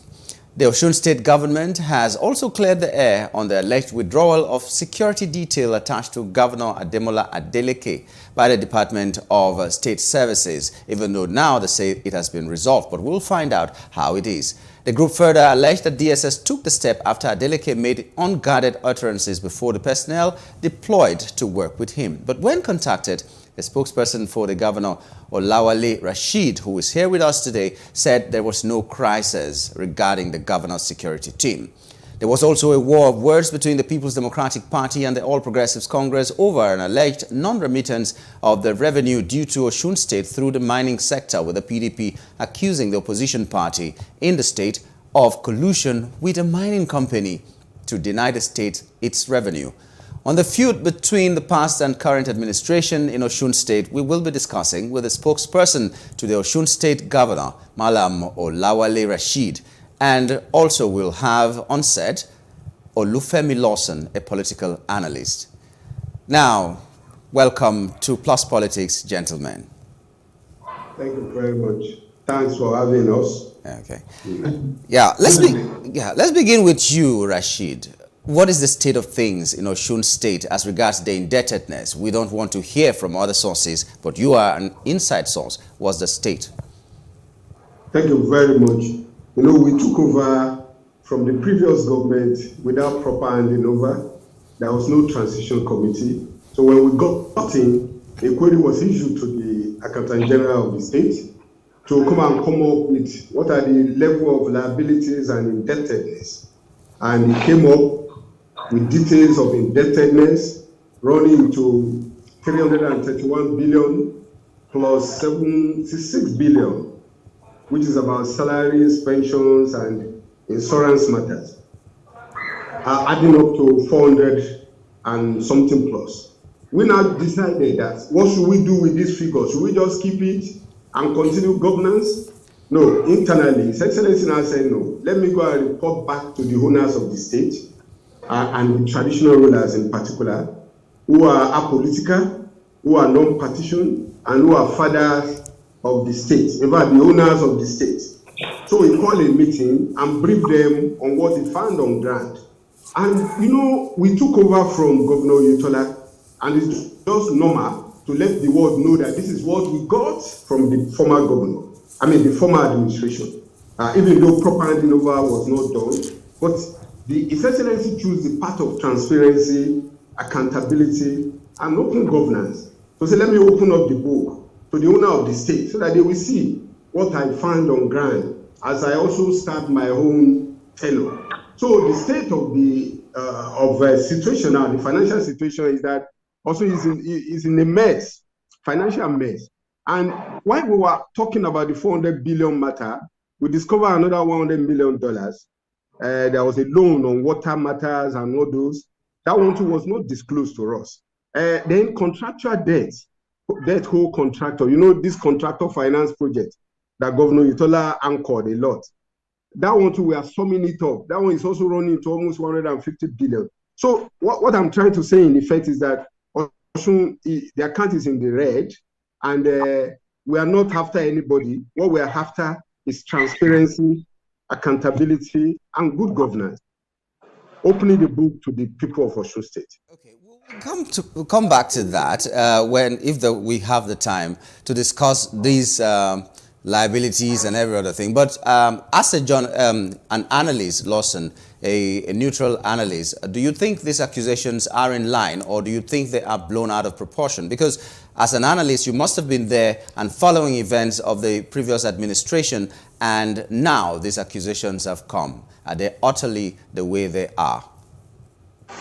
Yeah, thank you. Beyond being an analyst, I'm also fortunate to have been very much involved in the political atmosphere in Osun State, and coincidentally, I have worked closely with my senior brother, Malam Rashid, on some of the political issues in Osun State before now. And I want to say that what Governor Ademola Adeleke owes the people of Osun State today, most importantly, is the sincerity of purpose that his administration must bring into form. It is very unfair and insincere for anyone. I had actually not taken so seriously some of the positions that have been flying around the air over the last couple of days until I read that statement by the ruling party in Osun today, the PDP, where the statement claimed that the root of the current state of indebtedness could be traced to the administration of Governor Gboyega Oyetola. This is very insincere, this is unexpected, and I guess this is least expected for anyone who have been in Osun State over the last 12 years.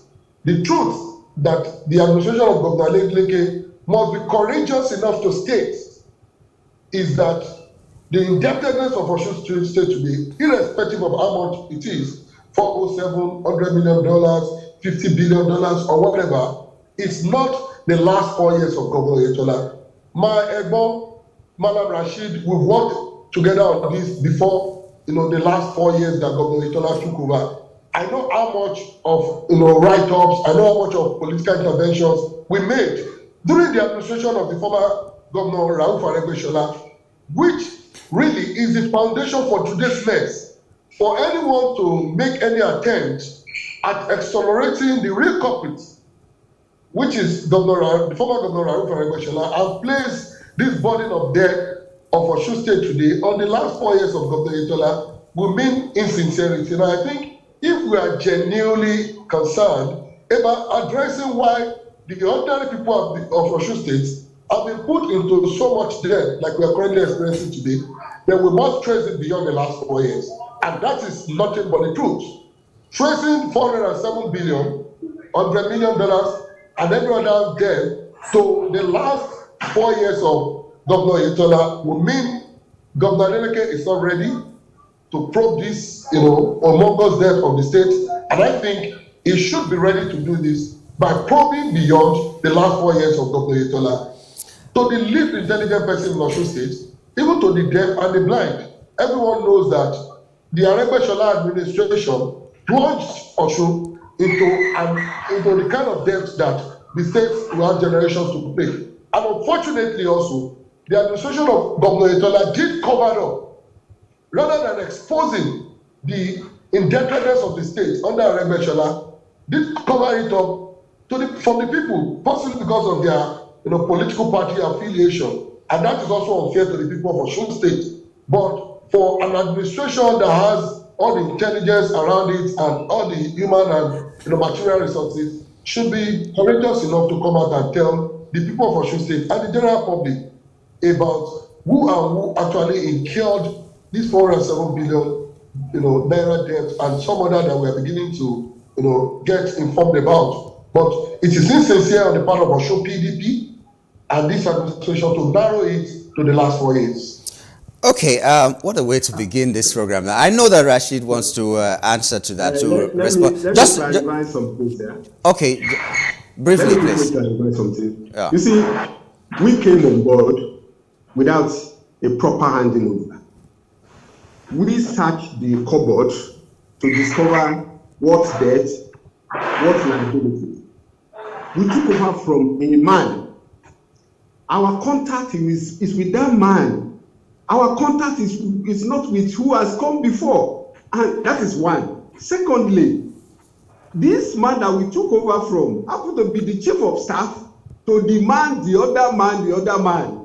In other words, as a chief of staff, he was right in the middle or the driver's seat. So we don't want to probe into all who is responsible, who is not responsible. What we all Osun people is to come up and tell them, even though there was no handing over properly, but this is what we find in the house. So our past governor, this is what we find in his cupboard. It's left for that former governor to now come and say, oh, that thing you find in my cupboard was put there by another person. So we've been very transparent, and that's why I say Governor Adeleke is not after anybody. No. It's about openness. Amapi Lawson said this. We've been involved deeply in Osun matter for long.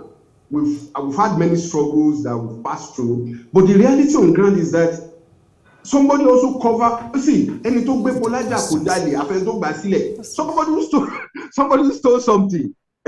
He's not actually the culprit. The person that collected it and hid it for him is even more guilty. But we are not even into that.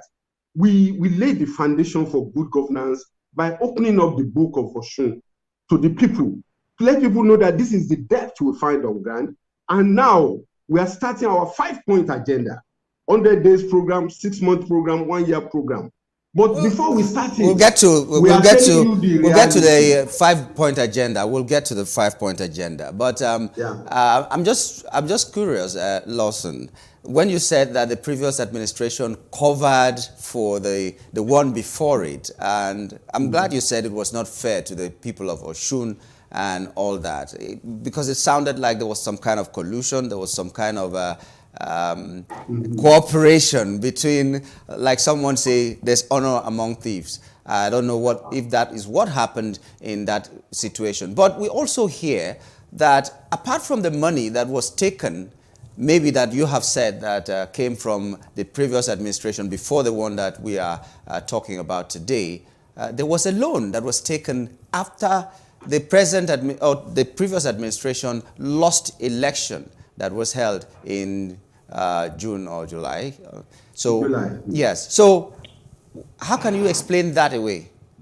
See, I'm not a spokesperson of the Oyetola administration, but I'm knowledgeable enough, having been involved in public advocacies, and all sort of governance activities to know that it is not enough to just roll out figures and statistics without details.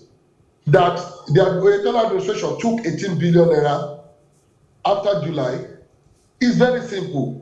All that is needed from the Adeleke administration is that on July after July 16 governorship election, the Oyetola administration approached financial institution and took a loan of so amount. See, it is not enough because Osun is a state of intellectuals. Osun is a state of highly politically conscious citizens. So it is not enough to begin to roll out figures without details.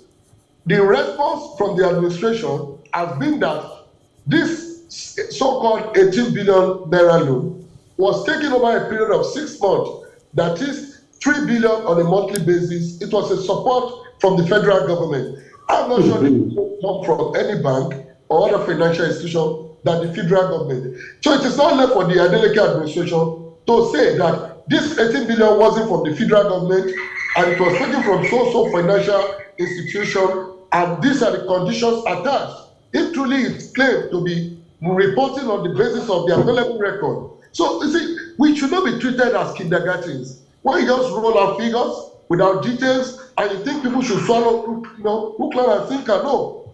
The administration must be sincere and courageous to tell the people how and where those loans were taken. It's not enough to roll out figures. Yeah, like let me rephrase. Okay, can I quickly let me give you that fact.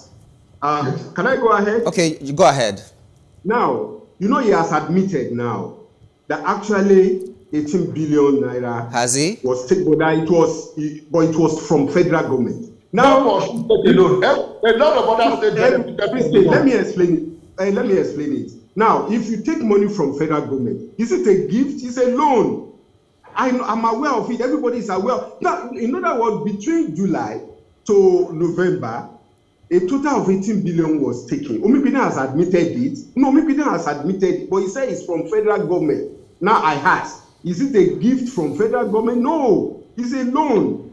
It's a loan that you have to pay back. There is no dispute that it is a loan. In fact, Omipina admitted that, but he said it was not the way we put it. Now I ask myself, okay, a loan of 18 billion was taken, but you are disputing the way we put it. The money from FD is not a dash, it's not a gift. You have to pay back. Now, if you collect 18 billion after you fail election, no, it was taken you say you are not. Okay, gentlemen, just a moment. Let's a spokesperson for Oyetola administration. You are not. You are an analyst. Gentlemen, what to make it out there. Inform the citizens correctly. No. Omipina said it that truly the money was taken, but it's from FD. But it's a loan. A loan is a loan, and it is scandalous for you to take 18 billion. Okay, gentlemen, just a moment. I like where it's going. Sometimes things happen like this and then we find out. I know, Lawson, that you may not be a chieftain of the APC, but you said you have done extensive work. And now, today, you're playing the devil's advocate. So I'll be asking you questions that might seem like, okay, you are APC. But just take that as it is. I'm curious.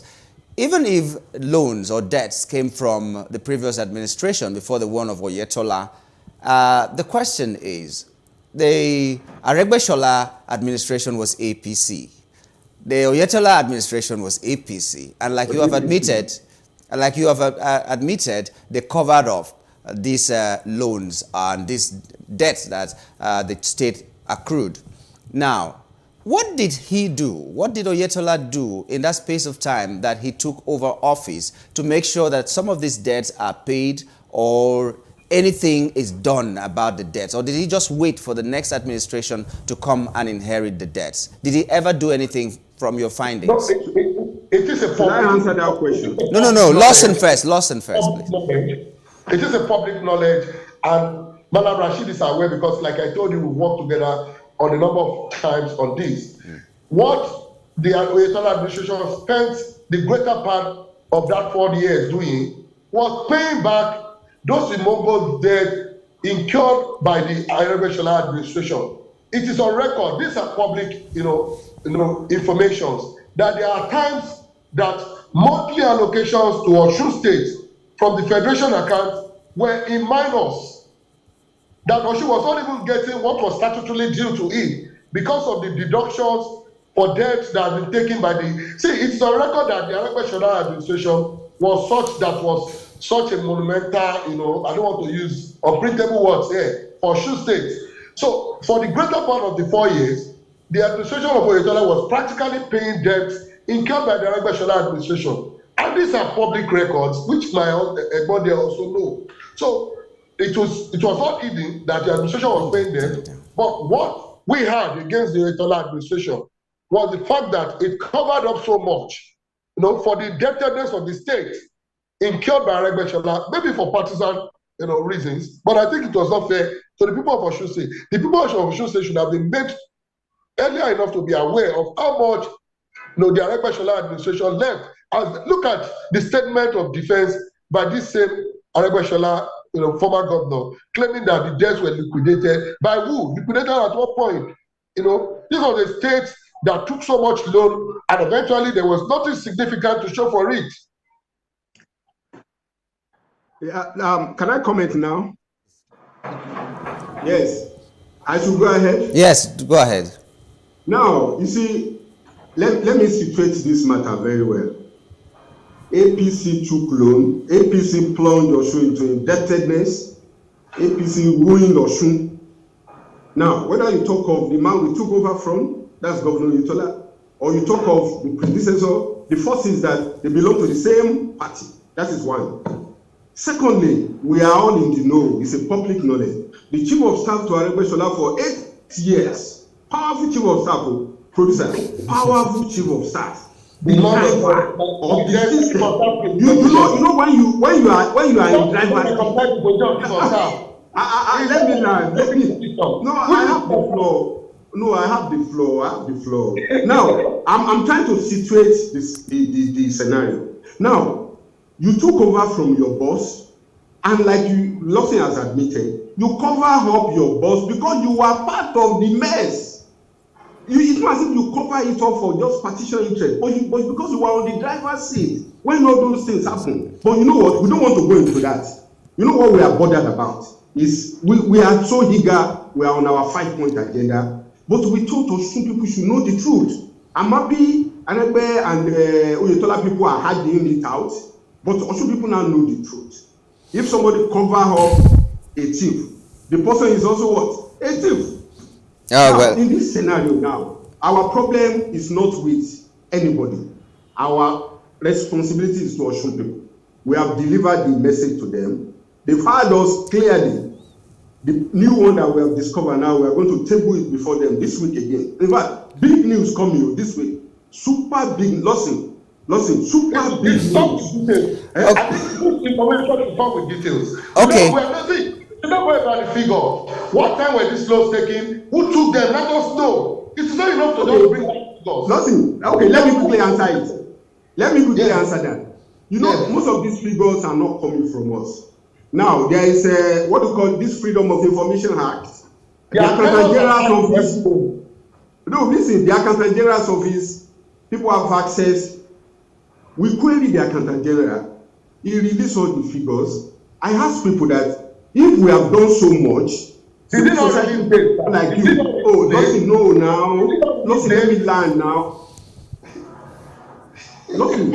You know what? As a civil society person, you are also free to inquire and to request for those data. It's not in our custody. We are not covering up anything. Governor Adeleke came and said, no, I must open up the book. I won't cover up anything. No contractor. We have discovered over 100 billion both contractors. And that's what within 4 years. They call it contractor finance something. And they come up and say it's not a loan. I say, somebody is financing projects on behalf of the state. The state must pay back. It's still a debt. So please, we are so eager about the 5-point agenda. We want to deliver on our promises, but we are opening the book. Let the whole world see. Okay. In fairness, Mr. Rashid, in fairness to the previous administration, I'd just like to ask you this.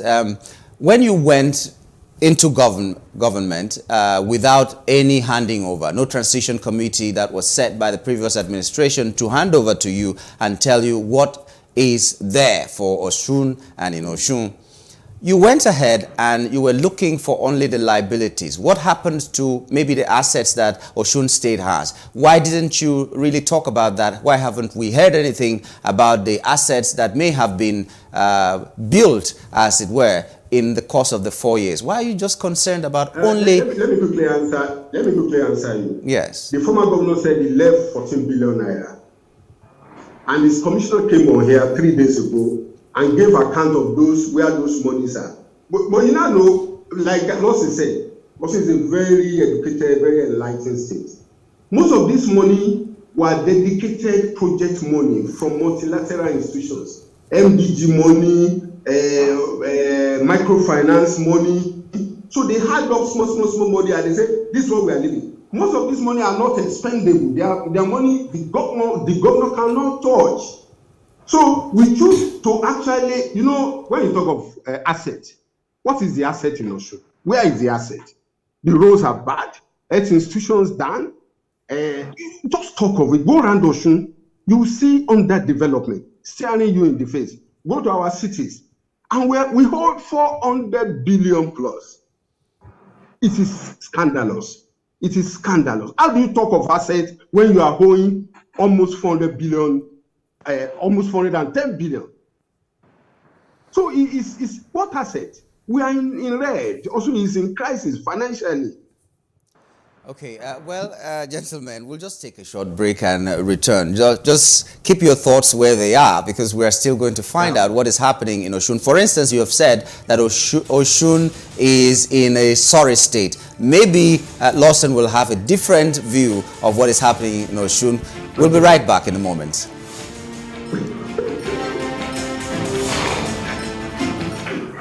Nothing.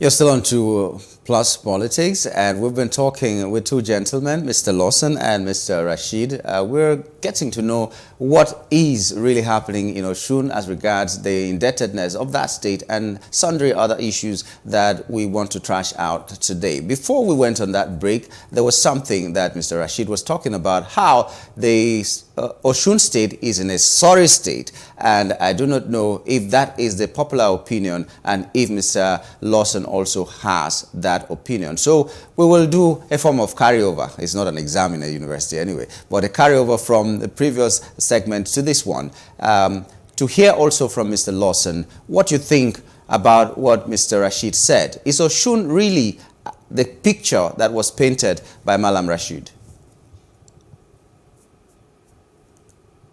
Lawson, please. Six development. Every state aspire to develop beyond what we currently, even the Nigerian state as a whole. But I think when you compare the last 4 years of the UHL administration averagely to the performance of the average Nigerian government, the governor, you will realize that the administration performed very well. Today, it is this issue that is the public record. Osun is one of the very few states in Nigeria that has basic health centers in all the wards, over 300 or thereabouts in Osun State, across the states. And if you look at the investment of the government in infrastructure, when you talk about city center roads, some inter-local government roads, even some roads that are very critical to movement of people within the states. And you must also give one credit, even though we don't like commending governors for doing ordinarily what should be their responsibility. You realize that for the 8 years that Governor Aregbesola was in the saddle, Osun was always in the front pages of the newspaper. Osun was always in the news headlines for indebtedness to the civil servant.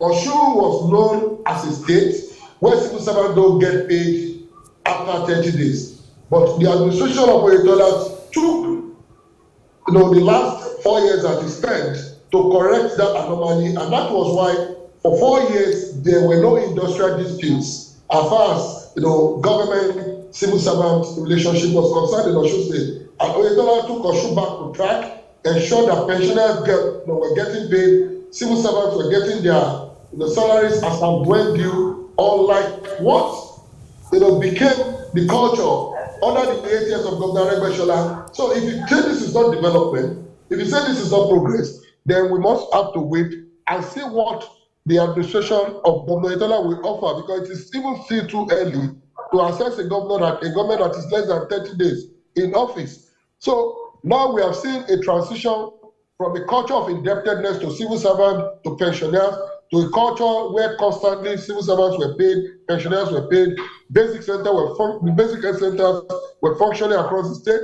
Roads were being constructed and some other interventions embarked upon by the administration. So it is not left for us to begin to look at how we can now compare this to whatever achievement will be recorded by the Adeleke administration. But to say that there was no improvement from the 8 years that Aregbesola governed Osun State would not be unfair, or would not be fair rather. I don't know if this is related, but can I comment on that, please? Okay. My brother Lawson is actually acting like a spokesperson for Oyetola. Let me quickly fault some of the things he said.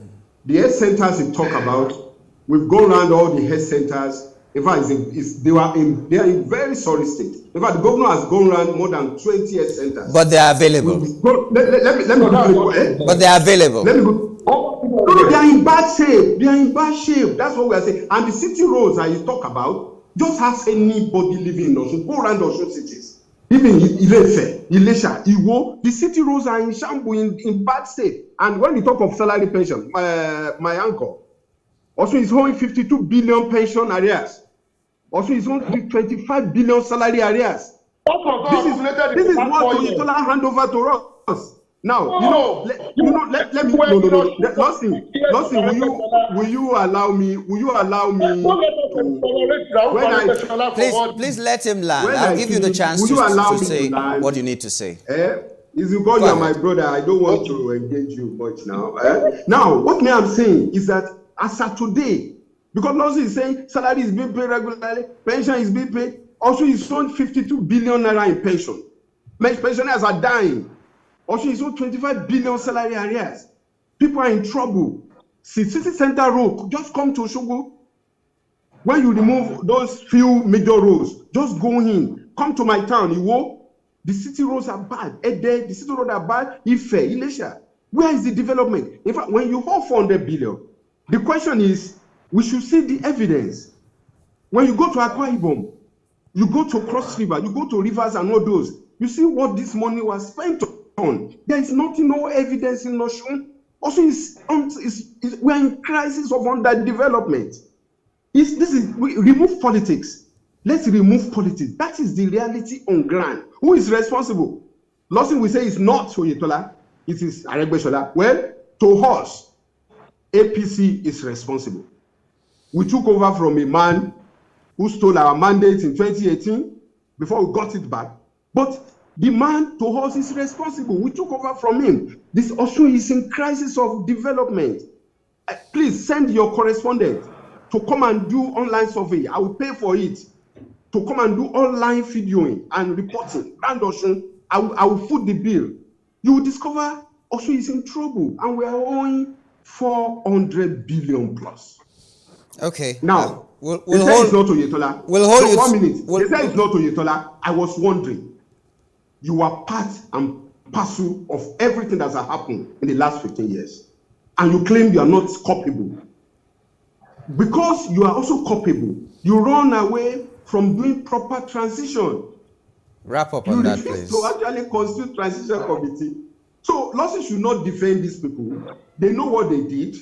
You people are civil society, you are doing your job. I applaud some of the things you people did, but don't hold brief for them.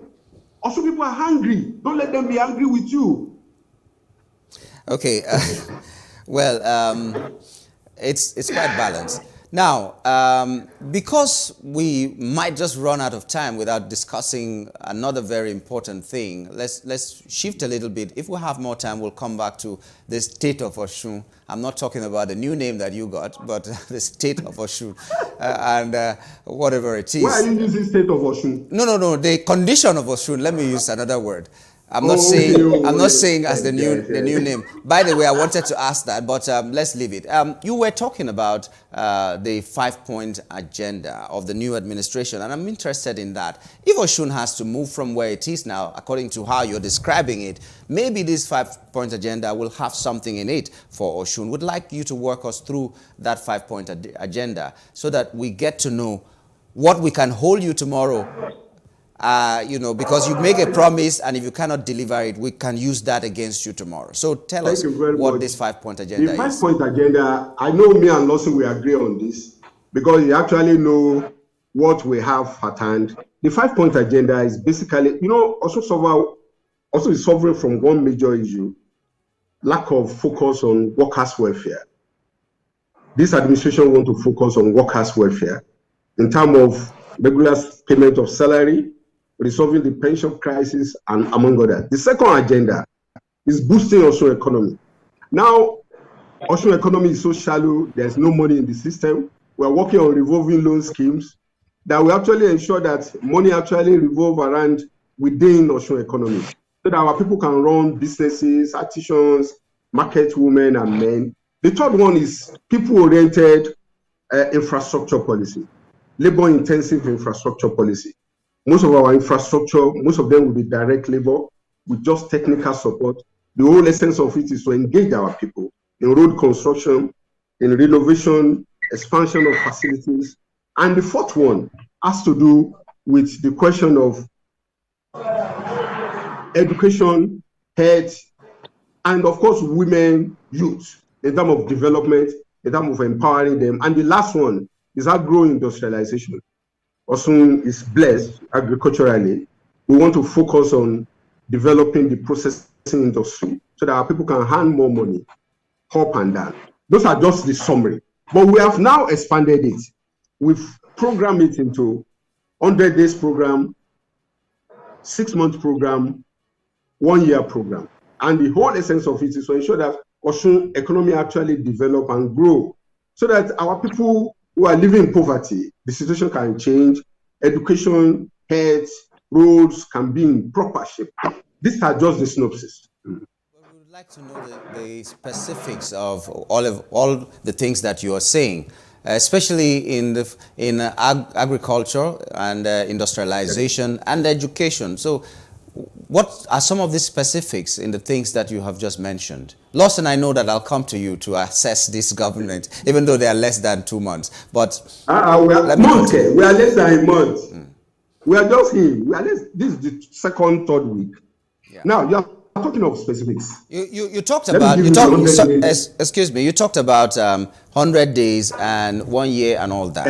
And you're spending almost a month fighting the other government, the erstwhile administration. And I'm wondering whether you're not taking out of this 100 days. How can you achieve the aim for 100 days? Let me quickly correct something. We are not fighting previous administration. What we are doing is house cleaning. If you don't clean the house, you cannot build it on the rot of the past. That is one. Then in governance, there is multitasking. The fact that we are exposing corruption and ensuring that the people know the truth does not mean we are not working. We are already on our 100-day program. And the 100-day program covers tech innovation, covers education, health. Most of our schools are in bad shape. So ongoing plan for rehabilitation. Health centers that were supposedly rehabilitated in those days were not. we are taking it up to ensure that we innovate health centers and equip them properly. So we have an 100-day program that also covers agri, the revitalization of the agri settlement, among others. So we're not fighting previous government. We should remove that word. But what we are doing, in effect, is to actually open up the book, let people know what we meet on ground, and how we are proceeding. Okay. That's all for the 100-day program. I'm cutting it short because I don't want to take. Because I know I want to cover more ground. Okay. Let me go to Lawson in case you have something to respond to all that Mr. Rashid has said just recently. Well, for the 5-point program, very beautiful. Osho is an ambitious state. The people have very huge expectations. People are looking forward to, this government, trying to come and turn their fortune around for the positive. And like I said, it is too early to assess whatever this government will become. This is just less than 30 days. But the most important thing is that the government must remain consistent to its promises. It is not enough for us to get to the 100 days, the 6 months and 1 year, and begin to get excuses. It is the ambition of every progressively minded person that this government is able to live up to the promises it has made, just like we are hearing now. So for me, it is a very ambitious plan, very laudable, beautiful, but it must go beyond the papers. It must go beyond the rhetorics, and the government must be seen to be implementing these plans from now on, not waiting, for the 106 months or 1 year, anniversaries before we know what the government has been able to do. So it's very ambitious programs, and I wish the government would live by this. But you, as a member of the civic society, what plans do you have to make sure that they are on their toes? Because you can't just take a chance and say, after 4 years, let me assess you and ask you questions. Do you have plans? Yes, we will continue to engage them. We'll engage the previous government. Fortunately, myself and Madam Rashid, my boss, for 8 good years, we kept the Arabeshala government on its toes. We were very much alive, pointing out the faults of that government. It is also on record that some of us were very critical of some of the programs of the immediate past administration. So when people find it strange that we commend some of the, progress made by the internal administration, we don't really get worried because we are known to have condemned where the government didn't do well. And we will also do the same for the Adeleke government. Whenever the government is doing well, we will speak out. And whenever the government is not meeting up to the expectation of the people, we will never be stopped. Because if the Arabeshala administration could not stop us, no other government, I think, will be able to do that. Because it is in the interest of the people that we keep talking about what government does right or not, then keeping government on its toe, so that on the long run, the people can be the biggest beneficiary. Okay. Thank you very much. Let me chip in a word. I thank Lawson for actually commending our agenda, and we look forward to working with the civil society group. Like he said, our agenda is very ambitious and very detailed and costed with deliverables. That's why I said 100 days, 3 months, 6 months, and we will not give excuses. We will ensure that we follow through. We don't want to give excuses. That's why the governor has to open up the books. When you are dealing with a very highly literate society like Osun, you have to be open to them because our people are very understanding. So they now know, the background is so level of liabilities. Then going forward, they will now see our program, how we will be very innovative in terms of addressing the challenges we met on ground, in terms of implementing our own program, and in terms of touching the life of the people. And I said something. Governor Adeleke has 5 principles underpinning his administration. There are 5. The first one is open governance, which most civil society people will like. And of course, good governance, very, very important. Government must be accountable, must be transparent. And that's why we are instituting what we call a Pade Imole, the meeting of light, when we meet stakeholders from across board. So we are poised to deliver on our promises, and we work with civil society in terms of tracking and evaluation.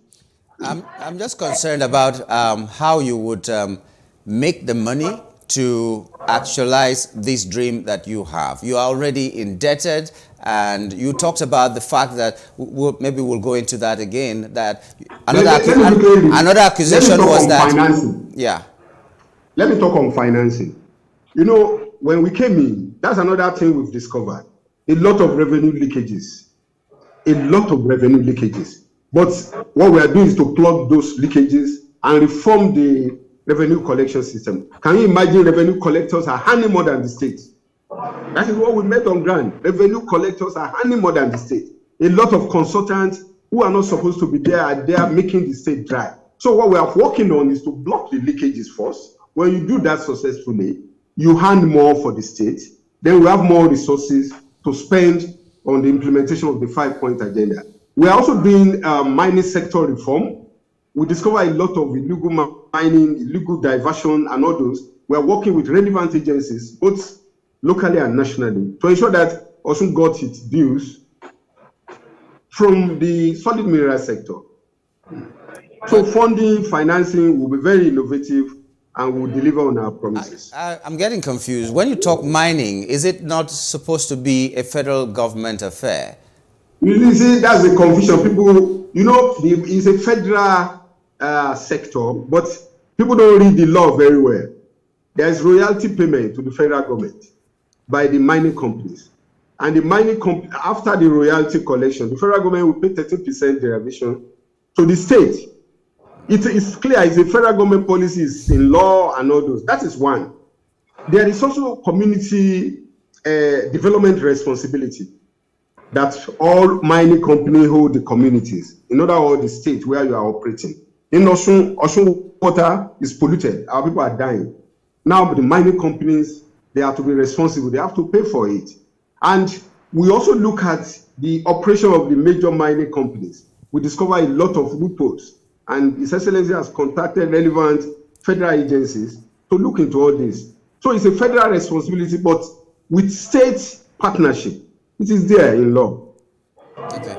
Let me go to Lawson. I'm glad that you said that these ideas, these 5 points of the present administration, they have very lofty ideas, and if they could achieve them, it would be good for the state of Osun. But now there's a lingering, will I call it crisis? Something lingering in the courts. The governor, Oyetola, is asking that the election be nullified. What did you observe in Osun as the election went on? Does he have a case or not?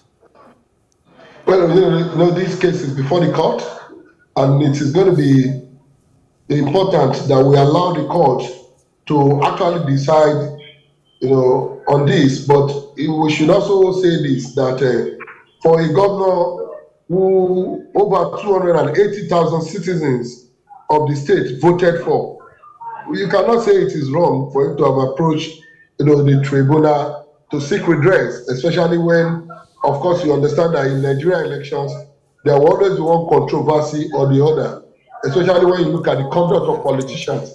So for Governor Oyetola to have approached the tribunal, this is very much in order. Governor Adeleke did this in 2018, even though he didn't get, you know, what he wanted from the court.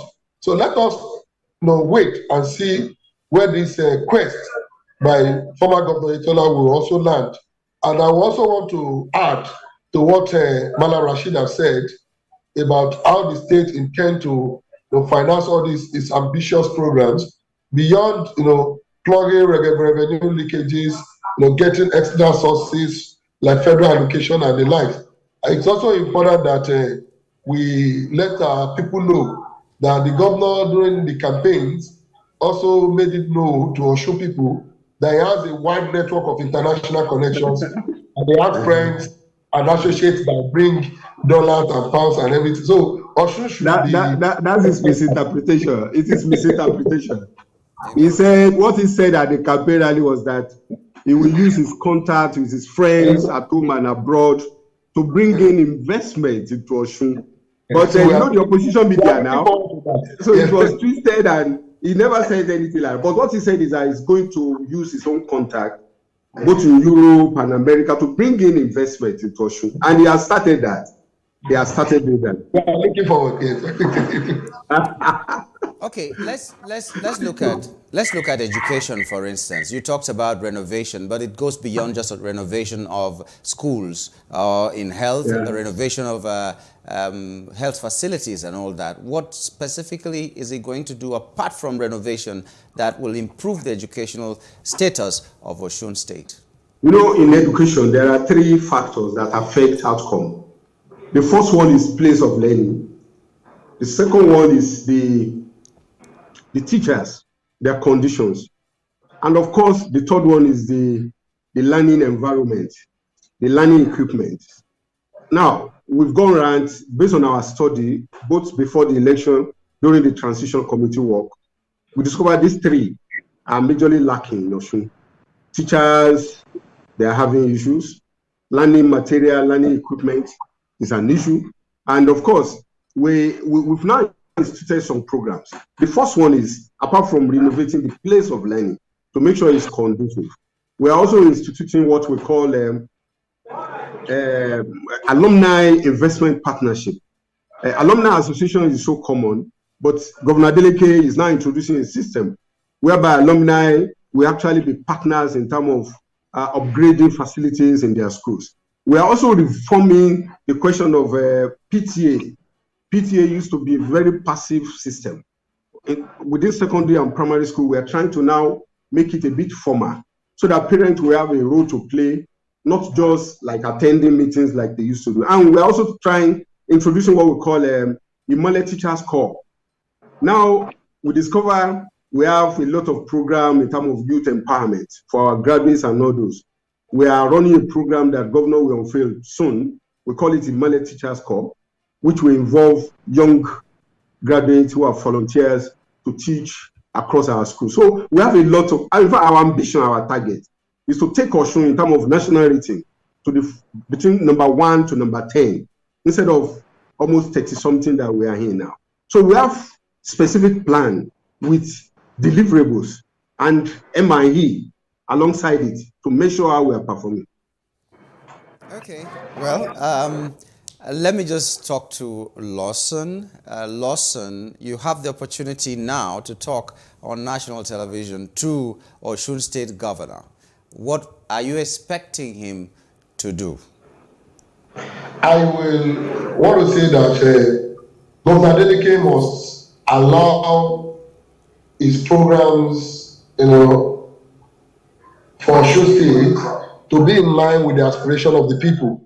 A lot of times, governors have resorted into implementing programs that are not intended with the aspiration of the people. So the governor must open the line, the culture of communication with the people, and deliver programs on the basis of their aspiration. It is not enough to go and build, for instance, a health facility in a community that only requires borehole water to drink. It is not enough to go and build a supermarket in a community where all is required is a basic health center. So the government must open the culture of communicating with the people, seek their opinion, before implementing programs. This will help the government to meet up with the aspiration of the people. You may have beautiful ideas, but when implementing them and they are not in line with the aspiration of the people, then your programs may become as useless as not doing anything at all. So I want to implore that the governor must take governance back to the people, implement its programs and policies on the basis of the needs of the people. Okay. And that is the way to go.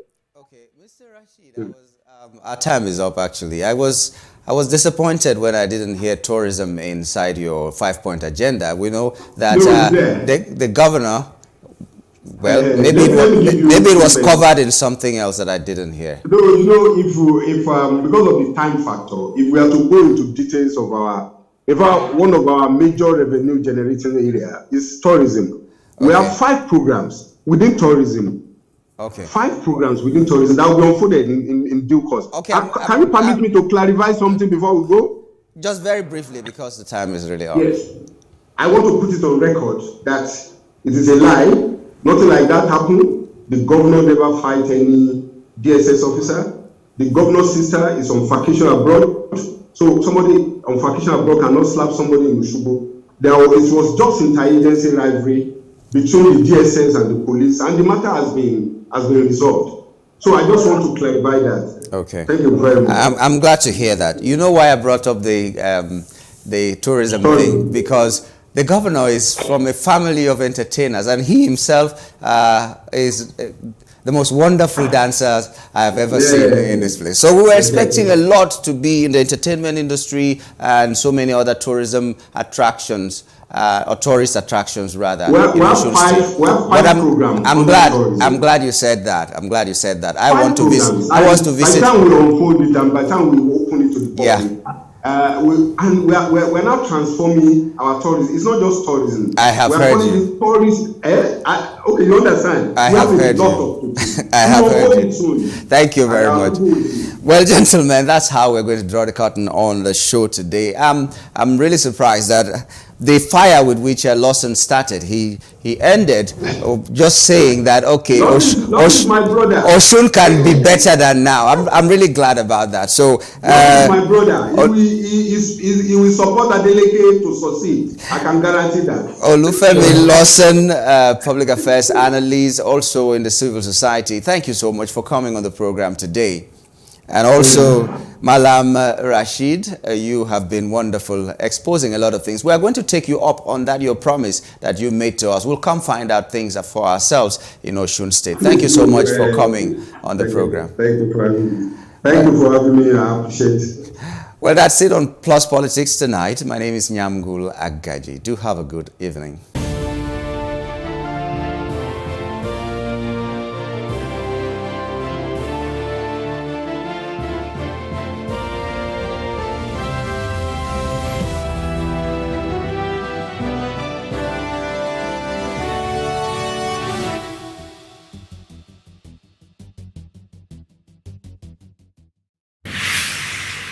So what are the top decisions that the United States considers necessary that Nigeria must take? I like to think of my interactions as conversations, not interviews. And that's why I say asking questions is both an art and a science. Everyone says in Islam you are allowed to have 4 wives. Is it mandatory?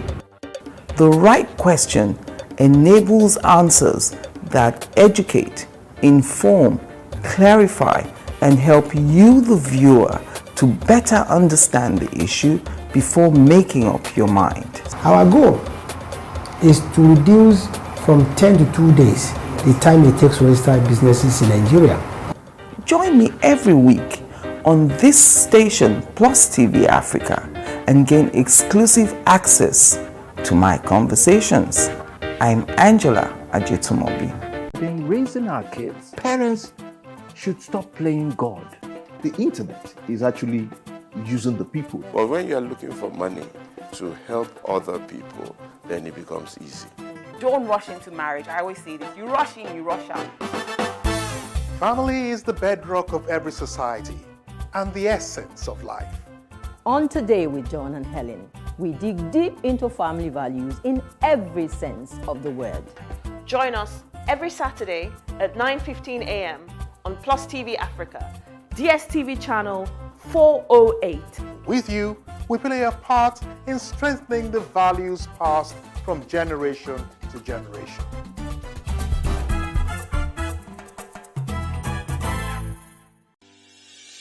Increase the reach of your events or business services. To advertise on Plus TV Africa, please call 0906 000 5719 or 0909 040 8408, or send an email to marketing@plustvafrica.com. Plus TV Africa. Big stories live here.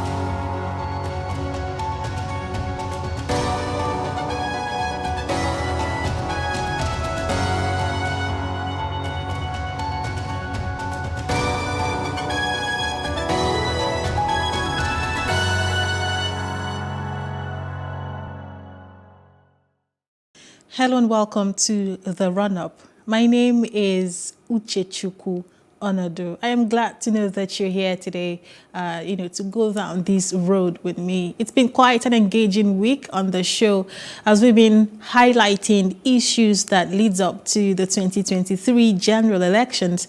And we've been having a series on transforming Lagos and x-raying the possibilities of the Lagos that we desire. We've been having flag bearers of various parties who are running for the governorship seat in Lagos State. And we've had the candidates of the PDP, the SDP, the Labour Party, and NRM. So if you missed any of those episodes, you can do yourself good by going to our YouTube page at Plus TV Africa and engage. Today, we're going to be having another guest vying for the seat join us on the show. So you might want to stick around and find out who we will be talking to. Will a new government be coming in 2023? What transformations does Lagos need? And how can these be achieved? These are the many questions that we'll be asking today. So you can join the conversation by dropping your questions and contributions via our social media handles on Twitter and Instagram at Plus TV Africa. We'll be going on a quick break now. When we return, the conversation will fully begin. Stay with us.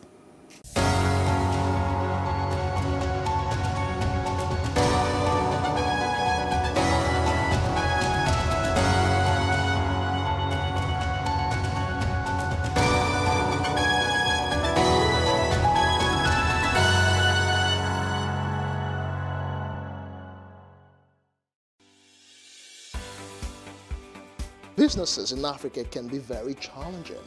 In Nigeria, it is particularly intimidating, and successful builders have learned how to navigate a hostile environment to unlock opportunities. But one major challenge businesses face is how to filter through the noise and identify where their ideal customers exist. Get insight and practical steps from industry players and captains of industries. Hear success stories to help you make informed decisions as you scale your business in Nigeria. Watch Business Insights at this time on Plus TV Africa.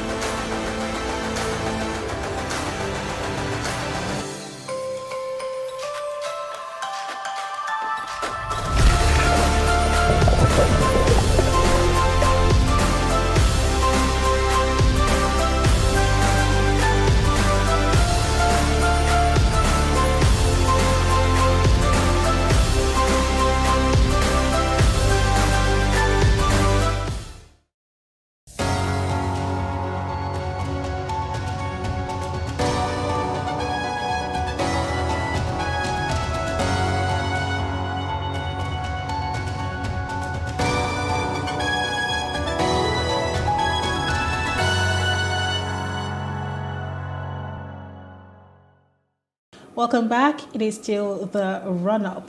In about 15 years, Lagos has gone from being a symbol of urban disorder to a widely cited example of effective African governance. The Lagos state government have succeeded in multiplying its tax revenues and using these resources to restore basic infrastructure and expand public services and law enforcement.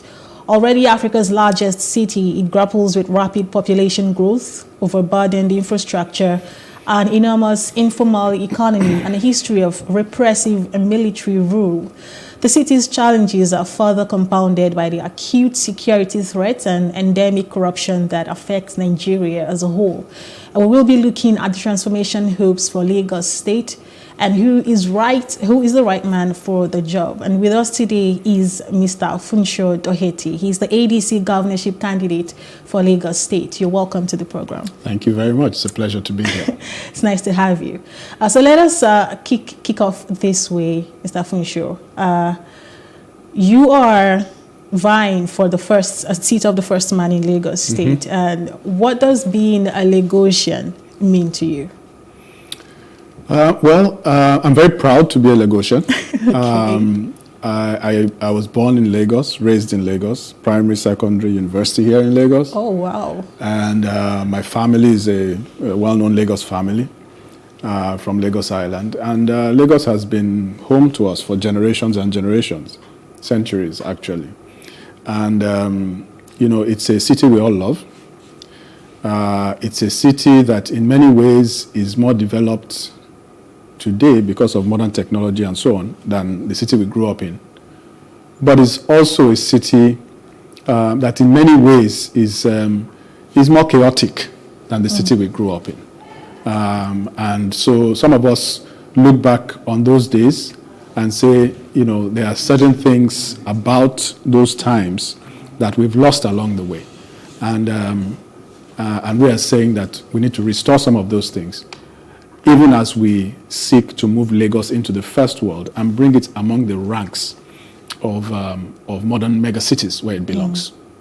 Okay, you've mentioned something that has to do with the next question I was going to ask you, because you've mentioned how that a lot of things has been lost on the way. I mean, in the process of growing Lagos. But what is your view on the current state? You mentioned that there are things that are supposed to be put in place. What are those things?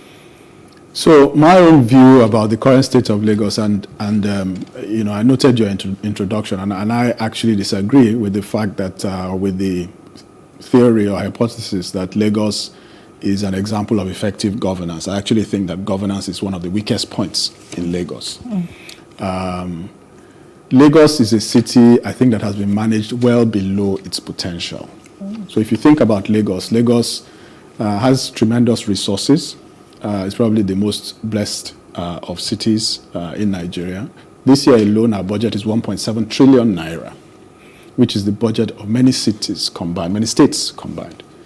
Now, if you look at, and this is adjusted for inflation, similar amounts have been spent over the years.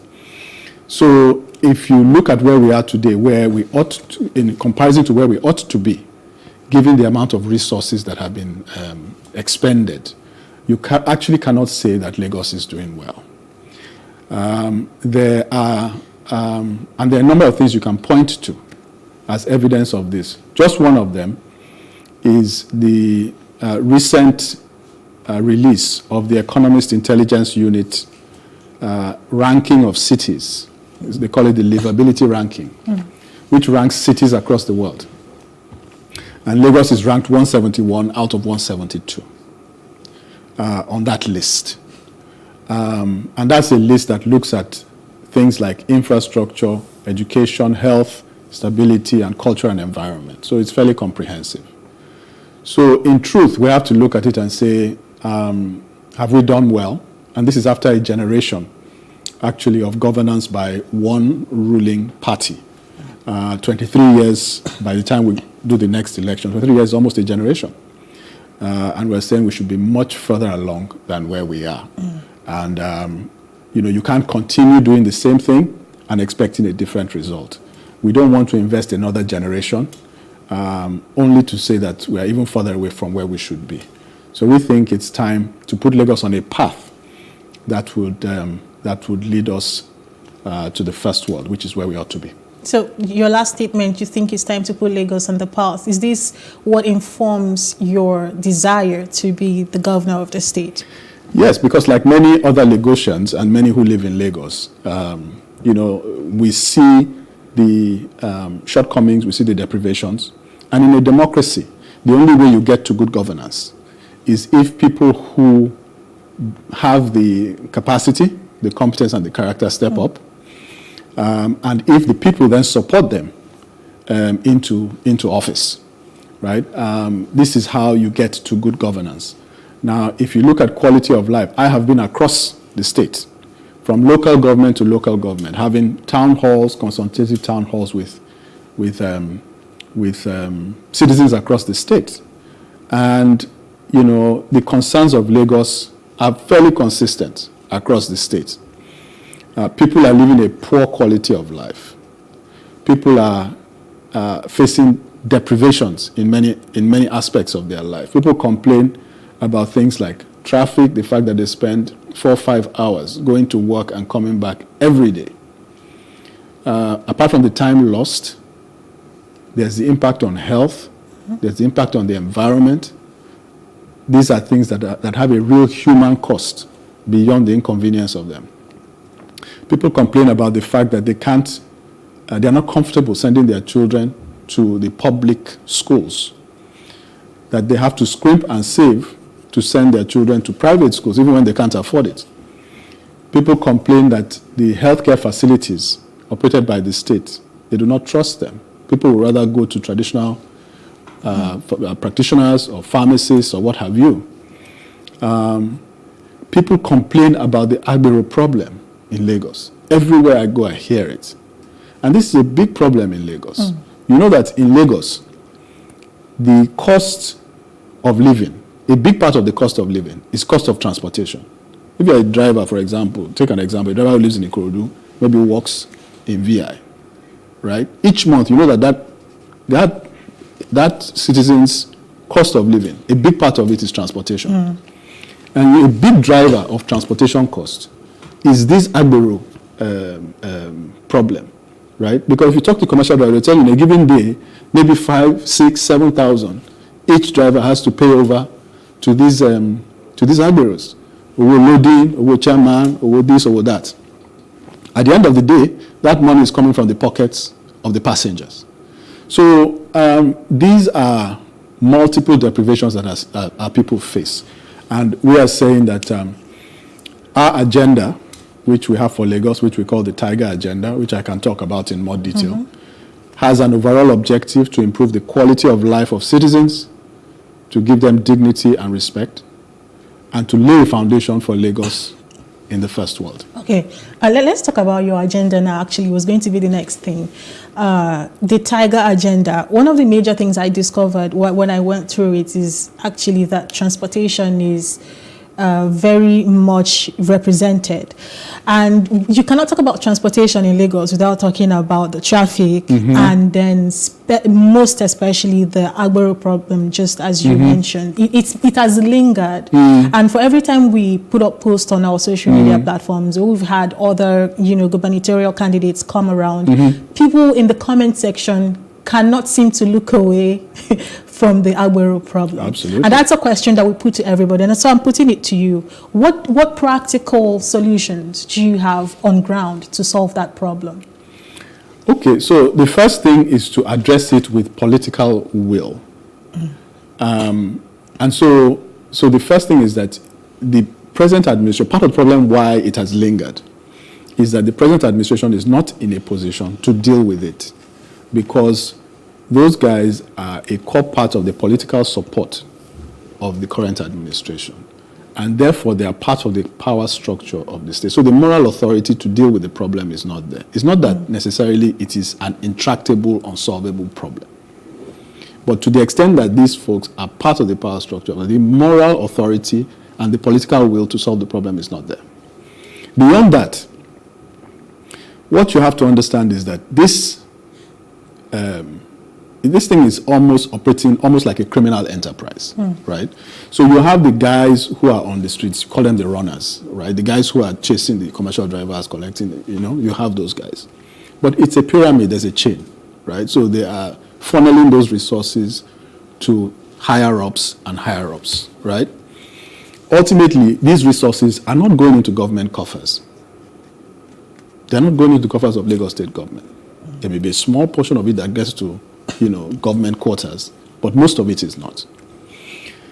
And so what you have to do, basically, first of all, is to curb their activities and say, okay, let us determine what it is that is being, with these revenues that are being collected. Are they union dues?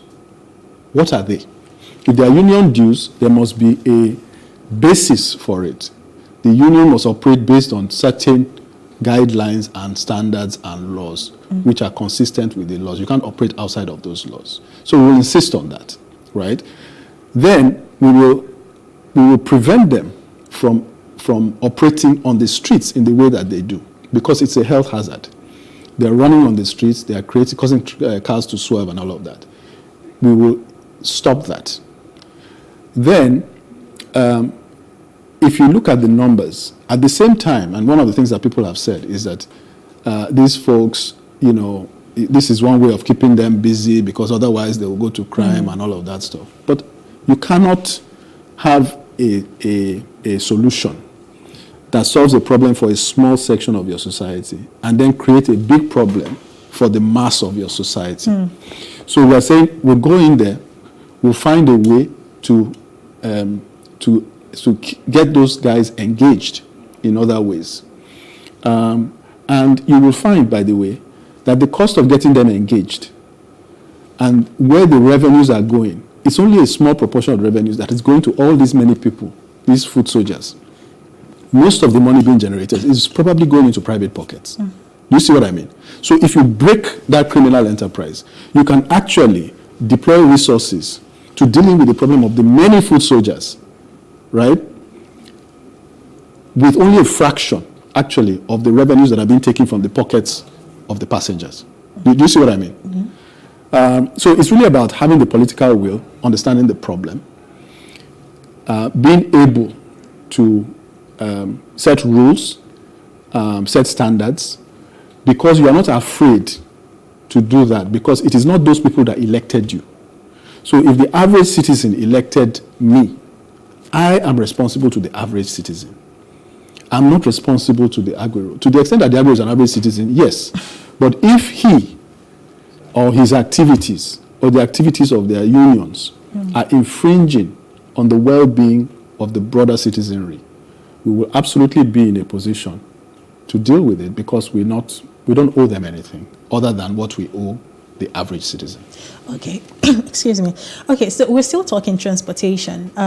Sometime in the early 2000s, the BRT buses were deployed in Lagos. And of course, recently there's been a lot of conversations around the rail tracks and bringing them back to life. But then transportation has continued to be a very big problem in Lagos. Now, do you think these put together, these other means of transportation I just mentioned, put together with what we already have is enough? And if not, what do you have coming? So we think that Lagos needs to have more options available. The citizens of Lagos need to have more options. Lagos is a coastal city, and we have the lagoon which runs across the state. So Lagosians actually make much more use of our waterways than we have historically. And that's one way to decongest key routes on the roads, right, and address part of this traffic problem. Because if you identify certain key routes and then put robust options on the waterways for people to patronize, robust vessels that people feel comfortable and safe in, as opposed to these little boats that are zooming around on the lagoon, you will find that more people will engage with that. And you can do it in such a way that the scale of it then causes the cost to come down, right? So that's one element. Second is the rail element. Now, you know that this present administration has struggled with just one axis of rail construction for almost 15 years. And it's not been delivered. We understand now that they are on the verge of delivery. Whether they are testing, whether they're delivering, we don't know. Time will tell. But even if they deliver it today, the question is, why 15 years? Others who have done it in a much shorter period, on a much grander scale.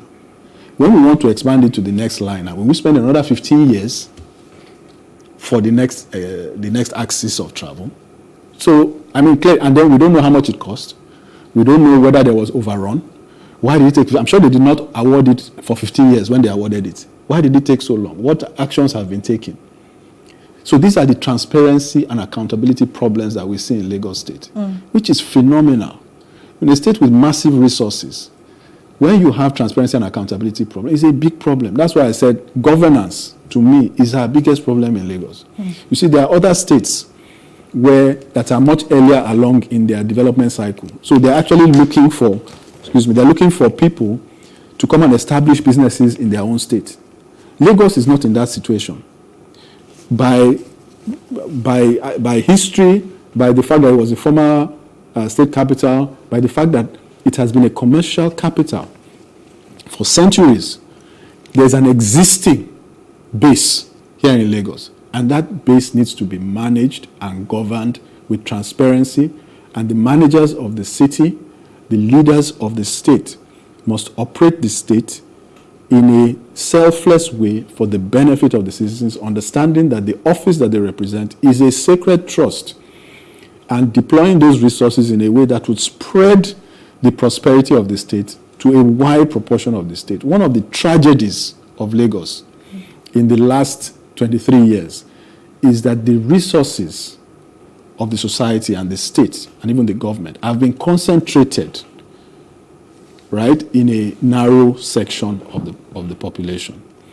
And this is the effect of a lack of transparency and accountability in governance. And what we are saying is that there's a new paradigm that we should deploy. You should have leadership that essentially operates with the mandate of the people, acting in the interest of the people broadly, and taking decisions such that at the end of the day, you build a prosperous society that is broad-based, because that's when you create jobs. That's when you create livelihoods, quality of life for the broad proportion of the population, rather than having a few who are doing extremely well and the vast majority of the people who are being impoverished. All right, we're still talking with Mr. Funsho Doherty. He is the ADC gubernatorial candidate for Lagos State. And this is the run-up here on Plus TV. We're going on a quick break. When we return, we're going to keep having this conversation. Don't go anywhere. Stay with us.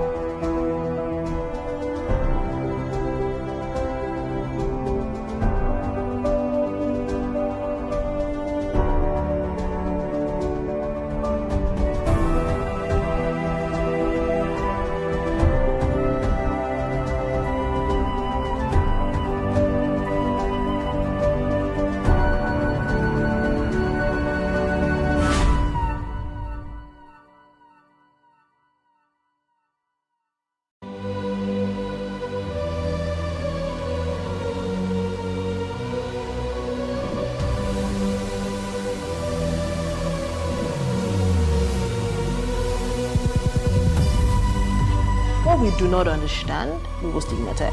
What you can see is the remaining of the tanker that exploded. The suspect equally confessed.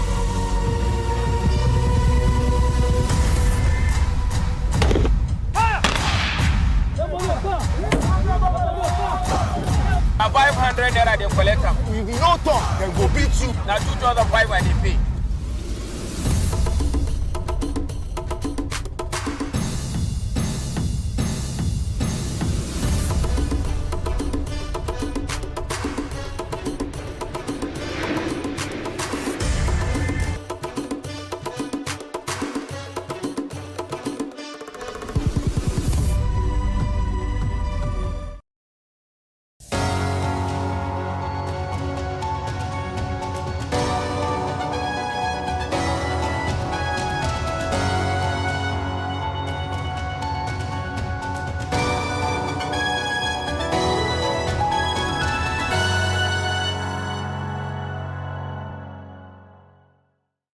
And you're very welcome back to the run-up. And we've been talking to the ADC gubernatorial candidate for Lagos State in the person of Funsho Doherty. Welcome once again. Thank you. Okay, let's start off again this way. Lagos has predominantly been governed by the ruling party, even though there's been a kind of tweak one way or another, but there's been like a long time of these people in power. And you know, one word that has been very popular through this particular electoral period is structure. They say some people have structure, some don't. But then let me put it to you as a rep of the ADC in the studio this morning. Do you think that the ADC have the structure in place to win the governorship election as well as other elections across the state? So, in one word, yes. And I'll elaborate. ADC, by the way, is not a new party, as I'm sure you know. ADC has been around since about 2006. And so we have a structure actually in the state, actually across the country. It's one of the parties with a national presence and a national spread. And in Lagos, we actually have a structure across the local governments. Like I told you, I have been going around the local governments and engaging with the people using our structure through the state. So there's that. But I would even go further and also say that, you know, this question of structure, two things. One, it means different things to different people, right? When you say structure, there are different things that it's used to mean. But also the significance and relevance and importance of the different kinds of structure is changing also as our electoral process is changing. So it is important to have representation in the communities, in the wards, at the polling units, etc. Just as it is anywhere you have a political system.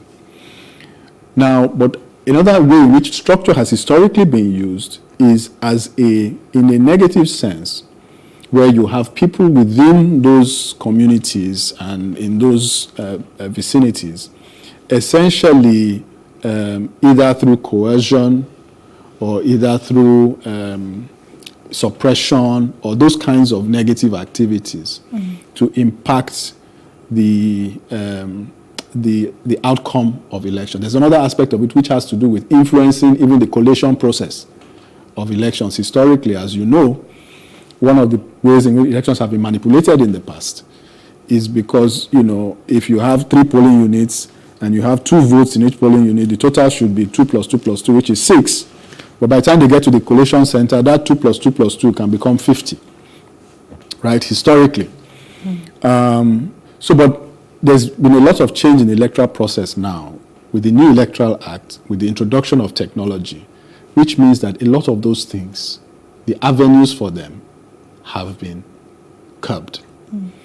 So what you see, and this is why many of us are very hopeful about 2023, is that there's much greater potential for the will of the people to be reflected in the outcome of the elections now. And so, you know, the ability of, you know, some structure on the ground to change the will of the people on election day is greatly diminished. So it's really more about directly engaging the people and having people believe in your candidacy and in the fact that they want to give you the mandate to go and represent them. And then coming out on election day to vote. And if that happens, all the structure in the world will not change that. So it's good to have structure, and we do. But more importantly, in today's environment, it's more about the people, connecting with the people, having the people believe that you are the direction in which they want to go in, and coming out on election day and voting. Remember that historically, a big problem that we've had is participation. So in Lagos, the present governor was elected with only 700,000 votes. That's 15% of the of the electorate. That's people, registered voters. So for every one person that came, 5 people stayed away.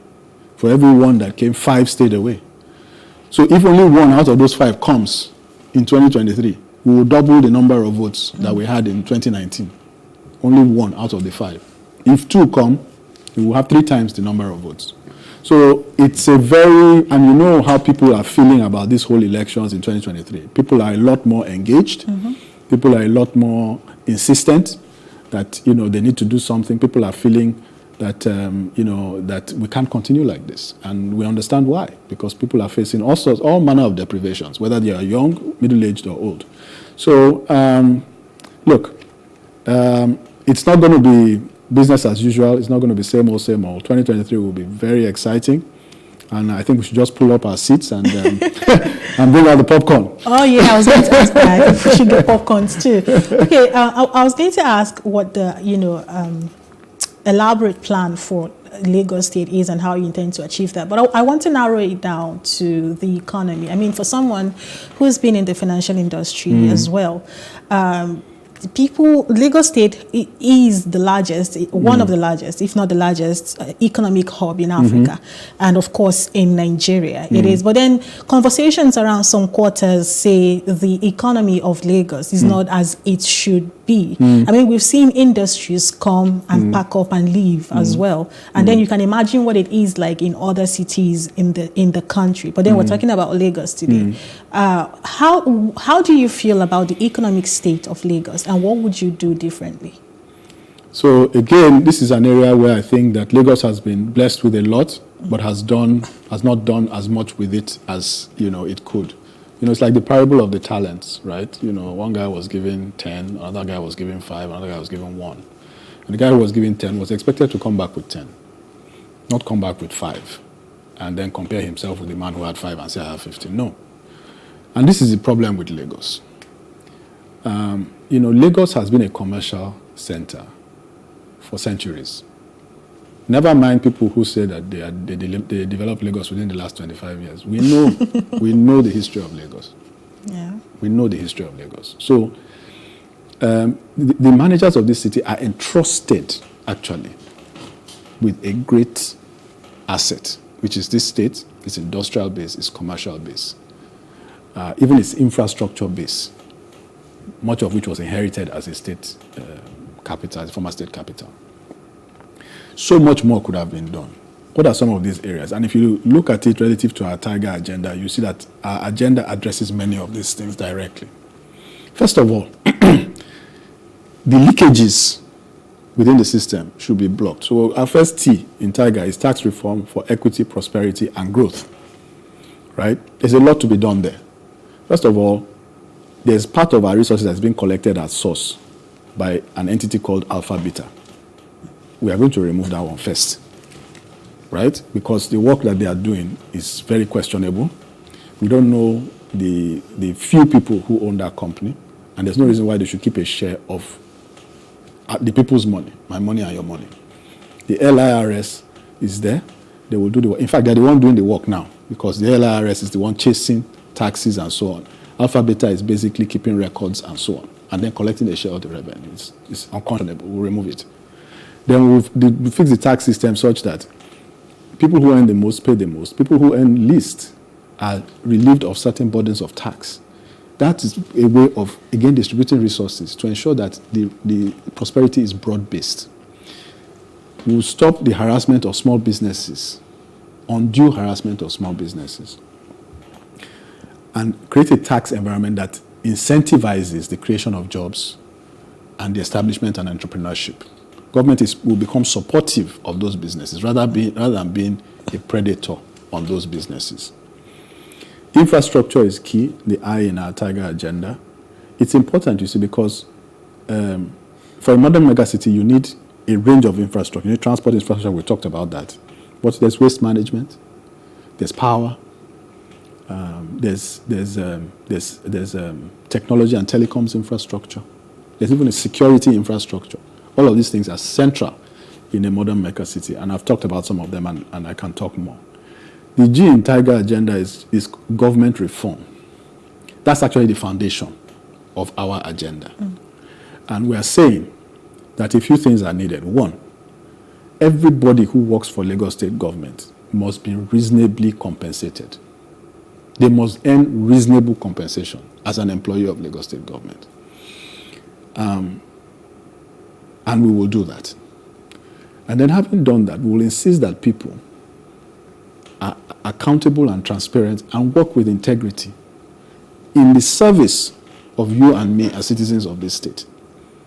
Right? And we will ensure that they understand that the seats that they are occupying, whether they are a civil servant, whether they're a public officer, whether they're a commissioner, whether you're a governor, is the people that put you there. And you are there to serve the people, and you serve them. If you don't, and if you serve yourself, and if you are corrupt, we will strengthen the Attorney General's office, we will strengthen enforcement, surveillance, audit, and we will prosecute diligently. And we'll ensure that people who are there understand the trust that their office represents, and they abide by it. And if they don't, we will take action and there will be consequences.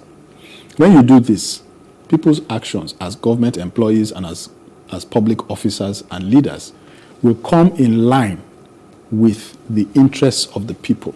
They will not be taking self-serving decisions anymore. They will now be deciding, what do the people need, what do the people want, what can we do for the people, how do we do it in a way that is above board.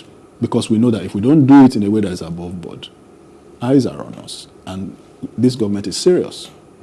And by the time we make examples of a few, I'm telling you, the whole tone will change. Education and health systems that the people trust. Important that people trust. That's the key, that people trust. Because when they trust a system, they will go. You don't need to call them to come. So in health, primary health care is one of our main things. But primary health care only works when people come, right? Access the facilities when things are still, can still be dealt with easily. And even for children, for example, before even anything goes wrong, bring the child for a checkup every 3 months or whatever. This is how it's supposed to work. Right? But if people don't trust the system, they will not come. So it's not about building the most fancy facility or spending, billions and trillions. No. It's about ensuring that the people are well paid, which I've talked about, and then having the monitoring and engagement systems to ensure that in the processes and the quality control systems to monitor the experiences that people are having. That way people will access your system. Education, curriculum, teacher quality, vocational options. I can go on and on. But I'm sure we have limited time. On R, just to conclude on the entire agenda, the R is for rule of law and public order. There's a lot of chaos on the streets of Lagos. There's a lot of chaos. You can just going to work and coming back every day can give people high blood pressure in Lagos, right? So this chaos is not, we are used to it now because that's what we see. But it could be different, right? Nigerians travel. When we travel, we conform, So we just need to deal with it. And this is the area, rule of law and public order, where things like the Agbero problem and dealing with it come into our own agenda. So it's fairly comprehensive. Like I said, this is an agenda that will set Lagos on the path for the first world and then deliver quality of life, dignity and respect to the wonderful citizens of Lagos. Okay, I'm going to ask you a personal question, but that is after I ask you this. What is the plan for the youth, the young person on the streets of Lagos? They've been categorized as being very creative, very innovative, and everything you've said actually interconnects. But then I want to narrow it down to the young persons. These people have industries, just like you've mentioned, that they've created by themselves, and they are working so hard to push it to move. We'd say that Nigeria's entertainment and music industry is thriving. It is actually young people in Lagos, young people all around the country, buying studio equipment with their savings and making hits in their bedrooms, and everybody's dancing to it all over the world. And I could go on listing things that young people do just to support themselves and move forward. And Nigeria's population, I think 70% of Nigeria's population are actually of people who are under the age of 30. So what is your plan for the young population of Lagos State? So thank you, and it's an important question. You know, the youth actually they're not our future, they are our present, right? And, you know, as you've said, the median age in Nigeria is about 17, which suggests that about half of the population are that age or below. So for Lagos, it's actually not, and for Lagos it's particularly important because of our size and because of the size of the population. So it's not optional. We have to not just keep these people engaged, but they are the ones that will drive the prosperity. So it's not as if we are doing them a favor. In a way, they are doing us a favor. You see what I mean? And we just need to equip them and give them the support to help us also, right? Now, everything that, if you look at our agenda, we have something we call focus industries, for example. And when I talked about tax incentives and so on, we have something we call focus industries. And there you will see entertainment, you will see tech. These are some of the industries that are peopled by young people. It's just the way those industries are across the world. There are also industries, by the way, in which Lagos has the potential to be to have comparative advantage and to be a world champion. We're already a world champion in entertainment, you know. Yes, if you ask Burna Boy, he will tell you the same thing, isn't it? So we are already a world champion in that space. Yeah. And what we need to do is just to build on that, right? We need to build on that. And we as a government will put whatever is needed, whether it's in terms of the infrastructure, whether it's in terms of the support, like I talked about, because a lot of these businesses are small businesses, right? They are small people doing their things. So, you know, if somebody establishes a small business, 2, 3, or 4, or 5 of them, the thing is not for government to come 2 weeks later with 4 government agencies to say, have you done this, have you done that, or what? Government should be supportive to help them create those jobs, because the truth is they're solving a problem for us as a society, and they're building prosperity for the society. And that becomes an export base, and then we create. Let me just touch on a couple of other things that are related to this agenda. You know, I talked about the educational system, I talked about vocational options. So that's an important part of our strategy, right? To ensure that people, because not everybody is going to get a desk job. These are not desk jobs that you're talking about, but they are very valuable jobs. They build prosperity within the society. Our educational system should actually be enabling people to develop those skills that then enables them to go out and create those opportunities and establish those 1, 2, and 3, and 4-person businesses. So expanding the vocational options in our educational system is a core part of our agenda, right? And with this, you see that, you know, all of the various pieces then start working together to create this foundation for prosperity that actually is important, not even important, it is crucial for Lagos to be sustainable. The final thing is to say that when you give people the skills to not just book skills now to come and be an office worker, but broad range of skills, including vocational skills. One of the things we need to do as a society is to build a skilled workforce. And most of those will be young people. Because what then happens is that because of the natural advantages that we have, Lagos is a port city, right there on the port, with a large population, most of whom are English speaking, by the coast, young population, and a big market. So if you think about it, it's a naturally attractive destination for somebody to establish an industry. Right? Because you have the market right there, you have the port there, you can export, you have the people who, you know, everything is there. So one piece that you need to strengthen is the skills of the people to operate those industries, because people are also looking for a skilled workforce. So here again is another aspect of where you empower the kids to now become the engine, because then they become an attractive resource that others will now come to tap into.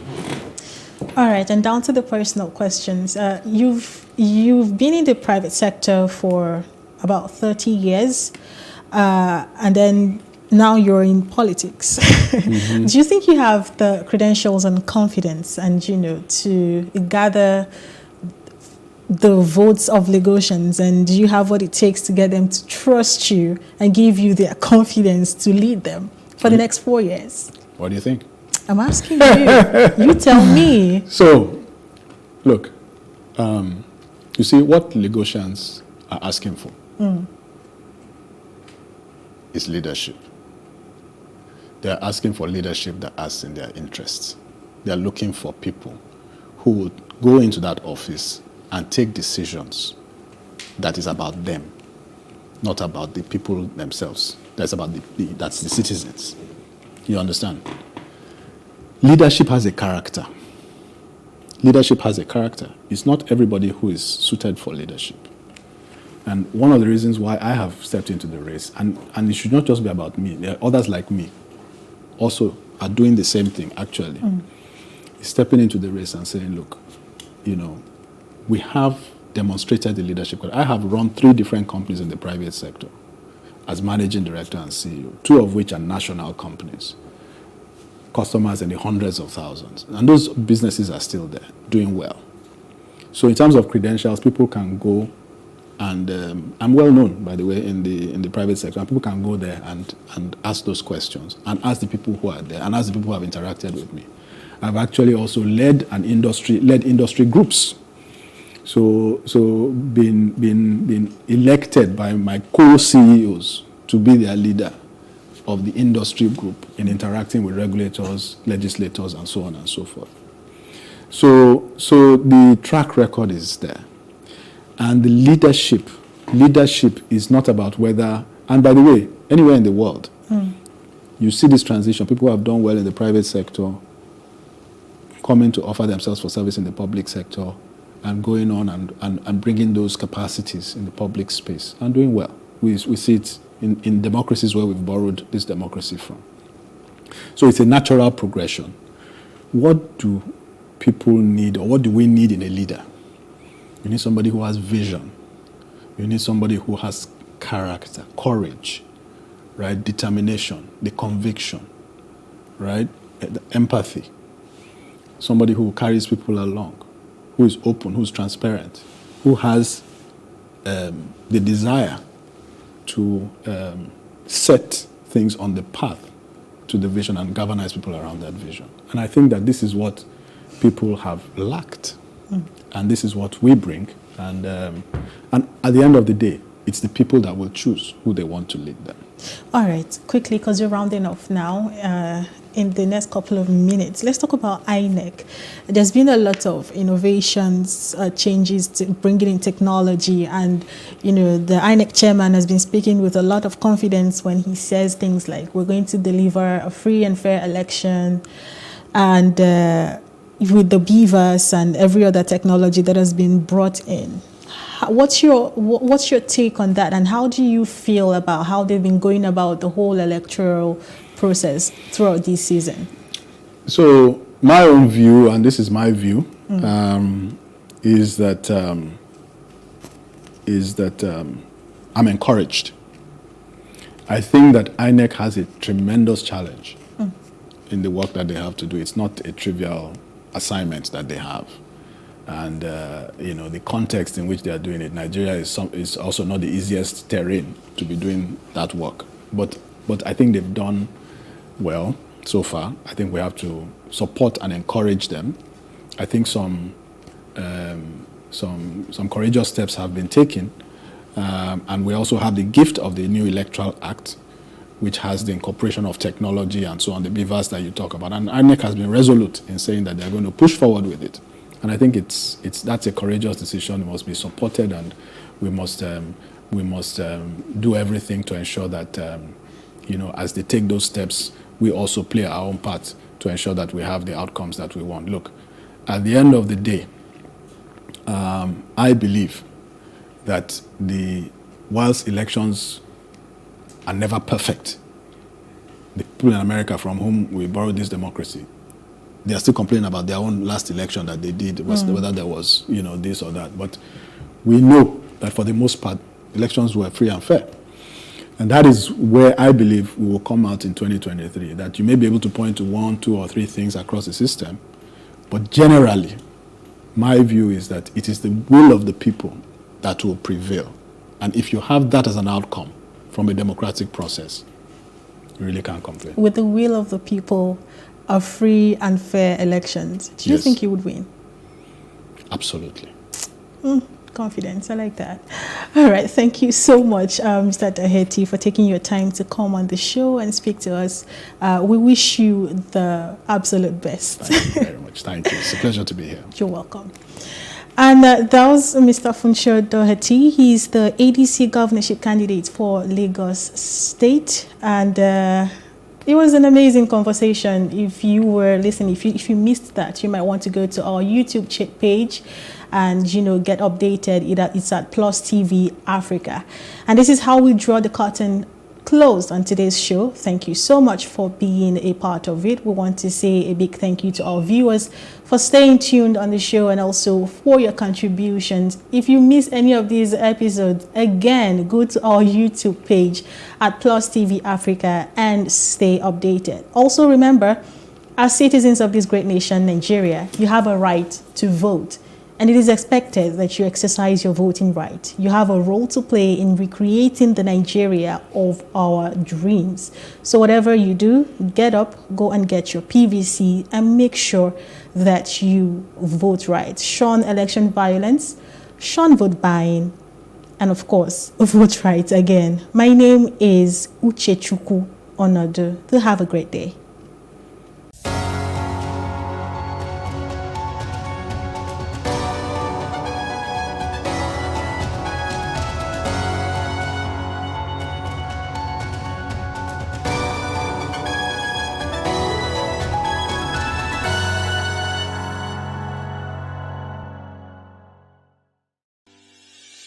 Increase the reach of your events or business services.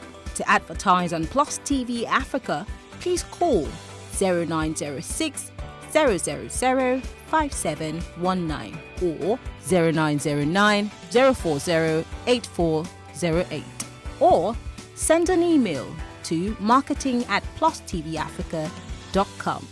Plus TV Africa. Big stories live here. How can we have peace without justice? Plus Politics.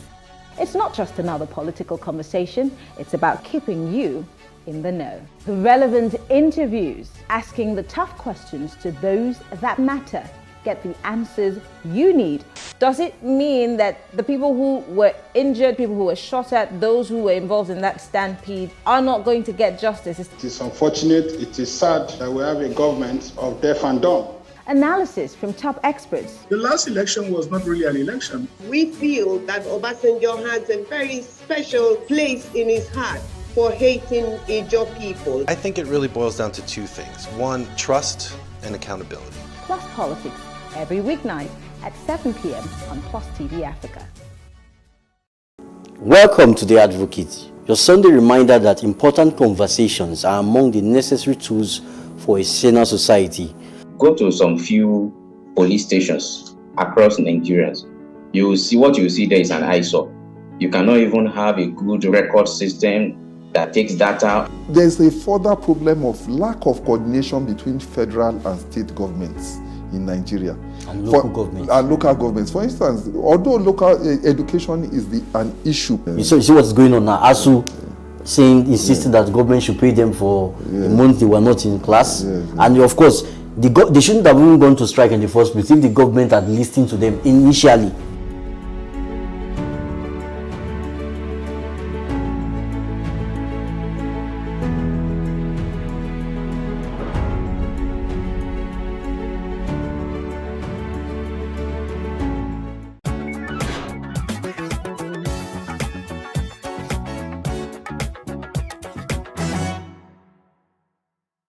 According to Minister of State for Health, Dr. Olorunimbe Mamora, about 18 states in the Federation are still endemic, with more than 1,000 new leprosy cases yearly.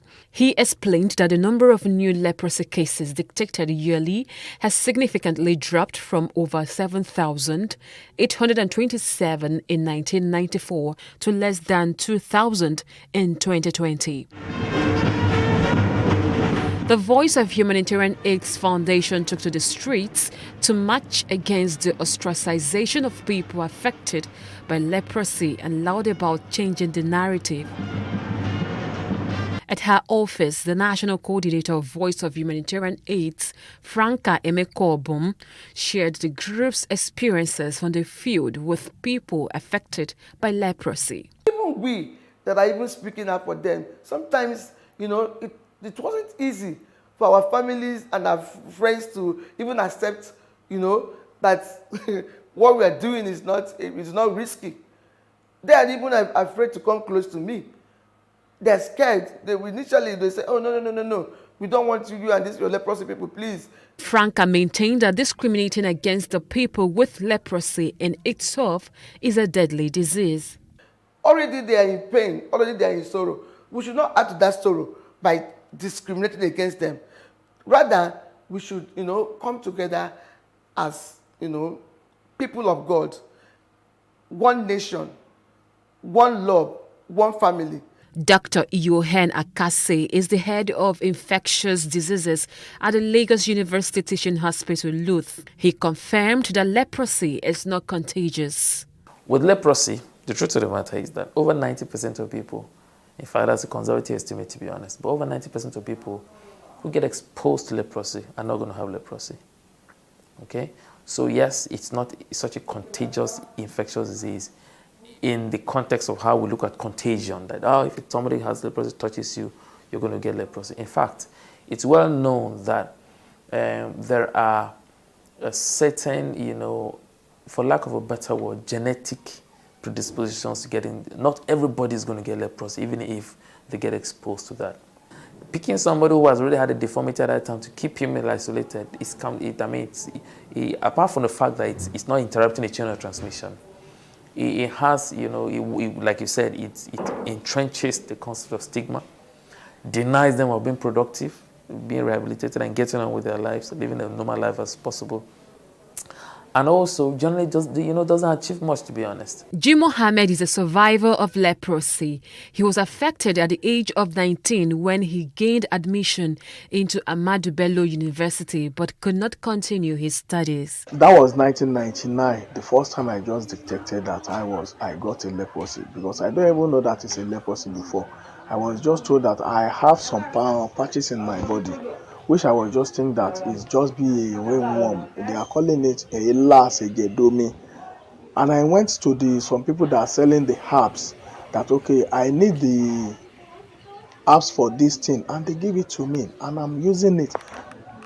After using it, I don't even see any changes.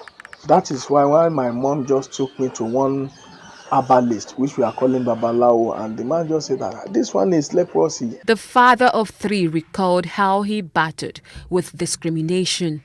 During that time, I have some challenges with some maybe neighbors, even in where I'm living with my mom.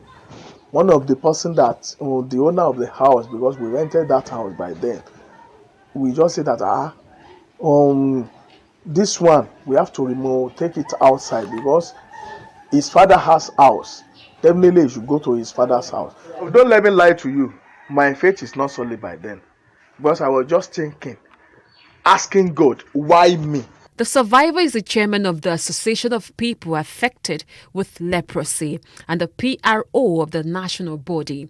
He is particular about ensuring that nobody with leprosy ends up as a beggar on the streets.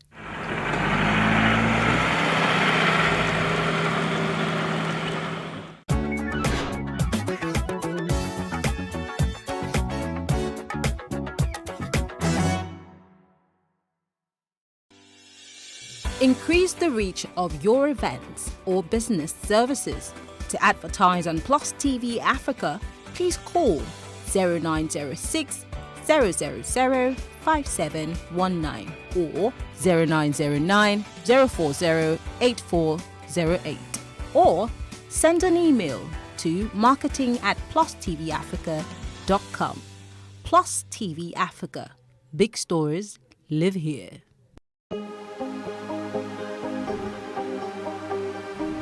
This is it for upcoming artists to blow in Nigeria.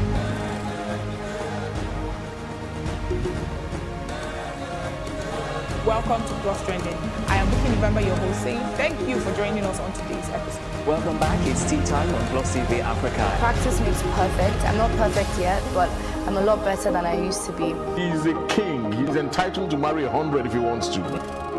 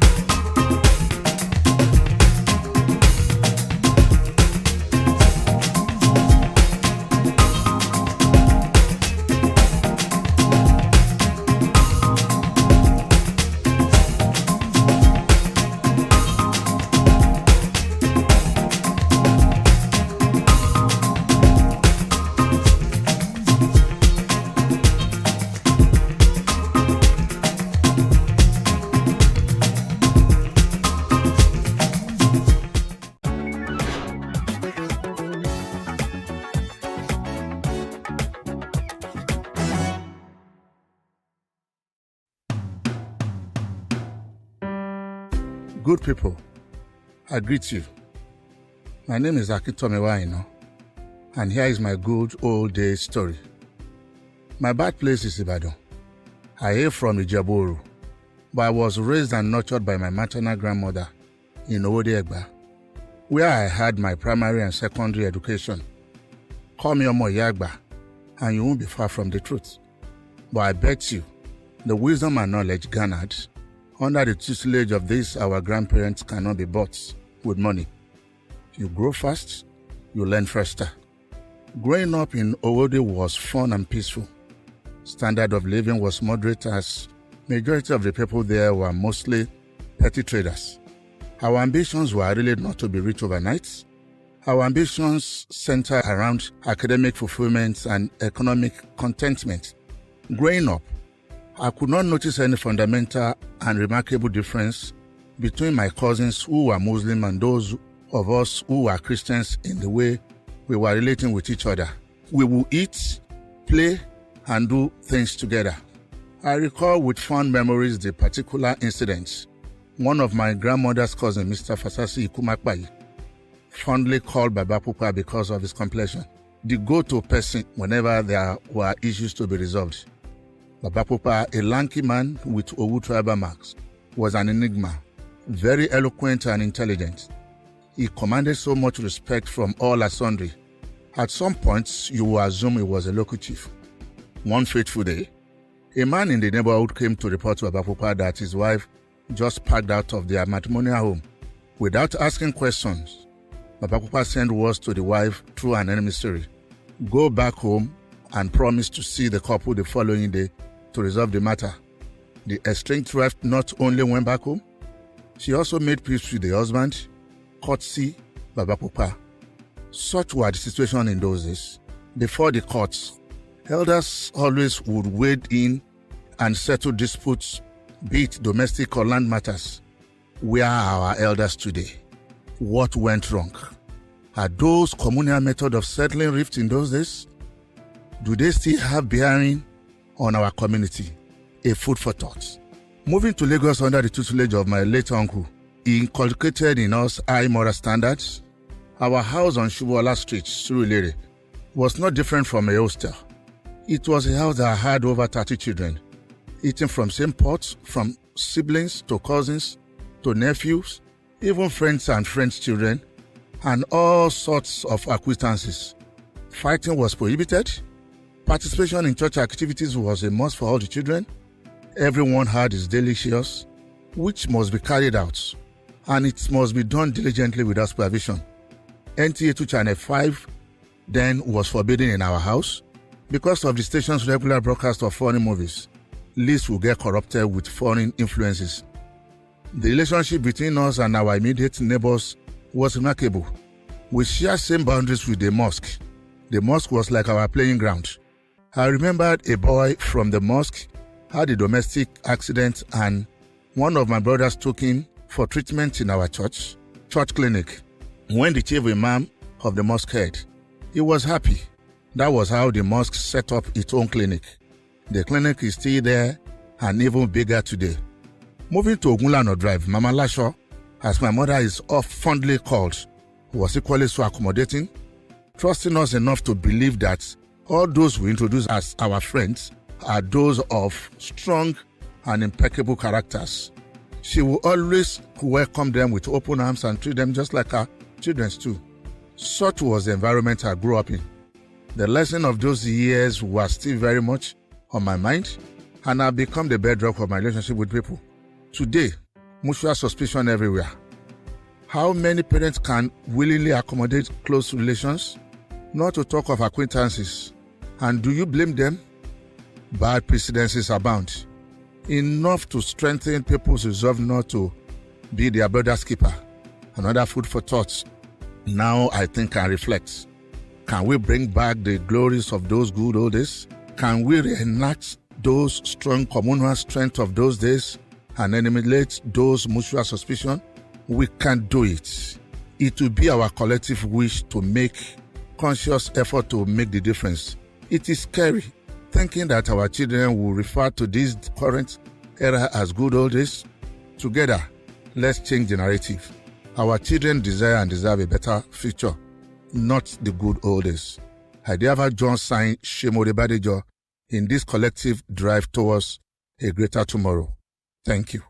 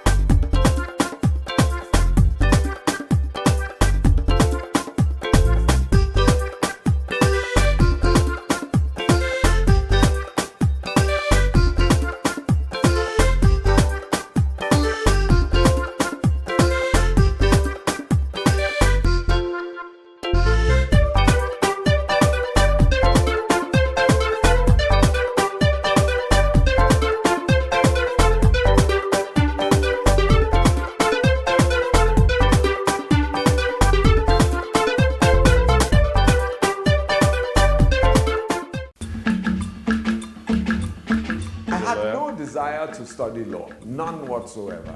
I was more inclined to fine arts. My only ambition, I would say, was to become the chief prosecutor. For me, politicians are a bit too playful. That's what I believe. And since '99, we've seen how much investment in social events, in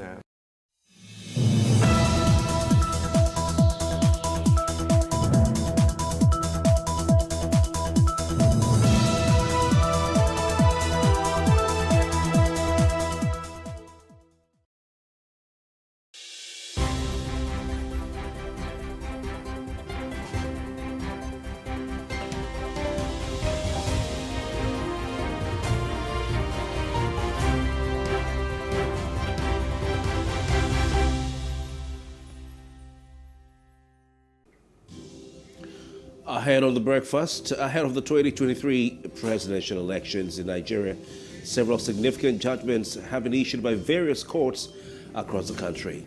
In the course of the year, we'll look at the significance of these judgments.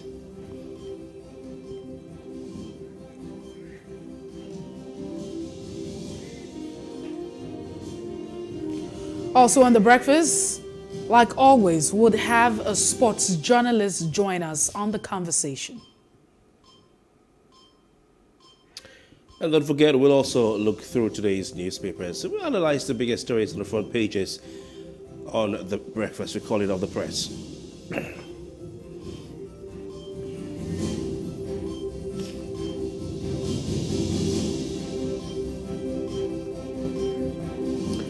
We're back with the breakfast of Plus TV Africa. Very good morning to you. My name is Kofi Bartels. And I am Messi Popo. It's good to have you join us this morning.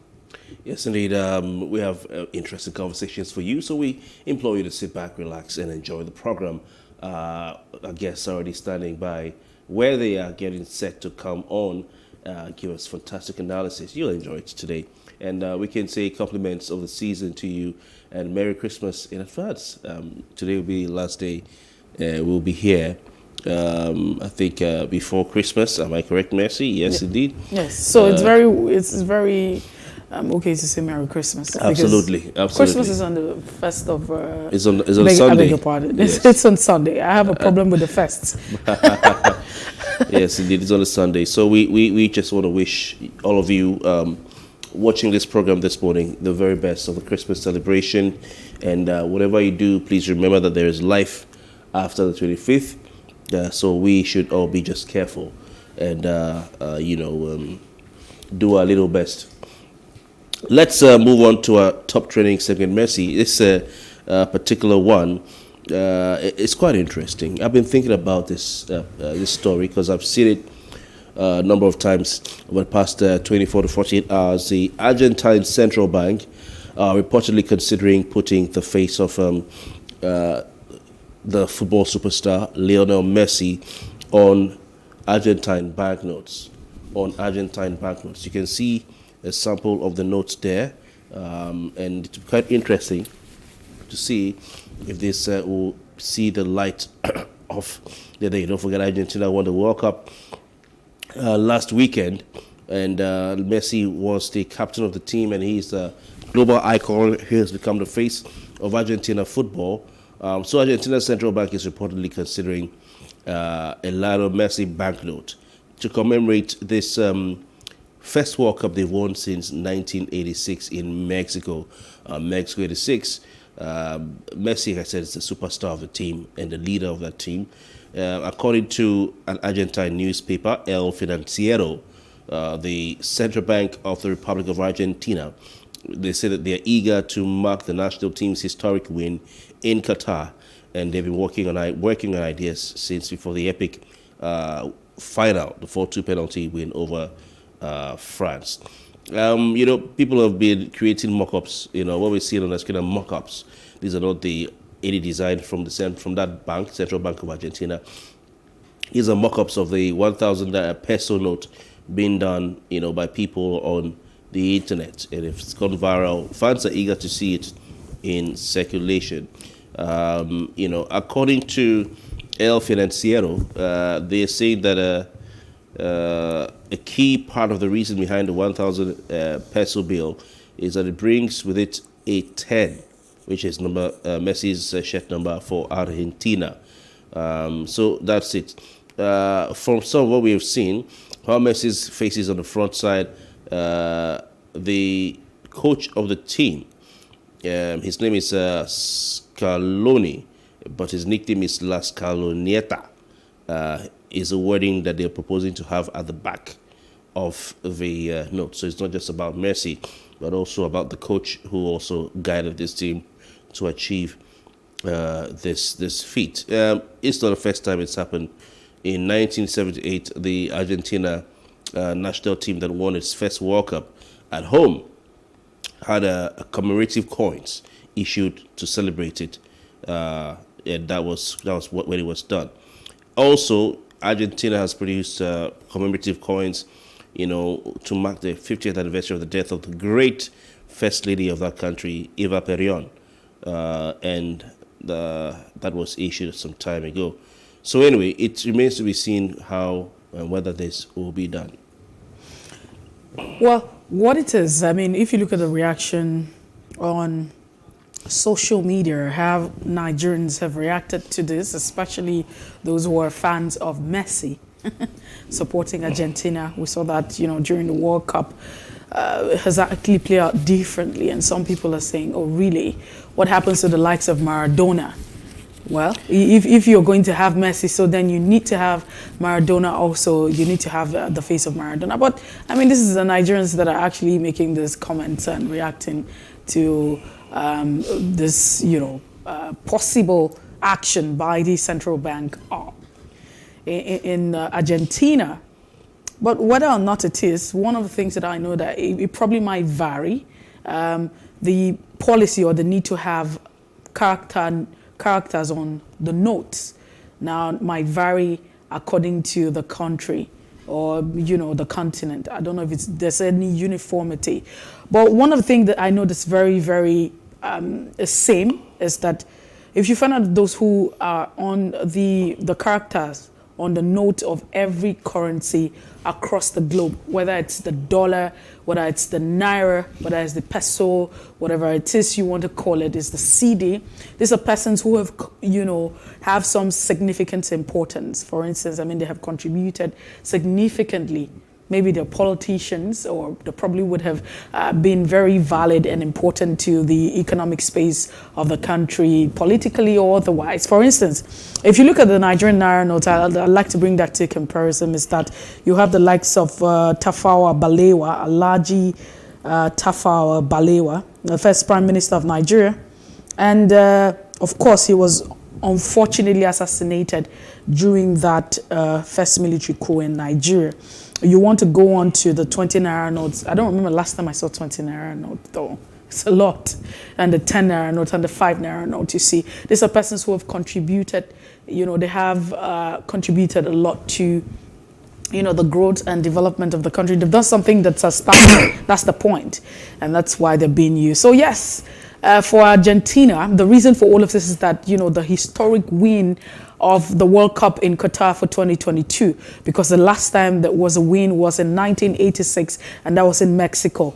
And so, yes, it's probably valid, depending on, because every country has their policy, and whatever it is, it probably might vary. The reason to have all of these characters on the currency, I think it varies depending on the values that this country uphold and whatever it might be. But some people think that, Messi deserved to be on that. But if Messi does really deserve to be on, the note, a character on the note, then what happens to the like of Maradona?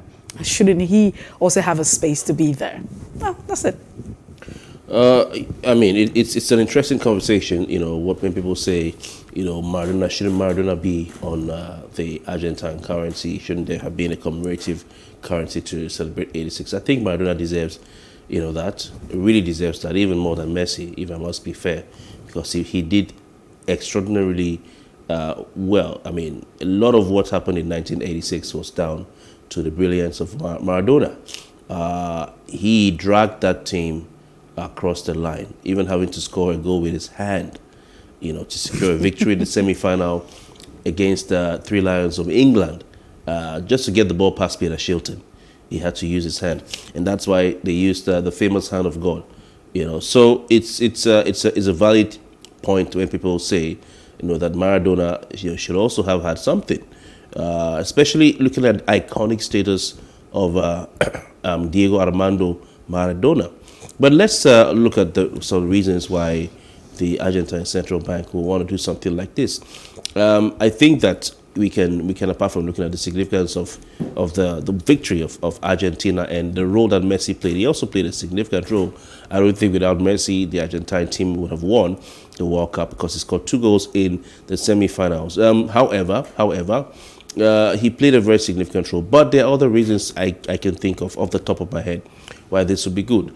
The Argentine currency has been struggling. The Argentine economy has been struggling for some time. I'm wondering if this will also be sort of a shot in the arm for the Argentine currency and the Argentine economy, because I know that if such a commemorative, be it commemorative or permanent note is issued, there will be a high demand for this note around the world. People will want to have it and keep it in their homes, frame it. It's because, especially fans of Lionel Messi, who come from all over the place. They want to just have it and just keep it. From Spain to France to even Nigeria, people who just want to have this. Now, if you have this being the case, there may be a soaring demand for this Argentine currency. And if there's a soaring demand, I think the law of supply and demand kicks in, because the value of the Argentine currency will go up. I mean, people will want to even give US dollars in exchange for just 1,000 pesos. So I'm curious to see if this will happen.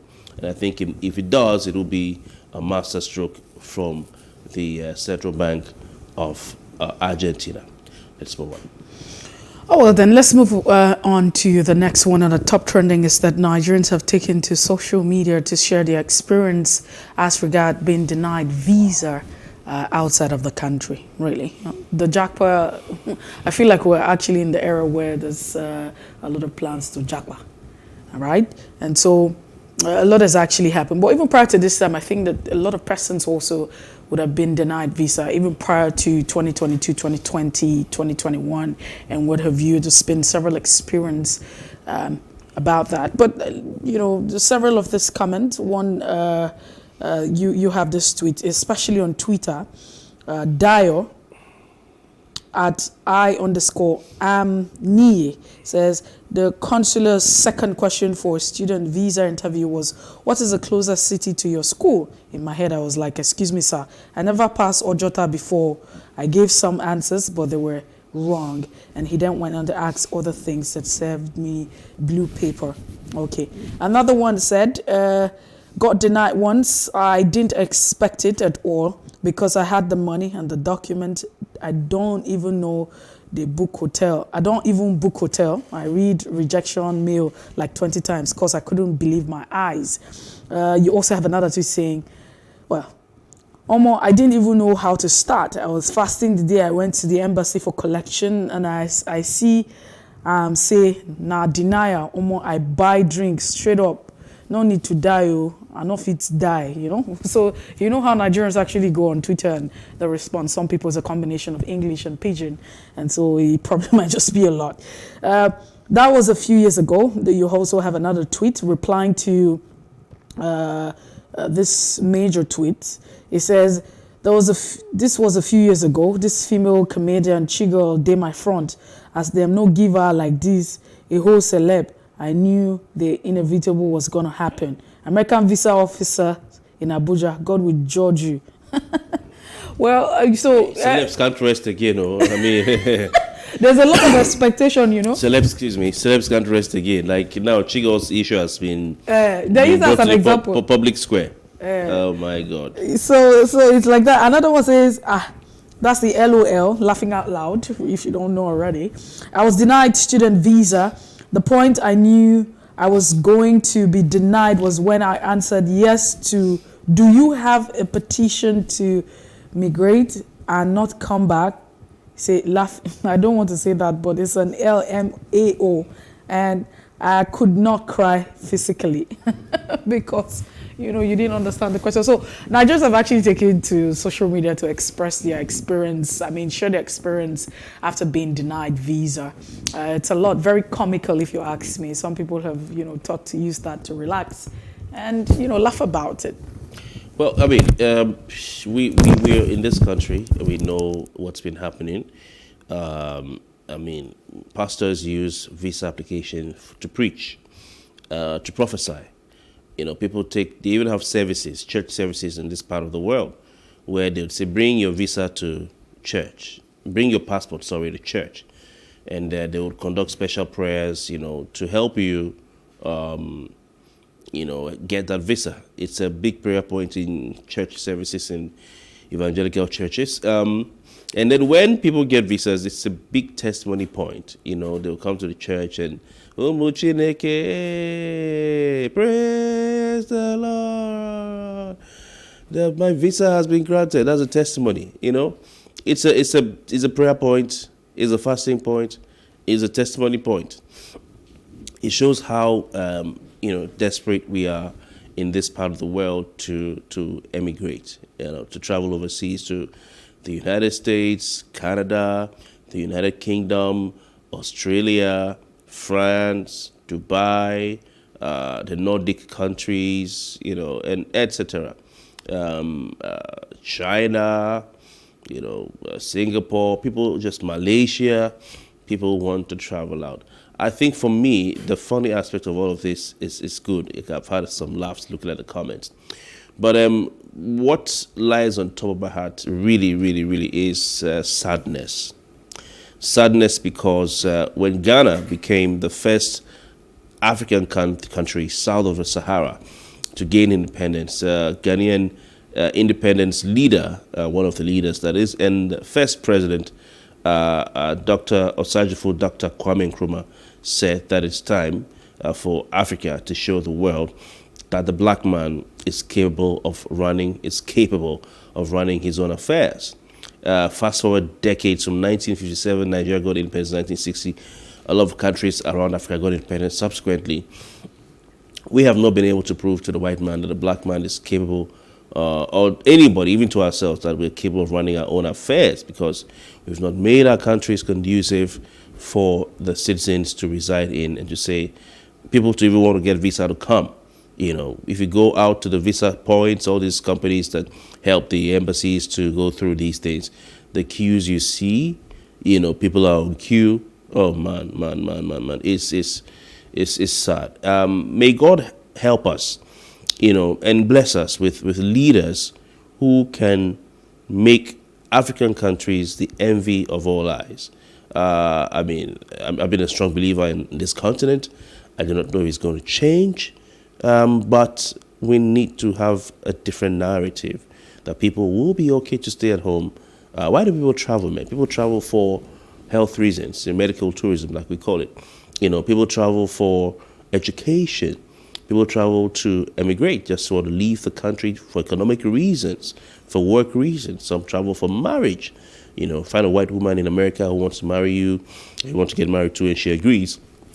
You move. That's the easiest way to get a green card these days, and so on and so forth. So we need to develop Africa, make Africa the envy of all eyes, and what do we need? Electricity, good roads, healthcare, good education, all right, peace, security, and basic development. And that's what Africans need and asking for, so that we don't see ourselves. And sometimes when you go to these embassies, the people you see who would reject you out. Some say they are children. Well, yes, they are children, fine. Swallow it, because our leaders have refused to develop our part of the world. Yeah, Mercy? All right. So we have to move on to the next story. And of course, for me, Mercy, you know me, when it comes to things like this, I will just tell you. You don't talk about it. No, I don't say don't talk about it. I can't tell anybody what to do. I don't say, but I will just read it, and I will tell you it's life. News, social media has been a buzz and a wash with news that Basket Mouth, the Nigerian comedian, aka Bright Okpocha, has separated from his wife, Elsie Uzoma Okpocha, that they're getting a divorce. He put it out on his Instagram. I don't know if we can look at it. He says that in the statement, as much as it pains me to bring my personal life to the public space, and this has been a topic of a discussion, should people bring their personal lives to the public space? So as much as it pains me to bring my personal life to the public space, this is an unavoidable situation. After much deliberations, my wife and I have made the difficult decision to end our marriage. As we move forward separately, we will continue to work together to give our beautiful children all the care, love, guidance, support they need. We humbly ask that you respect our privacy as we navigate through these times. Thank you. When they say respect our privacy, it didn't mean that people shouldn't talk about it. I don't know why they even put that. No. So whether or not, so first of all, I mean, whether or not Basket Mouth actually put out this, it will eventually become very public because people are always, I mean, he's a public figure, so people get to talk about it. That's on the one side. But this is just Basket Mouth, and that's very public. And we're talking about it because he's a public figure. He's in that space, and that's why it feels like, oh yes. But there are several marriages that have actually crashed. A lot of people have walked out of their marriages, several times, and are still walking out of their marriages for whatever reason it may. It doesn't sound as casual as it sounds because in most cases, it varies. It could just be a matter of life and death, and some people would want to have their sanity. It's very encompassing. But I have asked of recent, and that actually also prompted me to, sample opinion, more like I had voices, which of course is part of my podcast production. However, I wanted to find out what exactly could be responsible for, the rate of divorce, because it's alarming. I'm not even saying, it's because you have the celebrities, having a divorce. No, that's not the case. We're talking about the celebrities because they are public figures and they are already, at the front burner of all of this. But beyond celebrities, you seem to have the rate of divorce on the high. Sampling some of these opinions, you would be shocked about some of the responses. And some people think that this is happening because we're in an era where things are reported. The social media era of knowledge, communication, information, we seem to be in the know. But if you follow the comment and the conversation surrounding Basket Mouth's announcement that he's separating from his wife of 12 years, the marriage of 12 years, you would see some people saying, the marriage of old, there was some sort of comparison with those who got married way back, our parents, and what's going on right now in our dispensation or this generation. And one of it is that you hear people say, well, during the time of old, people were very okay, women were not financially independent, and that's the reason why you didn't have all of this divorce. There was no exposure and what have you. And some people say, women were willing to go through a lot, so it felt like it was a one-sided conversation. But however, all of these thoughts continue to go on, and people continue to say, people were willing to just bear the title. It was just very apt. Really can't not say. I know that a lot of persons will be saying you have no right to talk about marriage, especially when you're not married.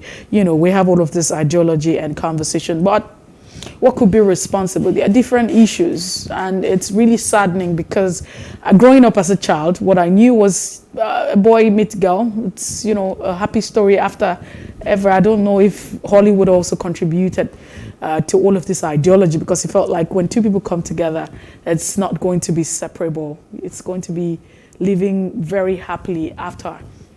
And the story will continue. But there are several reasons, and just because all of this is happening does not mean that we don't have beautiful marriages. The institution of marriage, a lot of people who are happily married. I don't think that this also should discourage a lot of persons who want to get married. There are beautiful marriages, people are working, and some people are very happy with it. And I think that we also need to understand that everything requires work, it requires commitment. The same commitment you put towards your job, your career, your business is also the same commitment you require if you're in a relationship. Not a relationship expert, but of course I'm around people who have gone through a lot, and I can say for sure that it takes two to tangle. That's the much that we can take at this point in time on Top Trending. Would return definitely on Monday, all things being equal, with more interesting Top Trending conversation. At this point, let's take a break, and when we return, we'll be looking through the pages of our national dailies. We call it Off the Press. Please stay with us.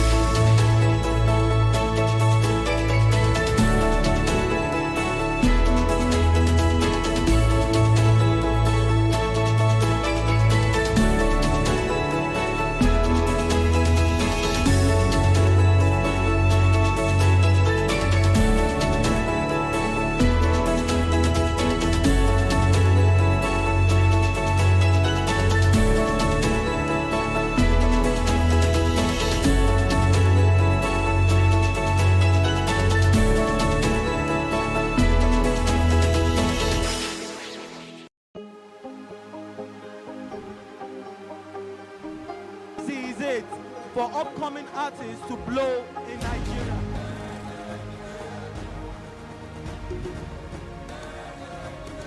Welcome to Plus Trending. I am Buki November, your host, saying thank you for joining us on today's episode. Welcome back. It's tea time on Plus TV Africa. Practice makes perfect. I'm not perfect yet, but I'm a lot better than I used to be. He's a king. He's entitled to marry 100 if he wants to.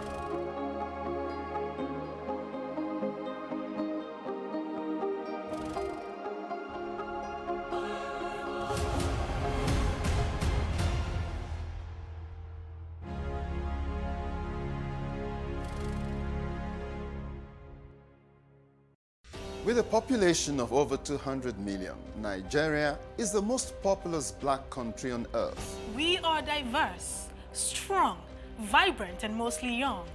We are yet to reach the land of our dreams. We can write, tell, and be our own story. From the economy, education, security to politics, you name it. We can build the Nigeria of our dreams if we work together. Join us on The Run-Up to discuss and proffer solutions to the issues confronting our polity every weekday. I am Bayo. I am Uche. And I am Nyamgul. We invite you to The Run-Up, 11 a.m. Monday to Friday on this channel.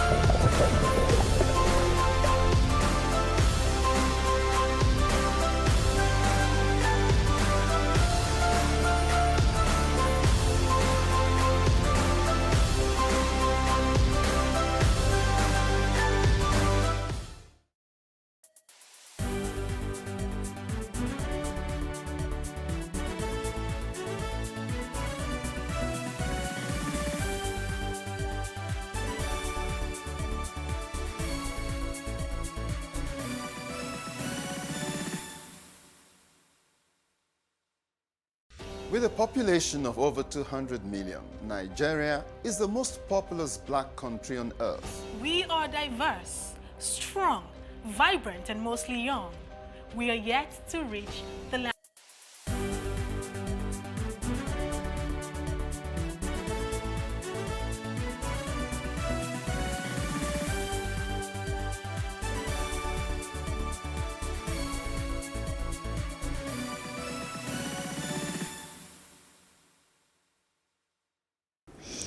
Merry Christmas and welcome to the Breakfast at Plus TV Africa. Time for us to go through the papers this morning. We call it Off the Press. Jide Johnson joins us this morning via Zoom. Jide, compliment of the season and thank you for being with us this morning. Always wonderful morning to start the weekend on Plus TV. Good morning to our viewers all over the world. Good morning to Kofi. Good morning. Most important, good morning to beautiful, merciful Mercy. All right. Merry Christmas and Happy New Year. Merry Christmas to you, Jide Johnson.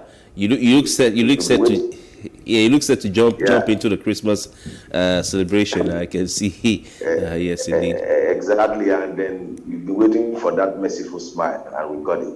All right, fantastic. All right, let's start off with the Leadership newspaper this morning. The stories are quite interesting. On the headlines, it talks about at Lagos Rivers rally, Tinubu Obi speaks to issues, underscore governance plans. This is a bold caption you find. I will convert Nigeria's challenges to opportunities, says APC presidential candidate. I will run government of youth, women. Obi is saying, don't waste time on Tinubu. Atiku tells PMB. Well, quite interesting right there. But You know, when politicians make all of these promises, we tag them campaign promises, and these are just statements.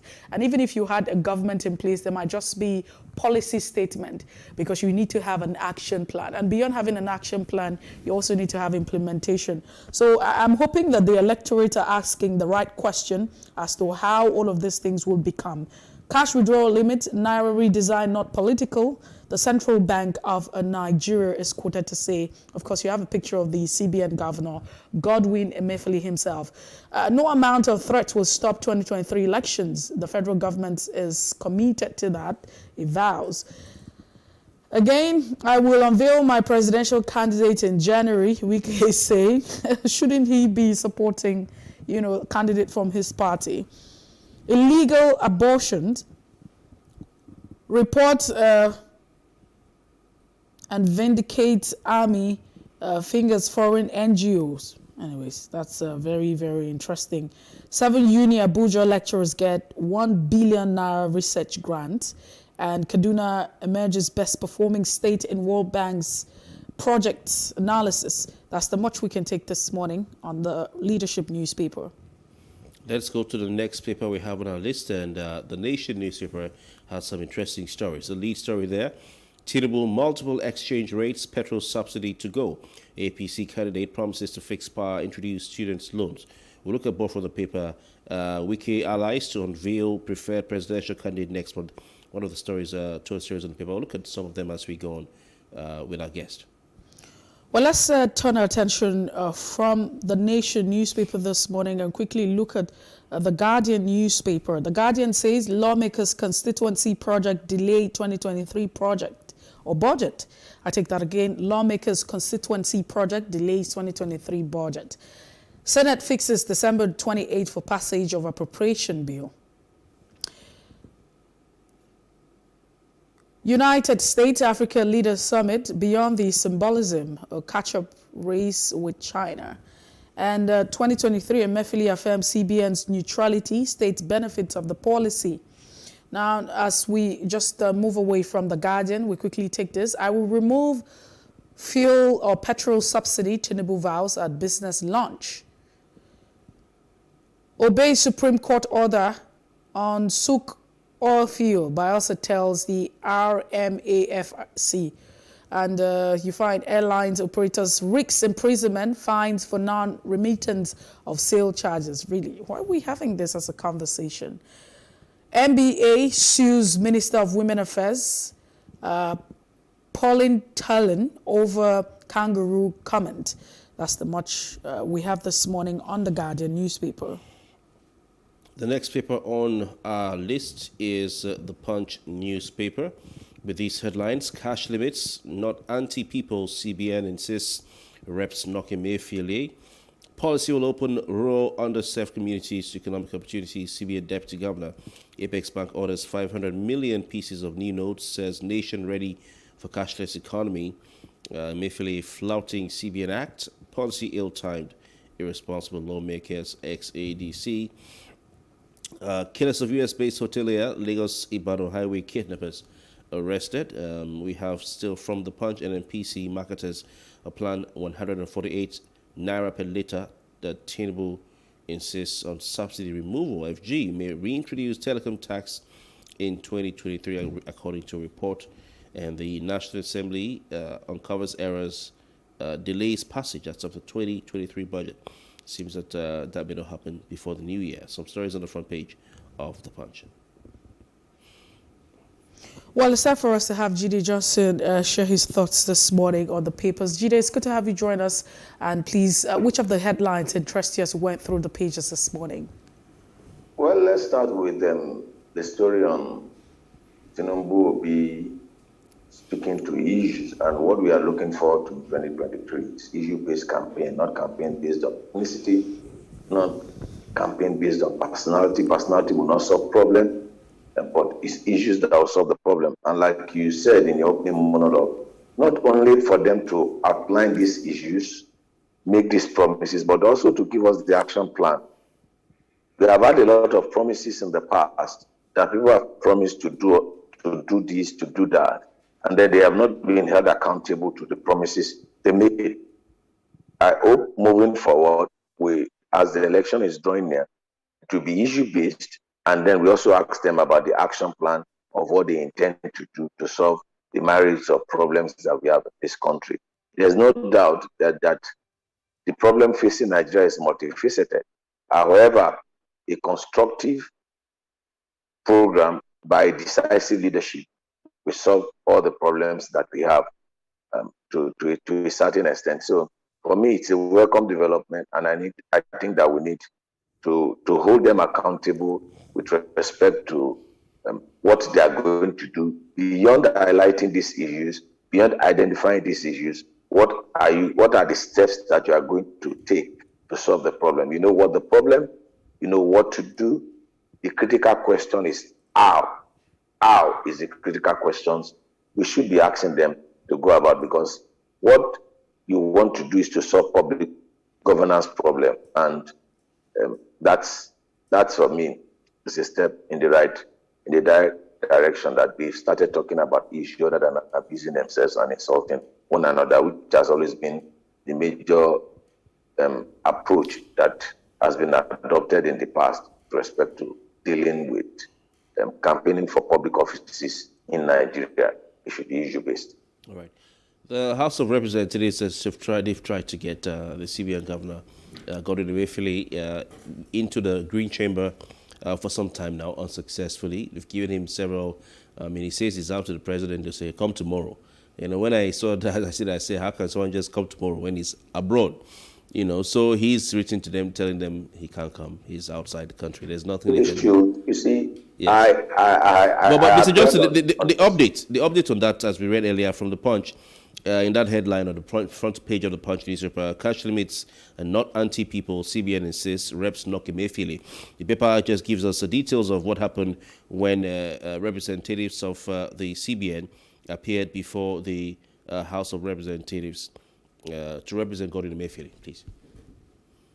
The bottom line is that I can't imagine the chairman of the Federal Reserve of the United States being invited by the Congress, either by the House of Reps or by the Senate, to appear before the committee, with them not appearing.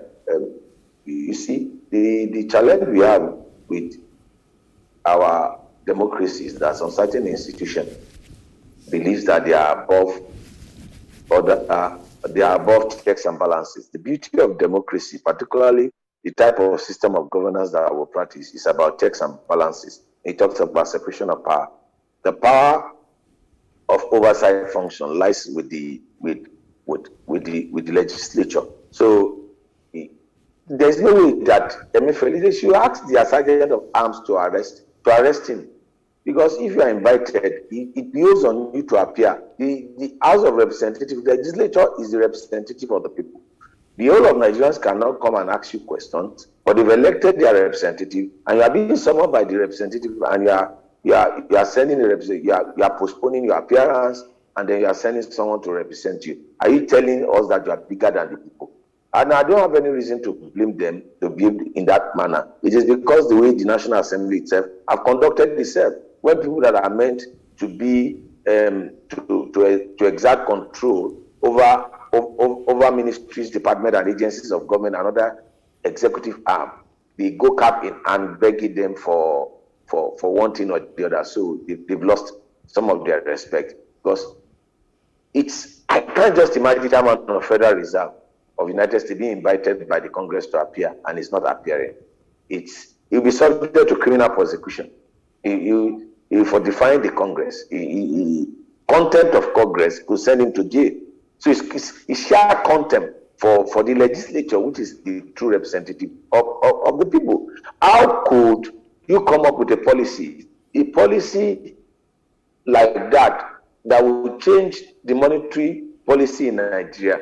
You need to put other arms of government in the know. Even if they write the National Assembly that, okay, we are about carrying out this particular policy, did they involve the Committee on Finance or the Committee on Appropriation in all of this policy? Because government is meant to be a collaborative venture. It's not a unilateral decisions that will be taken by the executive alone, because the executive and the legislature are both elected as representative of the people. So as far as I'm concerned, they should just send their sergeant of arms to pick him up. When you send for someone to appear before you and he's not appearing before you, use the full weight of the law, use the full weight of what the Constitution has provided for you to exact and assert your authority. All right, Jide Johnson, let's also move away from that and look at all the issues on the papers this morning. And my attention is on the Punch. It talks about the federal government considering reintroduction of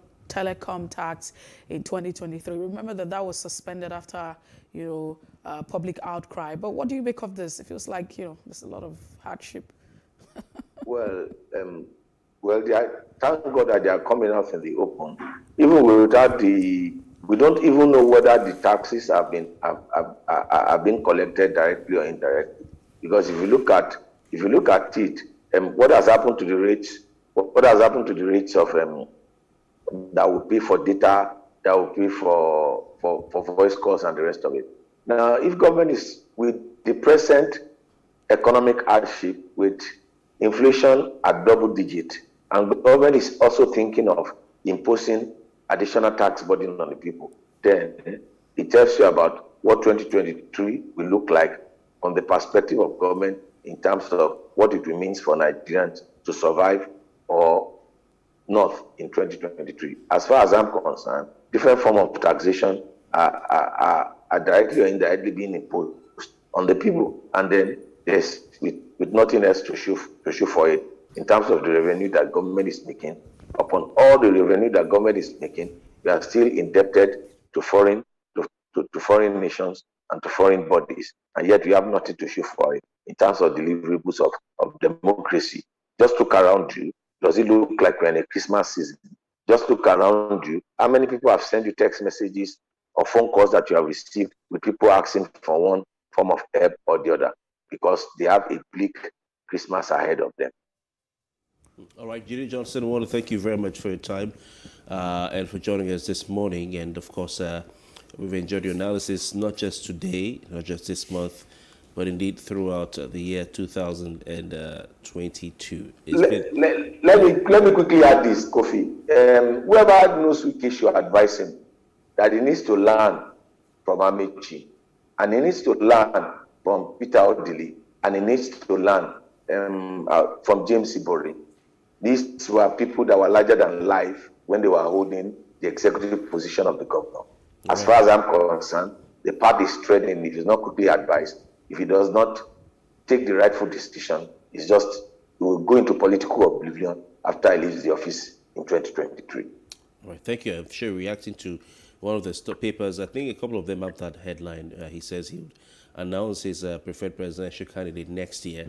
I don't know if it's on a personal note or as leader of the G5 group of governors or the integrity group. We'll see what happens. But we'll look forward to seeing you next week as we have a swan song for 2022. Have a fantastic weekend. Merry Christmas in advance to you. Merry Christmas and Happy New Year in advance. Thank you. Mercy smile again. Thank you. All right, we have more conversations ahead. We'll be right back. Let's take a look at judgments, some landmark and significant judgments that were recorded in the year 2022 as we review the activities this year. Please stay with us.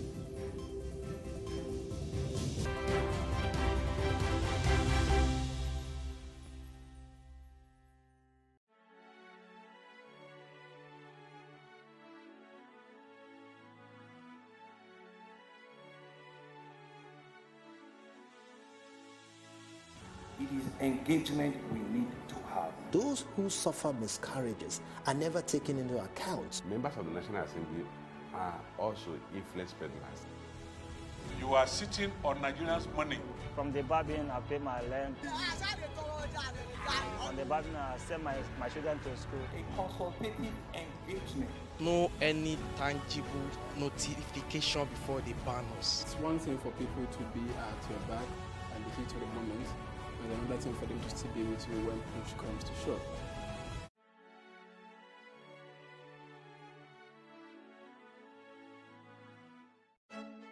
Welcome to this edition of Timeless Conversations. We welcome Remy Ogunpito. He's the founder and managing director of IBST Limited. For quite a period of time, almost like a year, I didn't know what to do. I think that we don't invest enough in our people. You said your dad was a politician. Yes. Are you a politician? No way. Timeless Conversation, showing on Saturdays at 8:30 p.m. on Plus TV Africa.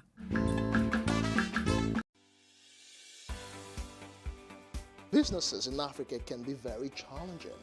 In Nigeria, it is particularly intimidating, and successful builders have learned how to navigate a hostile environment to unlock opportunities. But one major challenge businesses face is how to filter through the noise and identify where their ideal customers exist. Get insight and practical steps from industry players and captains of industries. Hear success stories to help you make informed decisions as you scale your business in Nigeria. Watch Business Insights at this time on Plus TV Africa.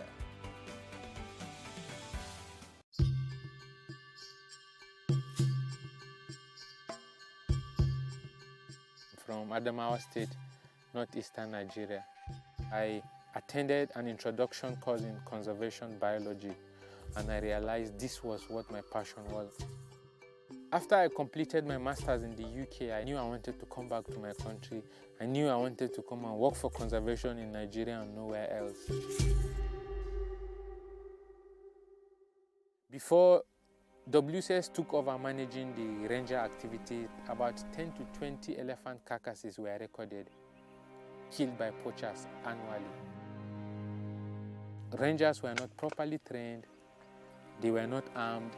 So one ranger with a firearm in a team, and the others would have cutlasses and sticks. That made the hunters more confident. I experienced poaching, I think, my first day in Yankari. It was almost fading. Only the name was existing, but the actual reserve was just a shadow of itself. Poaching generally is a very big problem for us in Yankari. I realized there was lots of grievances from the surrounding communities. Sometimes they would send huge complaints and huge threats that they would kill elephants because elephants have gone out to destroy their farms, destroy their crops. Gaba ɗaya ja kore su amma da kai dai mai gona je kore kayansa ko yana damuwan su ne kuma lokacin ma mutane ba su da yawa ba su gona kai da yawa a kusa dajin kamar yanzu ba.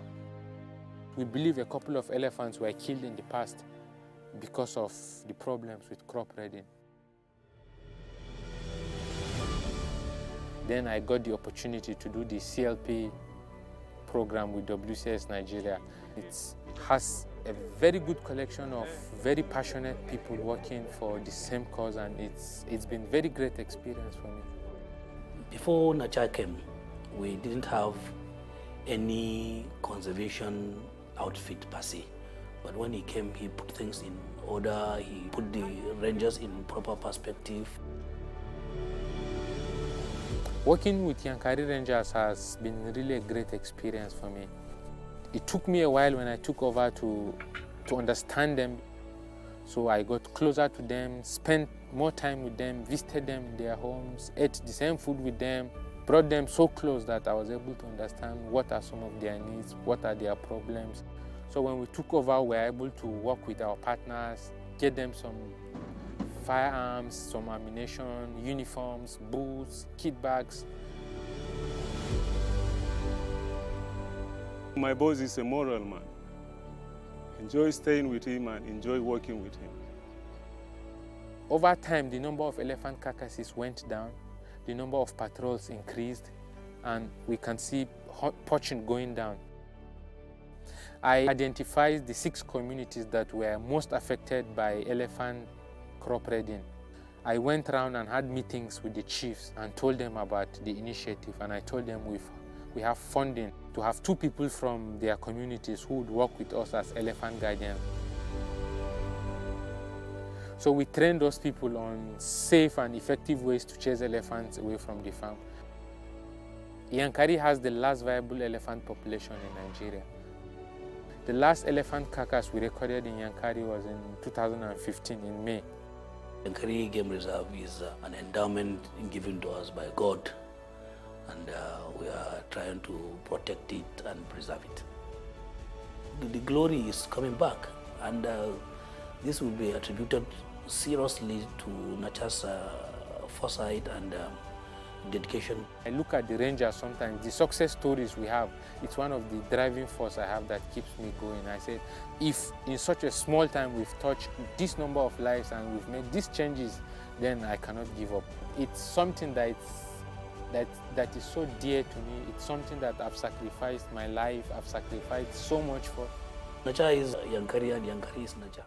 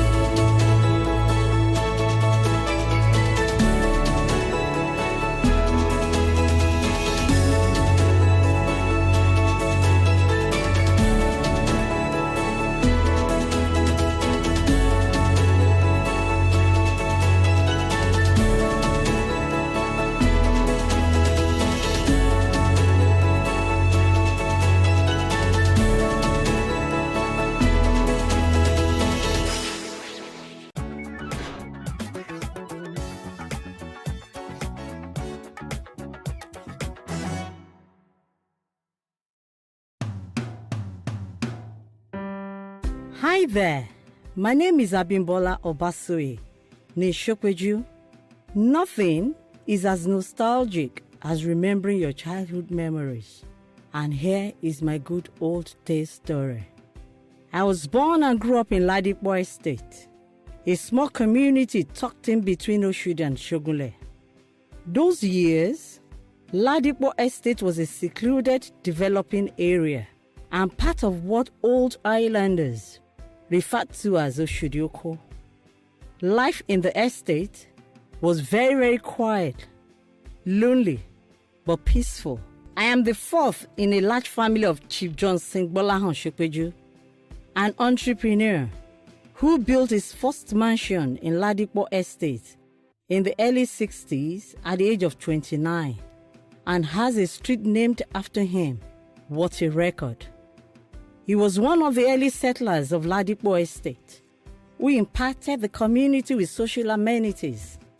Till date, life in Ladipo Estate is beautiful and peaceful compared to the adjoining areas.